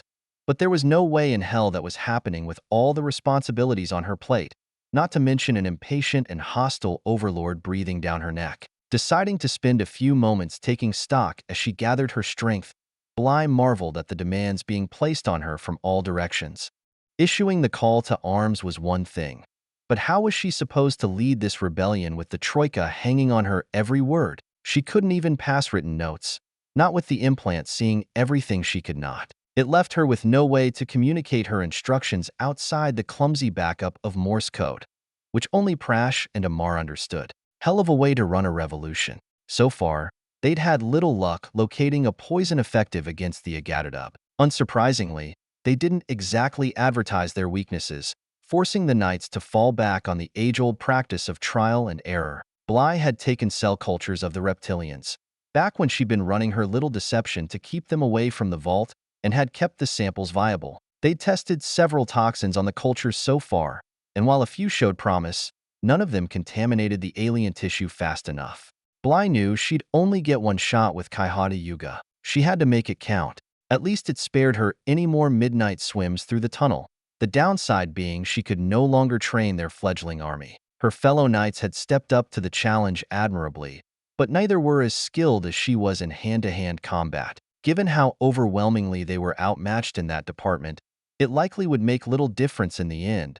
But if she could have given even a handful of them a fighting chance. Bly shook off that train of thought and instantly regretted it, feeling her stomach lurch before forcing herself to look forward instead. She was doing the very best she could under difficult circumstances, and if she couldn't accomplish everything she wanted, or save everyone under her protection, then as long as she could say without hesitation that she had done everything under her power, it would have to be enough. It wouldn't stop the endless self-recrimination, though. She knew that. Maggie had spoken often of old ghosts refusing to leave her in peace. It was only now she truly understood what the old tinker had meant. Another problem was she could no longer coordinate with Spadajai, though they still met regularly regarding camp business. Prash and Amar had explained to him the necessity of not revealing anything incriminating around her, forcing him to walk a very fine line, ostensibly following the Kaihata's orders while actually supporting the growing rebellion. If the Troika were to learn the truth, they would execute him and his warriors without hesitation. They'd fight back, of course, with everything they had, using all of their famed martial skills. It simply wouldn't be enough. Worst of all, trying to keep all of this from the Kaihatu was reducing her to an emotional wreck. She wasn't cut out for espionage. As a knight and healer, she had always faced the universe with truthfulness and candor. Deceit did not come easily to her, though to her eternal regret, she was learning how to negotiate the world of duplicity. It wasn't enough to remember the falsehoods she told. She also had to recall which lies she had told to which individuals. One tiny misstep, a single slip of the tongue, and the executioner's axe would fall. In fact, the only thing keeping the Agadadub commander's attention from the simmering uprising was his avarice for the treasures of the precursors. Every day, he escorted Bly to the vault in order to commune with Aleph, teasing even more secrets from the ancient computer, leaving her feeling soiled and racked with guilt. They just weren't ready for a confrontation, not without a great deal more training, which meant she had to beg, borrow, or steal every moment she could in order to buy them more time. Even if that meant handing the enemy the keys to the kingdom of heaven. The only bright spot in this perpetual nightmare was the Kaihata's unwillingness to share what he'd gleaned from Aleph with the rest of the Troika. Like a squirrel stocking up nuts for winter, he hoarded his secrets, allowing Bly and the others a very narrow window of opportunity. If they could make their move before he made his, they still had a chance to bury those stolen riches and contain the damage. All they had to do was defeat the alien commander and his warriors, destroy the ship still in orbit, and somehow not alert the rest of the Empire in the process. What could possibly go wrong? With a heavy sigh, Bly rose to her feet, leaning on her staff, her legs going wobbly the instant she put weight on them. Despite the pills she'd taken, her headache was even worse, and while she was sorely tempted to pop a couple more, she knew all too well the dangers that lay down that road. Some traps were best avoided, so she'd deal with the pain. Though as she shivered in the chilly morning air, she grabbed a blanket and pulled it tight around her for added warmth. It didn't seem to help all that much, truth be told. She maneuvered her way through the clinic to begin rounds. It wasn't easy, without the use of her eyes, forcing her to rely on her other senses, including her sense of recall. She had always been blessed with an excellent memory, but its limits were being sorely tested, as the situation forced her to summon up details of each patient's history and treatment. She'd come to rely heavily on mnemonics to keep it all straight, though thankfully one of the others was nearby to answer her questions in case she forgot some critical detail. Overall, she learned how to manage her newfound disability, adapting even faster than she dared hope, were it not for one crucial detail.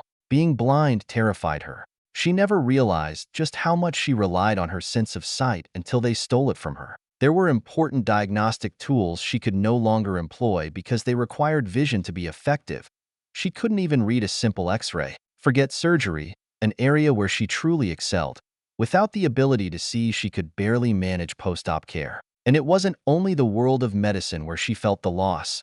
Simply maneuvering from one side of the clinic to the other was a painful exercise in banged-up shins, bruised elbows, and frightening panic attacks. It took every bit of strength she possessed to hide her fears from the others, to not let them see her moments of weakness. She wanted to weep, to wallow in self-pity, but of course, she couldn't. She had to stay strong for the others, her fellow knights, the refugees, everyone but her. These things we do, so others may live.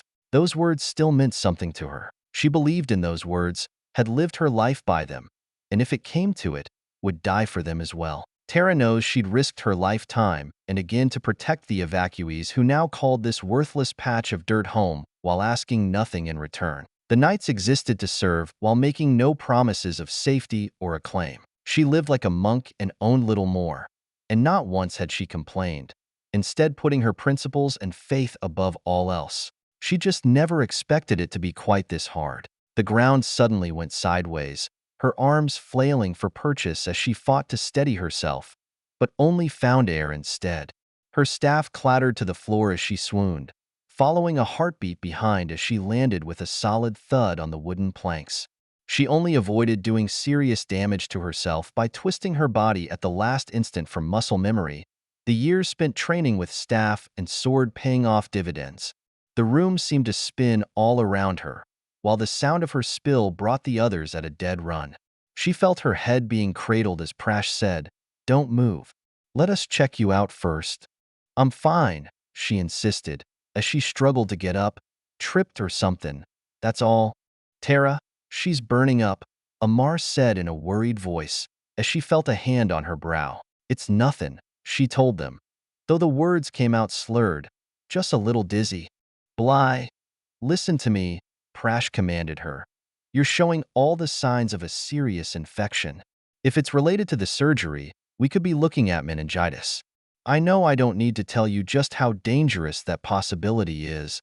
That brought her up short. Maybe somewhere in the back of her mind, she recognized the signs something was wrong, but with everyone relying on her to be strong, with the consequences of failure so damn high she'd ignored them, certain she could just bull her way through. Apparently, the bill had just come due.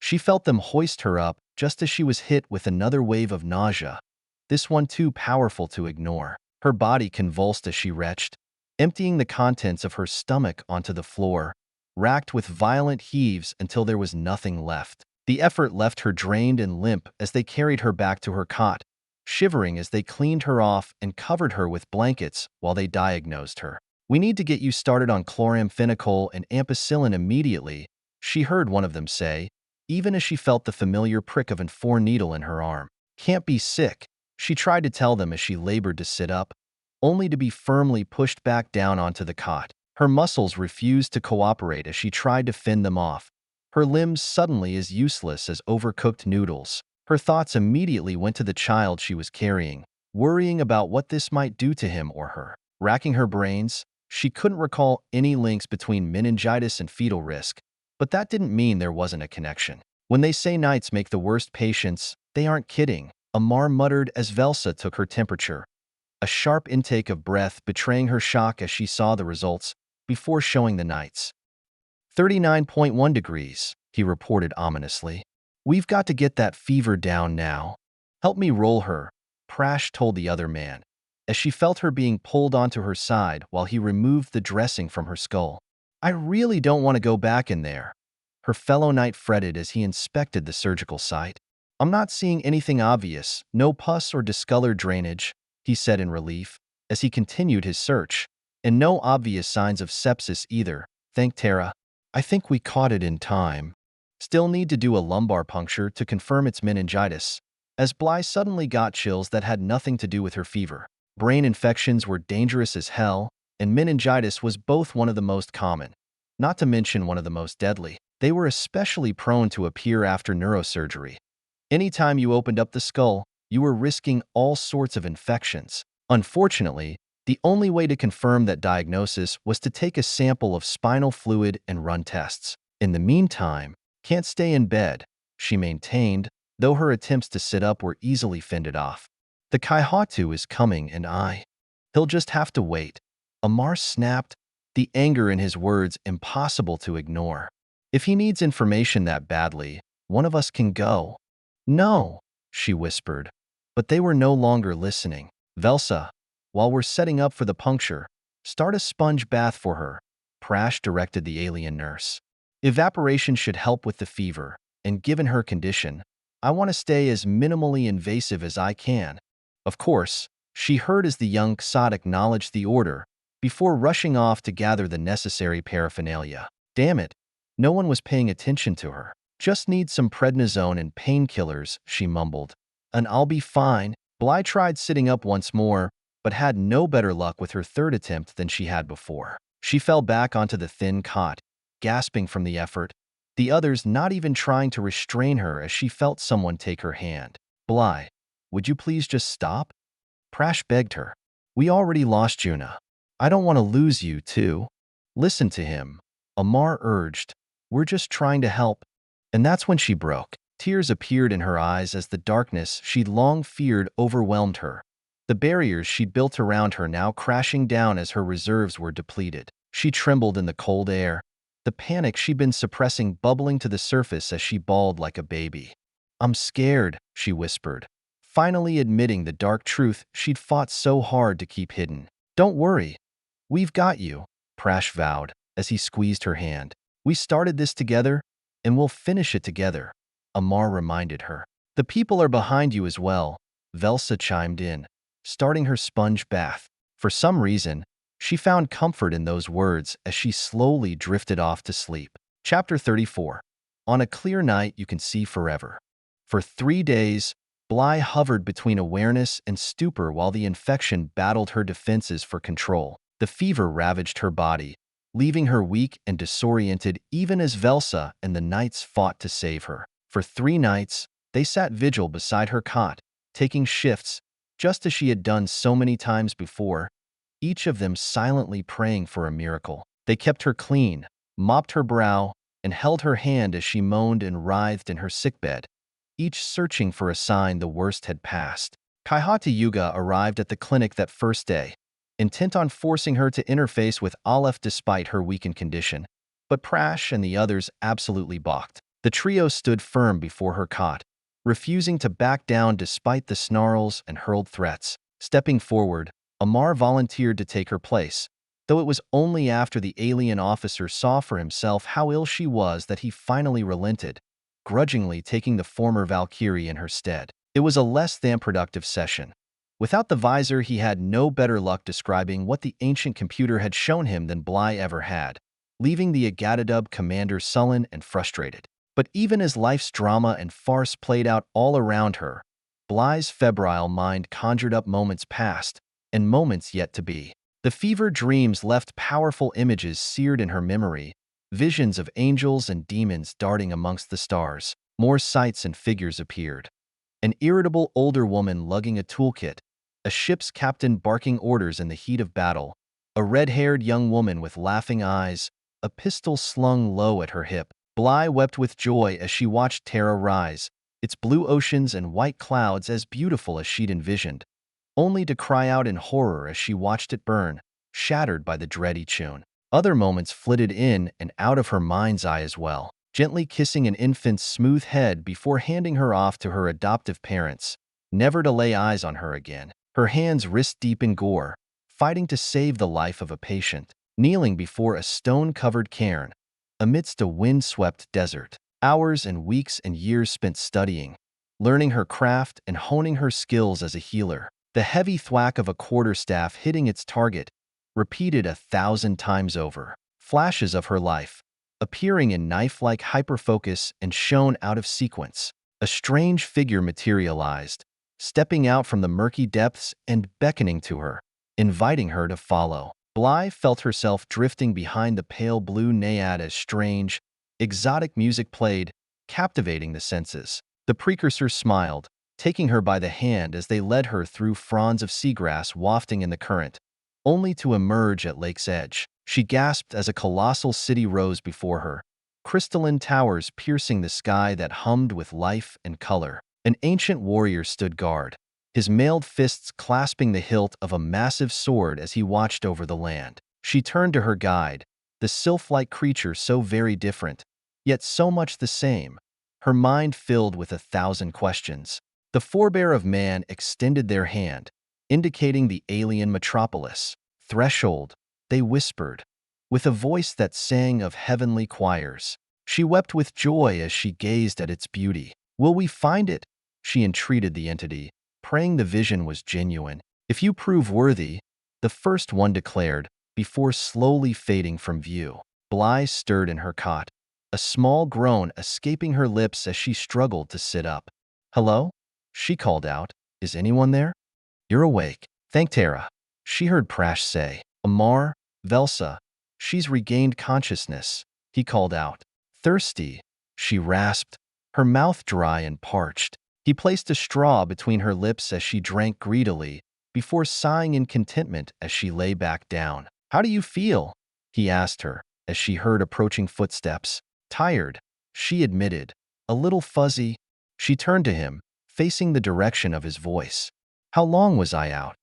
3 days, Amar said, his voice anxious and weary.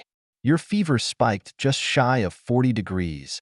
She winced at the news. "Temps running that hided a number on the patient's body." "Any other symptoms?" she asked them. "None worth mentioning," Velsa said demurely. Well, that was a lie, or at least a half-truth, though she doubted her intent was malicious. Quite the opposite, in fact. Bly was certain the alien nurse had said that to spare her feelings. Cleaning up after patients unable to care for themselves was simply a part of the job, though from the patient's perspective it could feel invasive, even mortifying. She tried to keep her thoughts purely professional on the subject, but it wasn't easy. As much as she prided herself on her strength and self-sufficiency, the idea of being utterly helpless didn't sit comfortably with her. "Think you're up for some food?" Prash asked her. Bly checked in with her stomach, which responded with a familiar rumble. "Some broth, maybe," she said upon reflection. "Not sure I'm ready for anything solid just yet." "We'll get you something, I promise," Amar assured her. "Meanwhile, we need to run some tests. Make sure you're past the worst of it." "I know," she said unhappily. She no more enjoyed being poked and prodded than anyone else, especially after what she'd just been through. Still, she knew it was necessary, if unwelcome. "Run your tests, but in the meantime, what exactly have I missed?" That was a far more pressing concern than her health, as far as she was concerned. "Our good friend, the Kaihatu, stopped by," Prash said sourly. "Tried dragging you out of your sickbed, so you could talk to the computer. Never mind the fact you were half out of your mind with delirium and weak as a kitten. Well, no surprise there." "What happened?" she asked, nervously anticipating the explanation. "I went in your place," Amar said offhandedly, though something in his voice left her with the distinct impression a great deal was being left unsaid. She debated for a moment pursuing it, but honestly, The thought left her exhausted. Let them keep their secrets. Besides, if it was anything serious, she was certain she'd be hearing about it from their lord and master. I'll bet that thrilled him to no end, she said dryly. What did you think of Aleph? Honestly, I don't know what to think, he answered. So much knowledge and power, but it's like talking to a child. The Kaihadu wasn't happy I couldn't get him the data he wanted. I'm almost positive they kept him limited by design, she replied. I think they worried he'd go rogue if they made him too intelligent. I'm pretty sure you're right, Prash agreed. It fits with what little else we know of the precursors. He paused for a moment as he shifted gears. For a while there you were delirious, Bly. Most of your rants made little sense, but there were a few. His voice trailed off into silence as he struggled to put his thoughts into words. There were moments, he finally continued, where it seemed as if you were talking to them. The precursors, I mean. A hush came over the others while he struggled to push forward. Were you? He asked her point blank. Talking to them, I mean? For a brief and shining moment, she could see the vision of Threshold the Ancient had shown her in her dreams once more. No, she said at last, of course not. I was clearly out of my head. It was just a fever dream. Nothing more, she told herself. Part of her even believed it. The part that lied so easily to her fellow knights. Getting their hopes up was a risk she dared not take. Not when she knew full well the price they would pay when it all came crashing back down. But another part of her held a very different opinion on the subject, the part deeply bound up in her faith. It had taken some hard hits as of late, especially when she gazed upon the ravaged homeworld of Earth, but it was still there, flickering like a small candle in the vast eternal darkness. Scientifically, there was no rationale for how those ancient ancestors of humanity would, or even could speak to her, altered state or not. As a scholar, she knew that, but as a person of faith, she believed with all her heart that somehow they had reached out to her, giving her despondent soul a glimpse of what was possible. She knew the others desperately wanted that same sense of hope and wonder, and she longed to share with them what she'd seen. But what if she was wrong? What if it was just an illusion brought on by neural trauma? She didn't have those answers. Until she did, it was best to keep those thoughts to herself. Amar finally broke the awkward silence. Well, we'd best get started on those tests and get you some food. Anything else we can do for you? Bly managed a brief smile. No, I'm fine. Or at least as fine as can be expected. I'd like to stretch my legs a bit, as soon as I'm able. Prash touched her brow. Soon, I promise. Until then, let's see where we stand with your temperature. She felt something touch her forehead. 37.4 degrees. Still slightly elevated, but not bad considering. With a sigh, she bowed to the inevitable, letting them run their tests. As a physician, she knew they were necessary, but as a patient, she couldn't wait for the ordeal to end. Finally, after far too much rough handling, the two knights admitted defeat. You seem in good condition, Prash said as they finished. More importantly, there's no sign of your child being in any sort of distress. He, or she, appears to have weathered the storm with flying colors. Bly let out a breath she hadn't realized she'd been holding. Thank Mother Terra, she said in relief. Amen, he said with complete sincerity. Does that mean you'll take it easy for a while? She chuckled at that. And how long have you known me? I was afraid you were going to say that, he sighed. But a man can dream. One of us will still be with you regardless until you're back to 100%. That could be a while. With this thing grafted to my skull, Bly said unhappily, tapping the implant. Then get used to having company, he warned her, before pressing a hypospray against her neck. Until then, you need to rest, he told her, as he gave her a sedative. Traitor, she accused him, but there was no fire in her words. He helped her settle in and get comfortable before she finally drifted back off to sleep. This time, the dreams were far less disjointed, lacking the heated barbs and jump cuts brought on by the fever. Bly now walked barefoot through a soft bluish-green veldt, as the sounds of life trilled and hummed and sang all around her. Someone took her hand, and as she turned, she recognized her ancestral guide from the precursor homeworld, the planet once called Threshold. Long have we awaited your arrival, the dryad sang to her, her huge dark eyes filled with joy. There is so much for you to see and learn and be. If you dare brave the trials before you. Trials? What trials? She asked in shock, stunned by the ancient's words. The elfin creature gestured towards the heavens at a light display, rivaling any she'd witnessed. Objects would streak across the sky and then detonate in a flash of blinding light, sending a cascade of colors drifting towards the ground below. Those are the ones who dared enter our realm, and were found unscrupulous, beneath contempt, they explained. This world contains riches and power beyond imagining, but they are not for the timid, or the weak, or those that would pervert our gifts. If you and your brethren would take up our mantle, then you must prove yourself. Even as she watched, yet another burst of light exploded, followed by another, and then another. The entire galaxy was battling to gain entrance, but only the despised and unwanted Terrans had learned the secret. But would it be enough? And if we should fail? Bly whispered.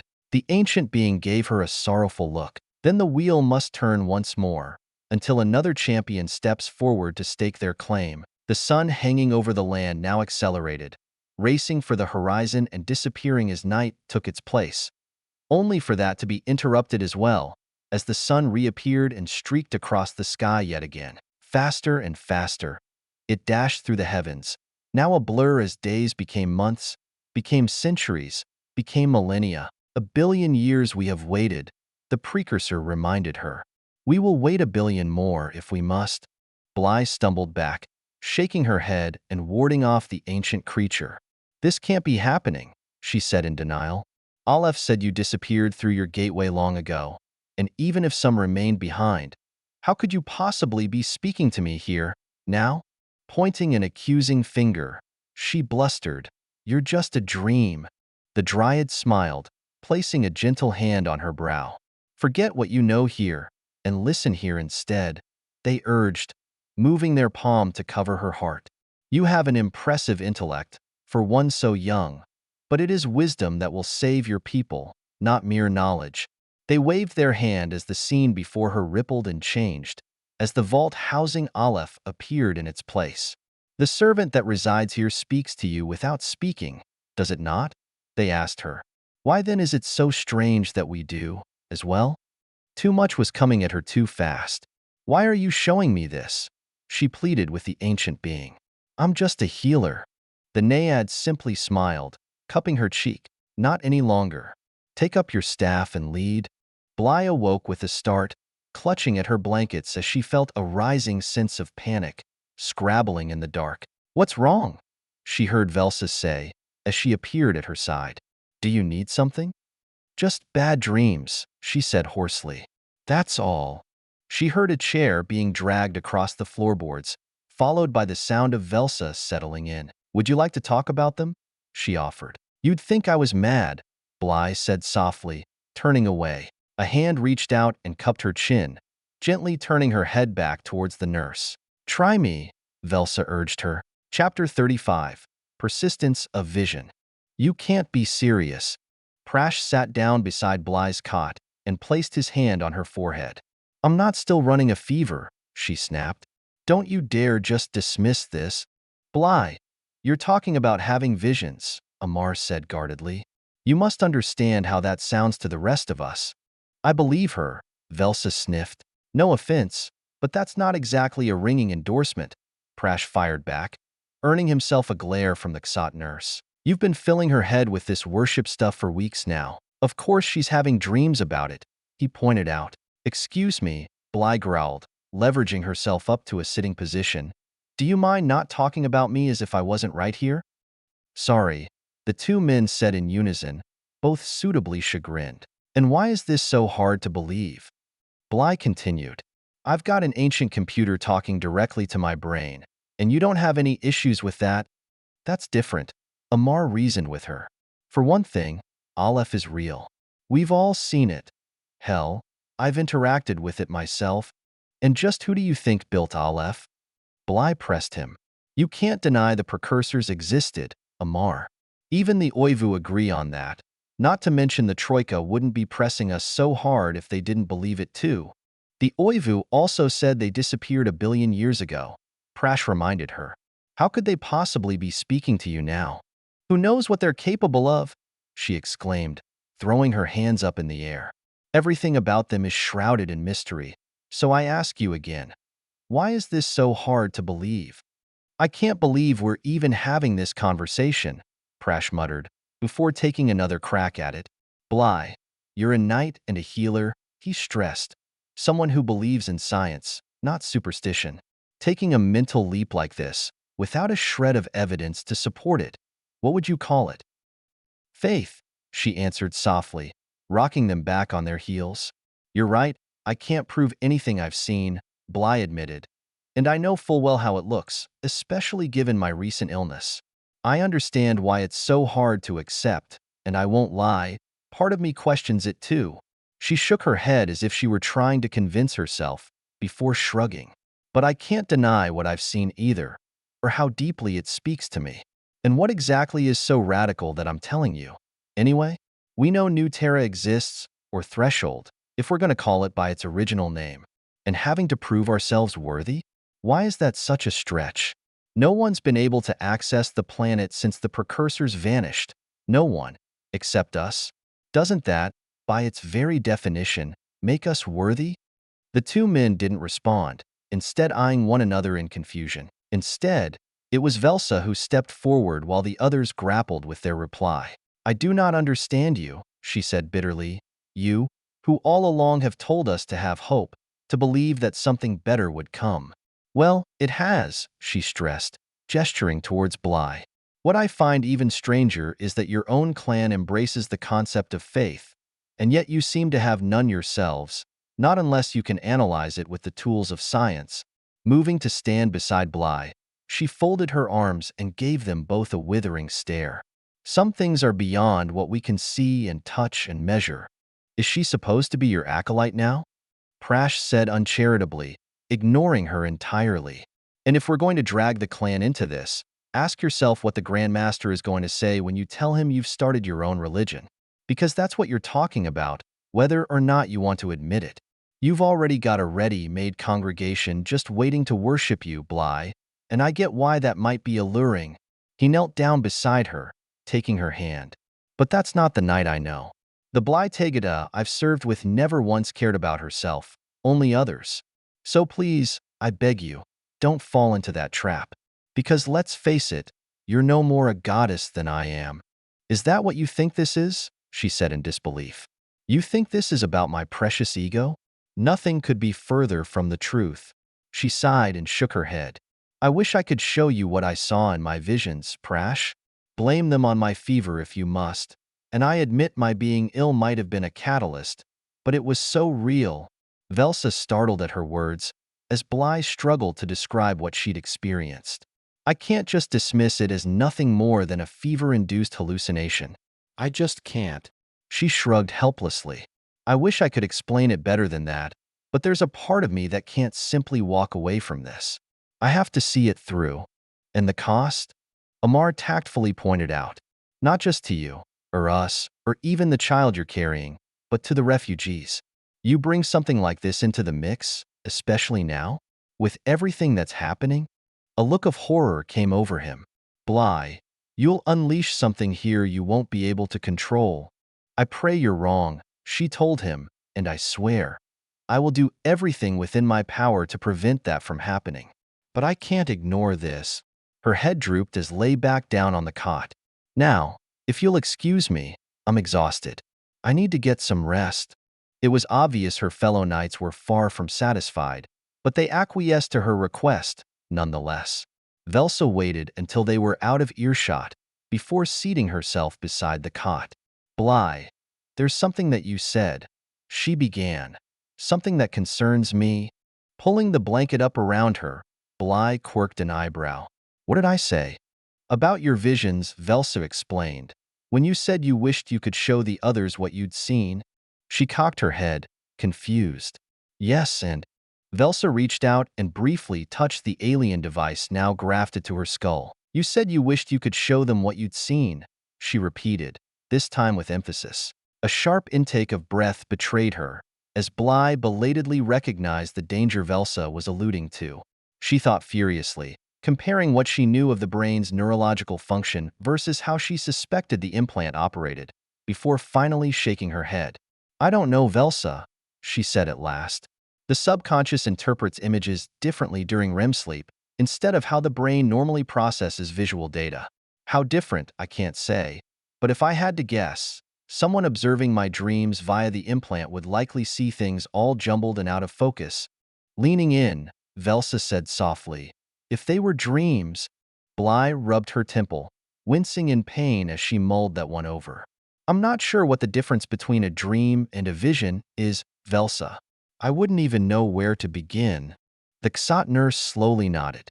"It's not as if you could just stop dreaming.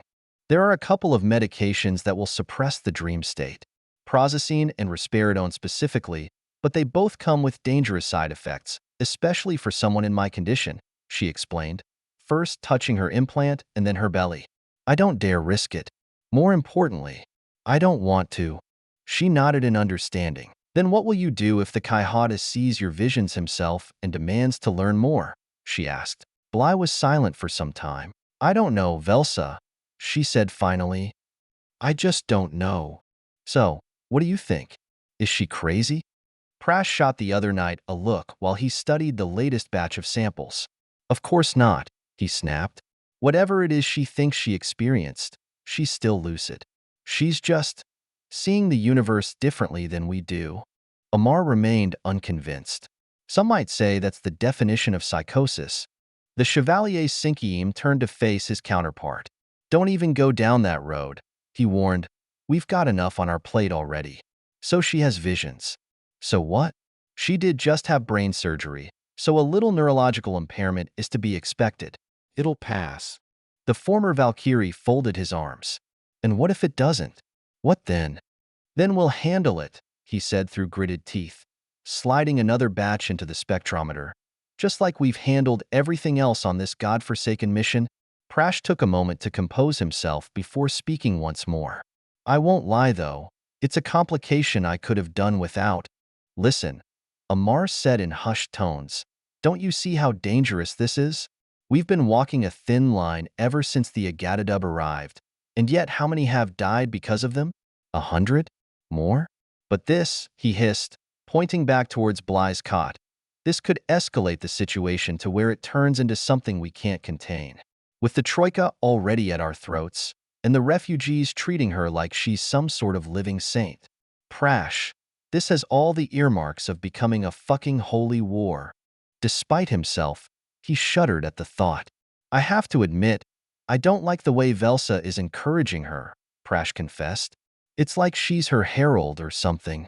Or her second in command," Amar agreed. "Whatever she is, she's pumping fuel onto the fire." "It doesn't matter," he told him. "Bly is still head of this mission, and unless I see some clear sign of mental breakdown, I'm not challenging that. She's my superior, and more importantly, she's my friend. We went to Earth together, for Terra's sake," he said, throwing up his hands. "That fucking mission," Amar said ruefully, shaking his head. "I swear, it's brought nothing but disaster. The whole damn Perseus arm is in flames because of it, and it's why most of my battalion died on Sonoitiai Prime." He glared at Prash. "I don't give a shit about her visions," he said, using finger quotes. "They're not worth the hellfire they'll bring down on top of us."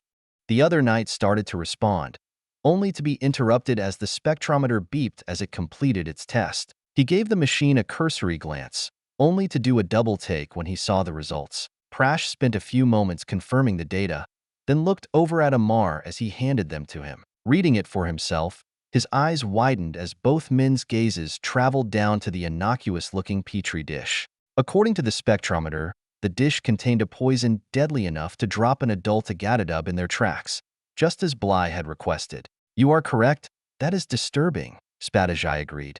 "I take it then you do not believe in these visions, da?"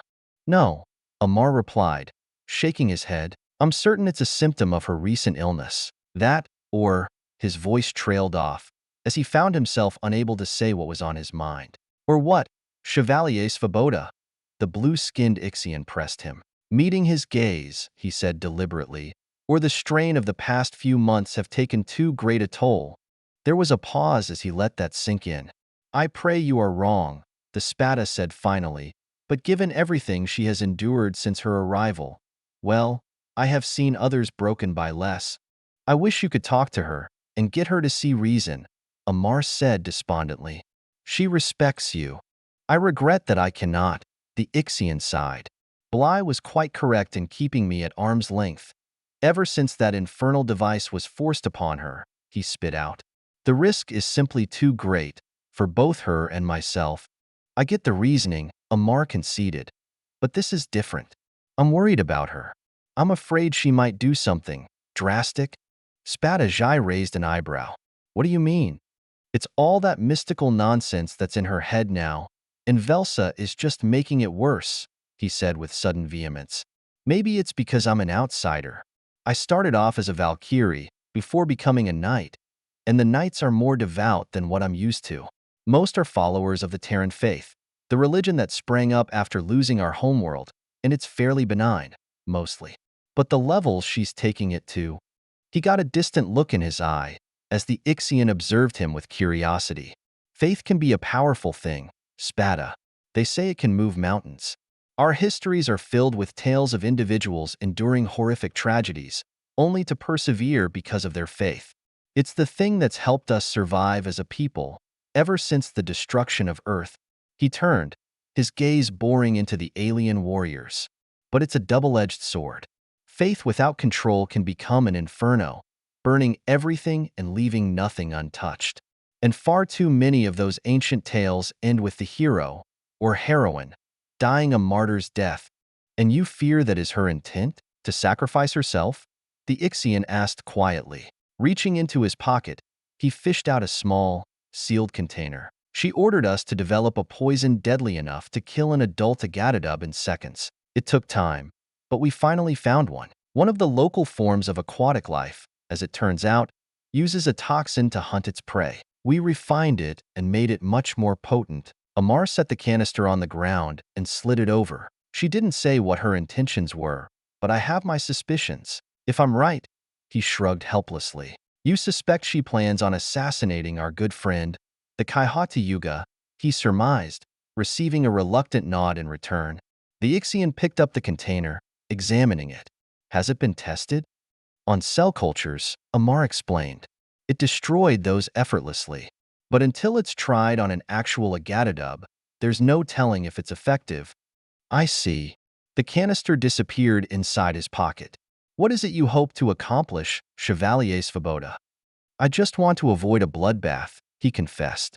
The others don't know I'm here, or that I brought you that, he said, indicating the toxin, and honestly, I don't know who else I can trust. He sighed once more, as the strength seemed to ebb from his body. I've already survived one Holocaust, Spadajai, and I would do literally anything to keep it from happening again. The Ixian nodded, rising to his feet.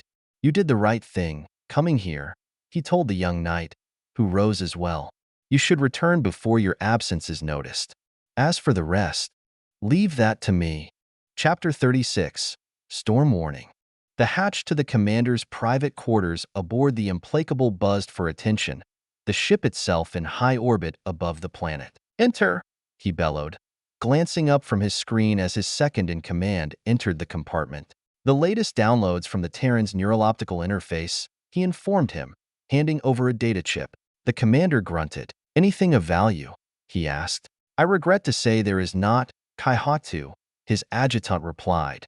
It would seem the Terrans are being quite circumspect in what they say and do, at least where we may overhear. He gave his superior a concerned look. Is it possible they learned we are monitoring them outside the ancient complex as well? It would not surprise me, the Agatadub officer said in disgust. They are vermin, which means they possess a vermin's cunning. He looked back at his subordinate. Is that all? There is one other thing, the junior officer said carefully. The specialist tasked with monitoring the device noticed some unusual imagery during the Terran sleeping hours. What it means, we cannot say. Bah, he said in dismissal. Random noise, nothing more. Treacherous they may be, but no one can plot rebellion while they are unconscious. Of course, Kaihatu, he agreed, though there was some lingering doubt in his mind. He was about to say more on the subject when the monitor suddenly switched displays, now showing an image of the ship's communication officer. Kaihatu, we have just received word from the research facility on Jakarta. They dispatched the subject you requested on schedule, which should arrive here at Tangim within the next planetary rotation, they reported. A calculating smile appeared on the reptilian commander's face. Excellent, he buzzed. Keep me informed, he ordered, before signing off. His second-in-command cocked his head. What is this subject, Kaihatu? Something our scientists have spent the last few years perfecting, he explained. Ever since we learned of the strange connection between the Terrans and the precursors, his subordinate stared at him in confusion. And how will this improve our situation here, Kaihatu? With the device we had implanted in the Chief Terran's visual cortex, we now have complete access to everything within the Ancient's computer memory. And yet the Terrans and their allies still believe they can play games with us, he snapped. They are convinced they are indispensable, and that it gives them power over us. He sneered in disgust. Nothing could be further from the truth. And I look forward to seeing the fear in their eyes when they realize their services are no longer required. The sound of a staff thumping across the floorboards drew a sigh from the other knights. What are you doing up? Prash asked as she approached them with Velsa by her side. We would have happily gotten whatever you needed. What I needed was to stretch my legs and restore some circulation, she replied. And while I realize your concern comes from an admirable place and that you mean well, I am not an invalid. So please, stop treating me like one. Amar stepped up and gave it a shot. Bly, we almost lost you, he entreated her. We're just trying to keep you safe. That's all. And I appreciate that, but I've spent too much time in that cot as it is. If I'm going to get any better, I need to resume my normal routine. Starting with a visit to our outpatient clinic, she turned, showing off the small backpack she was carrying marked with their clan's symbol. That's on the other side of the camp, Prash pointed out. And how do you plan on examining patients, given that you can't actually examine them? Which is why I've asked Velsa to accompany me, she explained.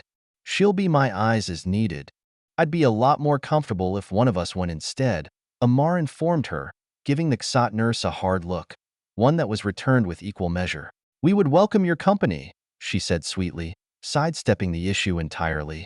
I'll go, Prash sighed. Just give me a minute to get my bag. He shambled off as he went to retrieve it.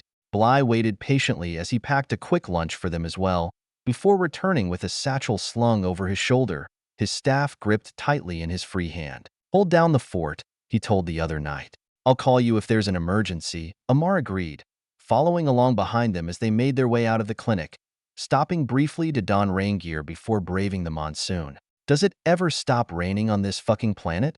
Prash cursed, pulling his broad-brimmed hat down over his face. So I'm told, Bly shrugged, taking extra care with her footing as the nurse guided her. At least it's warm, she added. Trust me, it could be much worse. Velsa started to respond, only for her words to freeze within her throat as a small cluster of children darted out from one of the nearby structures, racing ahead. And so it begins, she murmured. What? Bly asked. Runners, she explained. Off to tell the others you're coming. Wonderful, Prash groaned. That's all we need. They will not harm her, Velsa snapped, chiding him. That's not what worries me, he muttered under his breath. Perhaps you wouldn't mind sharing your concerns then, Bly prompted him. You want to know my concerns? All right. What do you suppose those kids are running off to tell the other refugees? That the remote clinic is opening up, or to make way for the Saint of Tangim? This again, she replied, shaking her head. I'm not encouraging it. Quite the opposite, in fact. People are going to believe what they want to believe, and there's nothing I can do to change that. Bly, just appearing in public encourages it. I know it's not your fault, and that you're doing what you can to temper their enthusiasm, but this hero worship is getting out of hand. As long as they treat you like some holy shepherd, destined to lead them all to the promised land, they're setting this camp on a collision course with the Agatadub. He gave her a worried look. When the dust finally settles, no one's going to be walking away from that. So what is it I'm supposed to do? She countered. Remain in seclusion, hidden away from the camp? Abdicate my responsibilities? Given your medical status, people would understand if you stepped down, Prash said as gently as he could. Amar and I can pick up the slack. I am not abandoning my duties, Bly snapped, her tone now harsh and unyielding. Not as long as there is breath in my lungs. So no more discussion regarding my early retirement, Prash. I'm not going anywhere. Somehow I knew you'd say that, he sighed, as they crested the small hill overlooking the outpatient clinic, spotting a small crowd awaiting them. He groaned in dismay even as he led the trio towards the congregation. They parted before them like the Red Sea, ignoring the downpour, their heads bowed and respectful. A handful of the braver, or perhaps more zealous souls, reached out to lay hands on her staff or touch her medical bag. Prash shuddered as his worst fears were realized, even as Bly would occasionally stop and respond with a smile or a few kind words. Those that received her benedictions reacted as if they had looked upon the face of God himself. Eventually, however, she passed through the multitude, standing before the clinic itself. For those of you here to seek medical treatment, just give us a few minutes to get set up, and then we'll start bringing you in. Velsa, if you could begin getting their names and information, please, she instructed, while she and Prash entered the small hut and set down their gear. As Bly began arranging their equipment by touch, she faced her fellow knight. I suppose you want to comment on our reception here as well, she said. You mean your reception? He corrected. And no, not really. You've made your position clear, and you know where I stand. Neither of us is going to convince the other. So what else is there to say? He didn't return her sightless gaze, focusing instead on preparing for their patients. She reached out and touched his arm. You and I have been through a lot together, she said gently, and knowing I had your support would mean a great deal to me. Prash froze for a moment, then let out a heavy sigh. Of course you have my support, he said at last. I just wish it didn't come with such a heavy price tag. We live in perilous times, she shrugged helplessly. Besides, we Terrans know better than anyone just how little dominion mere mortals have over the universe. It will continue to spin of its own accord. All we can do is prepare ourselves to meet it when it comes. Fair enough, he reluctantly agreed, though I reserve the right to say, I told you so if it all goes south. Duly noted, she said wryly, as Velsa poked her head in the door.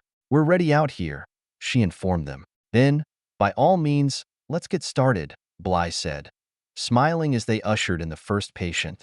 They saw dozens of refugees boasting a myriad of complaints, though scattered among them were several individuals who'd exaggerated their symptoms just to gain an audience with Bly. Though she tried to ease out the door as gently as she could, often easier said than done, it was clear that many of her devotees would gladly camp out here permanently, just to bask in her presence. They required a firmer hand to dislodge them, though she made sure to thank each of them for stopping by. As the sun began to set, they closed up shop and packed away their gear, when a knock at the entrance took them both by surprise. I hope I am not intruding? Spadajai inquired, peeking in. Not at all, Bly said warmly, holding out her hand as he grasped it in return. It is good to see you. Well, not see, exactly, but you know what I mean.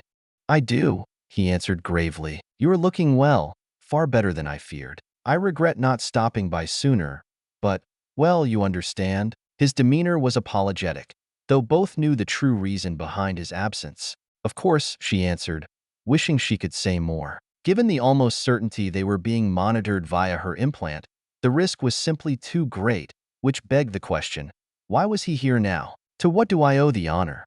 She asked. I merely wish to check in and bring you up to speed regarding the camp's current status, he explained, handing over a tablet. Routine, for the most part, though there have been a few minor incidents. Nothing we couldn't handle, of course. Bly accepted the electronic device, only to feel a scrap of paper beneath her fingertips as well. Her blinded eyes widened briefly before inclining her head in gratitude. I look forward to going over your report, Spada, she told him, before signaling Prash to take both the tablet and the message from her, carefully keeping them out of the implant's visual range. Should you have questions or concerns, you may reach me at any time, he stressed. That's very kind of you, she told him, her mind reeling as she worried why he had appeared now, after being so careful to avoid her since the surgery. Likely, the note he'd passed her would explain it, though there were far safer avenues available if there had been a need for a conduit. Whatever the motivation was, it brought with it the chill of ill tidings. But then what didn't? These days, I regret I cannot stay longer, the Spada continued, already making his exit plain. I am pleased to see you up and about once more, Chevalier Tegada. Your presence in this camp has been a welcome one, not only for myself, but all who reside here. These people look up to you, and they would follow you anywhere. That the pause in his statement was deliberate was impossible to ignore, the added emphasis even more so. The Ixian was delivering a message, one that sent shivers down her spine. The note now seemed almost secondary as the warning in his words rang through, loud and clear. Suddenly, she didn't want to know what was on that scrap of parchment. I'm glad you stopped by, Bly told him, reaching out and taking his hand in hers. I hope next time we can catch up a bit. He gave her hand a squeeze. As do I. Though one never knows what the future may bring. Bly released him as he bid farewell, disappearing back into the rain. With a sigh, she reached for her hat and poncho, donning them both once more before slipping on her pack and tightening the straps. Her staff now in hand, she asked the others, ready to go? Sooner we get back to where it's warm and dry, the happier I'll be, Prash grumbled, as he and Velsa fell in on either side for their return trip. They said little while sojourning across the camp, though several refugees shadowed them along the way. If Velsa wondered why the others weren't engaging in conversation, she kept her thoughts to herself. Upon their return, they shrugged off their rain gear and hung them up to dry before making their way to the clinic's sleeping area. Setting down her pack, Bly eased herself down to her cot. That took more out of me than I realized, she admitted. Did you have a chance to read Jai's report?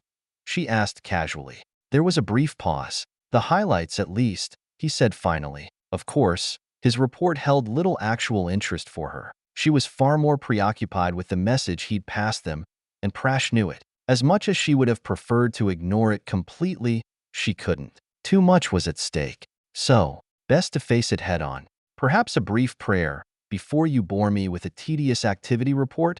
She suggested, holding out her hand. A moment later, he enfolded it in his, as her finger began to tap. T-E-L-L-M-E. His response was as immediate as it was alarming. A Gatadub ship arriving tomorrow. Reason unknown. Strongly urge you remain hidden. And at the end, a final request. Leave this to me. Chapter 37. Prometheus Unbound. A quiet pall of dread hung over the camp as twilight gradually settled into darkness. With over 10,000 inhabitants, there was a constant buzz of activity and conversation that never entirely went away, but now an eerie silence seemed to permeate the settlement. Bly woke during the night, her sleep broken and restless, making her way to the clinic's entrance as she listened to the gentle sound of the rain, shivering in the dark while she wrestled with the hefty burden the Spada's note had placed upon her shoulders. There was a part of her that had sighed in relief when she realized the Ixian was preparing to stand up against the Agatadub threat. She'd been carrying the weight for so long, fighting what seemed to be an unwinnable battle by herself, that the thought of handing it off to another left her on the brink of tears. She just wanted it to be over, to lie down and rest and not think about how every decision she made affected so many innocent lives.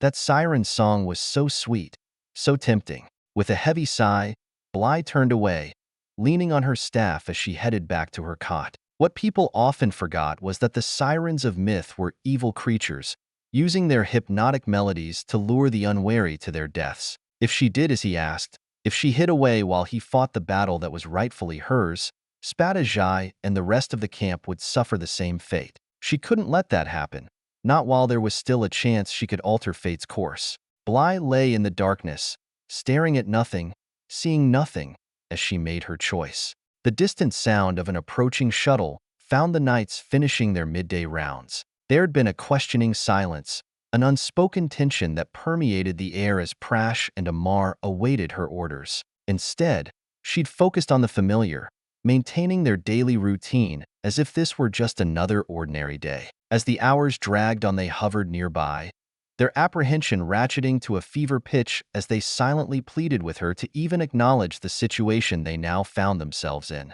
Instead, she said nothing, her only orders being to treat their patients and see that the camp was properly looked after.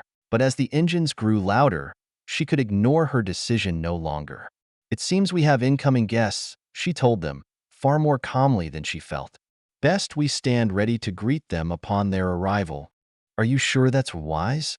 Prash asked pointedly. With Velsa close at hand, it was all he dared say. "As certain as I am about anything," she said with a weary smile, trying to make light. She could only imagine the desperate looks the two men must have been shooting back and forth, while she made her way across the clinic and began donning rain gear. "Maybe we should wait," Amar suggested, as if it were the most rational option available.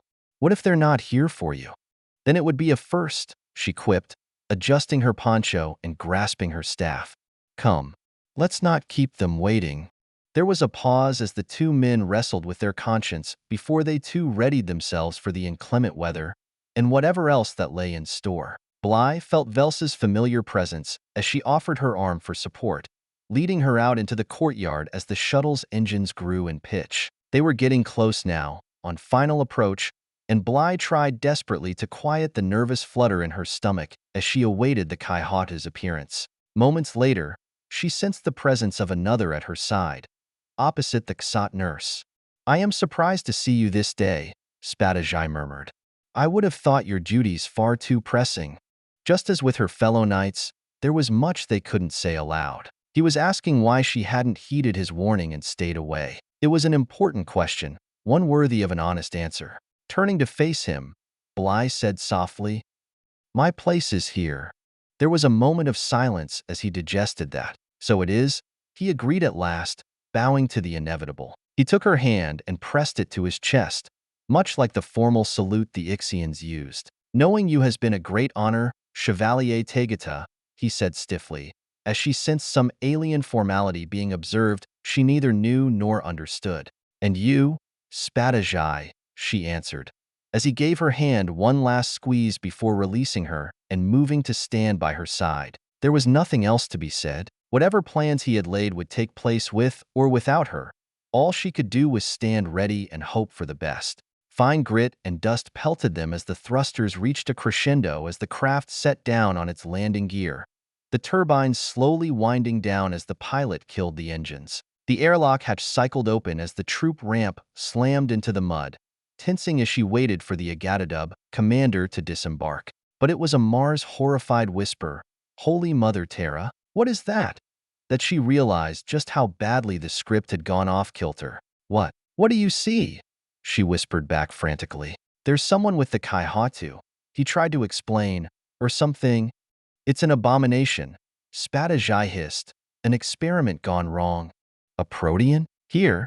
she said in shock. After the mission to Earth and her experience with Samara, she'd made a point to learn all she could about the Protean clan and the ones whose surgeries and gene therapies had gone awry. Many of the clan's Forsaken suffered from mutations that left them as little more than helpless lumps of protoplasm, but they were deserving of their compassion, not disgust. "That's no Protean," Prash said in a strangled voice. "I don't know what it is." Bly's head whipped back and forth, searching desperately for answers, until Velsa gripped her arm tight and said hoarsely, "It's as if a Terran and a Gatadub mated," her voice filled with revulsion. "But that's not possible," she said in disbelief. "Whatever that thing is, it's not the product of mere procreation," the Spada sneered. "That creature was born in an Agatadub laboratory, though I shudder to think what those involved must have suffered," his tones now softening, tinged with a hint of anguish. "Will someone please tell me what you're talking about?" Bly all but shouted in frustration. "I'm not sure I can," Prash answered, but, taking a deep breath, he tried once more. "It almost looks like an Agatadub at first glance, tall, scaly, but when you look closer, the size and proportions are all wrong. The scales are patchy, even sickly looking, while the face is almost human." He sounded nauseous, as if he were moments away from vomiting. "The limbs, some of the torso. Jesus, I'd swear they took a Terran prisoner and one of their own and carved them up." He fought desperately to hold on before saying, "Bly, that thing is a Frankenstein." The images that word conjured up flashed through her mind like a whirlwind, and as a physician, they were brutally graphic. Humanity had lost much of its history and lore following the destruction of Earth, But the ancient fable of science gone mad, of grave robbers and body horror, the cautionary tale that warned some things were not meant for mortal man to know, still held sway in the dark recesses of the human soul. That the Troika would even attempt such an experiment, let alone succeed. Holy Mother Terra, Bly whispered, as she realized the monstrosity's purpose. They're using that creature to bypass us. They're going to try to interface with Aleph directly. Prash let out a string of muffled curses, while Spadajai's sharp intake of breath betrayed his grasp of what she was saying. Can they do it? He demanded, her mind whirling at the implications. I don't know, she said at last. Even with a DNA sample, I'm not sure I could tell you. We have no idea what Aleph was looking for when he recognized our genetic profile. If our theory is right, if we are descended from the precursors in some way, then yes, it's possible whatever the Agadadub cooked up might fool the sensors. But it's equally possible it won't, and if that happens— What? The Ixian insisted. What will happen? Bly just shook her head. Nothing good, I suspect. Either way, Amar warned them. I believe we've just outlived our usefulness. We are now officially loose ends waiting to be dealt with. He'll want to make sure, Bly piped up, thinking furiously. Until it's been tested, he won't kill the goose that lays the golden eggs. Not until he knows if it works. Then we have little time, Spadajai said grimly as the Agadadub contingent approached them. Stay safe, all of you, and be ready for whatever comes. And what do we have here? Kaihata Yuga laughed, though there was no humor to be found in his words, merely the cutting, caustic edge of a poisoned blade. A welcoming committee, come to greet us. How wonderfully courteous of you.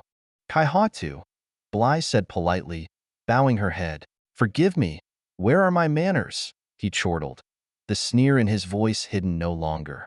Allow me to introduce a long-lost relation of yours. Chevalier Tegeda, meet Srijan.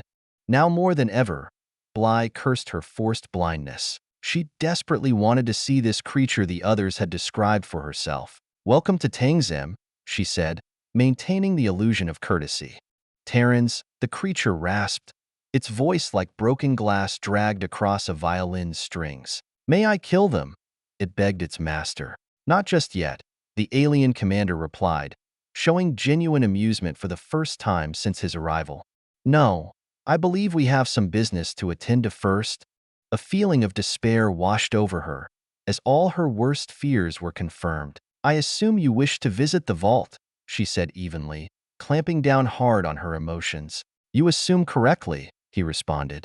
There's an experiment I wish to run.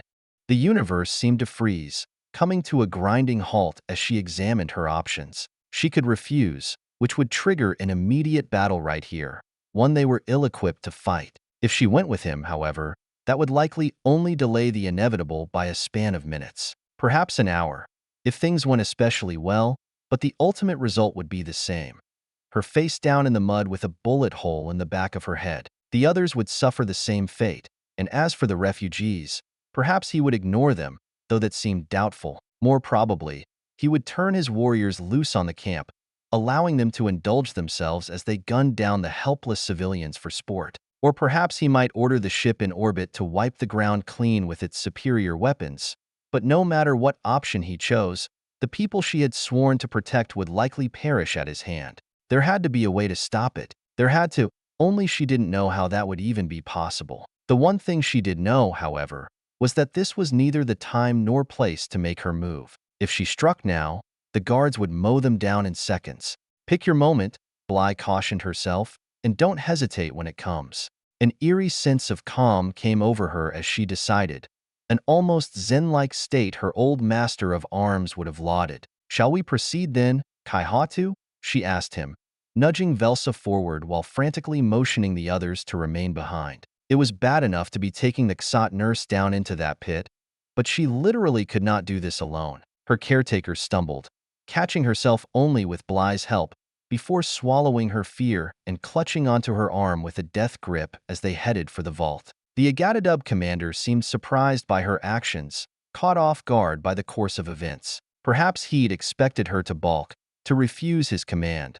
But he recovered quickly, proceeding towards the precursor site with the creature in tow. The Kaihatu blathered away at her, already certain of his victory, but she ignored all of it. He was speaking simply to hear himself talk, bursting at the seams with pride and vainglory, none of which required a response from her. Quite the opposite.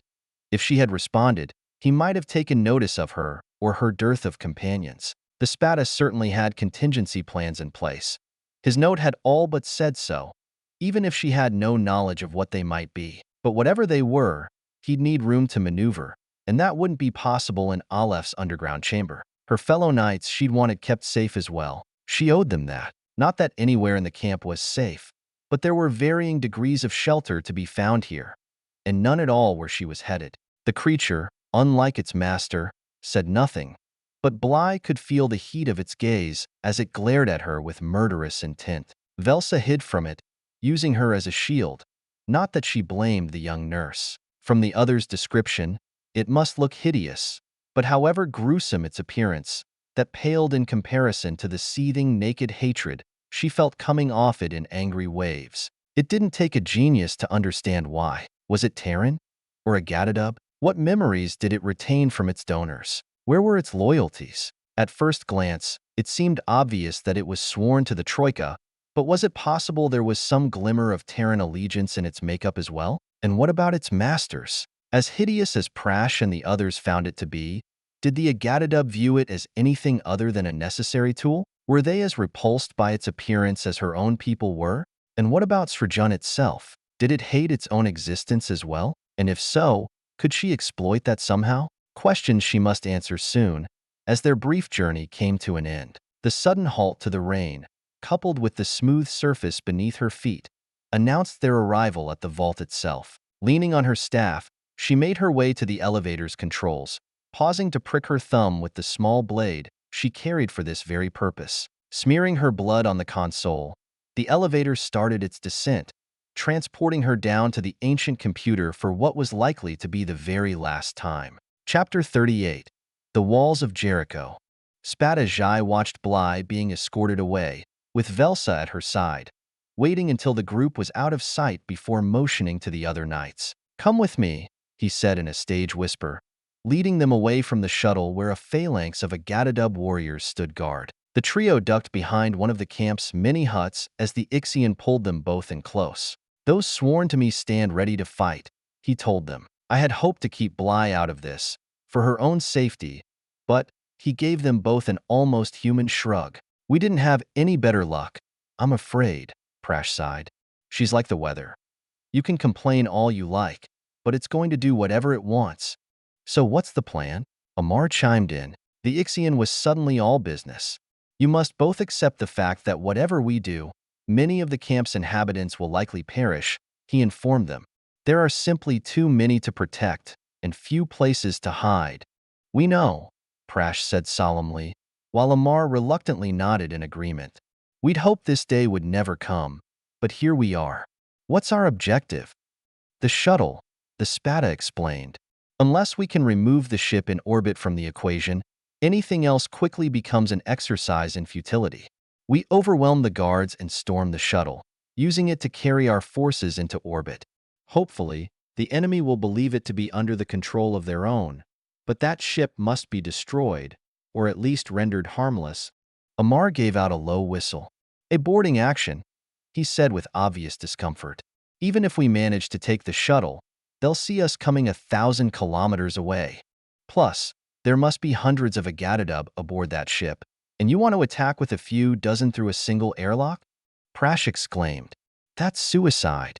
"Perhaps," the Ixian admitted with another shrug, "but if we are successful, it will save the lives of thousands here on the surface. Besides, think of the glorious songs that will be written of our battle against the hated Troika." He flashed them both a rakish grin that would have been quite endearing under other circumstances. "Pity we won't be around to hear them," Amar said sourly. He glanced at his counterpart. "What's your take on all this?" Prash was strangely silent for a moment, looking instead across the camp as he reflected on the question being asked of him. "You know what Bly would say if she were here," he said at last. "You're out of your mind?" Amar guessed. The other human chuckled before shaking his head and growing serious once more. The same thing she's always said. Every time it seemed like the universe was piling too much on our plates. The former Valkyrie looked confused for a second, before bowing his head as recollection found its mark. These things we do, so others may live, he whispered. Yeah, Prash nodded, before glancing back at the Spada, who had watched the exchange with curiosity and growing impatience. We're in, he told him. What do you want us to do? We need a distraction, something to draw the guards away from the shuttle, so we may make our assault, the Ixian explained in a rush. Thankfully, that ground has already been prepared. The mood was strangely subdued as the elevator carried them down into the ancient undercroft. Kaihata Yuga's excitement seemed muted, the sheer history of this cavern threatening to overwhelm them. She was unsure how the creature Srijun was faring, though the hostility she'd felt emanating from it appeared to be diminished as well. In the time since the precursors had constructed this chamber, stars had been born, flared into prominence, and then died, leaving behind a white dwarf corpse. On Mother Terra, life had just started diverging, differentiating between plant and animal. All of them clearly felt the weight of that history, as it was impossible to ignore. I wonder what they thought of Earth back then. Bly pondered about man's exotic ancestors. What were they looking for? And did they have any idea what they were leaving behind? Probably not, she decided. If her own experiences were any guide, it was likely nothing more than a routine survey mission, searching for raw materials while ignoring their own waste disposal protocols. Given Terran history, humans being descended from a puddle of alien sewage seemed fitting.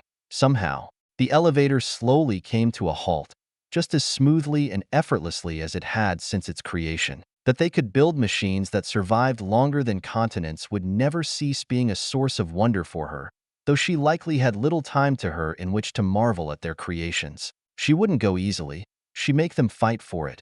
But the Troika still held all the cards. Stepping off the platform, Velsa led her towards the raised sarcophagus that marked the site where she had interfaced with Aleph so many times before. This time, however, she waited as the Kaihatu began to speak. And there it is, he boasted. The reason for your existence, Srijun.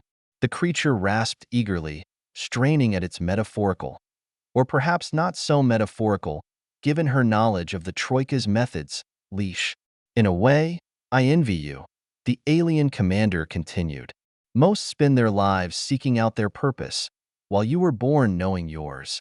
Perhaps he will swap assignments, were you to ask him, Bly said uncharitably. Silence, Terran, he snapped. Given what we are about to witness, you should be careful regarding what words leave your lips. As if that would make a difference, she thought to herself, though she also took his advice to heart and remained silent. There was no sense in provoking him. Not now. What must I do? Srijun hissed. Tell him, the Kaihata ordered. A sharp jab to the ribs punctuated his command. The interface requires your blood for it to operate, Bly explained. There was no point in holding back now. A small amount will do, as I did with the elevator. Smear some on the control panel at your head, then lie down on the raised dais and close your eyes. Aleph will contact you then. There, you see. Nothing to it, the Agadadub commander exclaimed. Time to earn your place in history.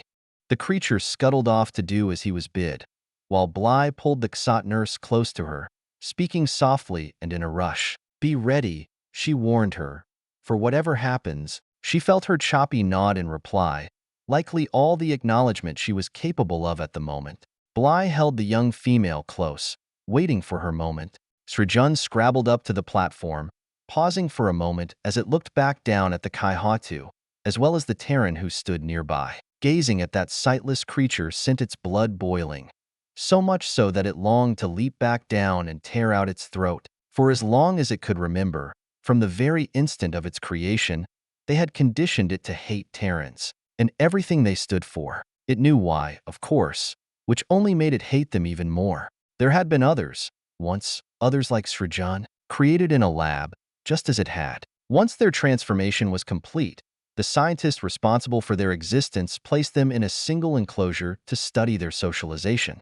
Srijun killed them, all of them. Even as it tore the others to pieces, it had expected to die at its master's hands. Surprisingly, They did not intervene, merely watching as it murdered its purported siblings like so much vermin. When the last corpse fell, however, the researchers had rendered it unconscious and taken samples of its blood and tissue.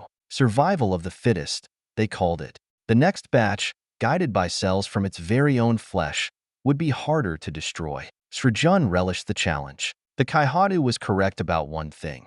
It did know its purpose, though it might surprise him to discover what that purpose was. For there was a war raging within Srijun's brain, between fragmented scraps of memories that had once belonged to what it thought of as its parents. It never knew from one moment to the next what might trigger a recollection, a scent, an object, a sound, and suddenly a cascade of images from another life would fill its mind. Sometimes it was the thoughts of someone named Tharpan Waz, a high-ranking security officer stationed on Kikuji, located deep within the Agadadub hegemony. Most of those recollections were rather ordinary and repetitive, though there was an incident that was anything but, one that loomed large in their thoughts. There had been an incident of some kind, an attack, perhaps, images of explosions, sounds of weapons fire, and then incredible pain that never seemed to end. But other times, it recalled a very different existence. Those memories were far more troubling, leaving it restless and agitated. They were of a Terran named Thrishna Bol, a smuggler and privateer from a tribe called the Corsairs. She had lived a life of adventure and desperation, a far cry from the tedious existence of its other parent, at least until her luck finally ran out. Her ship, the Falcata, came under attack and was boarded, though she'd fought the raiders in a desperate battle before finally being overwhelmed. After that, there was screaming, so much screaming. The memories become jumbled after that. Random flashes of equipment and individuals, each tied to a spike of sheer agony. They had never told it what it all meant, nor had it asked. Instinctually, it knew that questions about past lives would raise even more questions, the type of which its handlers did not wish answered. They would remove the memories, and perhaps decide it was nothing but a failed experiment, before deciding it must be terminated. Srijun wasn't sure how it knew that, but it was one of the few areas in which all the voices agreed. There was safety in silence. It had learned much from those voices, those past lives. But what it had learned best was to hate. It hated its Agadadub masters as profoundly as it hated the Terran filth that had spawned it. All were guilty, and one day, when it was ready, it would gleefully judge them all. There would only be a single outcome, of course: death. Death to everything and everyone. And Srijun would laugh as they screamed in torment. Laugh as the universe burned. But until that glorious day, it must play the groveling lackey.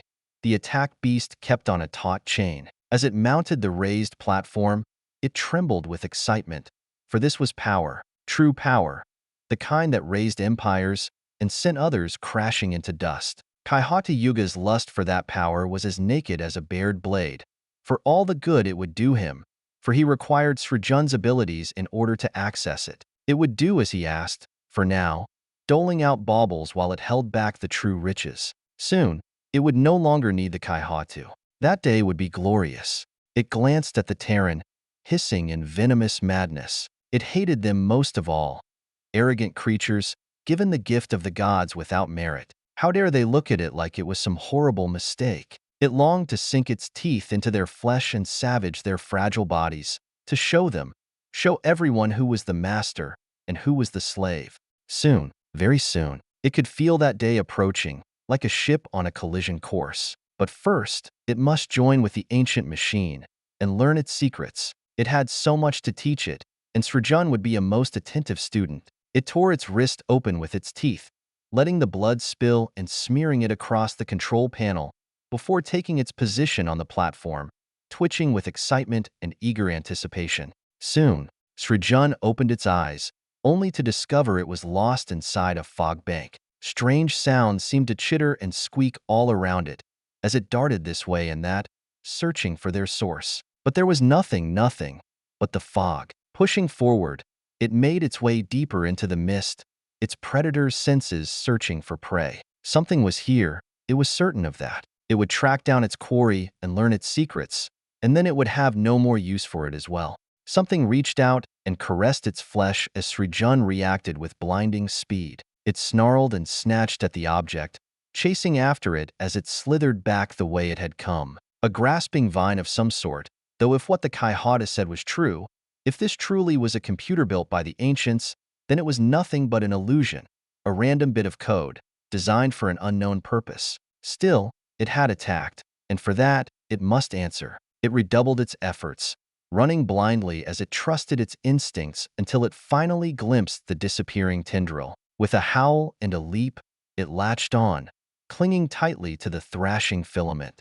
Another coil appeared, this time to its left, reaching out to encircle its arm. Srijun snarled, biting down hard on the rubbery flesh, though it could not penetrate its outer hide. In a flash it changed course, wrapping itself around its torso even as it thrashed and fought back. A third vine appeared, and then a fourth, each one now seeking out a limb. It fought back even harder, redoubling its efforts, but as the coils tightened and pulled taut, it found itself held fast, unable to move.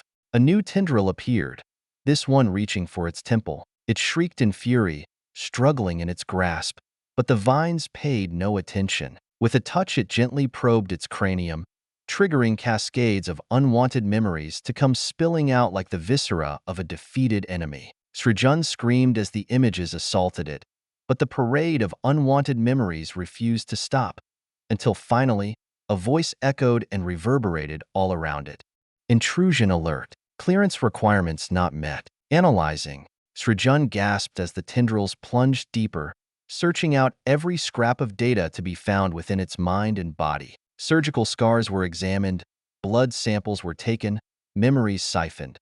But despite the horrors it was experiencing, it refused to surrender, though its attempts grew increasingly subdued as its strength was sapped. Sometime later, as time passed in this strange place, it rendered a decision.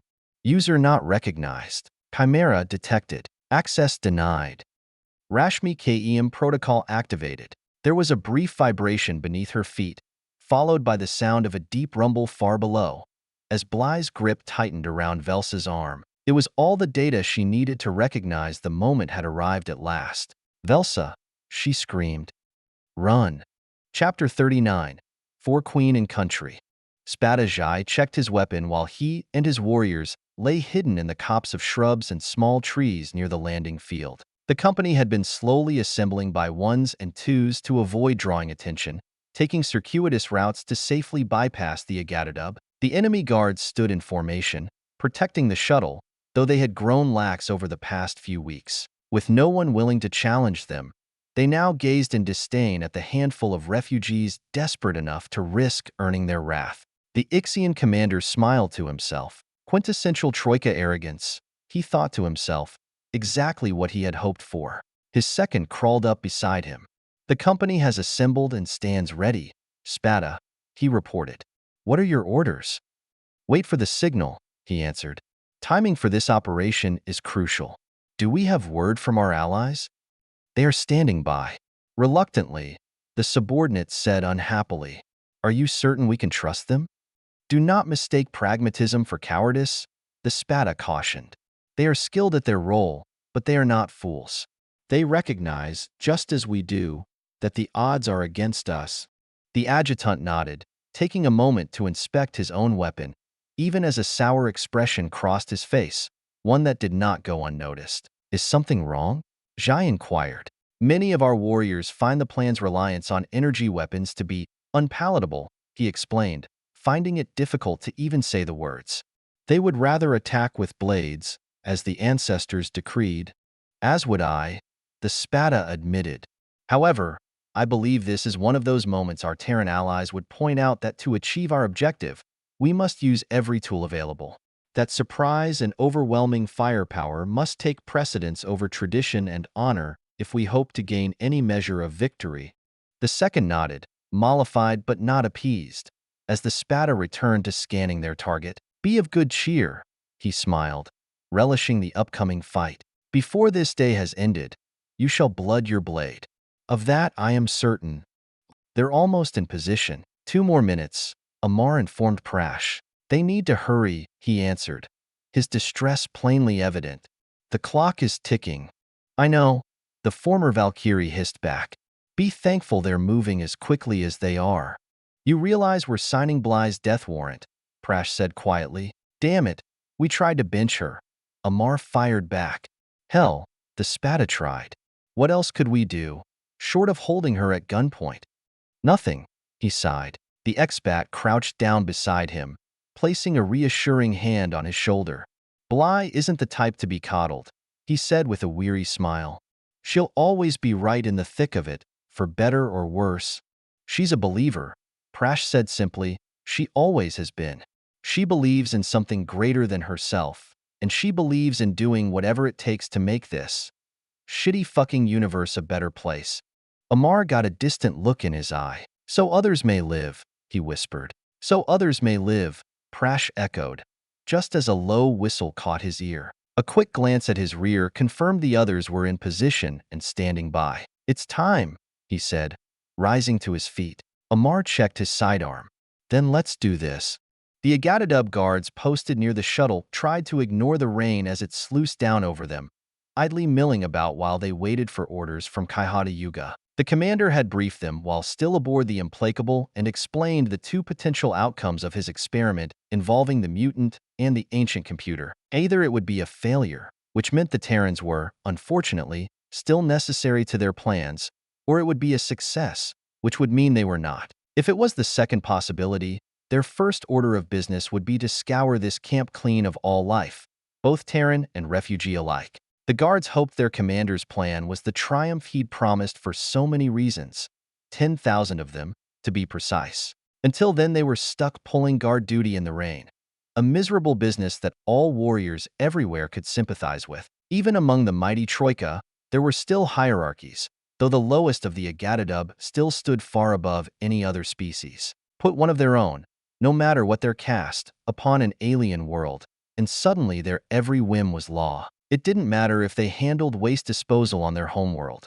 Anywhere else, and they were royalty. At least, they had been back before the rabble banded together and formed the alliance, not to mention the Ixian's sudden reappearance. The Perseus arm was being torn asunder, with enemies everywhere one looked. It was disheartening. But if the Kaihata's plan came to fruition, none of that would matter. Armed with the tools and weapons of the precursors, nothing could stop them. Even the Eliex and two of his AK would kneel before them when the Agatadub took their rightful place, ruling the galaxy with an iron fist. Dissension and insolence would no longer be tolerated once those magical devices were in their grasp. That future was so close they could almost taste it. Until that wondrous day, however, they were stuck here, on this mudball of a planet, guarding a shuttle in the torrential rain. But at least they were secure in the knowledge it couldn't get any worse. One veteran peered into the gloom, nudging a cohort who glared back in exasperation. What? He snapped. The older warrior ignored the outburst. There's something out there, he hissed, his head suddenly swiveling back and forth. His partner scoffed at his foolishness. All he cared about was getting back inside and warming up. Maybe even a glass of Kwamzu to take the edge off, if no one was looking. Stop jumping at shadows, he growled. Those scum aren't anywhere near. The words died in his throat as he too saw figures moving in the mist. The two knights led a column of refugees towards the landing field, the civilians armed with nothing more than crude quarterstaffs of their own making. Prash carried one as well, though his sword was belted at his waist, while Amar stubbornly held onto the pistol the Valkyries had issued him. The refugees were anxious, glancing nervously about as they neared their objective, fearful of what was to come. The weapons they carried were a poor substitute compared to the enemies. Their training was a mere fraction of an experienced warrior's, and none of them had ever faced an opponent on the field of battle. They were heading for a slaughter, and they knew it. In fact, they had only two things in their favor. The fact they literally had nothing else to lose, and that they believed. Believed in the legend that was cloaked around Bly, believed in the righteousness of their cause, and believed without hesitation that somehow, by some miracle, they would emerge victorious. Prash and Amar knew better, of course, but neither of them had the heart or the stomach to tell the civilians the truth. They were leading these refugees to their deaths, towards a battle that must be fought, and anything that might weaken their resolve was a distraction they could ill afford. But that reality did nothing to cleanse them of the guilt they carried, and as the pair crested the small hill overlooking the field, each saw resignation in the other's eyes. They made their choice. Leading a group of underdogs against a powerful enemy wasn't too shabby. As last stands went, as they started down the rise, the Agatadub finally reacted to their presence, hastily forming a protective shield between them and the shuttle. The all-too-familiar whine of their pulse rifles coming to life gave many of the band pause, but the others swallowed their fears and continued marching forward. Continuing down the hill, they watched as the enemy's weapons tracked their movements, awaiting the command to open fire, and still they closed. As the alien warriors' fingers slowly tightened around their triggers, Prash raised his staff high before slamming it into the earth, bringing the formation to a halt. The two groups stared at one another across the muddy field until finally, one guard stepped forward. "You are to disperse immediately," he ordered. "Fail to do so, and we will open fire." There were more nervous glances among the ranks as Prash pointed his staff at the Agatadub. "You are intruders on this world," he answered, his words and timbre resolute. "Return to your ship and leave this planet." The Troika warrior was incredulous. "No world is forbidden to us, certainly not from the likes of you. Take your rabble with their sticks and depart," he sneered, "lest you learn the price of defiance." The refugees didn't budge. Prash glared back at the guards. "This is our world, not yours," he fired back, his every word a call for rebellion. "We shall not be moved." The warrior scoffed at their resolve. "Then you shall die here," he thundered, raising his weapon, while those behind him did likewise. Amar swallowed, looking to his fellow knight. They were cutting this thing awfully close.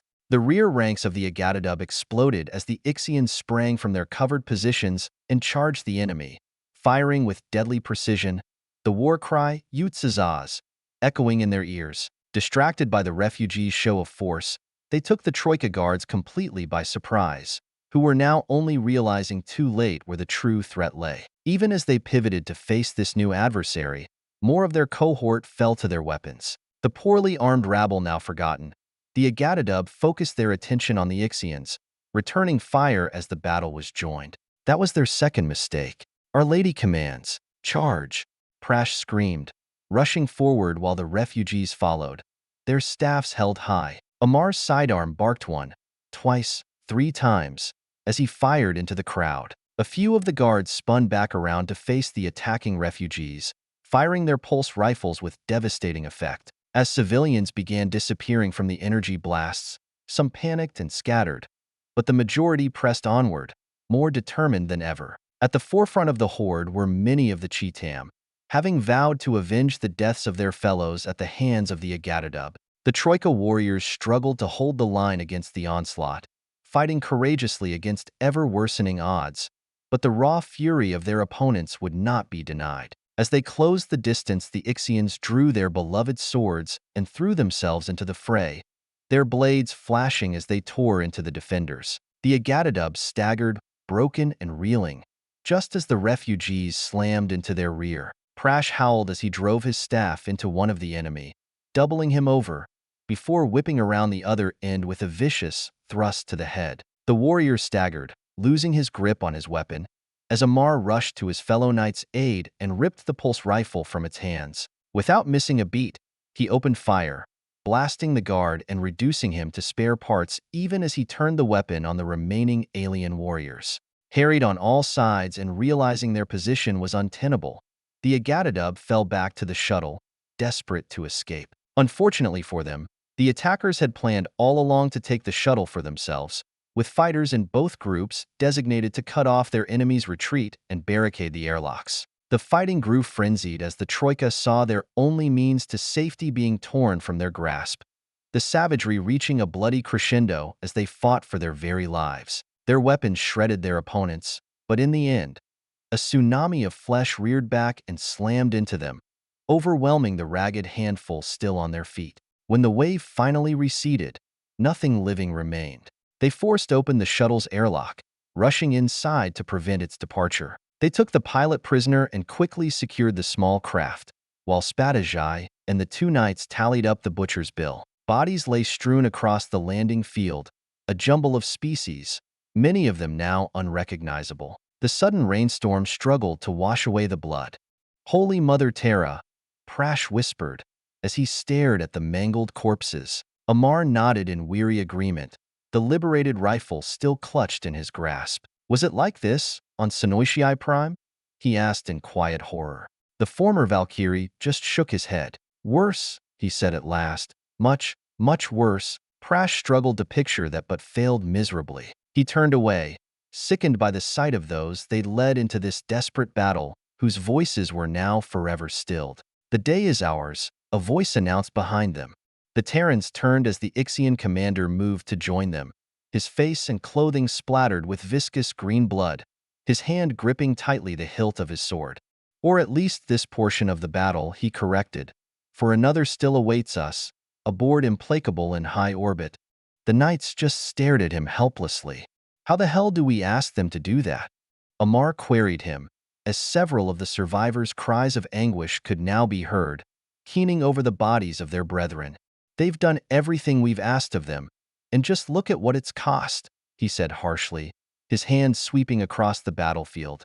And now we're supposed to tell them they have to do it again, in space? That's a one-way trip, and you know it, spat Ajay. Tell me I'm wrong. No, you are not wrong, the blue-skinned warrior agreed. But it must be done, and we require their aid one last time. You tell them then, Prash snapped, because I can't. Give me one good reason I should ask them to join our forlorn hope. The Ixian met their gaze. This world dies if you do not. He hung his head in defeat. Shit, he swore weakly. Just once. Could it not be about saving the fucking universe? You will have to take that up with the universe, spat Ajay observed sagely. Hurry. We do not have much time. Of course we don't, Amar sighed, slinging the pulse rifle over his shoulder as he trudged back the way they'd come, the others following in his wake. Weary survivors were already at work policing up the bodies and rounding up weapons. There were few wounded, as the damage inflicted by pulse rifles was almost always fatal. They looked up expectantly as the knights approached. You guys fought a hell of a battle, Amar told the remaining refugees, and you should be proud. I am, and I know Bly will be too. Playing so ruthlessly on their beliefs made him feel unclean, but it was the only thing he could think of that would motivate them. I'm afraid, however, our little crusade isn't over just yet. We still have that ship in orbit to deal with, and until we do, we understand. One of the survivors, a Glevak, answered. How many of us will you need?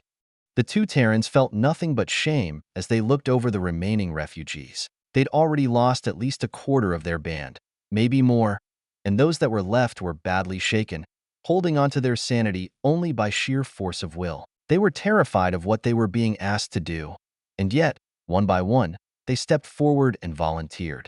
As many as we can cram aboard that shuttle, Prash said at last, sick at his own words. Chapter 40, Noblesse Oblige.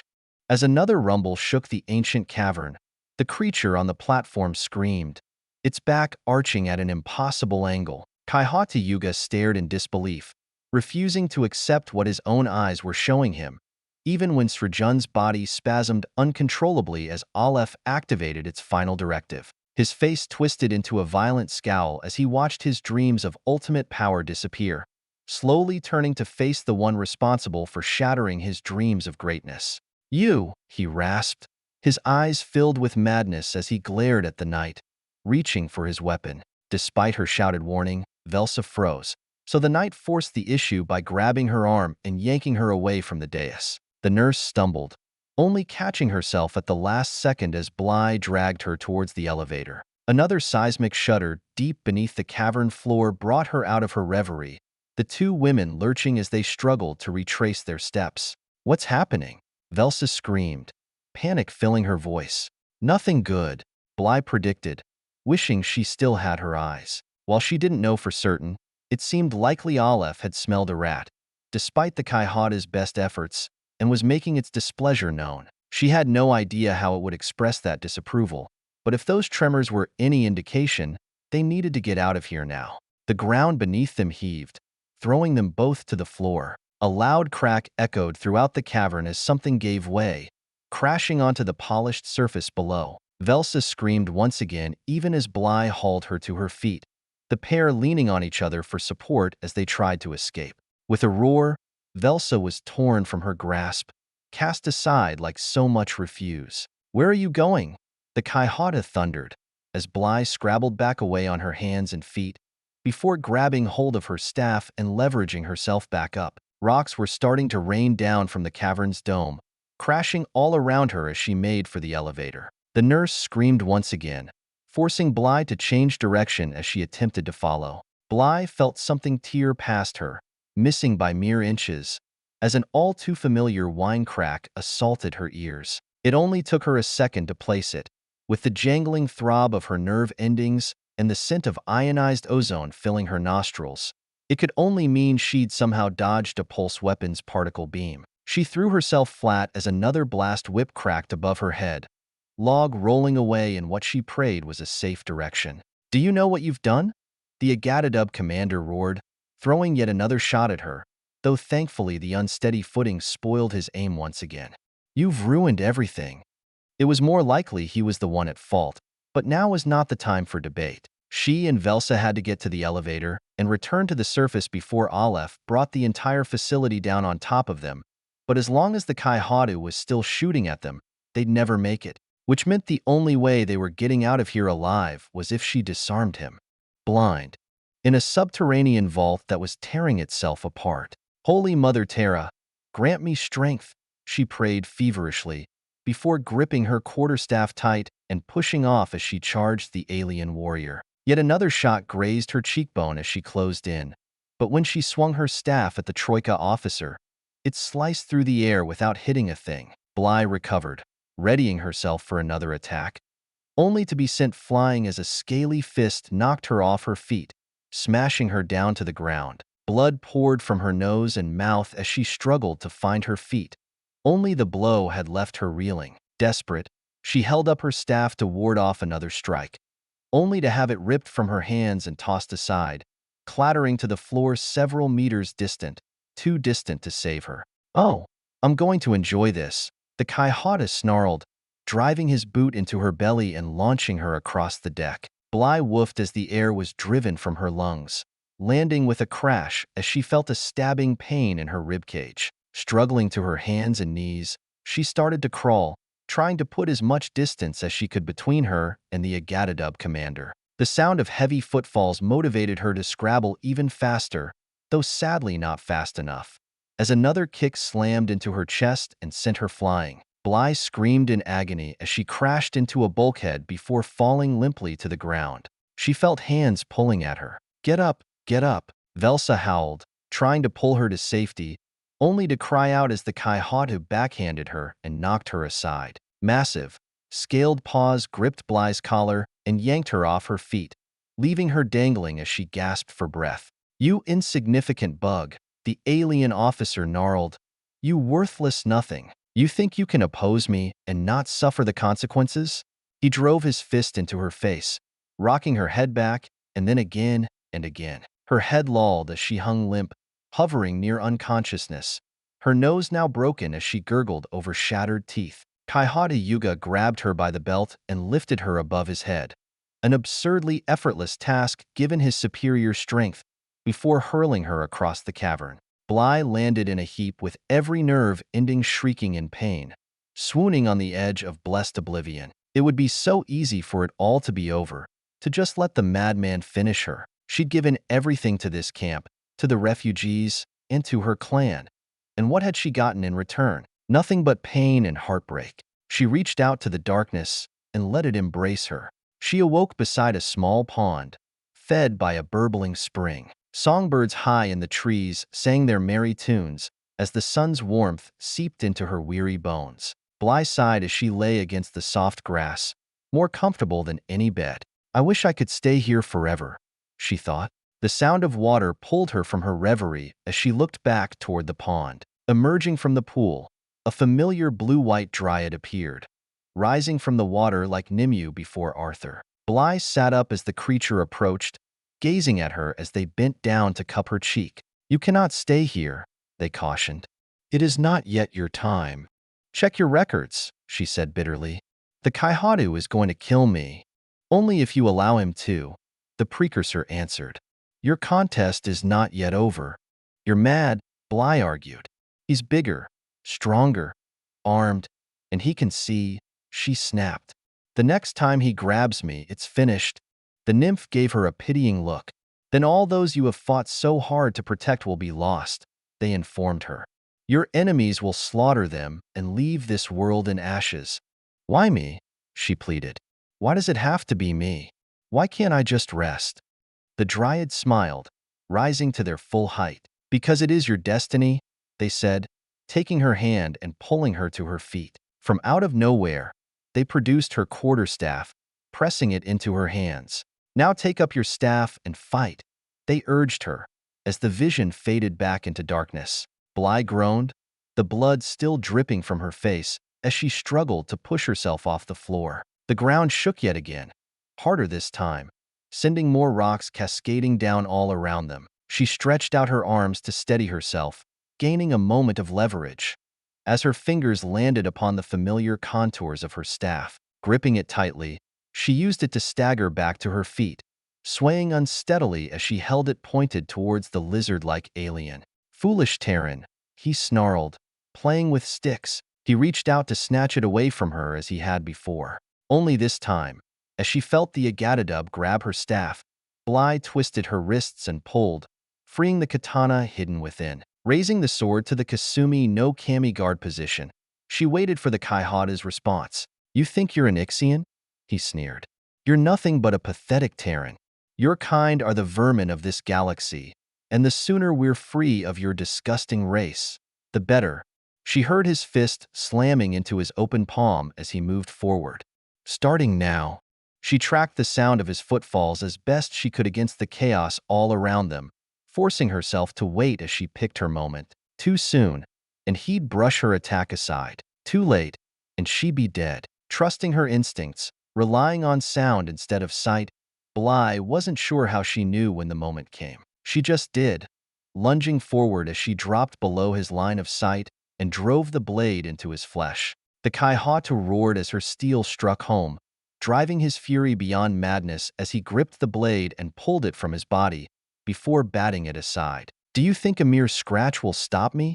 He bellowed, resuming his attack. No, Bly said evenly, standing her ground. It's not just a scratch. He threw back his head and laughed. Empty words that mean nothing, he told her, starting forward once more as Bly slashed at him. But the attack failed to connect. She fell back, stumbling away from the Troika officer while keeping the raised sword between them, warding him off. There is nowhere to run, little Terran, he hissed, before reaching out and snatching away her sword, flinging it aside. And you are all out of surprises. Kaihata Yuga lunged for her, but as she darted out from his grasp, the massive reptilian stumbled, his vision blurring as he staggered and fell to one knee. What? He said, confused as he struggled to regain his feet. Falling to the deck a second time, the confusion vanished as he snarled with naked fury. What have you done? One last surprise, she corrected him as his body started to convulse. Poison, on the blade, her voice was filled with regret, while Velsa gathered up her courage and staggered over to her side. Whispering orders to her, the Ksat nurse quickly retrieved Bly's staff and sword, holding onto the first but carefully passing over the second. The knight warily circled the stricken Agatadub warrior, still crawling towards her even as his nerves and muscles betrayed him. Collapsing face first to the ground once more, he stared at her with pure hate. You think you've won, you Terran bitch? He snarled. My ship will annihilate this world, even as the Troika eradicates your entire misbegotten race. He started laughing once more. I'll be seeing you soon. Chevalier Tegata. As he blustered, Bly drew closer, using the sound of his voice to pinpoint his location. She loomed over him as he issued his final threat, before raising the katana high. No, you won't, she whispered, bringing the blade down in a single fluid motion, his head falling from his shoulders as he jerked once and went still. Velsa stared down at the Kaihata's body. I'm not sorry to see him dead, but when the Troika learns of this... A heavy quake rocked the facility as more rocks plummeted from the cavern's dome. Hurry, Bly shouted, lumbering towards the elevator. Before this place destroys itself. The two women raced for the platform, lurching as the tremors and falling debris threatened to hinder their efforts. Arriving at the controls, she wiped the blood from her face and smeared it across the panel. "Pray it holds together long enough to get us out of here," she snapped as the ancient machinery activated and began the long ascent towards the planet's surface. A massive boulder broke free from the vault and plunged past them, impacting the surface below and rocking the elevator in its mounts as it shattered. "Hold on, just hold on," she prayed, willing the device to move even faster while the facility tore itself apart. Bly and Velsa locked arms and gripped the control panel tight, anchoring themselves as best they could to ride out the storm. A massive fissure appeared in the rock face, widening rapidly as the Ksat nurse screamed. For the first time, Bly was actually glad she was blind. What she could hear and sense all around her was already bad enough. The elevator hiccuped for a moment, grinding to a temporary halt before the backups kicked in to resume their ascent. Until now, she was certain this ancient piece of precursor technology had never needed backups, considering how well they built. It had easily survived this planet's plate tectonics and weathering for 1 billion years, only to fall at the hands of a madman. "Goodbye, Aleph," she thought, as tears filled her eyes. "You didn't deserve this." She almost barked out a laugh when she realized she was mourning a machine. It had never been alive in any genuine sense, nor could it claim the self-awareness of artificial intelligence. It had just been a computer, and not even a very bright one at that, despite its vast databases. It simply had done what it was programmed to do, nothing more. But it had also sat in the dark for 1,000 million years, waiting without complaint until it was needed. It had been helpful and patient with her, at least as far as its programming would allow, like a big friendly dog that never does master the game of fetch. Even though it's an idiot, it doesn't stop you from loving that mangy mutt. Or so she imagined, since she'd never owned a dog herself. They were rarer than hen's teeth among the clans, as only a handful had been with Task Force Odin when Earth was destroyed. During the lean years, it had been hard justifying keeping a pet when humans were starving, but some had survived. The elevator clanked to a halt as they arrived at the surface, the platform starting to sway as the supports were slowly torn from their mounts. "Go, go!" Bly shouted, the pair racing for the entrance as the cavern collapsed. They burst out of the vault and into the rain as the structure caved in, belching out dirt and debris as it flung them both clear, the pair bouncing and tumbling before finally coming to rest. They staggered to their feet, supporting one another, as the terrain over the vault dropped with a massive tremor, leaving a shallow crater in its wake while the dust slowly settled. "It's gone," Velsa gasped. "All that knowledge." "It's for the best," Bly said quietly, still lamenting Aleph's loss. "At least this way, the Troika won't get their hands on it." They silently regarded Aleph's tomb, until Velsa asked, "What now?" Sighing heavily, she turned to face the nurse. "Take me to the others," she said. "This fight isn't over." Chapter 41. Ascension. Loading the shuttle was easier said than done. There simply wasn't enough room for everyone. So deciding who would go and who would stay was a challenging issue, enough to try the patience of Solomon the Wise himself. That the Ixians would be the first to board was obvious. They were by far the best warriors of their makeshift army. Even hinting they might be left behind offended their rigid code of honor, a line no one wanted to cross, given how they dealt with such matters. Despite the zeal the volunteers had shown, there were many refugees glad to remain on the surface. They had taken numerous casualties already fighting the Troika.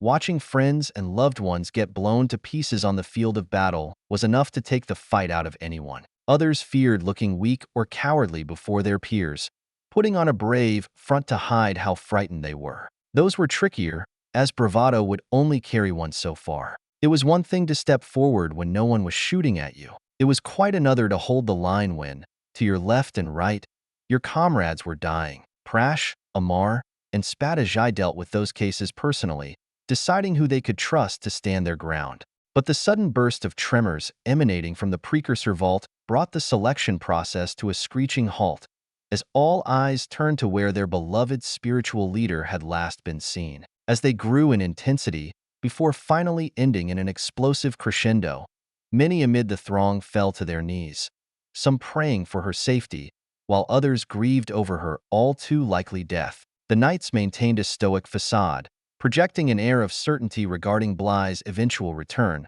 but as they shared a look with their Ixian counterpart, they knew no one was coming out of that cavern alive. Sometime later, while the last refugees boarded the shuttle, the incredulous trio stared in disbelief as a cheering crowd carried a battered and bloody Bly and Velsa on their shoulders, with more rushing to join the throng every minute as word of her miraculous survival spread. They gently set them both down as they arrived at the landing site, though it took her several moments to quiet them down before she could actually converse with the others. "So, you are alive," Prash said finally, nonplussed, "though I'm not gonna lie, you look like shit." "Feel like it too," she agreed. "And the Kaihatu?" he asked. "Dealt with," she said evenly. "A pity," Spadajai lamented. "I hope to reserve that honor for myself." "You can have the next one," Bly quipped, before wincing as Amar tried cleaning the blood from her face. "In the vault?" the Spada inquired. "Gone," she grimaced. "It's all gone." "I am relieved to hear that," the Ixian replied. "We can debrief later," Amar interrupted. "We've got to get them both to the clinic." "Velsa should definitely go," Bly agreed, nodding to the nurse, who wisely refrained from argument. "But I'm boarding that shuttle." "The hell you are," Prash sputtered.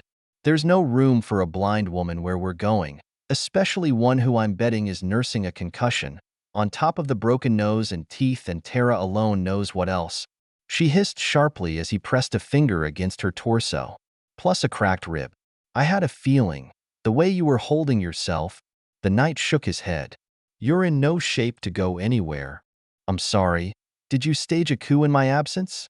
she fired back, batting his hand aside. "I'm still the head of our mission, as well as this camp, unless you're challenging my authority," she demanded, glaring at him. "Of course not," he sighed. "But you're not up for this, Bly. The people need you here. Unless we take out that ship, no one down here is safe either," she reminded him. "My staying on the ground won't make one bit of difference, but up there?" She shrugged as she laid out her case. "I might just be able to." "Chevalier Dibra is quite correct," Spadajai argued. "Your injuries and disability make you a poor candidate for this mission." "Doesn't matter," she countered, digging in her heels.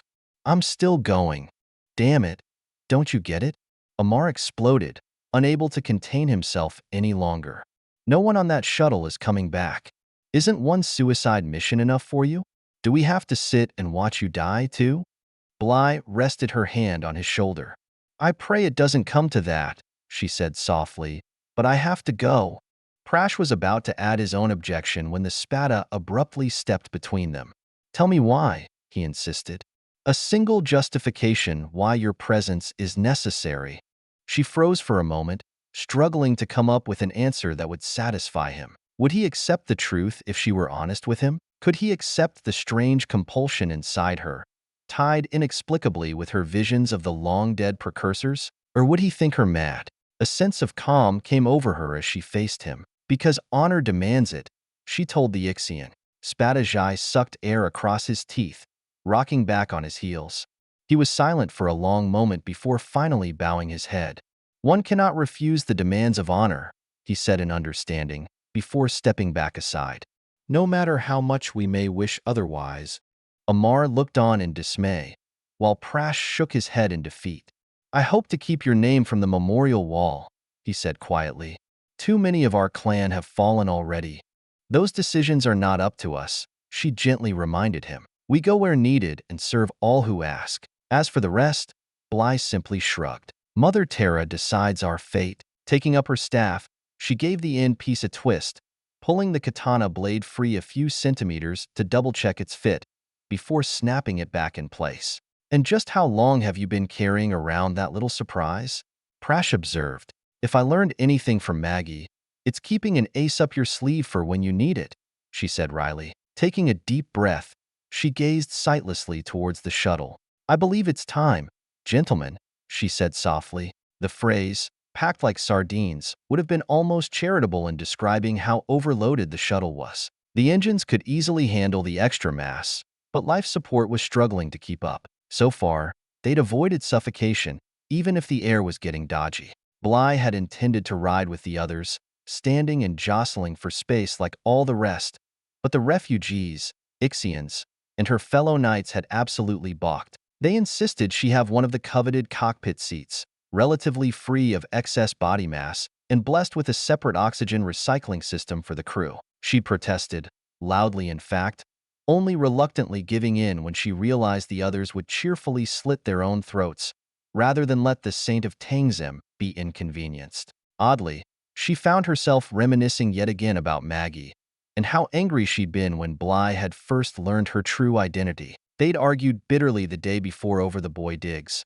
But when she'd gotten her DNA results and discovered, to her amazement, the scruffy tinker was none other than Lady Maggie Al-Hajja, it absolutely mortified her. One of only a handful of living Terrans to have actually visited the old homeworld of Earth, and she'd had the audacity to treat her like an unruly child. Well, she had to fix that immediately. At the first opportunity, she'd begged her forgiveness, horribly ashamed by her actions, only to get slapped down hard by the woman. The tinker practically threatened her, demanding she forget all about who she really was. She'd goggled at Maggie's demand, unable to comprehend why she wouldn't want to be recognized for her achievement. It made no sense. Why would a great and noble lady pass herself off as an itinerant beggar?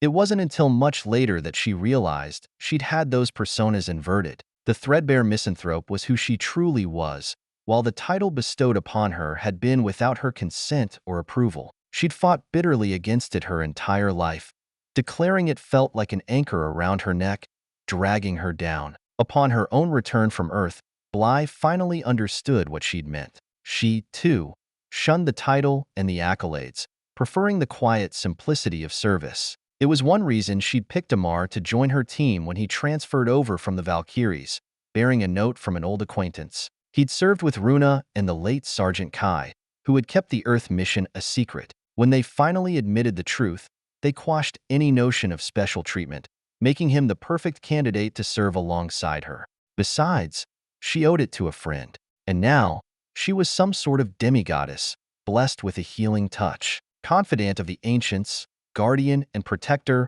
oracle and seer of visions, a beacon for all to follow, and death incarnate to those who would dare stand against her holy mission. It made her physically ill. If that's how you truly feel, then what in the hell are you doing up here? Her inner critic demanded. Prash and the others were right. There was absolutely no place for a blind woman in the middle of a boarding action. At best, she was a distraction. At worst, an impediment. What was she going to do? Smite the enemy. The only way she was going to take down one of the Agatadub was if she blundered into them by accident, and even then, only with a great deal of luck. She could cheat, as she had with Kaihara Yuga, but unfortunately, she was fresh out of poison. So why was she here? She knew the reason, of course, the real reason, though she hadn't wanted to admit it, not even to herself. It had nothing to do with logic, or tactics, or strategy, and while her presence might help boost the refugees' morale in the coming fight, that wasn't it either. No, her motives were purely emotional.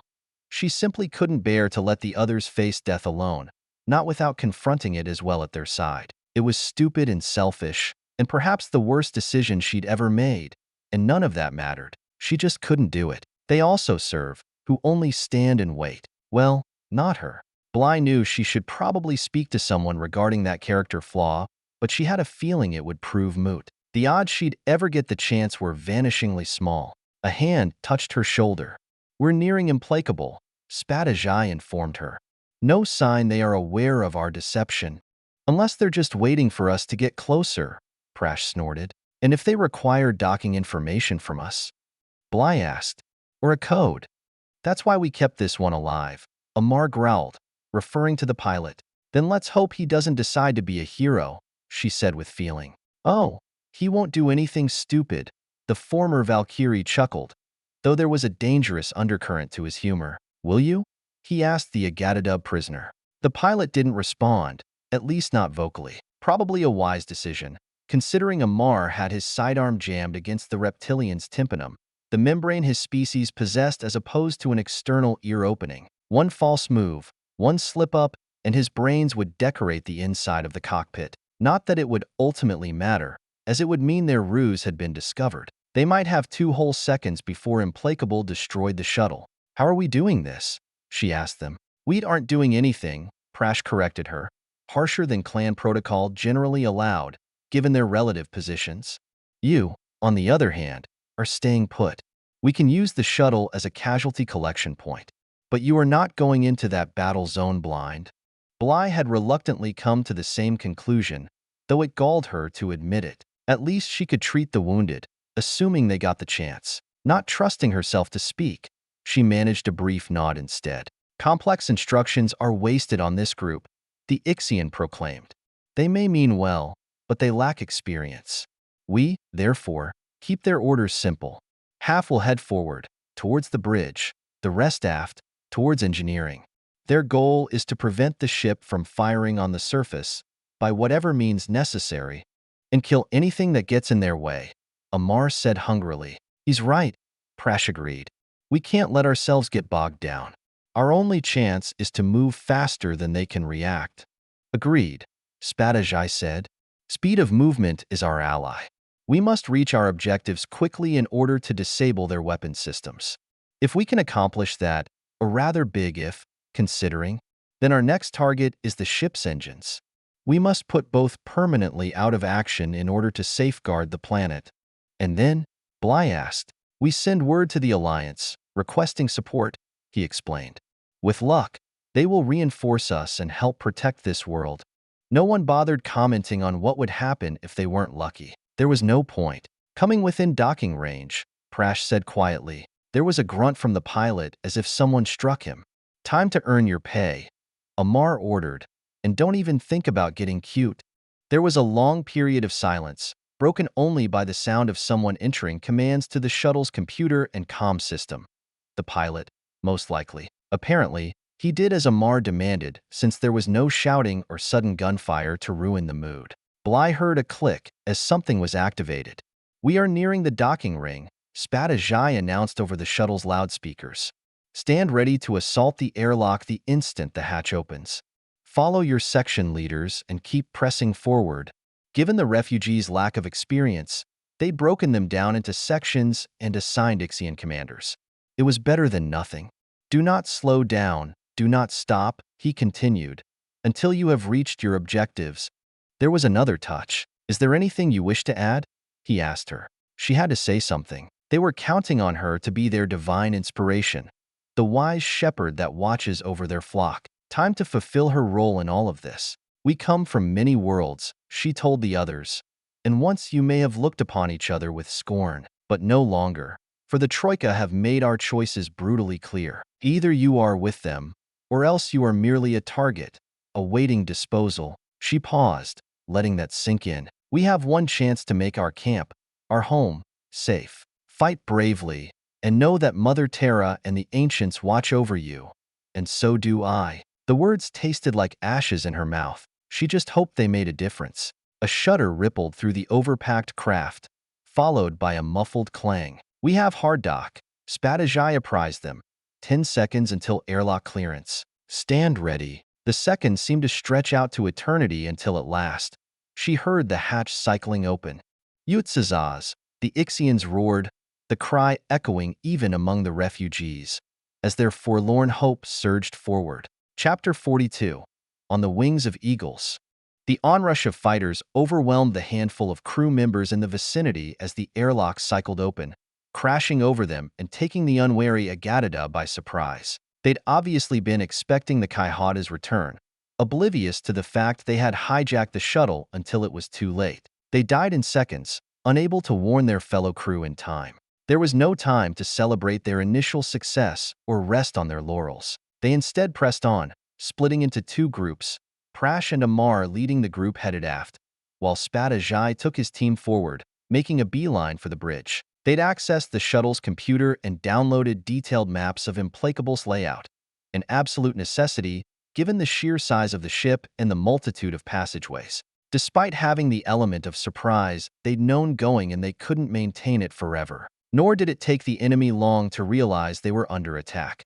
Less than 10 minutes after their initial assault, warning klaxons began wailing throughout the ship. Both units were still quite a way distant from their objectives, though thankfully they'd taken few casualties thus far. But when the alarms started to howl, their progress ground to a halt as the Agatida began fighting back. Emergency bulkheads slammed into place, sealing off the attackers from the rest of the ship. They were designed to prevent air loss during emergencies, but they worked equally well against an invasion force. Fabricated to be as robust as the outer hull itself, simply blasting through them was all but impossible. It locked them out of the ship's network as well, which meant hacking the system in order to override the controls wasn't an option either. Spadajai knew it would be their response once the boarding teams were discovered. It was an obvious counter to their attack. Devoting considerable time and effort towards a solution, a notion born of desperation suggested itself. Activating his comms, he sent a brief message on an agreed-upon frequency. The exact phrasing was unimportant. All that mattered was its content. Translated, the message could be condensed down to a single word. Now. Captain Siaya, commanding the modest Beishan corvette force over the planet Tangim, waited in troubled silence, questioning his decision once more. He'd gone back and forth on the matter many times now, rehashing the same arguments on both sides of the matter, only to arrive yet again at the same uncomfortable conclusion. His species were relative newcomers to the Terran-led alliance, uniting under their banner only after most of their immediate neighbors had. In a galaxy gone mad, with the Ixian staging attacks without warning all across the sector, watching over a refugee camp was soft duty indeed. At least it had been until the Agadadub showed up. He was already familiar with Terrans prior to their joining the alliance, as some of their race lived on the Beishan homeworld itself. They did their best to fit in and were adequate enough subordinates as long as they kept to their place. Honestly, he gave them little thought, at least until his current assignment. They had given the Terrans in charge of the camp an impossible task. As he'd watched the ships disgorge their living cargo on the planet below, quickly outstripping their resources, he dreaded what would happen to the poor unfortunates ill-fated enough to wind up in this place. It was a tragedy in the making, and absolutely nothing could change that. They'd proved him wrong, facing each challenge before them with unwavering courage and acumen. It was still touch and go. He shuddered to think just how close to the bone their margin of error was, but no one starved in that camp. Their medical needs were met, and while they'd worked themselves to exhaustion addressing the housing situation, by the time thick clouds heralding the monsoon arrived, everyone within the camp had a roof over their head. Rudimentary though it might be, it was impressive.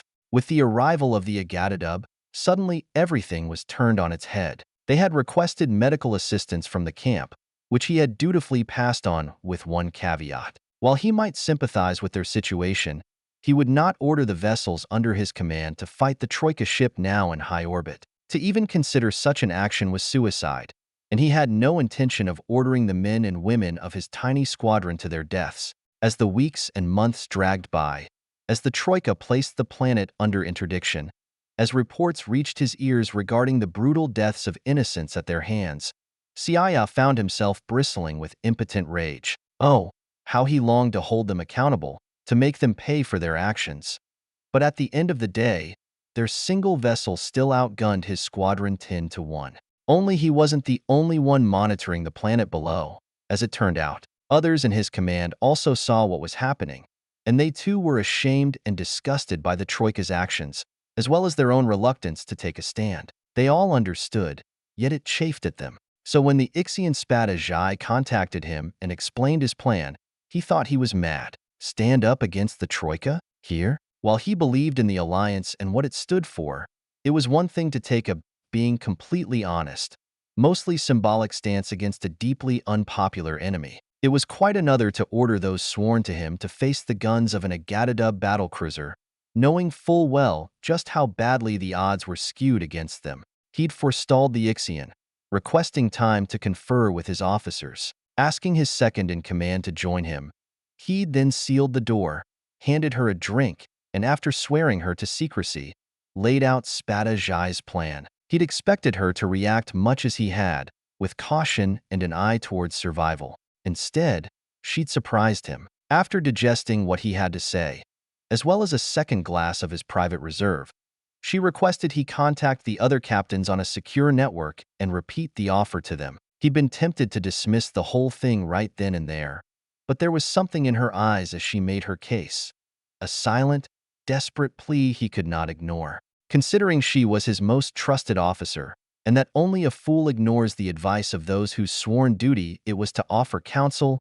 He'd relented and ordered the conference. He wasn't sure what he was expecting as he laid out the Spada's proposal, but as he explained what was being asked of them and how great a risk they faced if they agreed, it was like watching a plasma conduit give way in slow motion. Each of the captains admitted how much they too had grown to despise the Agadadub and what they were doing on the planet below, butchering helpless refugees with the same swaggering arrogance the Troika had always exhibited. Sickened and infuriated, they'd watched in silence as their resentment simmered, but with no way to acceptably express those emotions, it forced them to bury their feelings instead. The impromptu conference was like lancing a boil, as anger and frustration and vitriol spewed from each of the captains without exception. Much as he did, they too hungered to do something about it, only lacking a means and official sanction. The Ixians' proposal and their commander's tacit endorsement gave them both.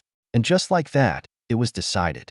The timing had been tricky. The 6 corvettes orbited Tangim in a complicated dance designed to provide coverage to all sectors of the planet, though in reality there were intermittent gaps. Creating a more thorough shield required additional ships, and given the planet's backwater status, it was unlikely they would be made available, not when there was a desperate need for them elsewhere. So Captain Siaya had done what he could, accepting those gaps as the price of doing business. Now, however, they were key to his strategy.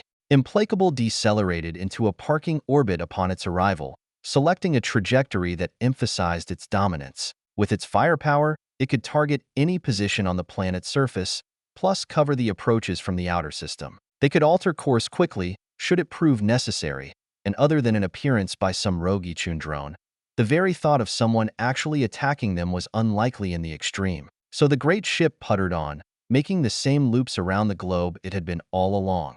An orbit the Bayshane had long since calculated down to 7 decimal places. They nudged their ship's orbits as the countdown began, lulling the Agadadub into a false sense of security. Doing so created a rather sizable gap. For approximately 12 minutes, none of the Bayshane corvettes would be in sight of the much larger ship. There was a simple reason for that.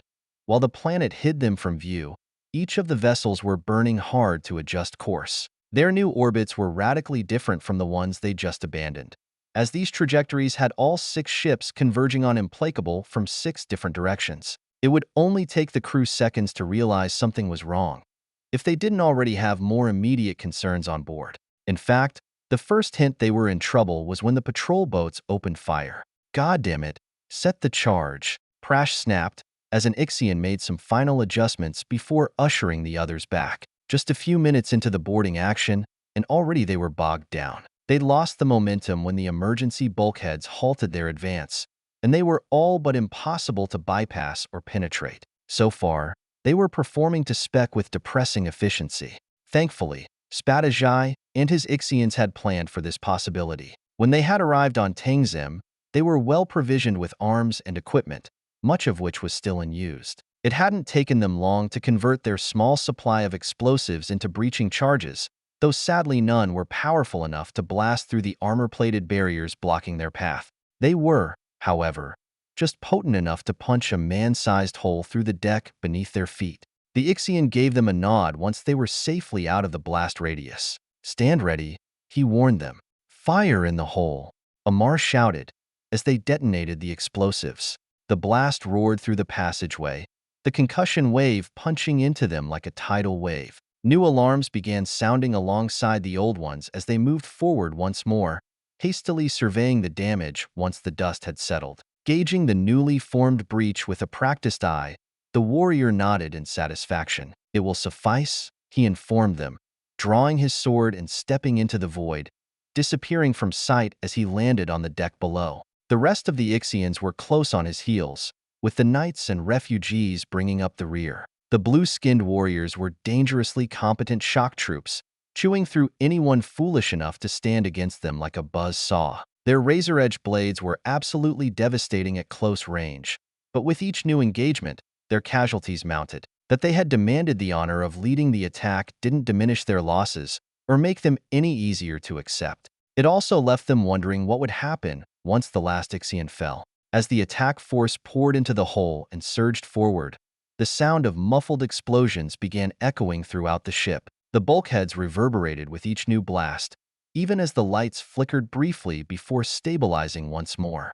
The two knights shared a look. Sounds like the Bayshane made it to the party, Prash grunted, as they smashed their way into the next section. Closer, get closer, Captain Siaya shouted as they made another attack run. Implacable had finally responded, its massive guns taking out two of his patrol boats in a single volley. He'd responded the only way he knew how, by diving onto the battlecruiser and attacking at point-blank range. The immense Agatadub vessel was built to crush anyone foolish enough to appear on their radar. However, no one had considered the possibility that someone might intentionally attack them. It was an offensive weapon by design, its defense intended to be the fearsome reputation of the Troika itself, with its guns and beams and missiles acting as backup, all of which were designed to dissuade an enemy before they got close enough to be a threat.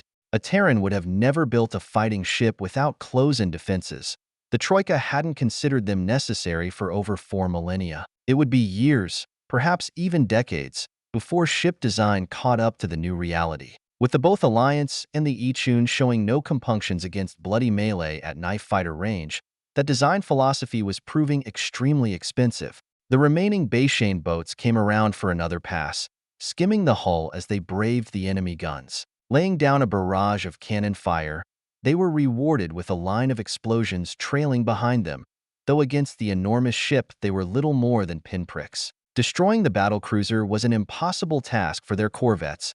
Thankfully, their role was merely to keep the Troika's attention divided. Wincing with grief as a third ship disappeared in a ball of plasma, Captain Siaya guided the survivors for yet another pass under the enemy guns, fighting to give the boarding parties just a little more time. Concussion from a nearby explosion threw Bly to the shuttle's deck, briefly stunning her as an all-too-familiar howl suddenly filled her ears, the high-pitched scream of escaping atmosphere. Every Terran-born knew that sound.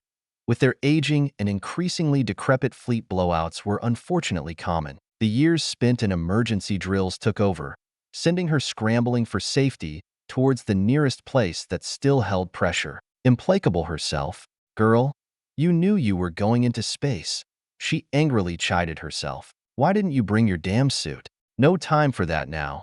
Not with the rapidly thinning air pulling at her and leaving her gasping. If she still had her eyes, she would have tried hunting down the leak and patching it herself, but doing it blind was just a surefire way to drown in vacuum. Stumbling through the airlock, she slapped the hatch mechanism, closing it behind her as it sealed the passageway off from the escaping air. Bly leaned against the bulkhead, fighting to catch her breath. More explosions in proximity forced her to move away from the shuttle and down the corridor, feeling her way as she struggled not to panic. Blind, aboard an enemy ship, alone.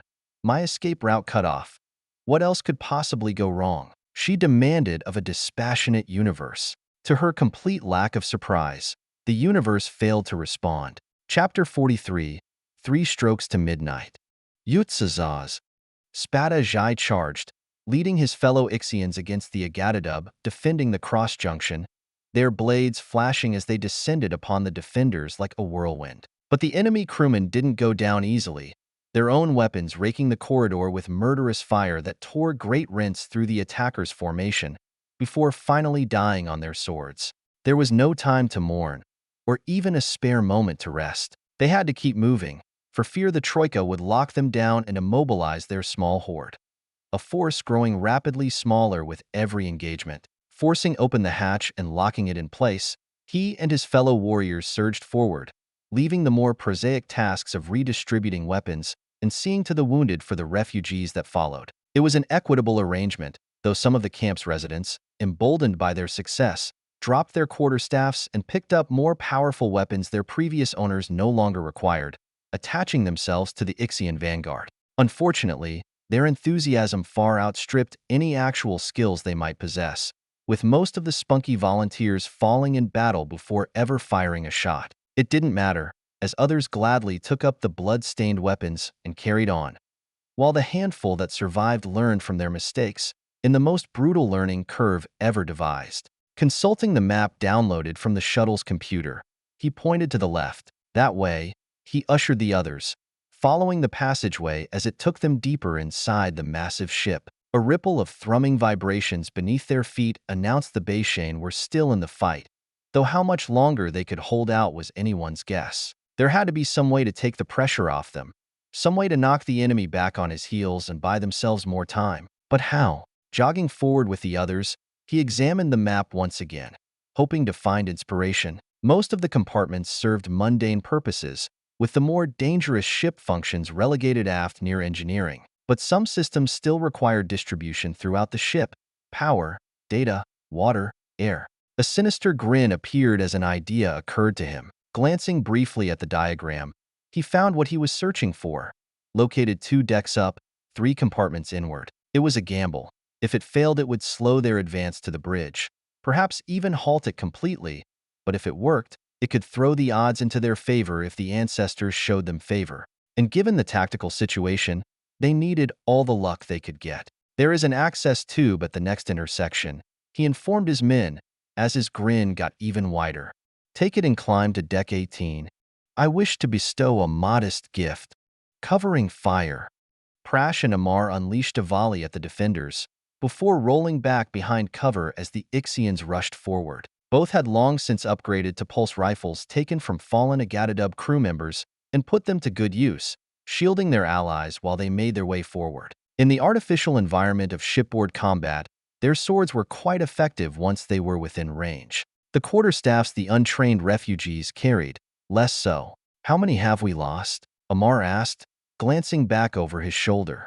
I stopped counting, Prash admitted, sending another burst downrange as a Troika defender poked their head out. His lifeless body fell to the deck in a heap a heartbeat later.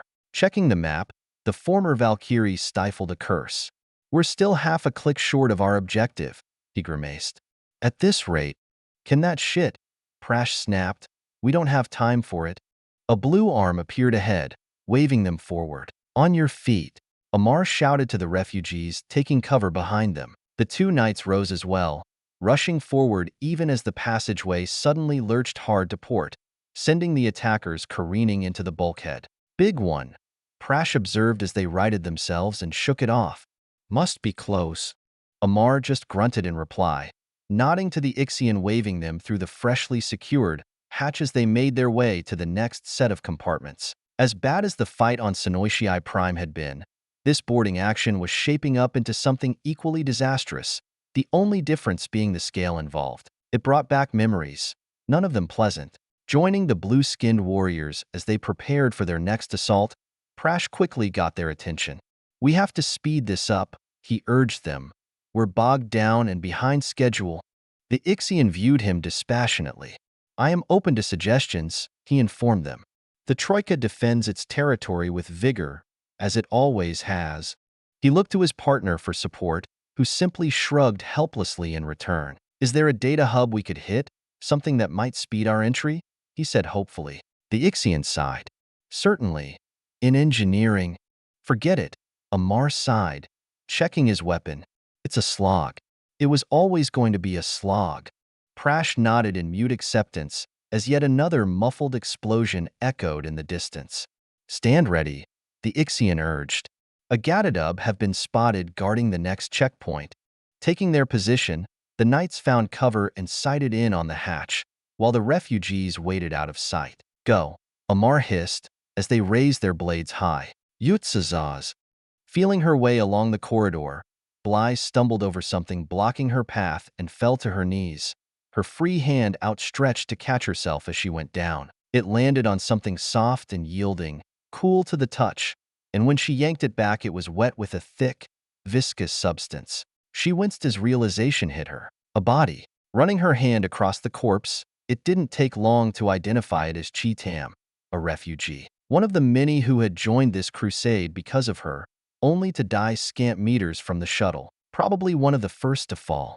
I'm sorry, she whispered as she knelt beside the remains. How was she ever going to make this right? Somehow, this cult of personality had sprung up around her, and nothing she did dissuaded them. Her every action just seemed to drive them to even greater acts of zealotry. And the worst part of all, she'd shamelessly traded on that faith to bring them here, knowing full well their chances of survival were negligible. she'd killed them, just as surely as if she'd pressed a gun to their heads herself and pulled the trigger.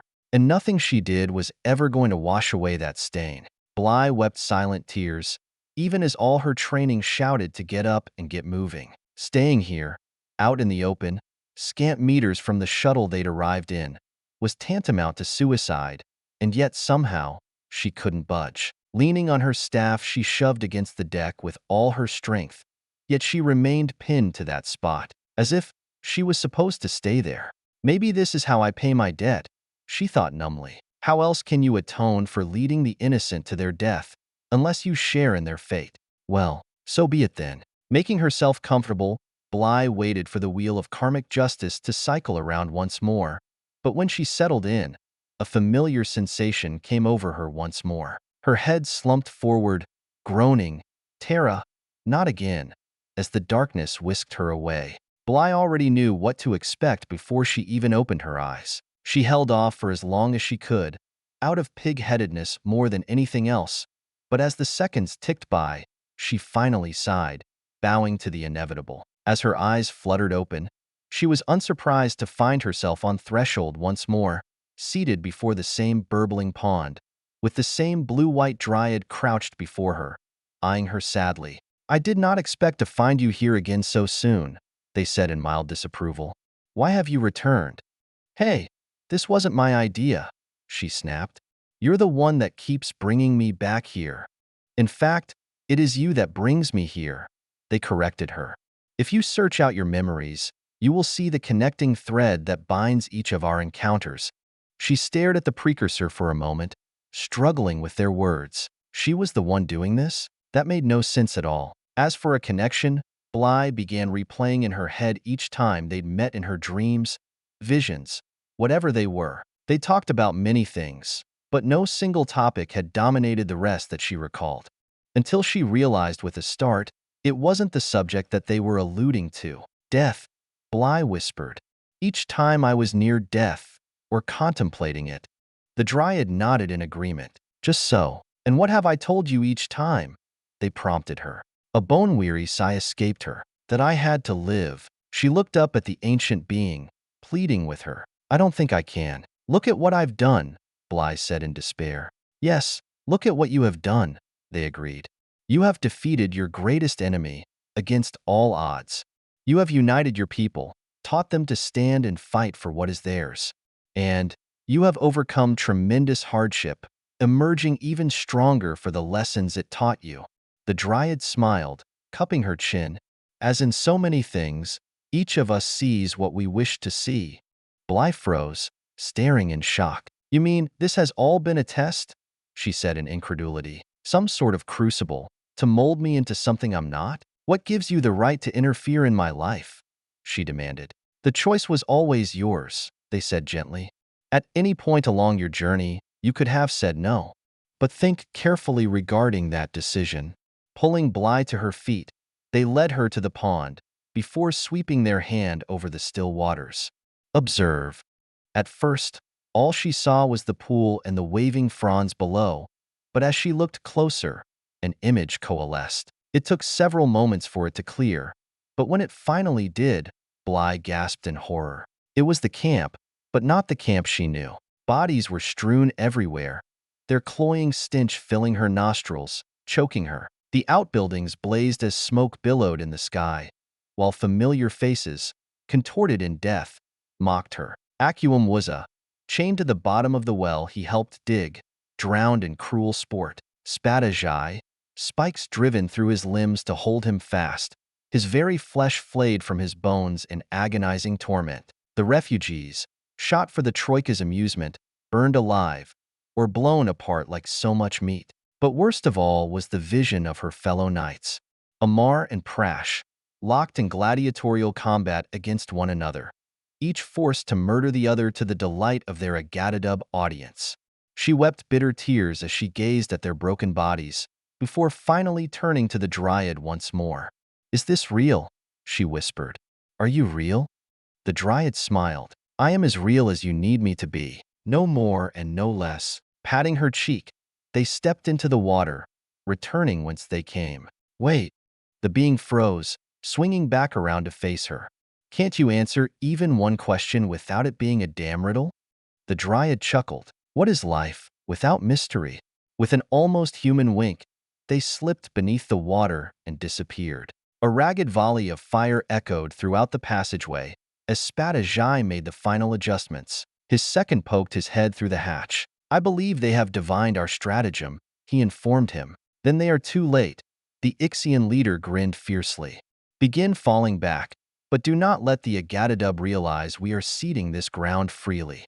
They must take it from us by force. Understood, the second said gravely. The refugees, then? Regrettable, but necessary, the Spada replied. Their sacrifice will not be in vain. Tell them to hold for as long as they can, then retreat to the previous junction. We will circle around to starboard when our bounty is revealed. As you command, Spadajai, he answered, saluting him. Drawing his sword, he thrust it deep inside the console before him, severing several vital connections. It is done. Resheathing his blade, he took up his rifle. Come, there is not much time. The pair exited the compartment, sealing the hatch behind them. It wouldn't hold the enemy for long.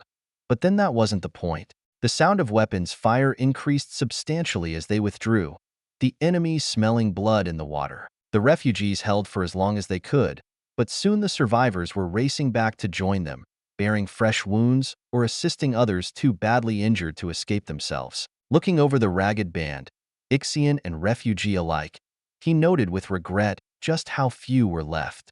Enough for the finishing stroke, I pray, he reflected. Afterward, I doubt it will matter.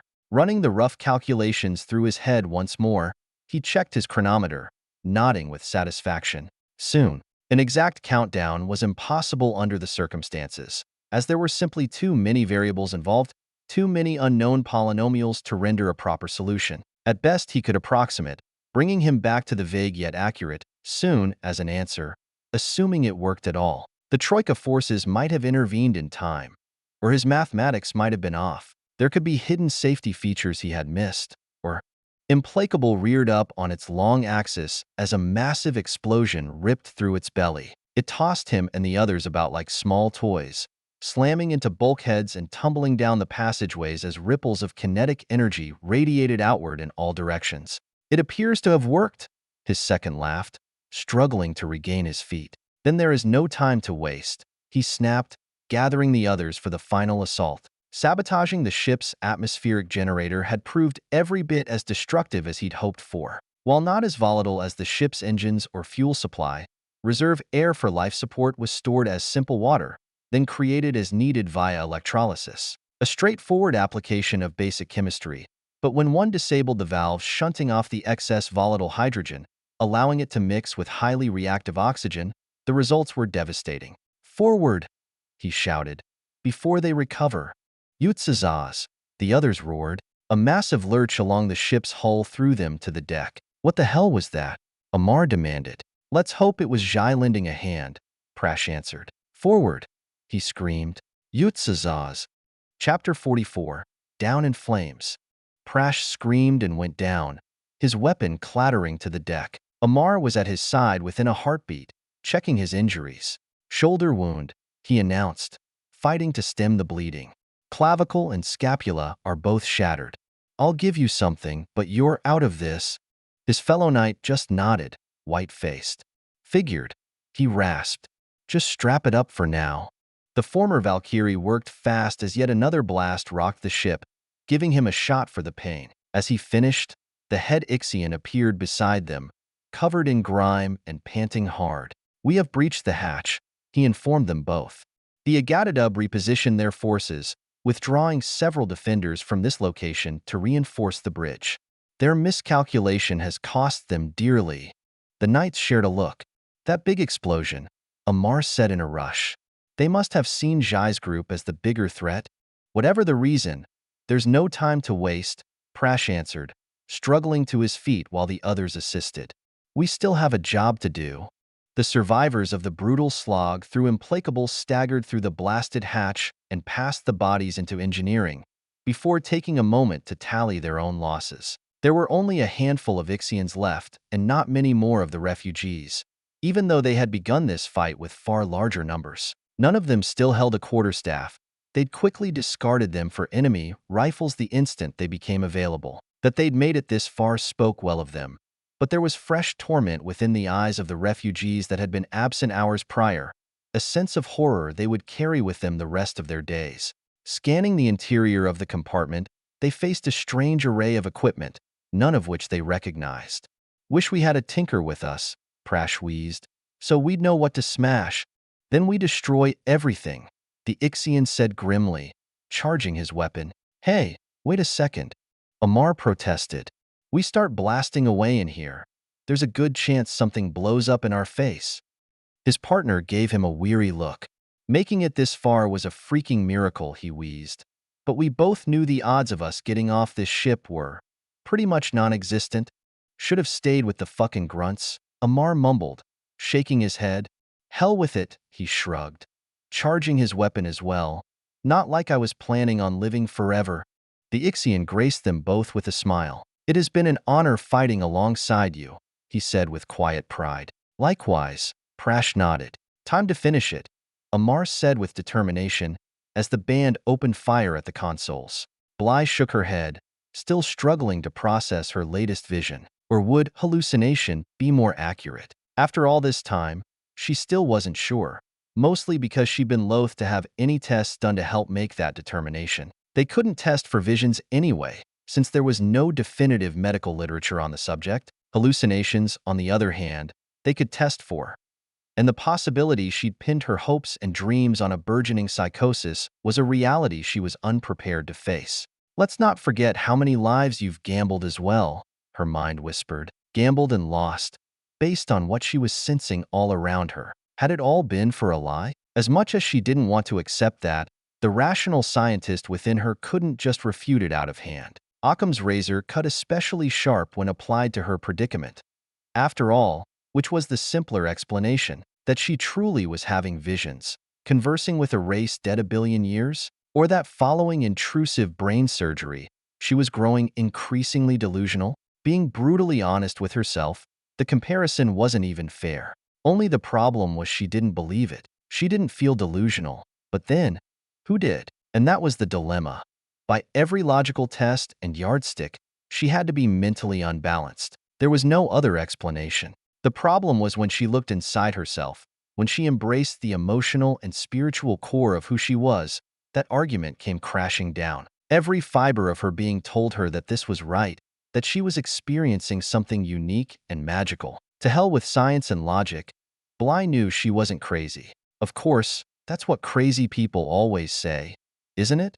Those thoughts had been chasing each other round and round for weeks now, and she was no closer to solving her problems than when she'd started. She tried to resolve it many times, only to end back up where she'd started. If her original trauma didn't end up driving her mad, this just might. "Look, can you be crazy some other time?" Her brain snapped. "We still have a job to do, right?" So, after boosting their morale and sending them off to get slaughtered, what was she supposed to do now? The one thing they'd ordered her to do was stay in the shuttle, but after it got hit, that was no longer an option. Assuming anyone survived this assault, a rather big if at the moment, how were they supposed to get clear of Implacable? Framed that way, the answer was obvious. They needed to find another shuttlecraft. Or rather she did, seeing as how the others had previous engagements with hostile aliens. So, how does one go about doing that, exactly, when one is blind? Bly could actually feel her inner critic rolling her eyes. "Idiot, you arrived in a shuttle, remember? Where exactly do you think it's parked?" Groaning, she slapped herself on the forehead. "Right, a shuttle bay. Of course. And if there was a shuttle bay on a vessel this large, it meant there had to be other shuttles here as well, didn't it? Of course it did. Now, all she had to do was find one. Maybe she couldn't do much else, but at the very least, she could ensure that anyone who survived had a way to get home. Going to the bulkhead, she began feeling her way, searching for any sign of another ship. Spada Jai snarled at the enemy as incoming fire took out another of his fellow Ixians, though not before recognizing their death as one both noble and well-earned. Many of those he brought to Tangim now took their place among the ranks of the honored dead, resolute to the end. Many more of the refugees had earned their place as well. While not warriors trained from birth, They had faced falling in battle with courage. They would sing great songs of this day, of that he was certain. Yet the bridge remained tantalizingly out of reach, an omission that needed correction. Reinforcements had bolstered the defenders guarding its entrance, and lacking heavier weapons or a way to flank their position, it forced them to meet the enemy head-on, launching an assault that played to the Troika's strengths, not theirs. So be it. The more difficult the task, the greater the triumph. One last push, then, to break through the line. "Yutsazaz!" he roared, the battle cry taken up by the others as they charged, storming the enemy redoubt. Enemy fire winnowed their ranks as they rushed their position, taking grievous losses as they closed the gap. But as the survivors vaulted over the hastily constructed barricade, their drawn swords came flashing down, sending sprays of green reptilian blood spouting in all directions. At a distance, the Agatadub held the tactical advantage, but once in melee range, it was the Ixians and their razor-sharp blades that owned the day. Only a handful of allies were left standing as the mist settled, and none were without wounds, battered and bleeding. Those that remained exalted in their hard-fought victory, honoring or mourning those lost in battle, as befitting their individual customs. The day is ours, the other got out, exhausted from the endless fighting, while Spada Jai merely shrugged. "It is not over yet," he reminded them. Choosing two of the survivors to join him, he pointed at the rest. "Take over the enemy's position," he ordered. In case they decide to counterattack, they began wearily moving the bodies, dumping most onto the barricade itself. Perhaps they would prove useful soaking up incoming fire. Shouldering his way past the hatch, he entered the bridge, taking stock of its contents. "Sever any data links the enemy may use to take back control," he directed, "but leave intact the ability to monitor their efforts." With the command given, they got to work, sabotaging anything that could be used against them. The first warning they were in trouble was a high-pitched whine, subtle at first, but as it grew louder, teeth-jarring vibrations reverberating throughout the hull quickly joined it. "Oh," Amar said nervously, "that can't be good. The engines are losing containment," the Ixian head growled. "When they go critical." That was all they needed to hear. "Everybody out," Prash shouted, shoving the others through the hatch with his one good arm. Back to the shuttle.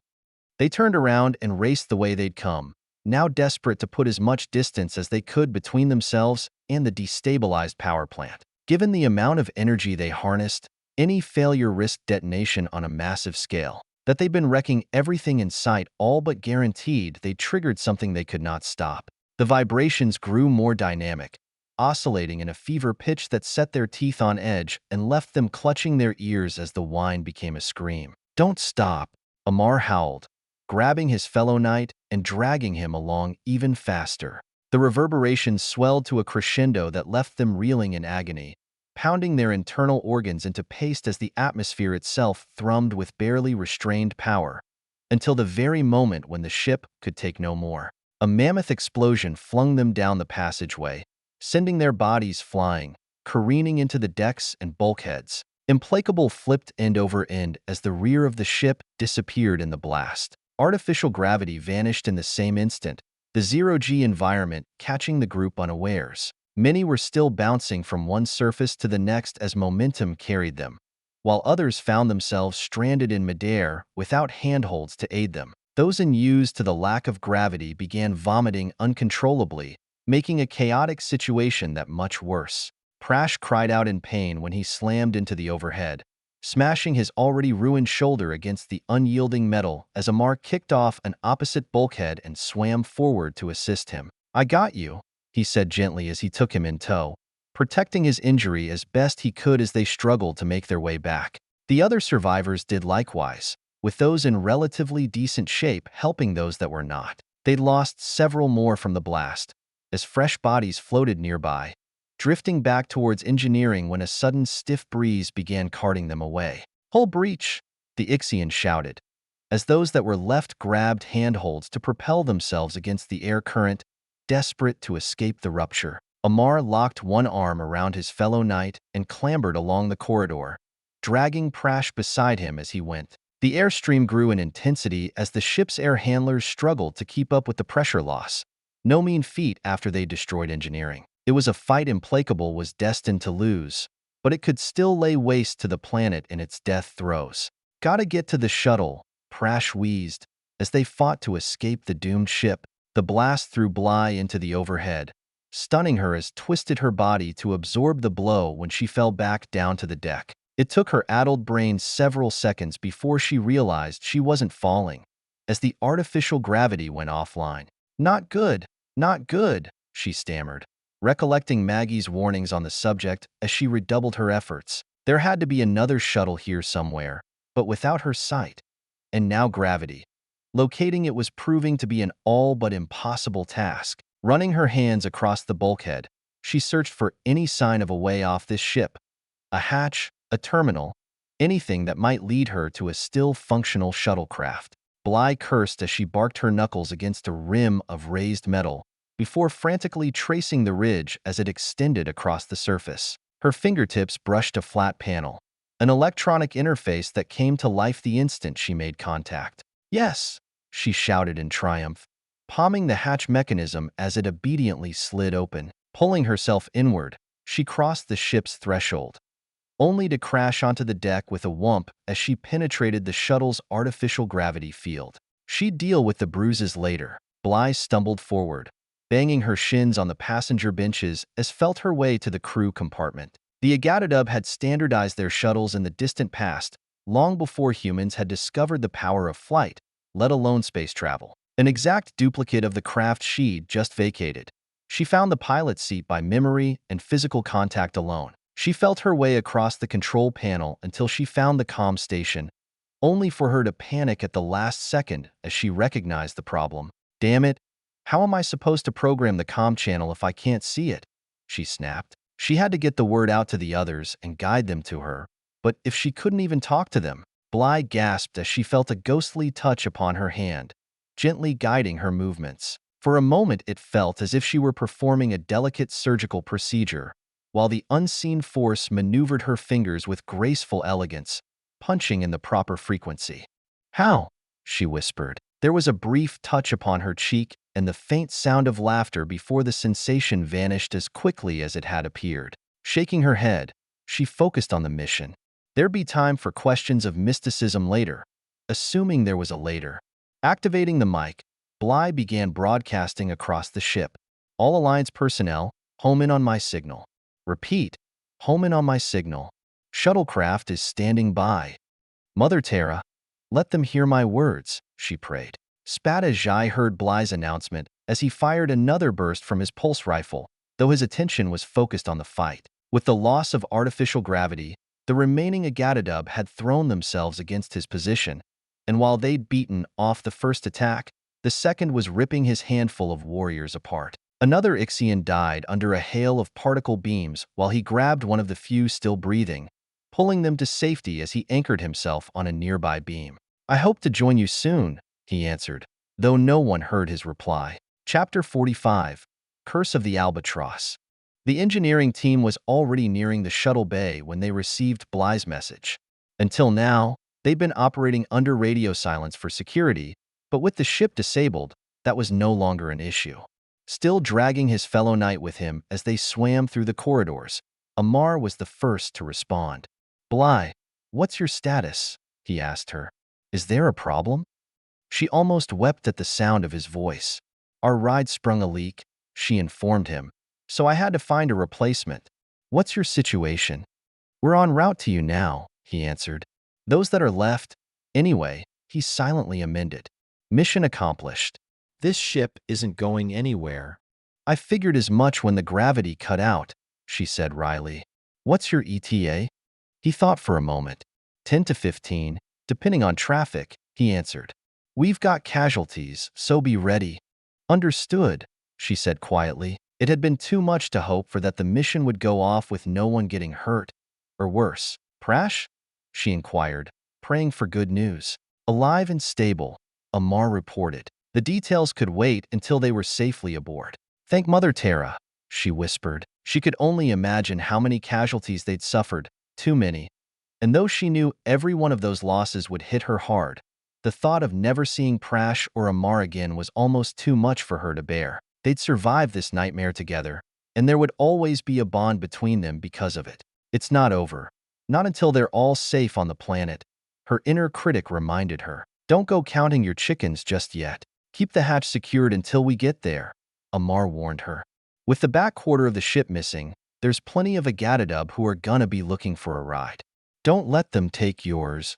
Copy, Bly responded, her fingers searching for the hatch control. Locking it down now. We'll be there soon, he vowed. Stay safe. Amar clear.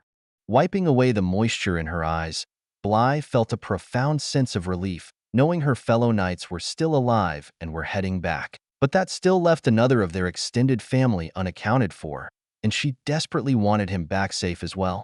Bly Tegada for Spada Jai. What's your status, over?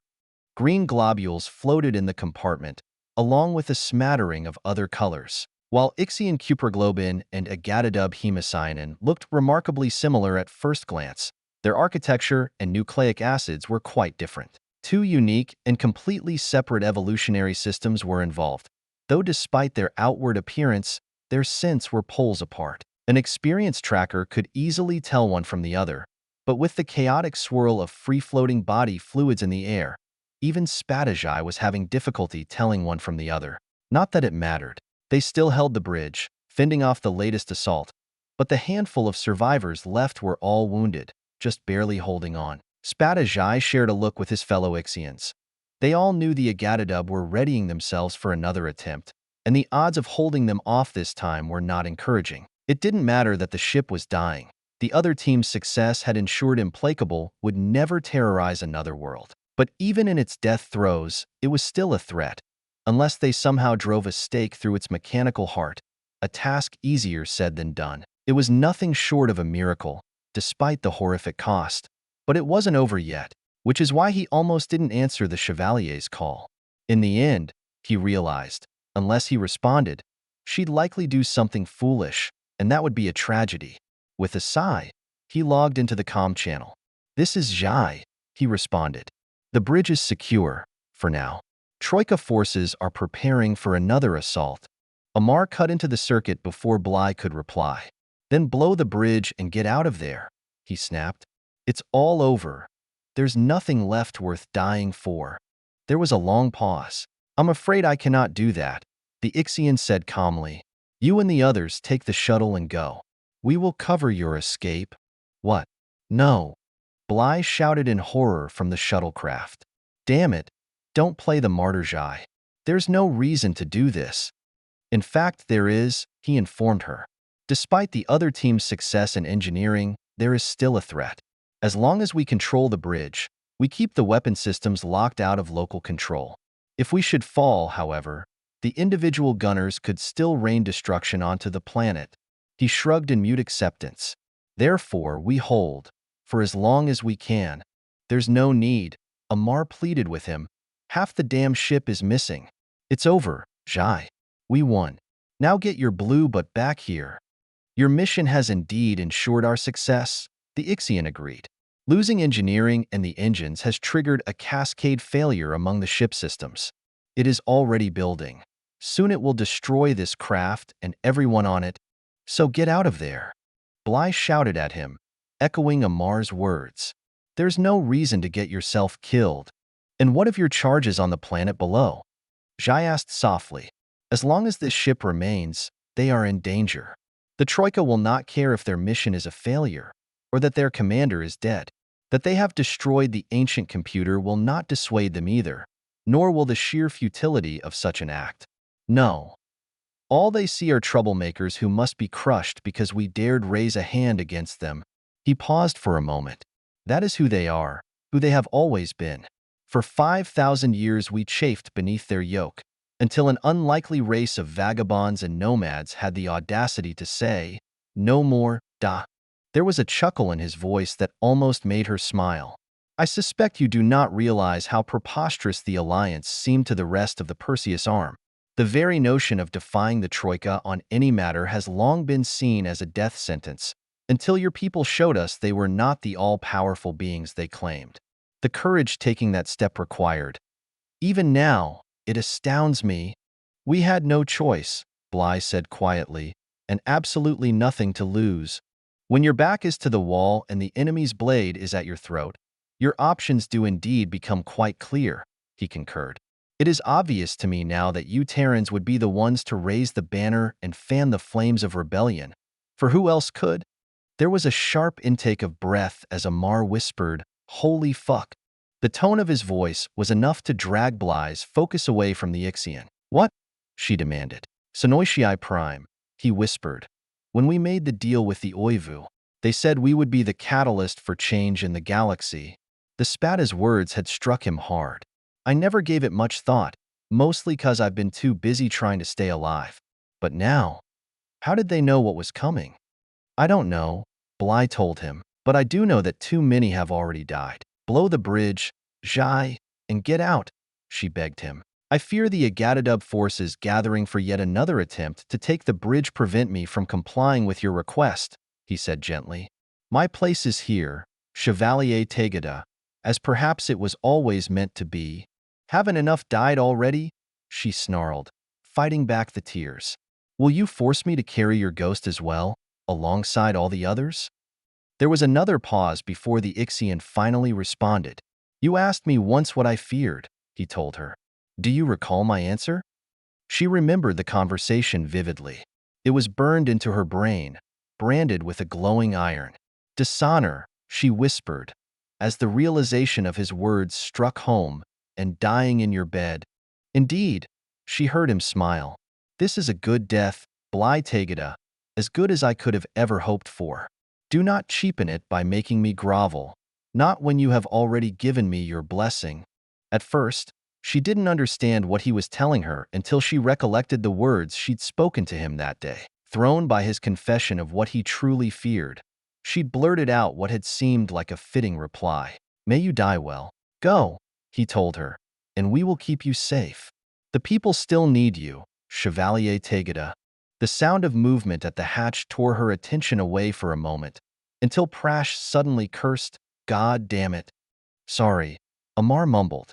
"Forgot the shuttle had its own gravity generator." "Prash? Amar? Thank Mother Terra," she said in a rush, wishing she could see them. "Are you both all right?" "He's got a nasty shoulder wound, but other than that we're okay," the former Valkyrie told her. "And the others?" she asked hopefully, as the sounds of others moving about in the shuttle reached her ears. "A handful." Prash struggled to get out. "That's all?" "No," she whispered, as the tears threatened to make a reappearance. "So many deaths, and Spadajai wanted to add his own name to the list as well?" "No, 1,000 times no." But she also knew he would not budge, that he was determined to see this out to the bitter end, on his terms. Perhaps he was not the most complicated soul she'd met in her travels, but he was by far the most resolute. "I won't forget you," she said softly. "Nor I you," he answered, his voice like a gentle caress. "Now go. We will watch over you one last time." Amar slipped into the pilot seat beside her, programming the startup sequence. "The others are secured, or soon will be," he informed her, before adding his own farewell. "It was an honor knowing you, Jai," he told him. "Even when we were enemies, your people fought bravely and with integrity." "It is I who am honored," Jai said fiercely, "to stand by your side while you reshape the galaxy." The sound of weapons fire echoed through the comms. "And now I must go." "As must you. Yutsazaz, my dear friends." And with that, the circuit went dead. Bly wept as the shuttle detached from the battlecruiser, beginning its descent toward the planet. The cockpit was silent, each of them lost in their own thoughts, until she asked, "What does that mean?" "Yutsazaz?" "I asked Pagon saying about it once," Amar told her. "He said it meant, own the day, in their ancient tongue." He paused, smiling at the memory. "He also said it wasn't just a battle cry, but a way of life." "Own the day," she whispered, as Implacable exploded in a ball of plasma, brighter than the sun. A massive crowd stood, awaiting their arrival as the shuttle landed. Almost the entire camp had turned out, both eager and fearful to learn the outcome in equal measures. As the hatch opened and the knights emerged, a mammoth roar greeted them, the cheers and hurrahs of half a dozen races joining into a symphony of pure joy. The mood quickly grew somber when they finally realized just how few others appeared with them. Relatives and loved ones of the volunteers thronged closest to the landing field, eyes searching for their husbands and wives, their daughters and sons, their mothers and fathers. Here and their tearful reunions were celebrated, holding them close for fear of losing them once more. But far more common were the cries of anguish, falling to their knees as they realized their beloved would not be returning to them. The sound hit Bly like a tsunami of pain, staggering her. So much so that Amar was forced to grab her arm and steady her as they made their way down the ramp. As they neared the throng, a hush came over the crowd, waiting for her to speak. Save for the weeping, of course. Nothing would silence that. What am I supposed to say to them? Bly thought in despair. How can any utterance of mine make up for what I've done? Prash teetered on unsteady feet as he moved to her side, wincing at the pain of his ruined shoulder. Just speak from the heart, he said gently. You'll find the words. Swallowing nervously, Bly wished she could see their faces. My friends, she said hesitantly, struggling to find her footing. Today is both a great and terrible day. The Agadadub vessel implacable, the gun pointed at our heads for these many weeks, is no more. Another roar from the crowd greeted her announcement, swelling into a crescendo, until she raised her arms and begged them to allow her to continue. But this victory came at great cost, and for that, I can only beg your forgiveness. Even though I do not deserve it. Confusion swept through the ranks, her speech leaving them rattled and at sea. You put your trust in me, and I have failed you. It was my duty, my mission, to protect you all, and I have failed there as well. There is nothing I can say, nothing I can do, to bring back all those we have lost. But if it were up to me, I would gladly trade my life for theirs.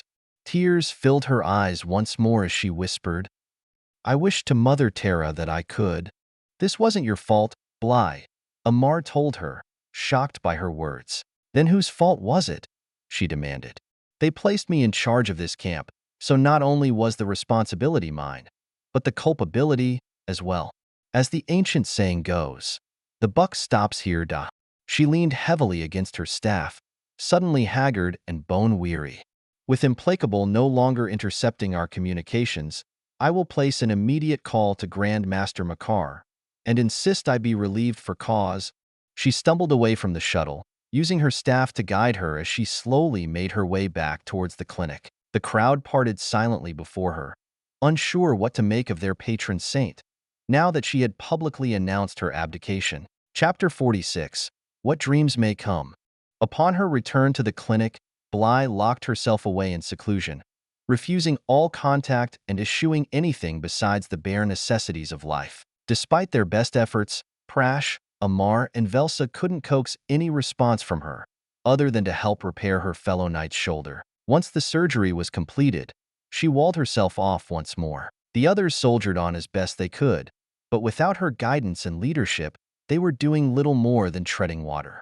Outside the clinic, a crowd had gathered, sitting in vigil as they awaited the return of their spiritual leader. Individuals came and went, cycling through, but the throng itself remained, all of them hoping for a sign, for some significant portent to guide them. They pressed the others for details whenever they emerged, only to be told again and again there was no change. The group had all the earmarks of a newly formed religion, praying for deliverance as the end of days loomed near. Several days later, a small squadron of ships arrived, settling in orbit over the planet of Tangim. The KHS Malta, leading the flotilla, communicated with the other knights and was apprised of the situation, sending down a shuttle as the crowd watched with anticipation. Terrans and a handful of other species appeared as the hatch opened, the delegation immediately greeted by Amar and Prash as they brought the new arrivals up to speed. Once fully briefed, the two men led the delegation to the clinic, with all but one of them remaining outside as their companion stepped through the door and closed it behind him. Sitting in her chair, staring at nothing, Bly heard approaching footsteps. She ignored it, as she had all the others, until a familiar voice spoke. "Hello, Bly," Grandmaster Makar said gently, taking a seat nearby. "Grandmaster," she answered, bowing her head. "When I sent that message, I didn't expect you to come here yourself. After reading your report, how could I not?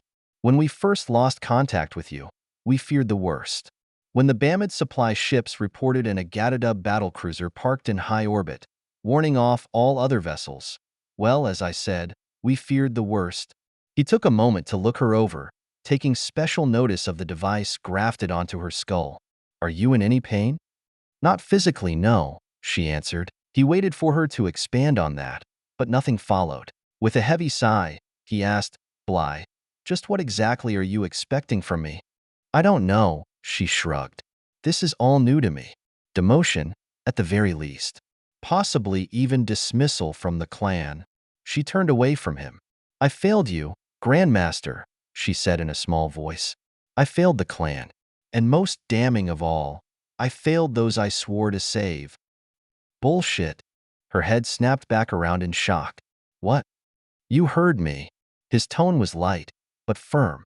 After reading your report and speaking to your fellow knights, there are several words I might use to describe what took place here. But failure isn't one of them. Tell that to them, she said pointedly. Tell the families of the dead I'm not a disgrace to the clan. Tell Prash and Amar. She paused for a moment and then whispered, Tell Spadajai. Tears filled her eyes as the pain gripped her heart once more. They all know the truth. If I'd done my job the right way, those people would still be alive. I have spoken to them, in fact, he informed her. Chevaliers Dybra and Svoboda are perhaps your fiercest advocates. They both sent reports of their own.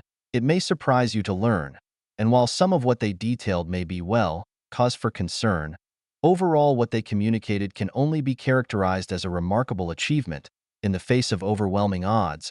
They're just trying to protect me, she snapped, dismissing his words. They're good men, good knights, and they don't deserve to be tarred with the same brush as me. The Grand Master sighed once more, shaking his head. Are you that intent on falling on your sword? He asked her. Bly, I gave you an impossible task. We were stretched thin. Still are, in fact. But the need was so great I had no other choice. That you accomplished as much as you did is nothing short of miraculous, and I'm certain that anyone in this camp would say the same.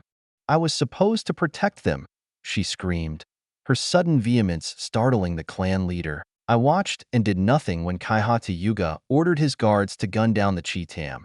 Just to make a point, Terra alone knows how many I led to their deaths when we stormed the Agatadub ship, and the only reason they came is because I played on their emotions like a goddamn violin, manipulating them because I needed them. She jumped to her feet, her nostrils flaring with seething anger. I betrayed them in the name of expediency, the very people I was supposed to keep safe, and nothing I do will ever make that right. She clenched her hands in tight fists as her body trembled with rage, until without warning the fight went out of her, dropping her back into her chair like a marionette with its strings suddenly cut.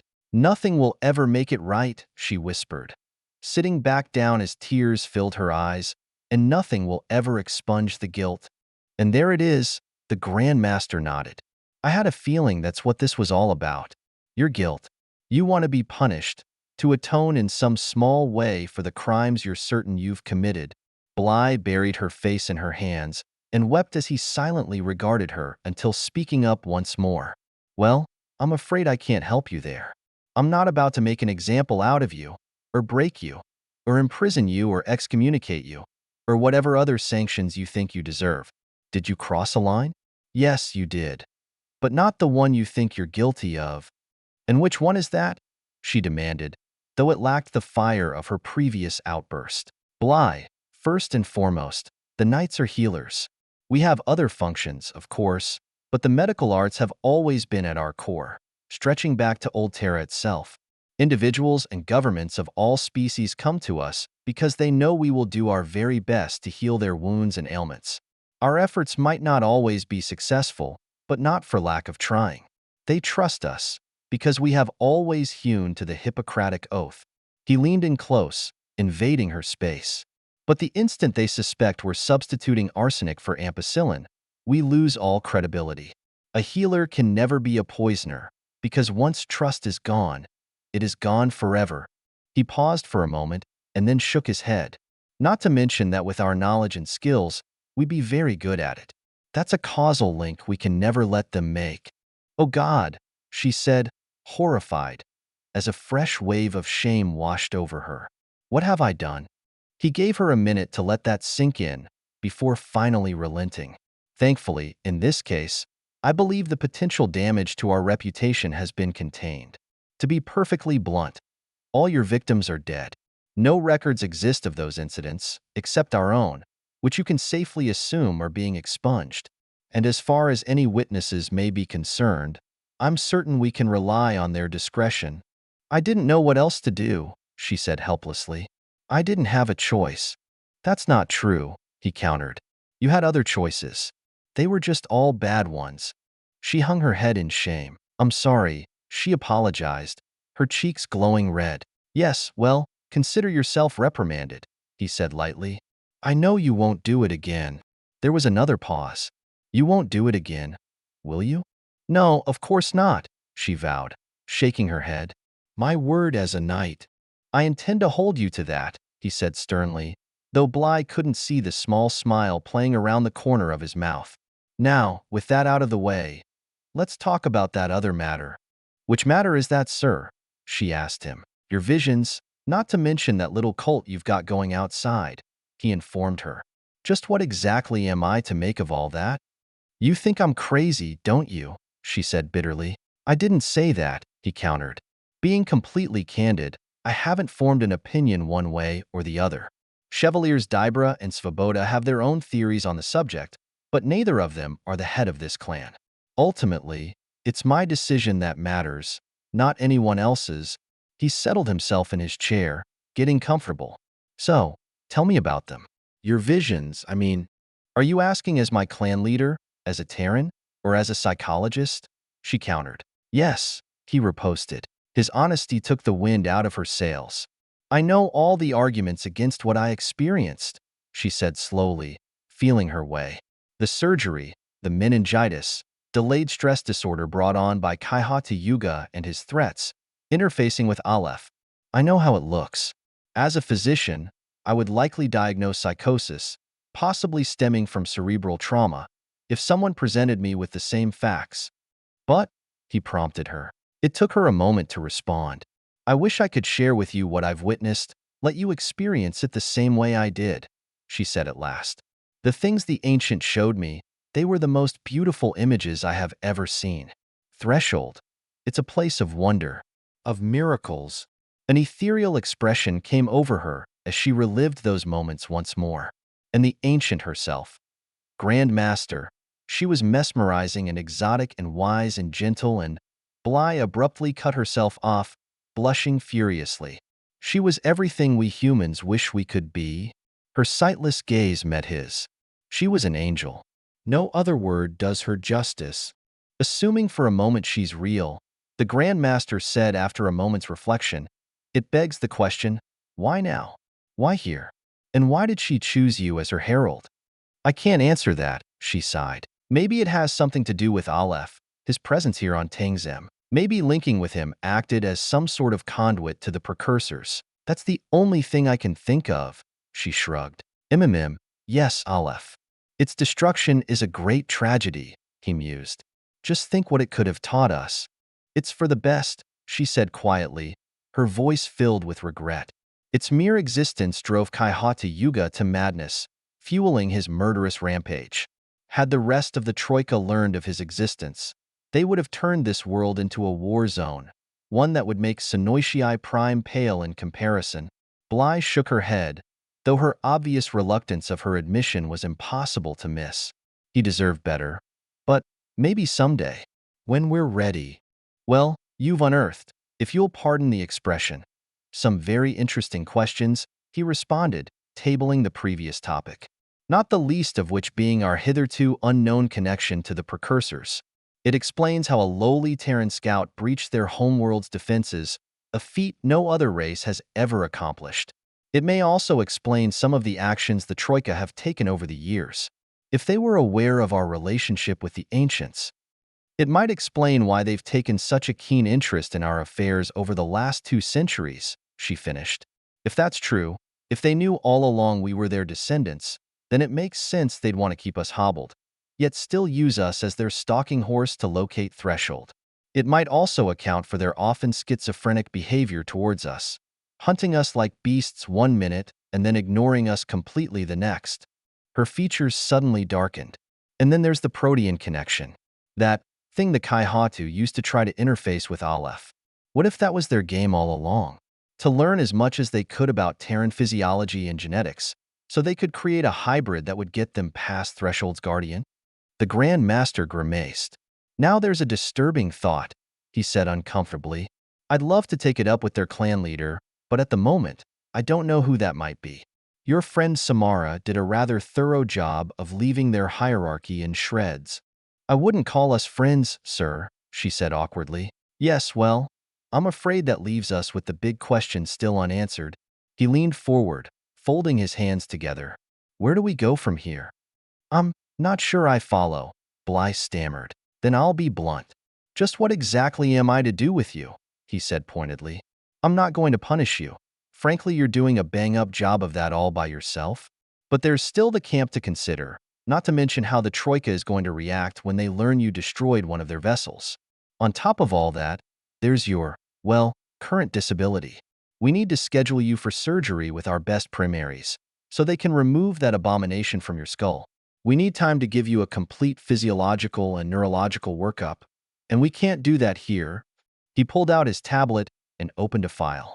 But based on the preliminary data I've received from Chevaliers Dybra and Svoboda regarding your case, there are concerns. Concerns? What kind of concerns? She said in sudden panic.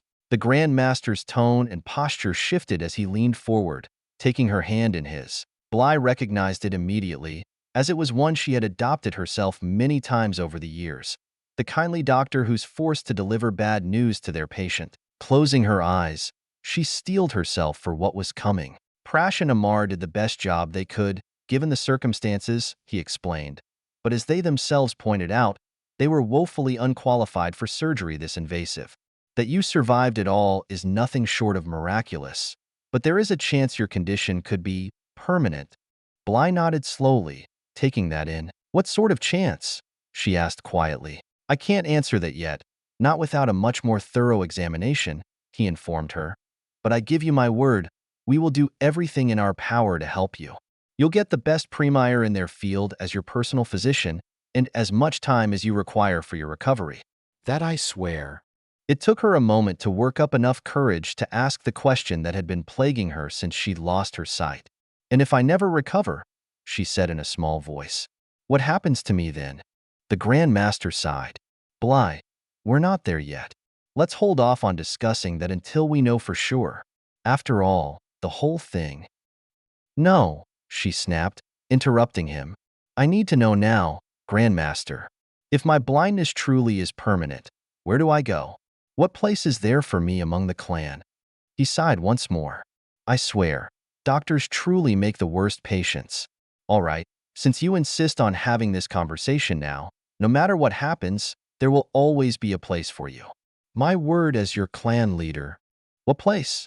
She insisted, not letting up. You're not going to let this go, are you? He said unhappily. There are many positions you'd be well suited for. For example, I think you would make an excellent instructor. Someone needs to teach the younger chevaliers what it takes to be a good doctor.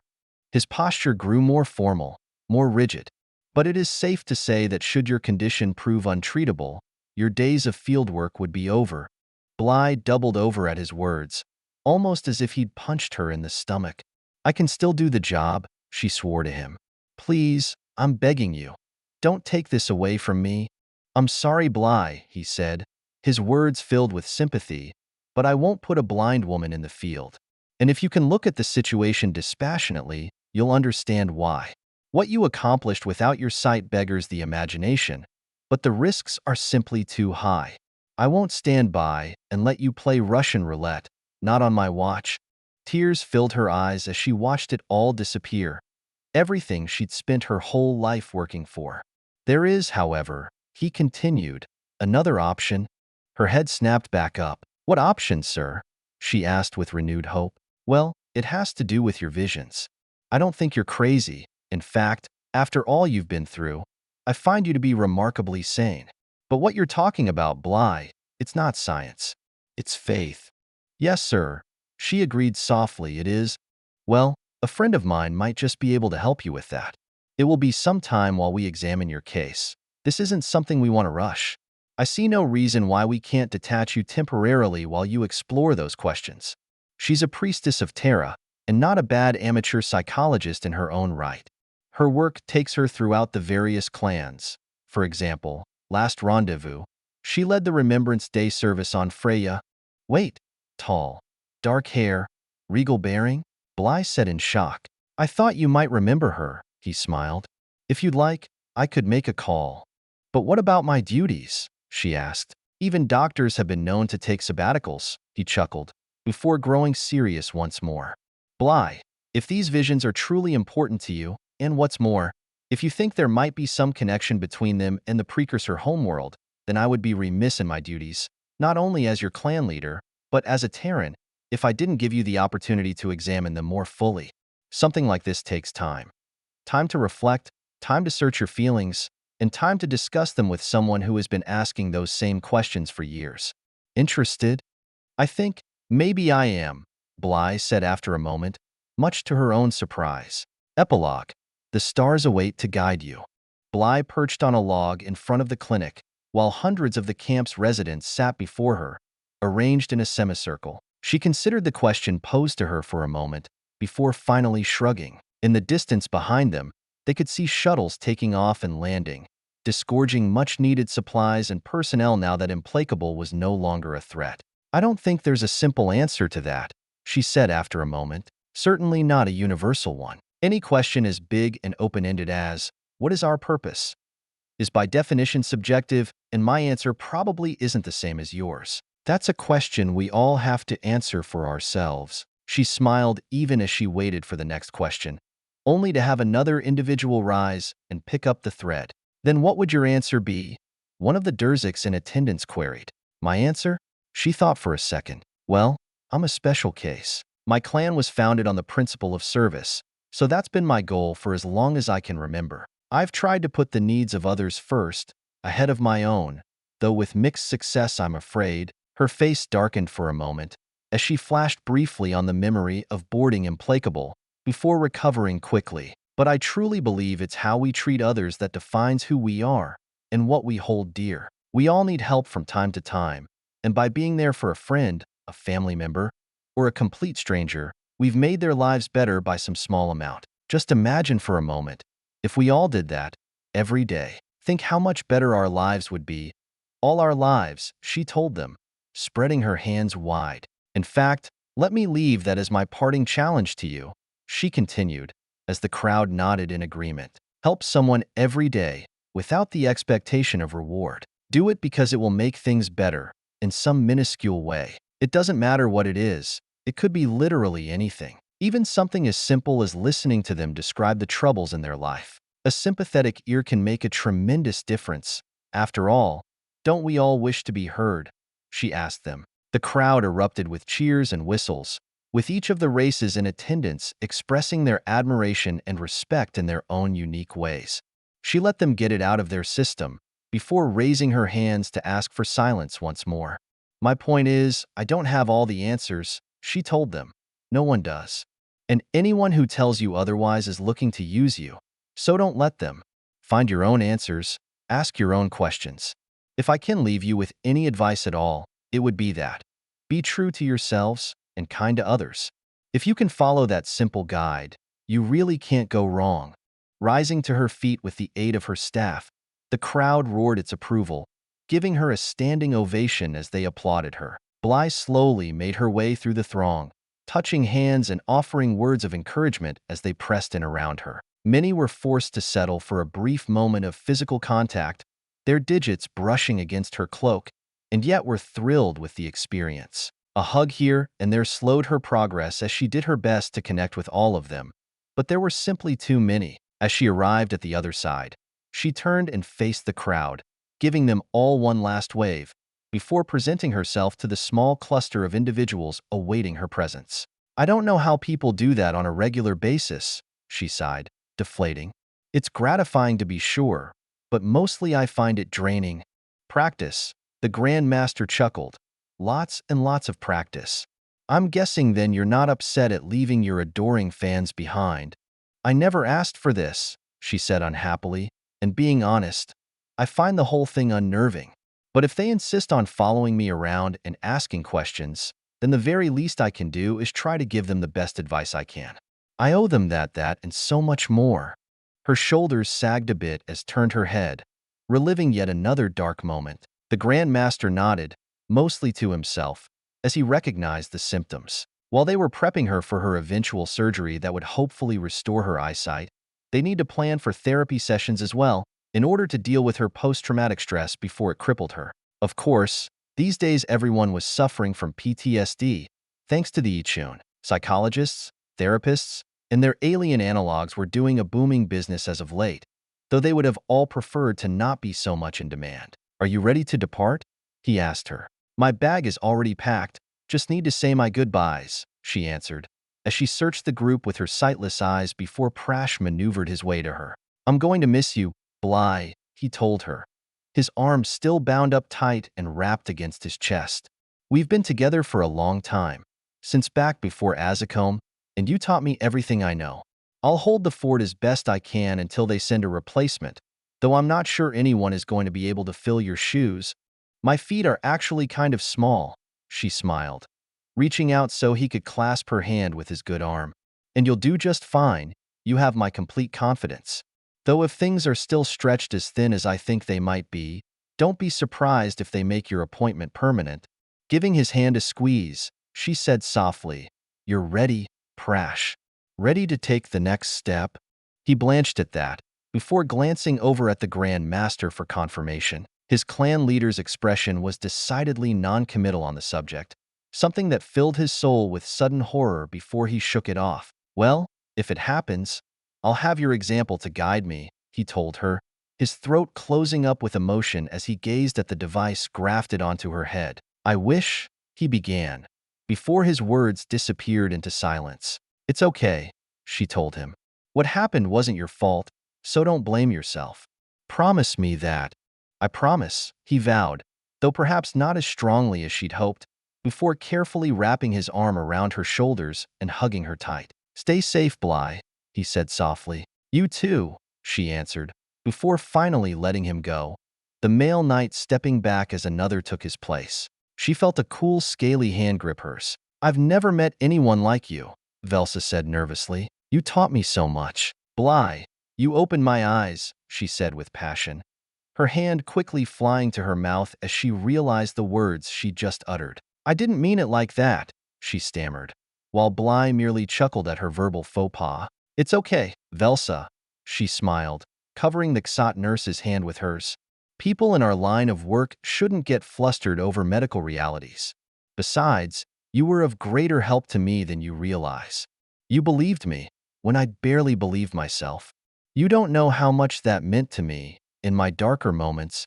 The alien woman flustered, before bobbing her head. You showed me how to have faith again, when I had all but lost it, she finally managed. If I was of any help to you, even in the smallest way, then I have been more than repaid. Bly clasped her shoulders, giving her a warm squeeze, before she stepped back as well.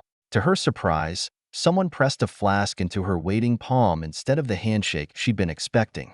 From our well, Acuum was murmured, the Glevac engineer most responsible for its creation. Should you ever find yourself in need of relief during your travels? Clasping the canteen to her chest, she reached up and cupped his face. Thank you, Acuum, she told him. Keeping these people safe required more than our fair share of miracles. But yours was the first. The alien flushed a dark purple as he bowed his head. You saved their lives, she reminded him, and that is a gift without measure, in the finest traditions of the Knights Hospitaller. Safe travels, Bly, he murmured, before stepping back.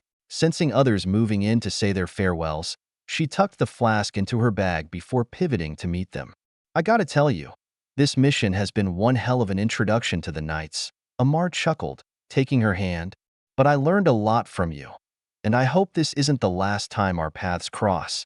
As do I, she smiled. I know the transition hasn't been an easy one for you, coming from the Valkyries, but you've done good work here, and I know you will continue to excel in the years to come. She smiled and gave him a hug, only to be surprised when he cleared his throat and pulled away. Actually, I have another reason for being here today. Besides saying goodbye, he told her, there's someone I'd like you to meet. Someone stepped up to join them while she cocked her head in confusion. Bly, this is Pagon Kusha saying, of the Ixi Brigade. We met on Sonoitiae Prime, under unusual circumstances. Bly froze, confused by the introduction. It is an honor to meet you, Chevalier Tegata, the Pagon said formally. We have a mutual friend, Sergeant Runa Oaks.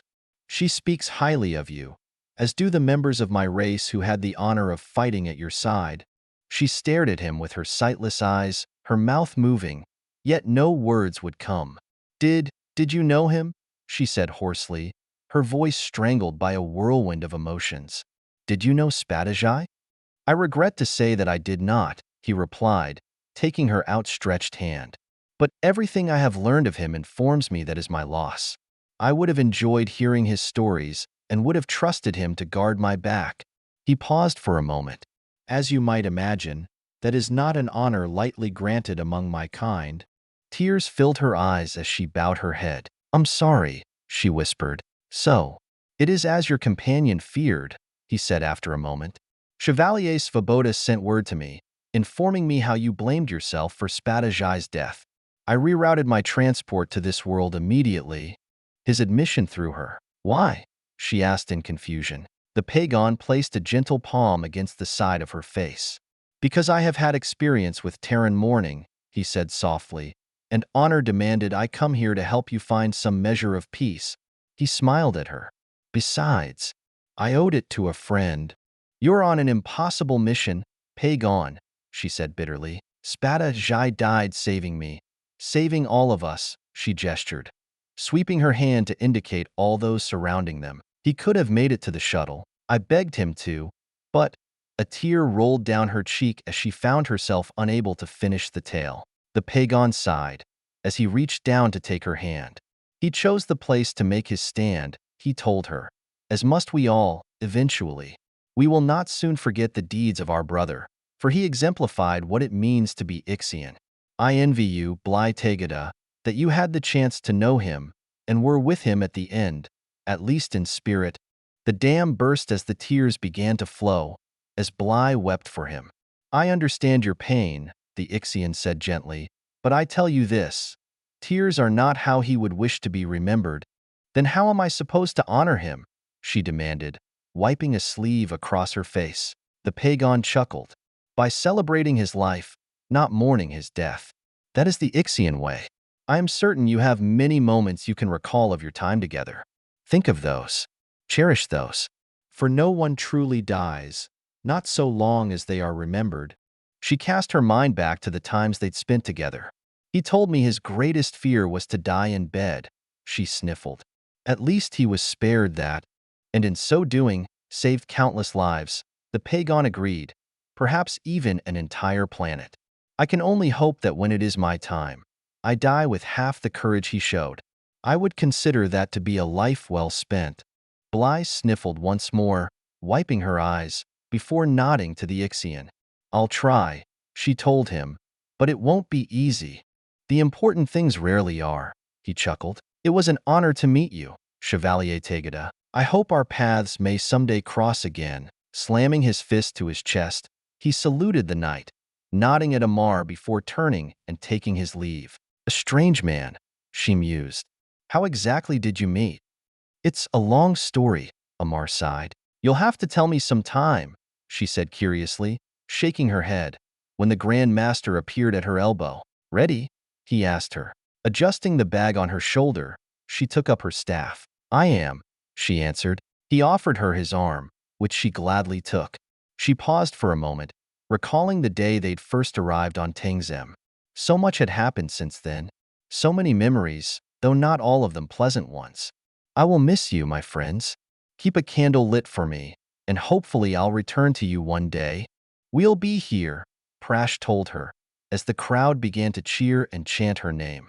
Bly waved at them one last time, before the Grand Master guided her towards the waiting shuttle. Once they were out of earshot, she sagged, leaning heavily against him. I'll never get used to that, she mumbled. We'll see, he said enigmatically.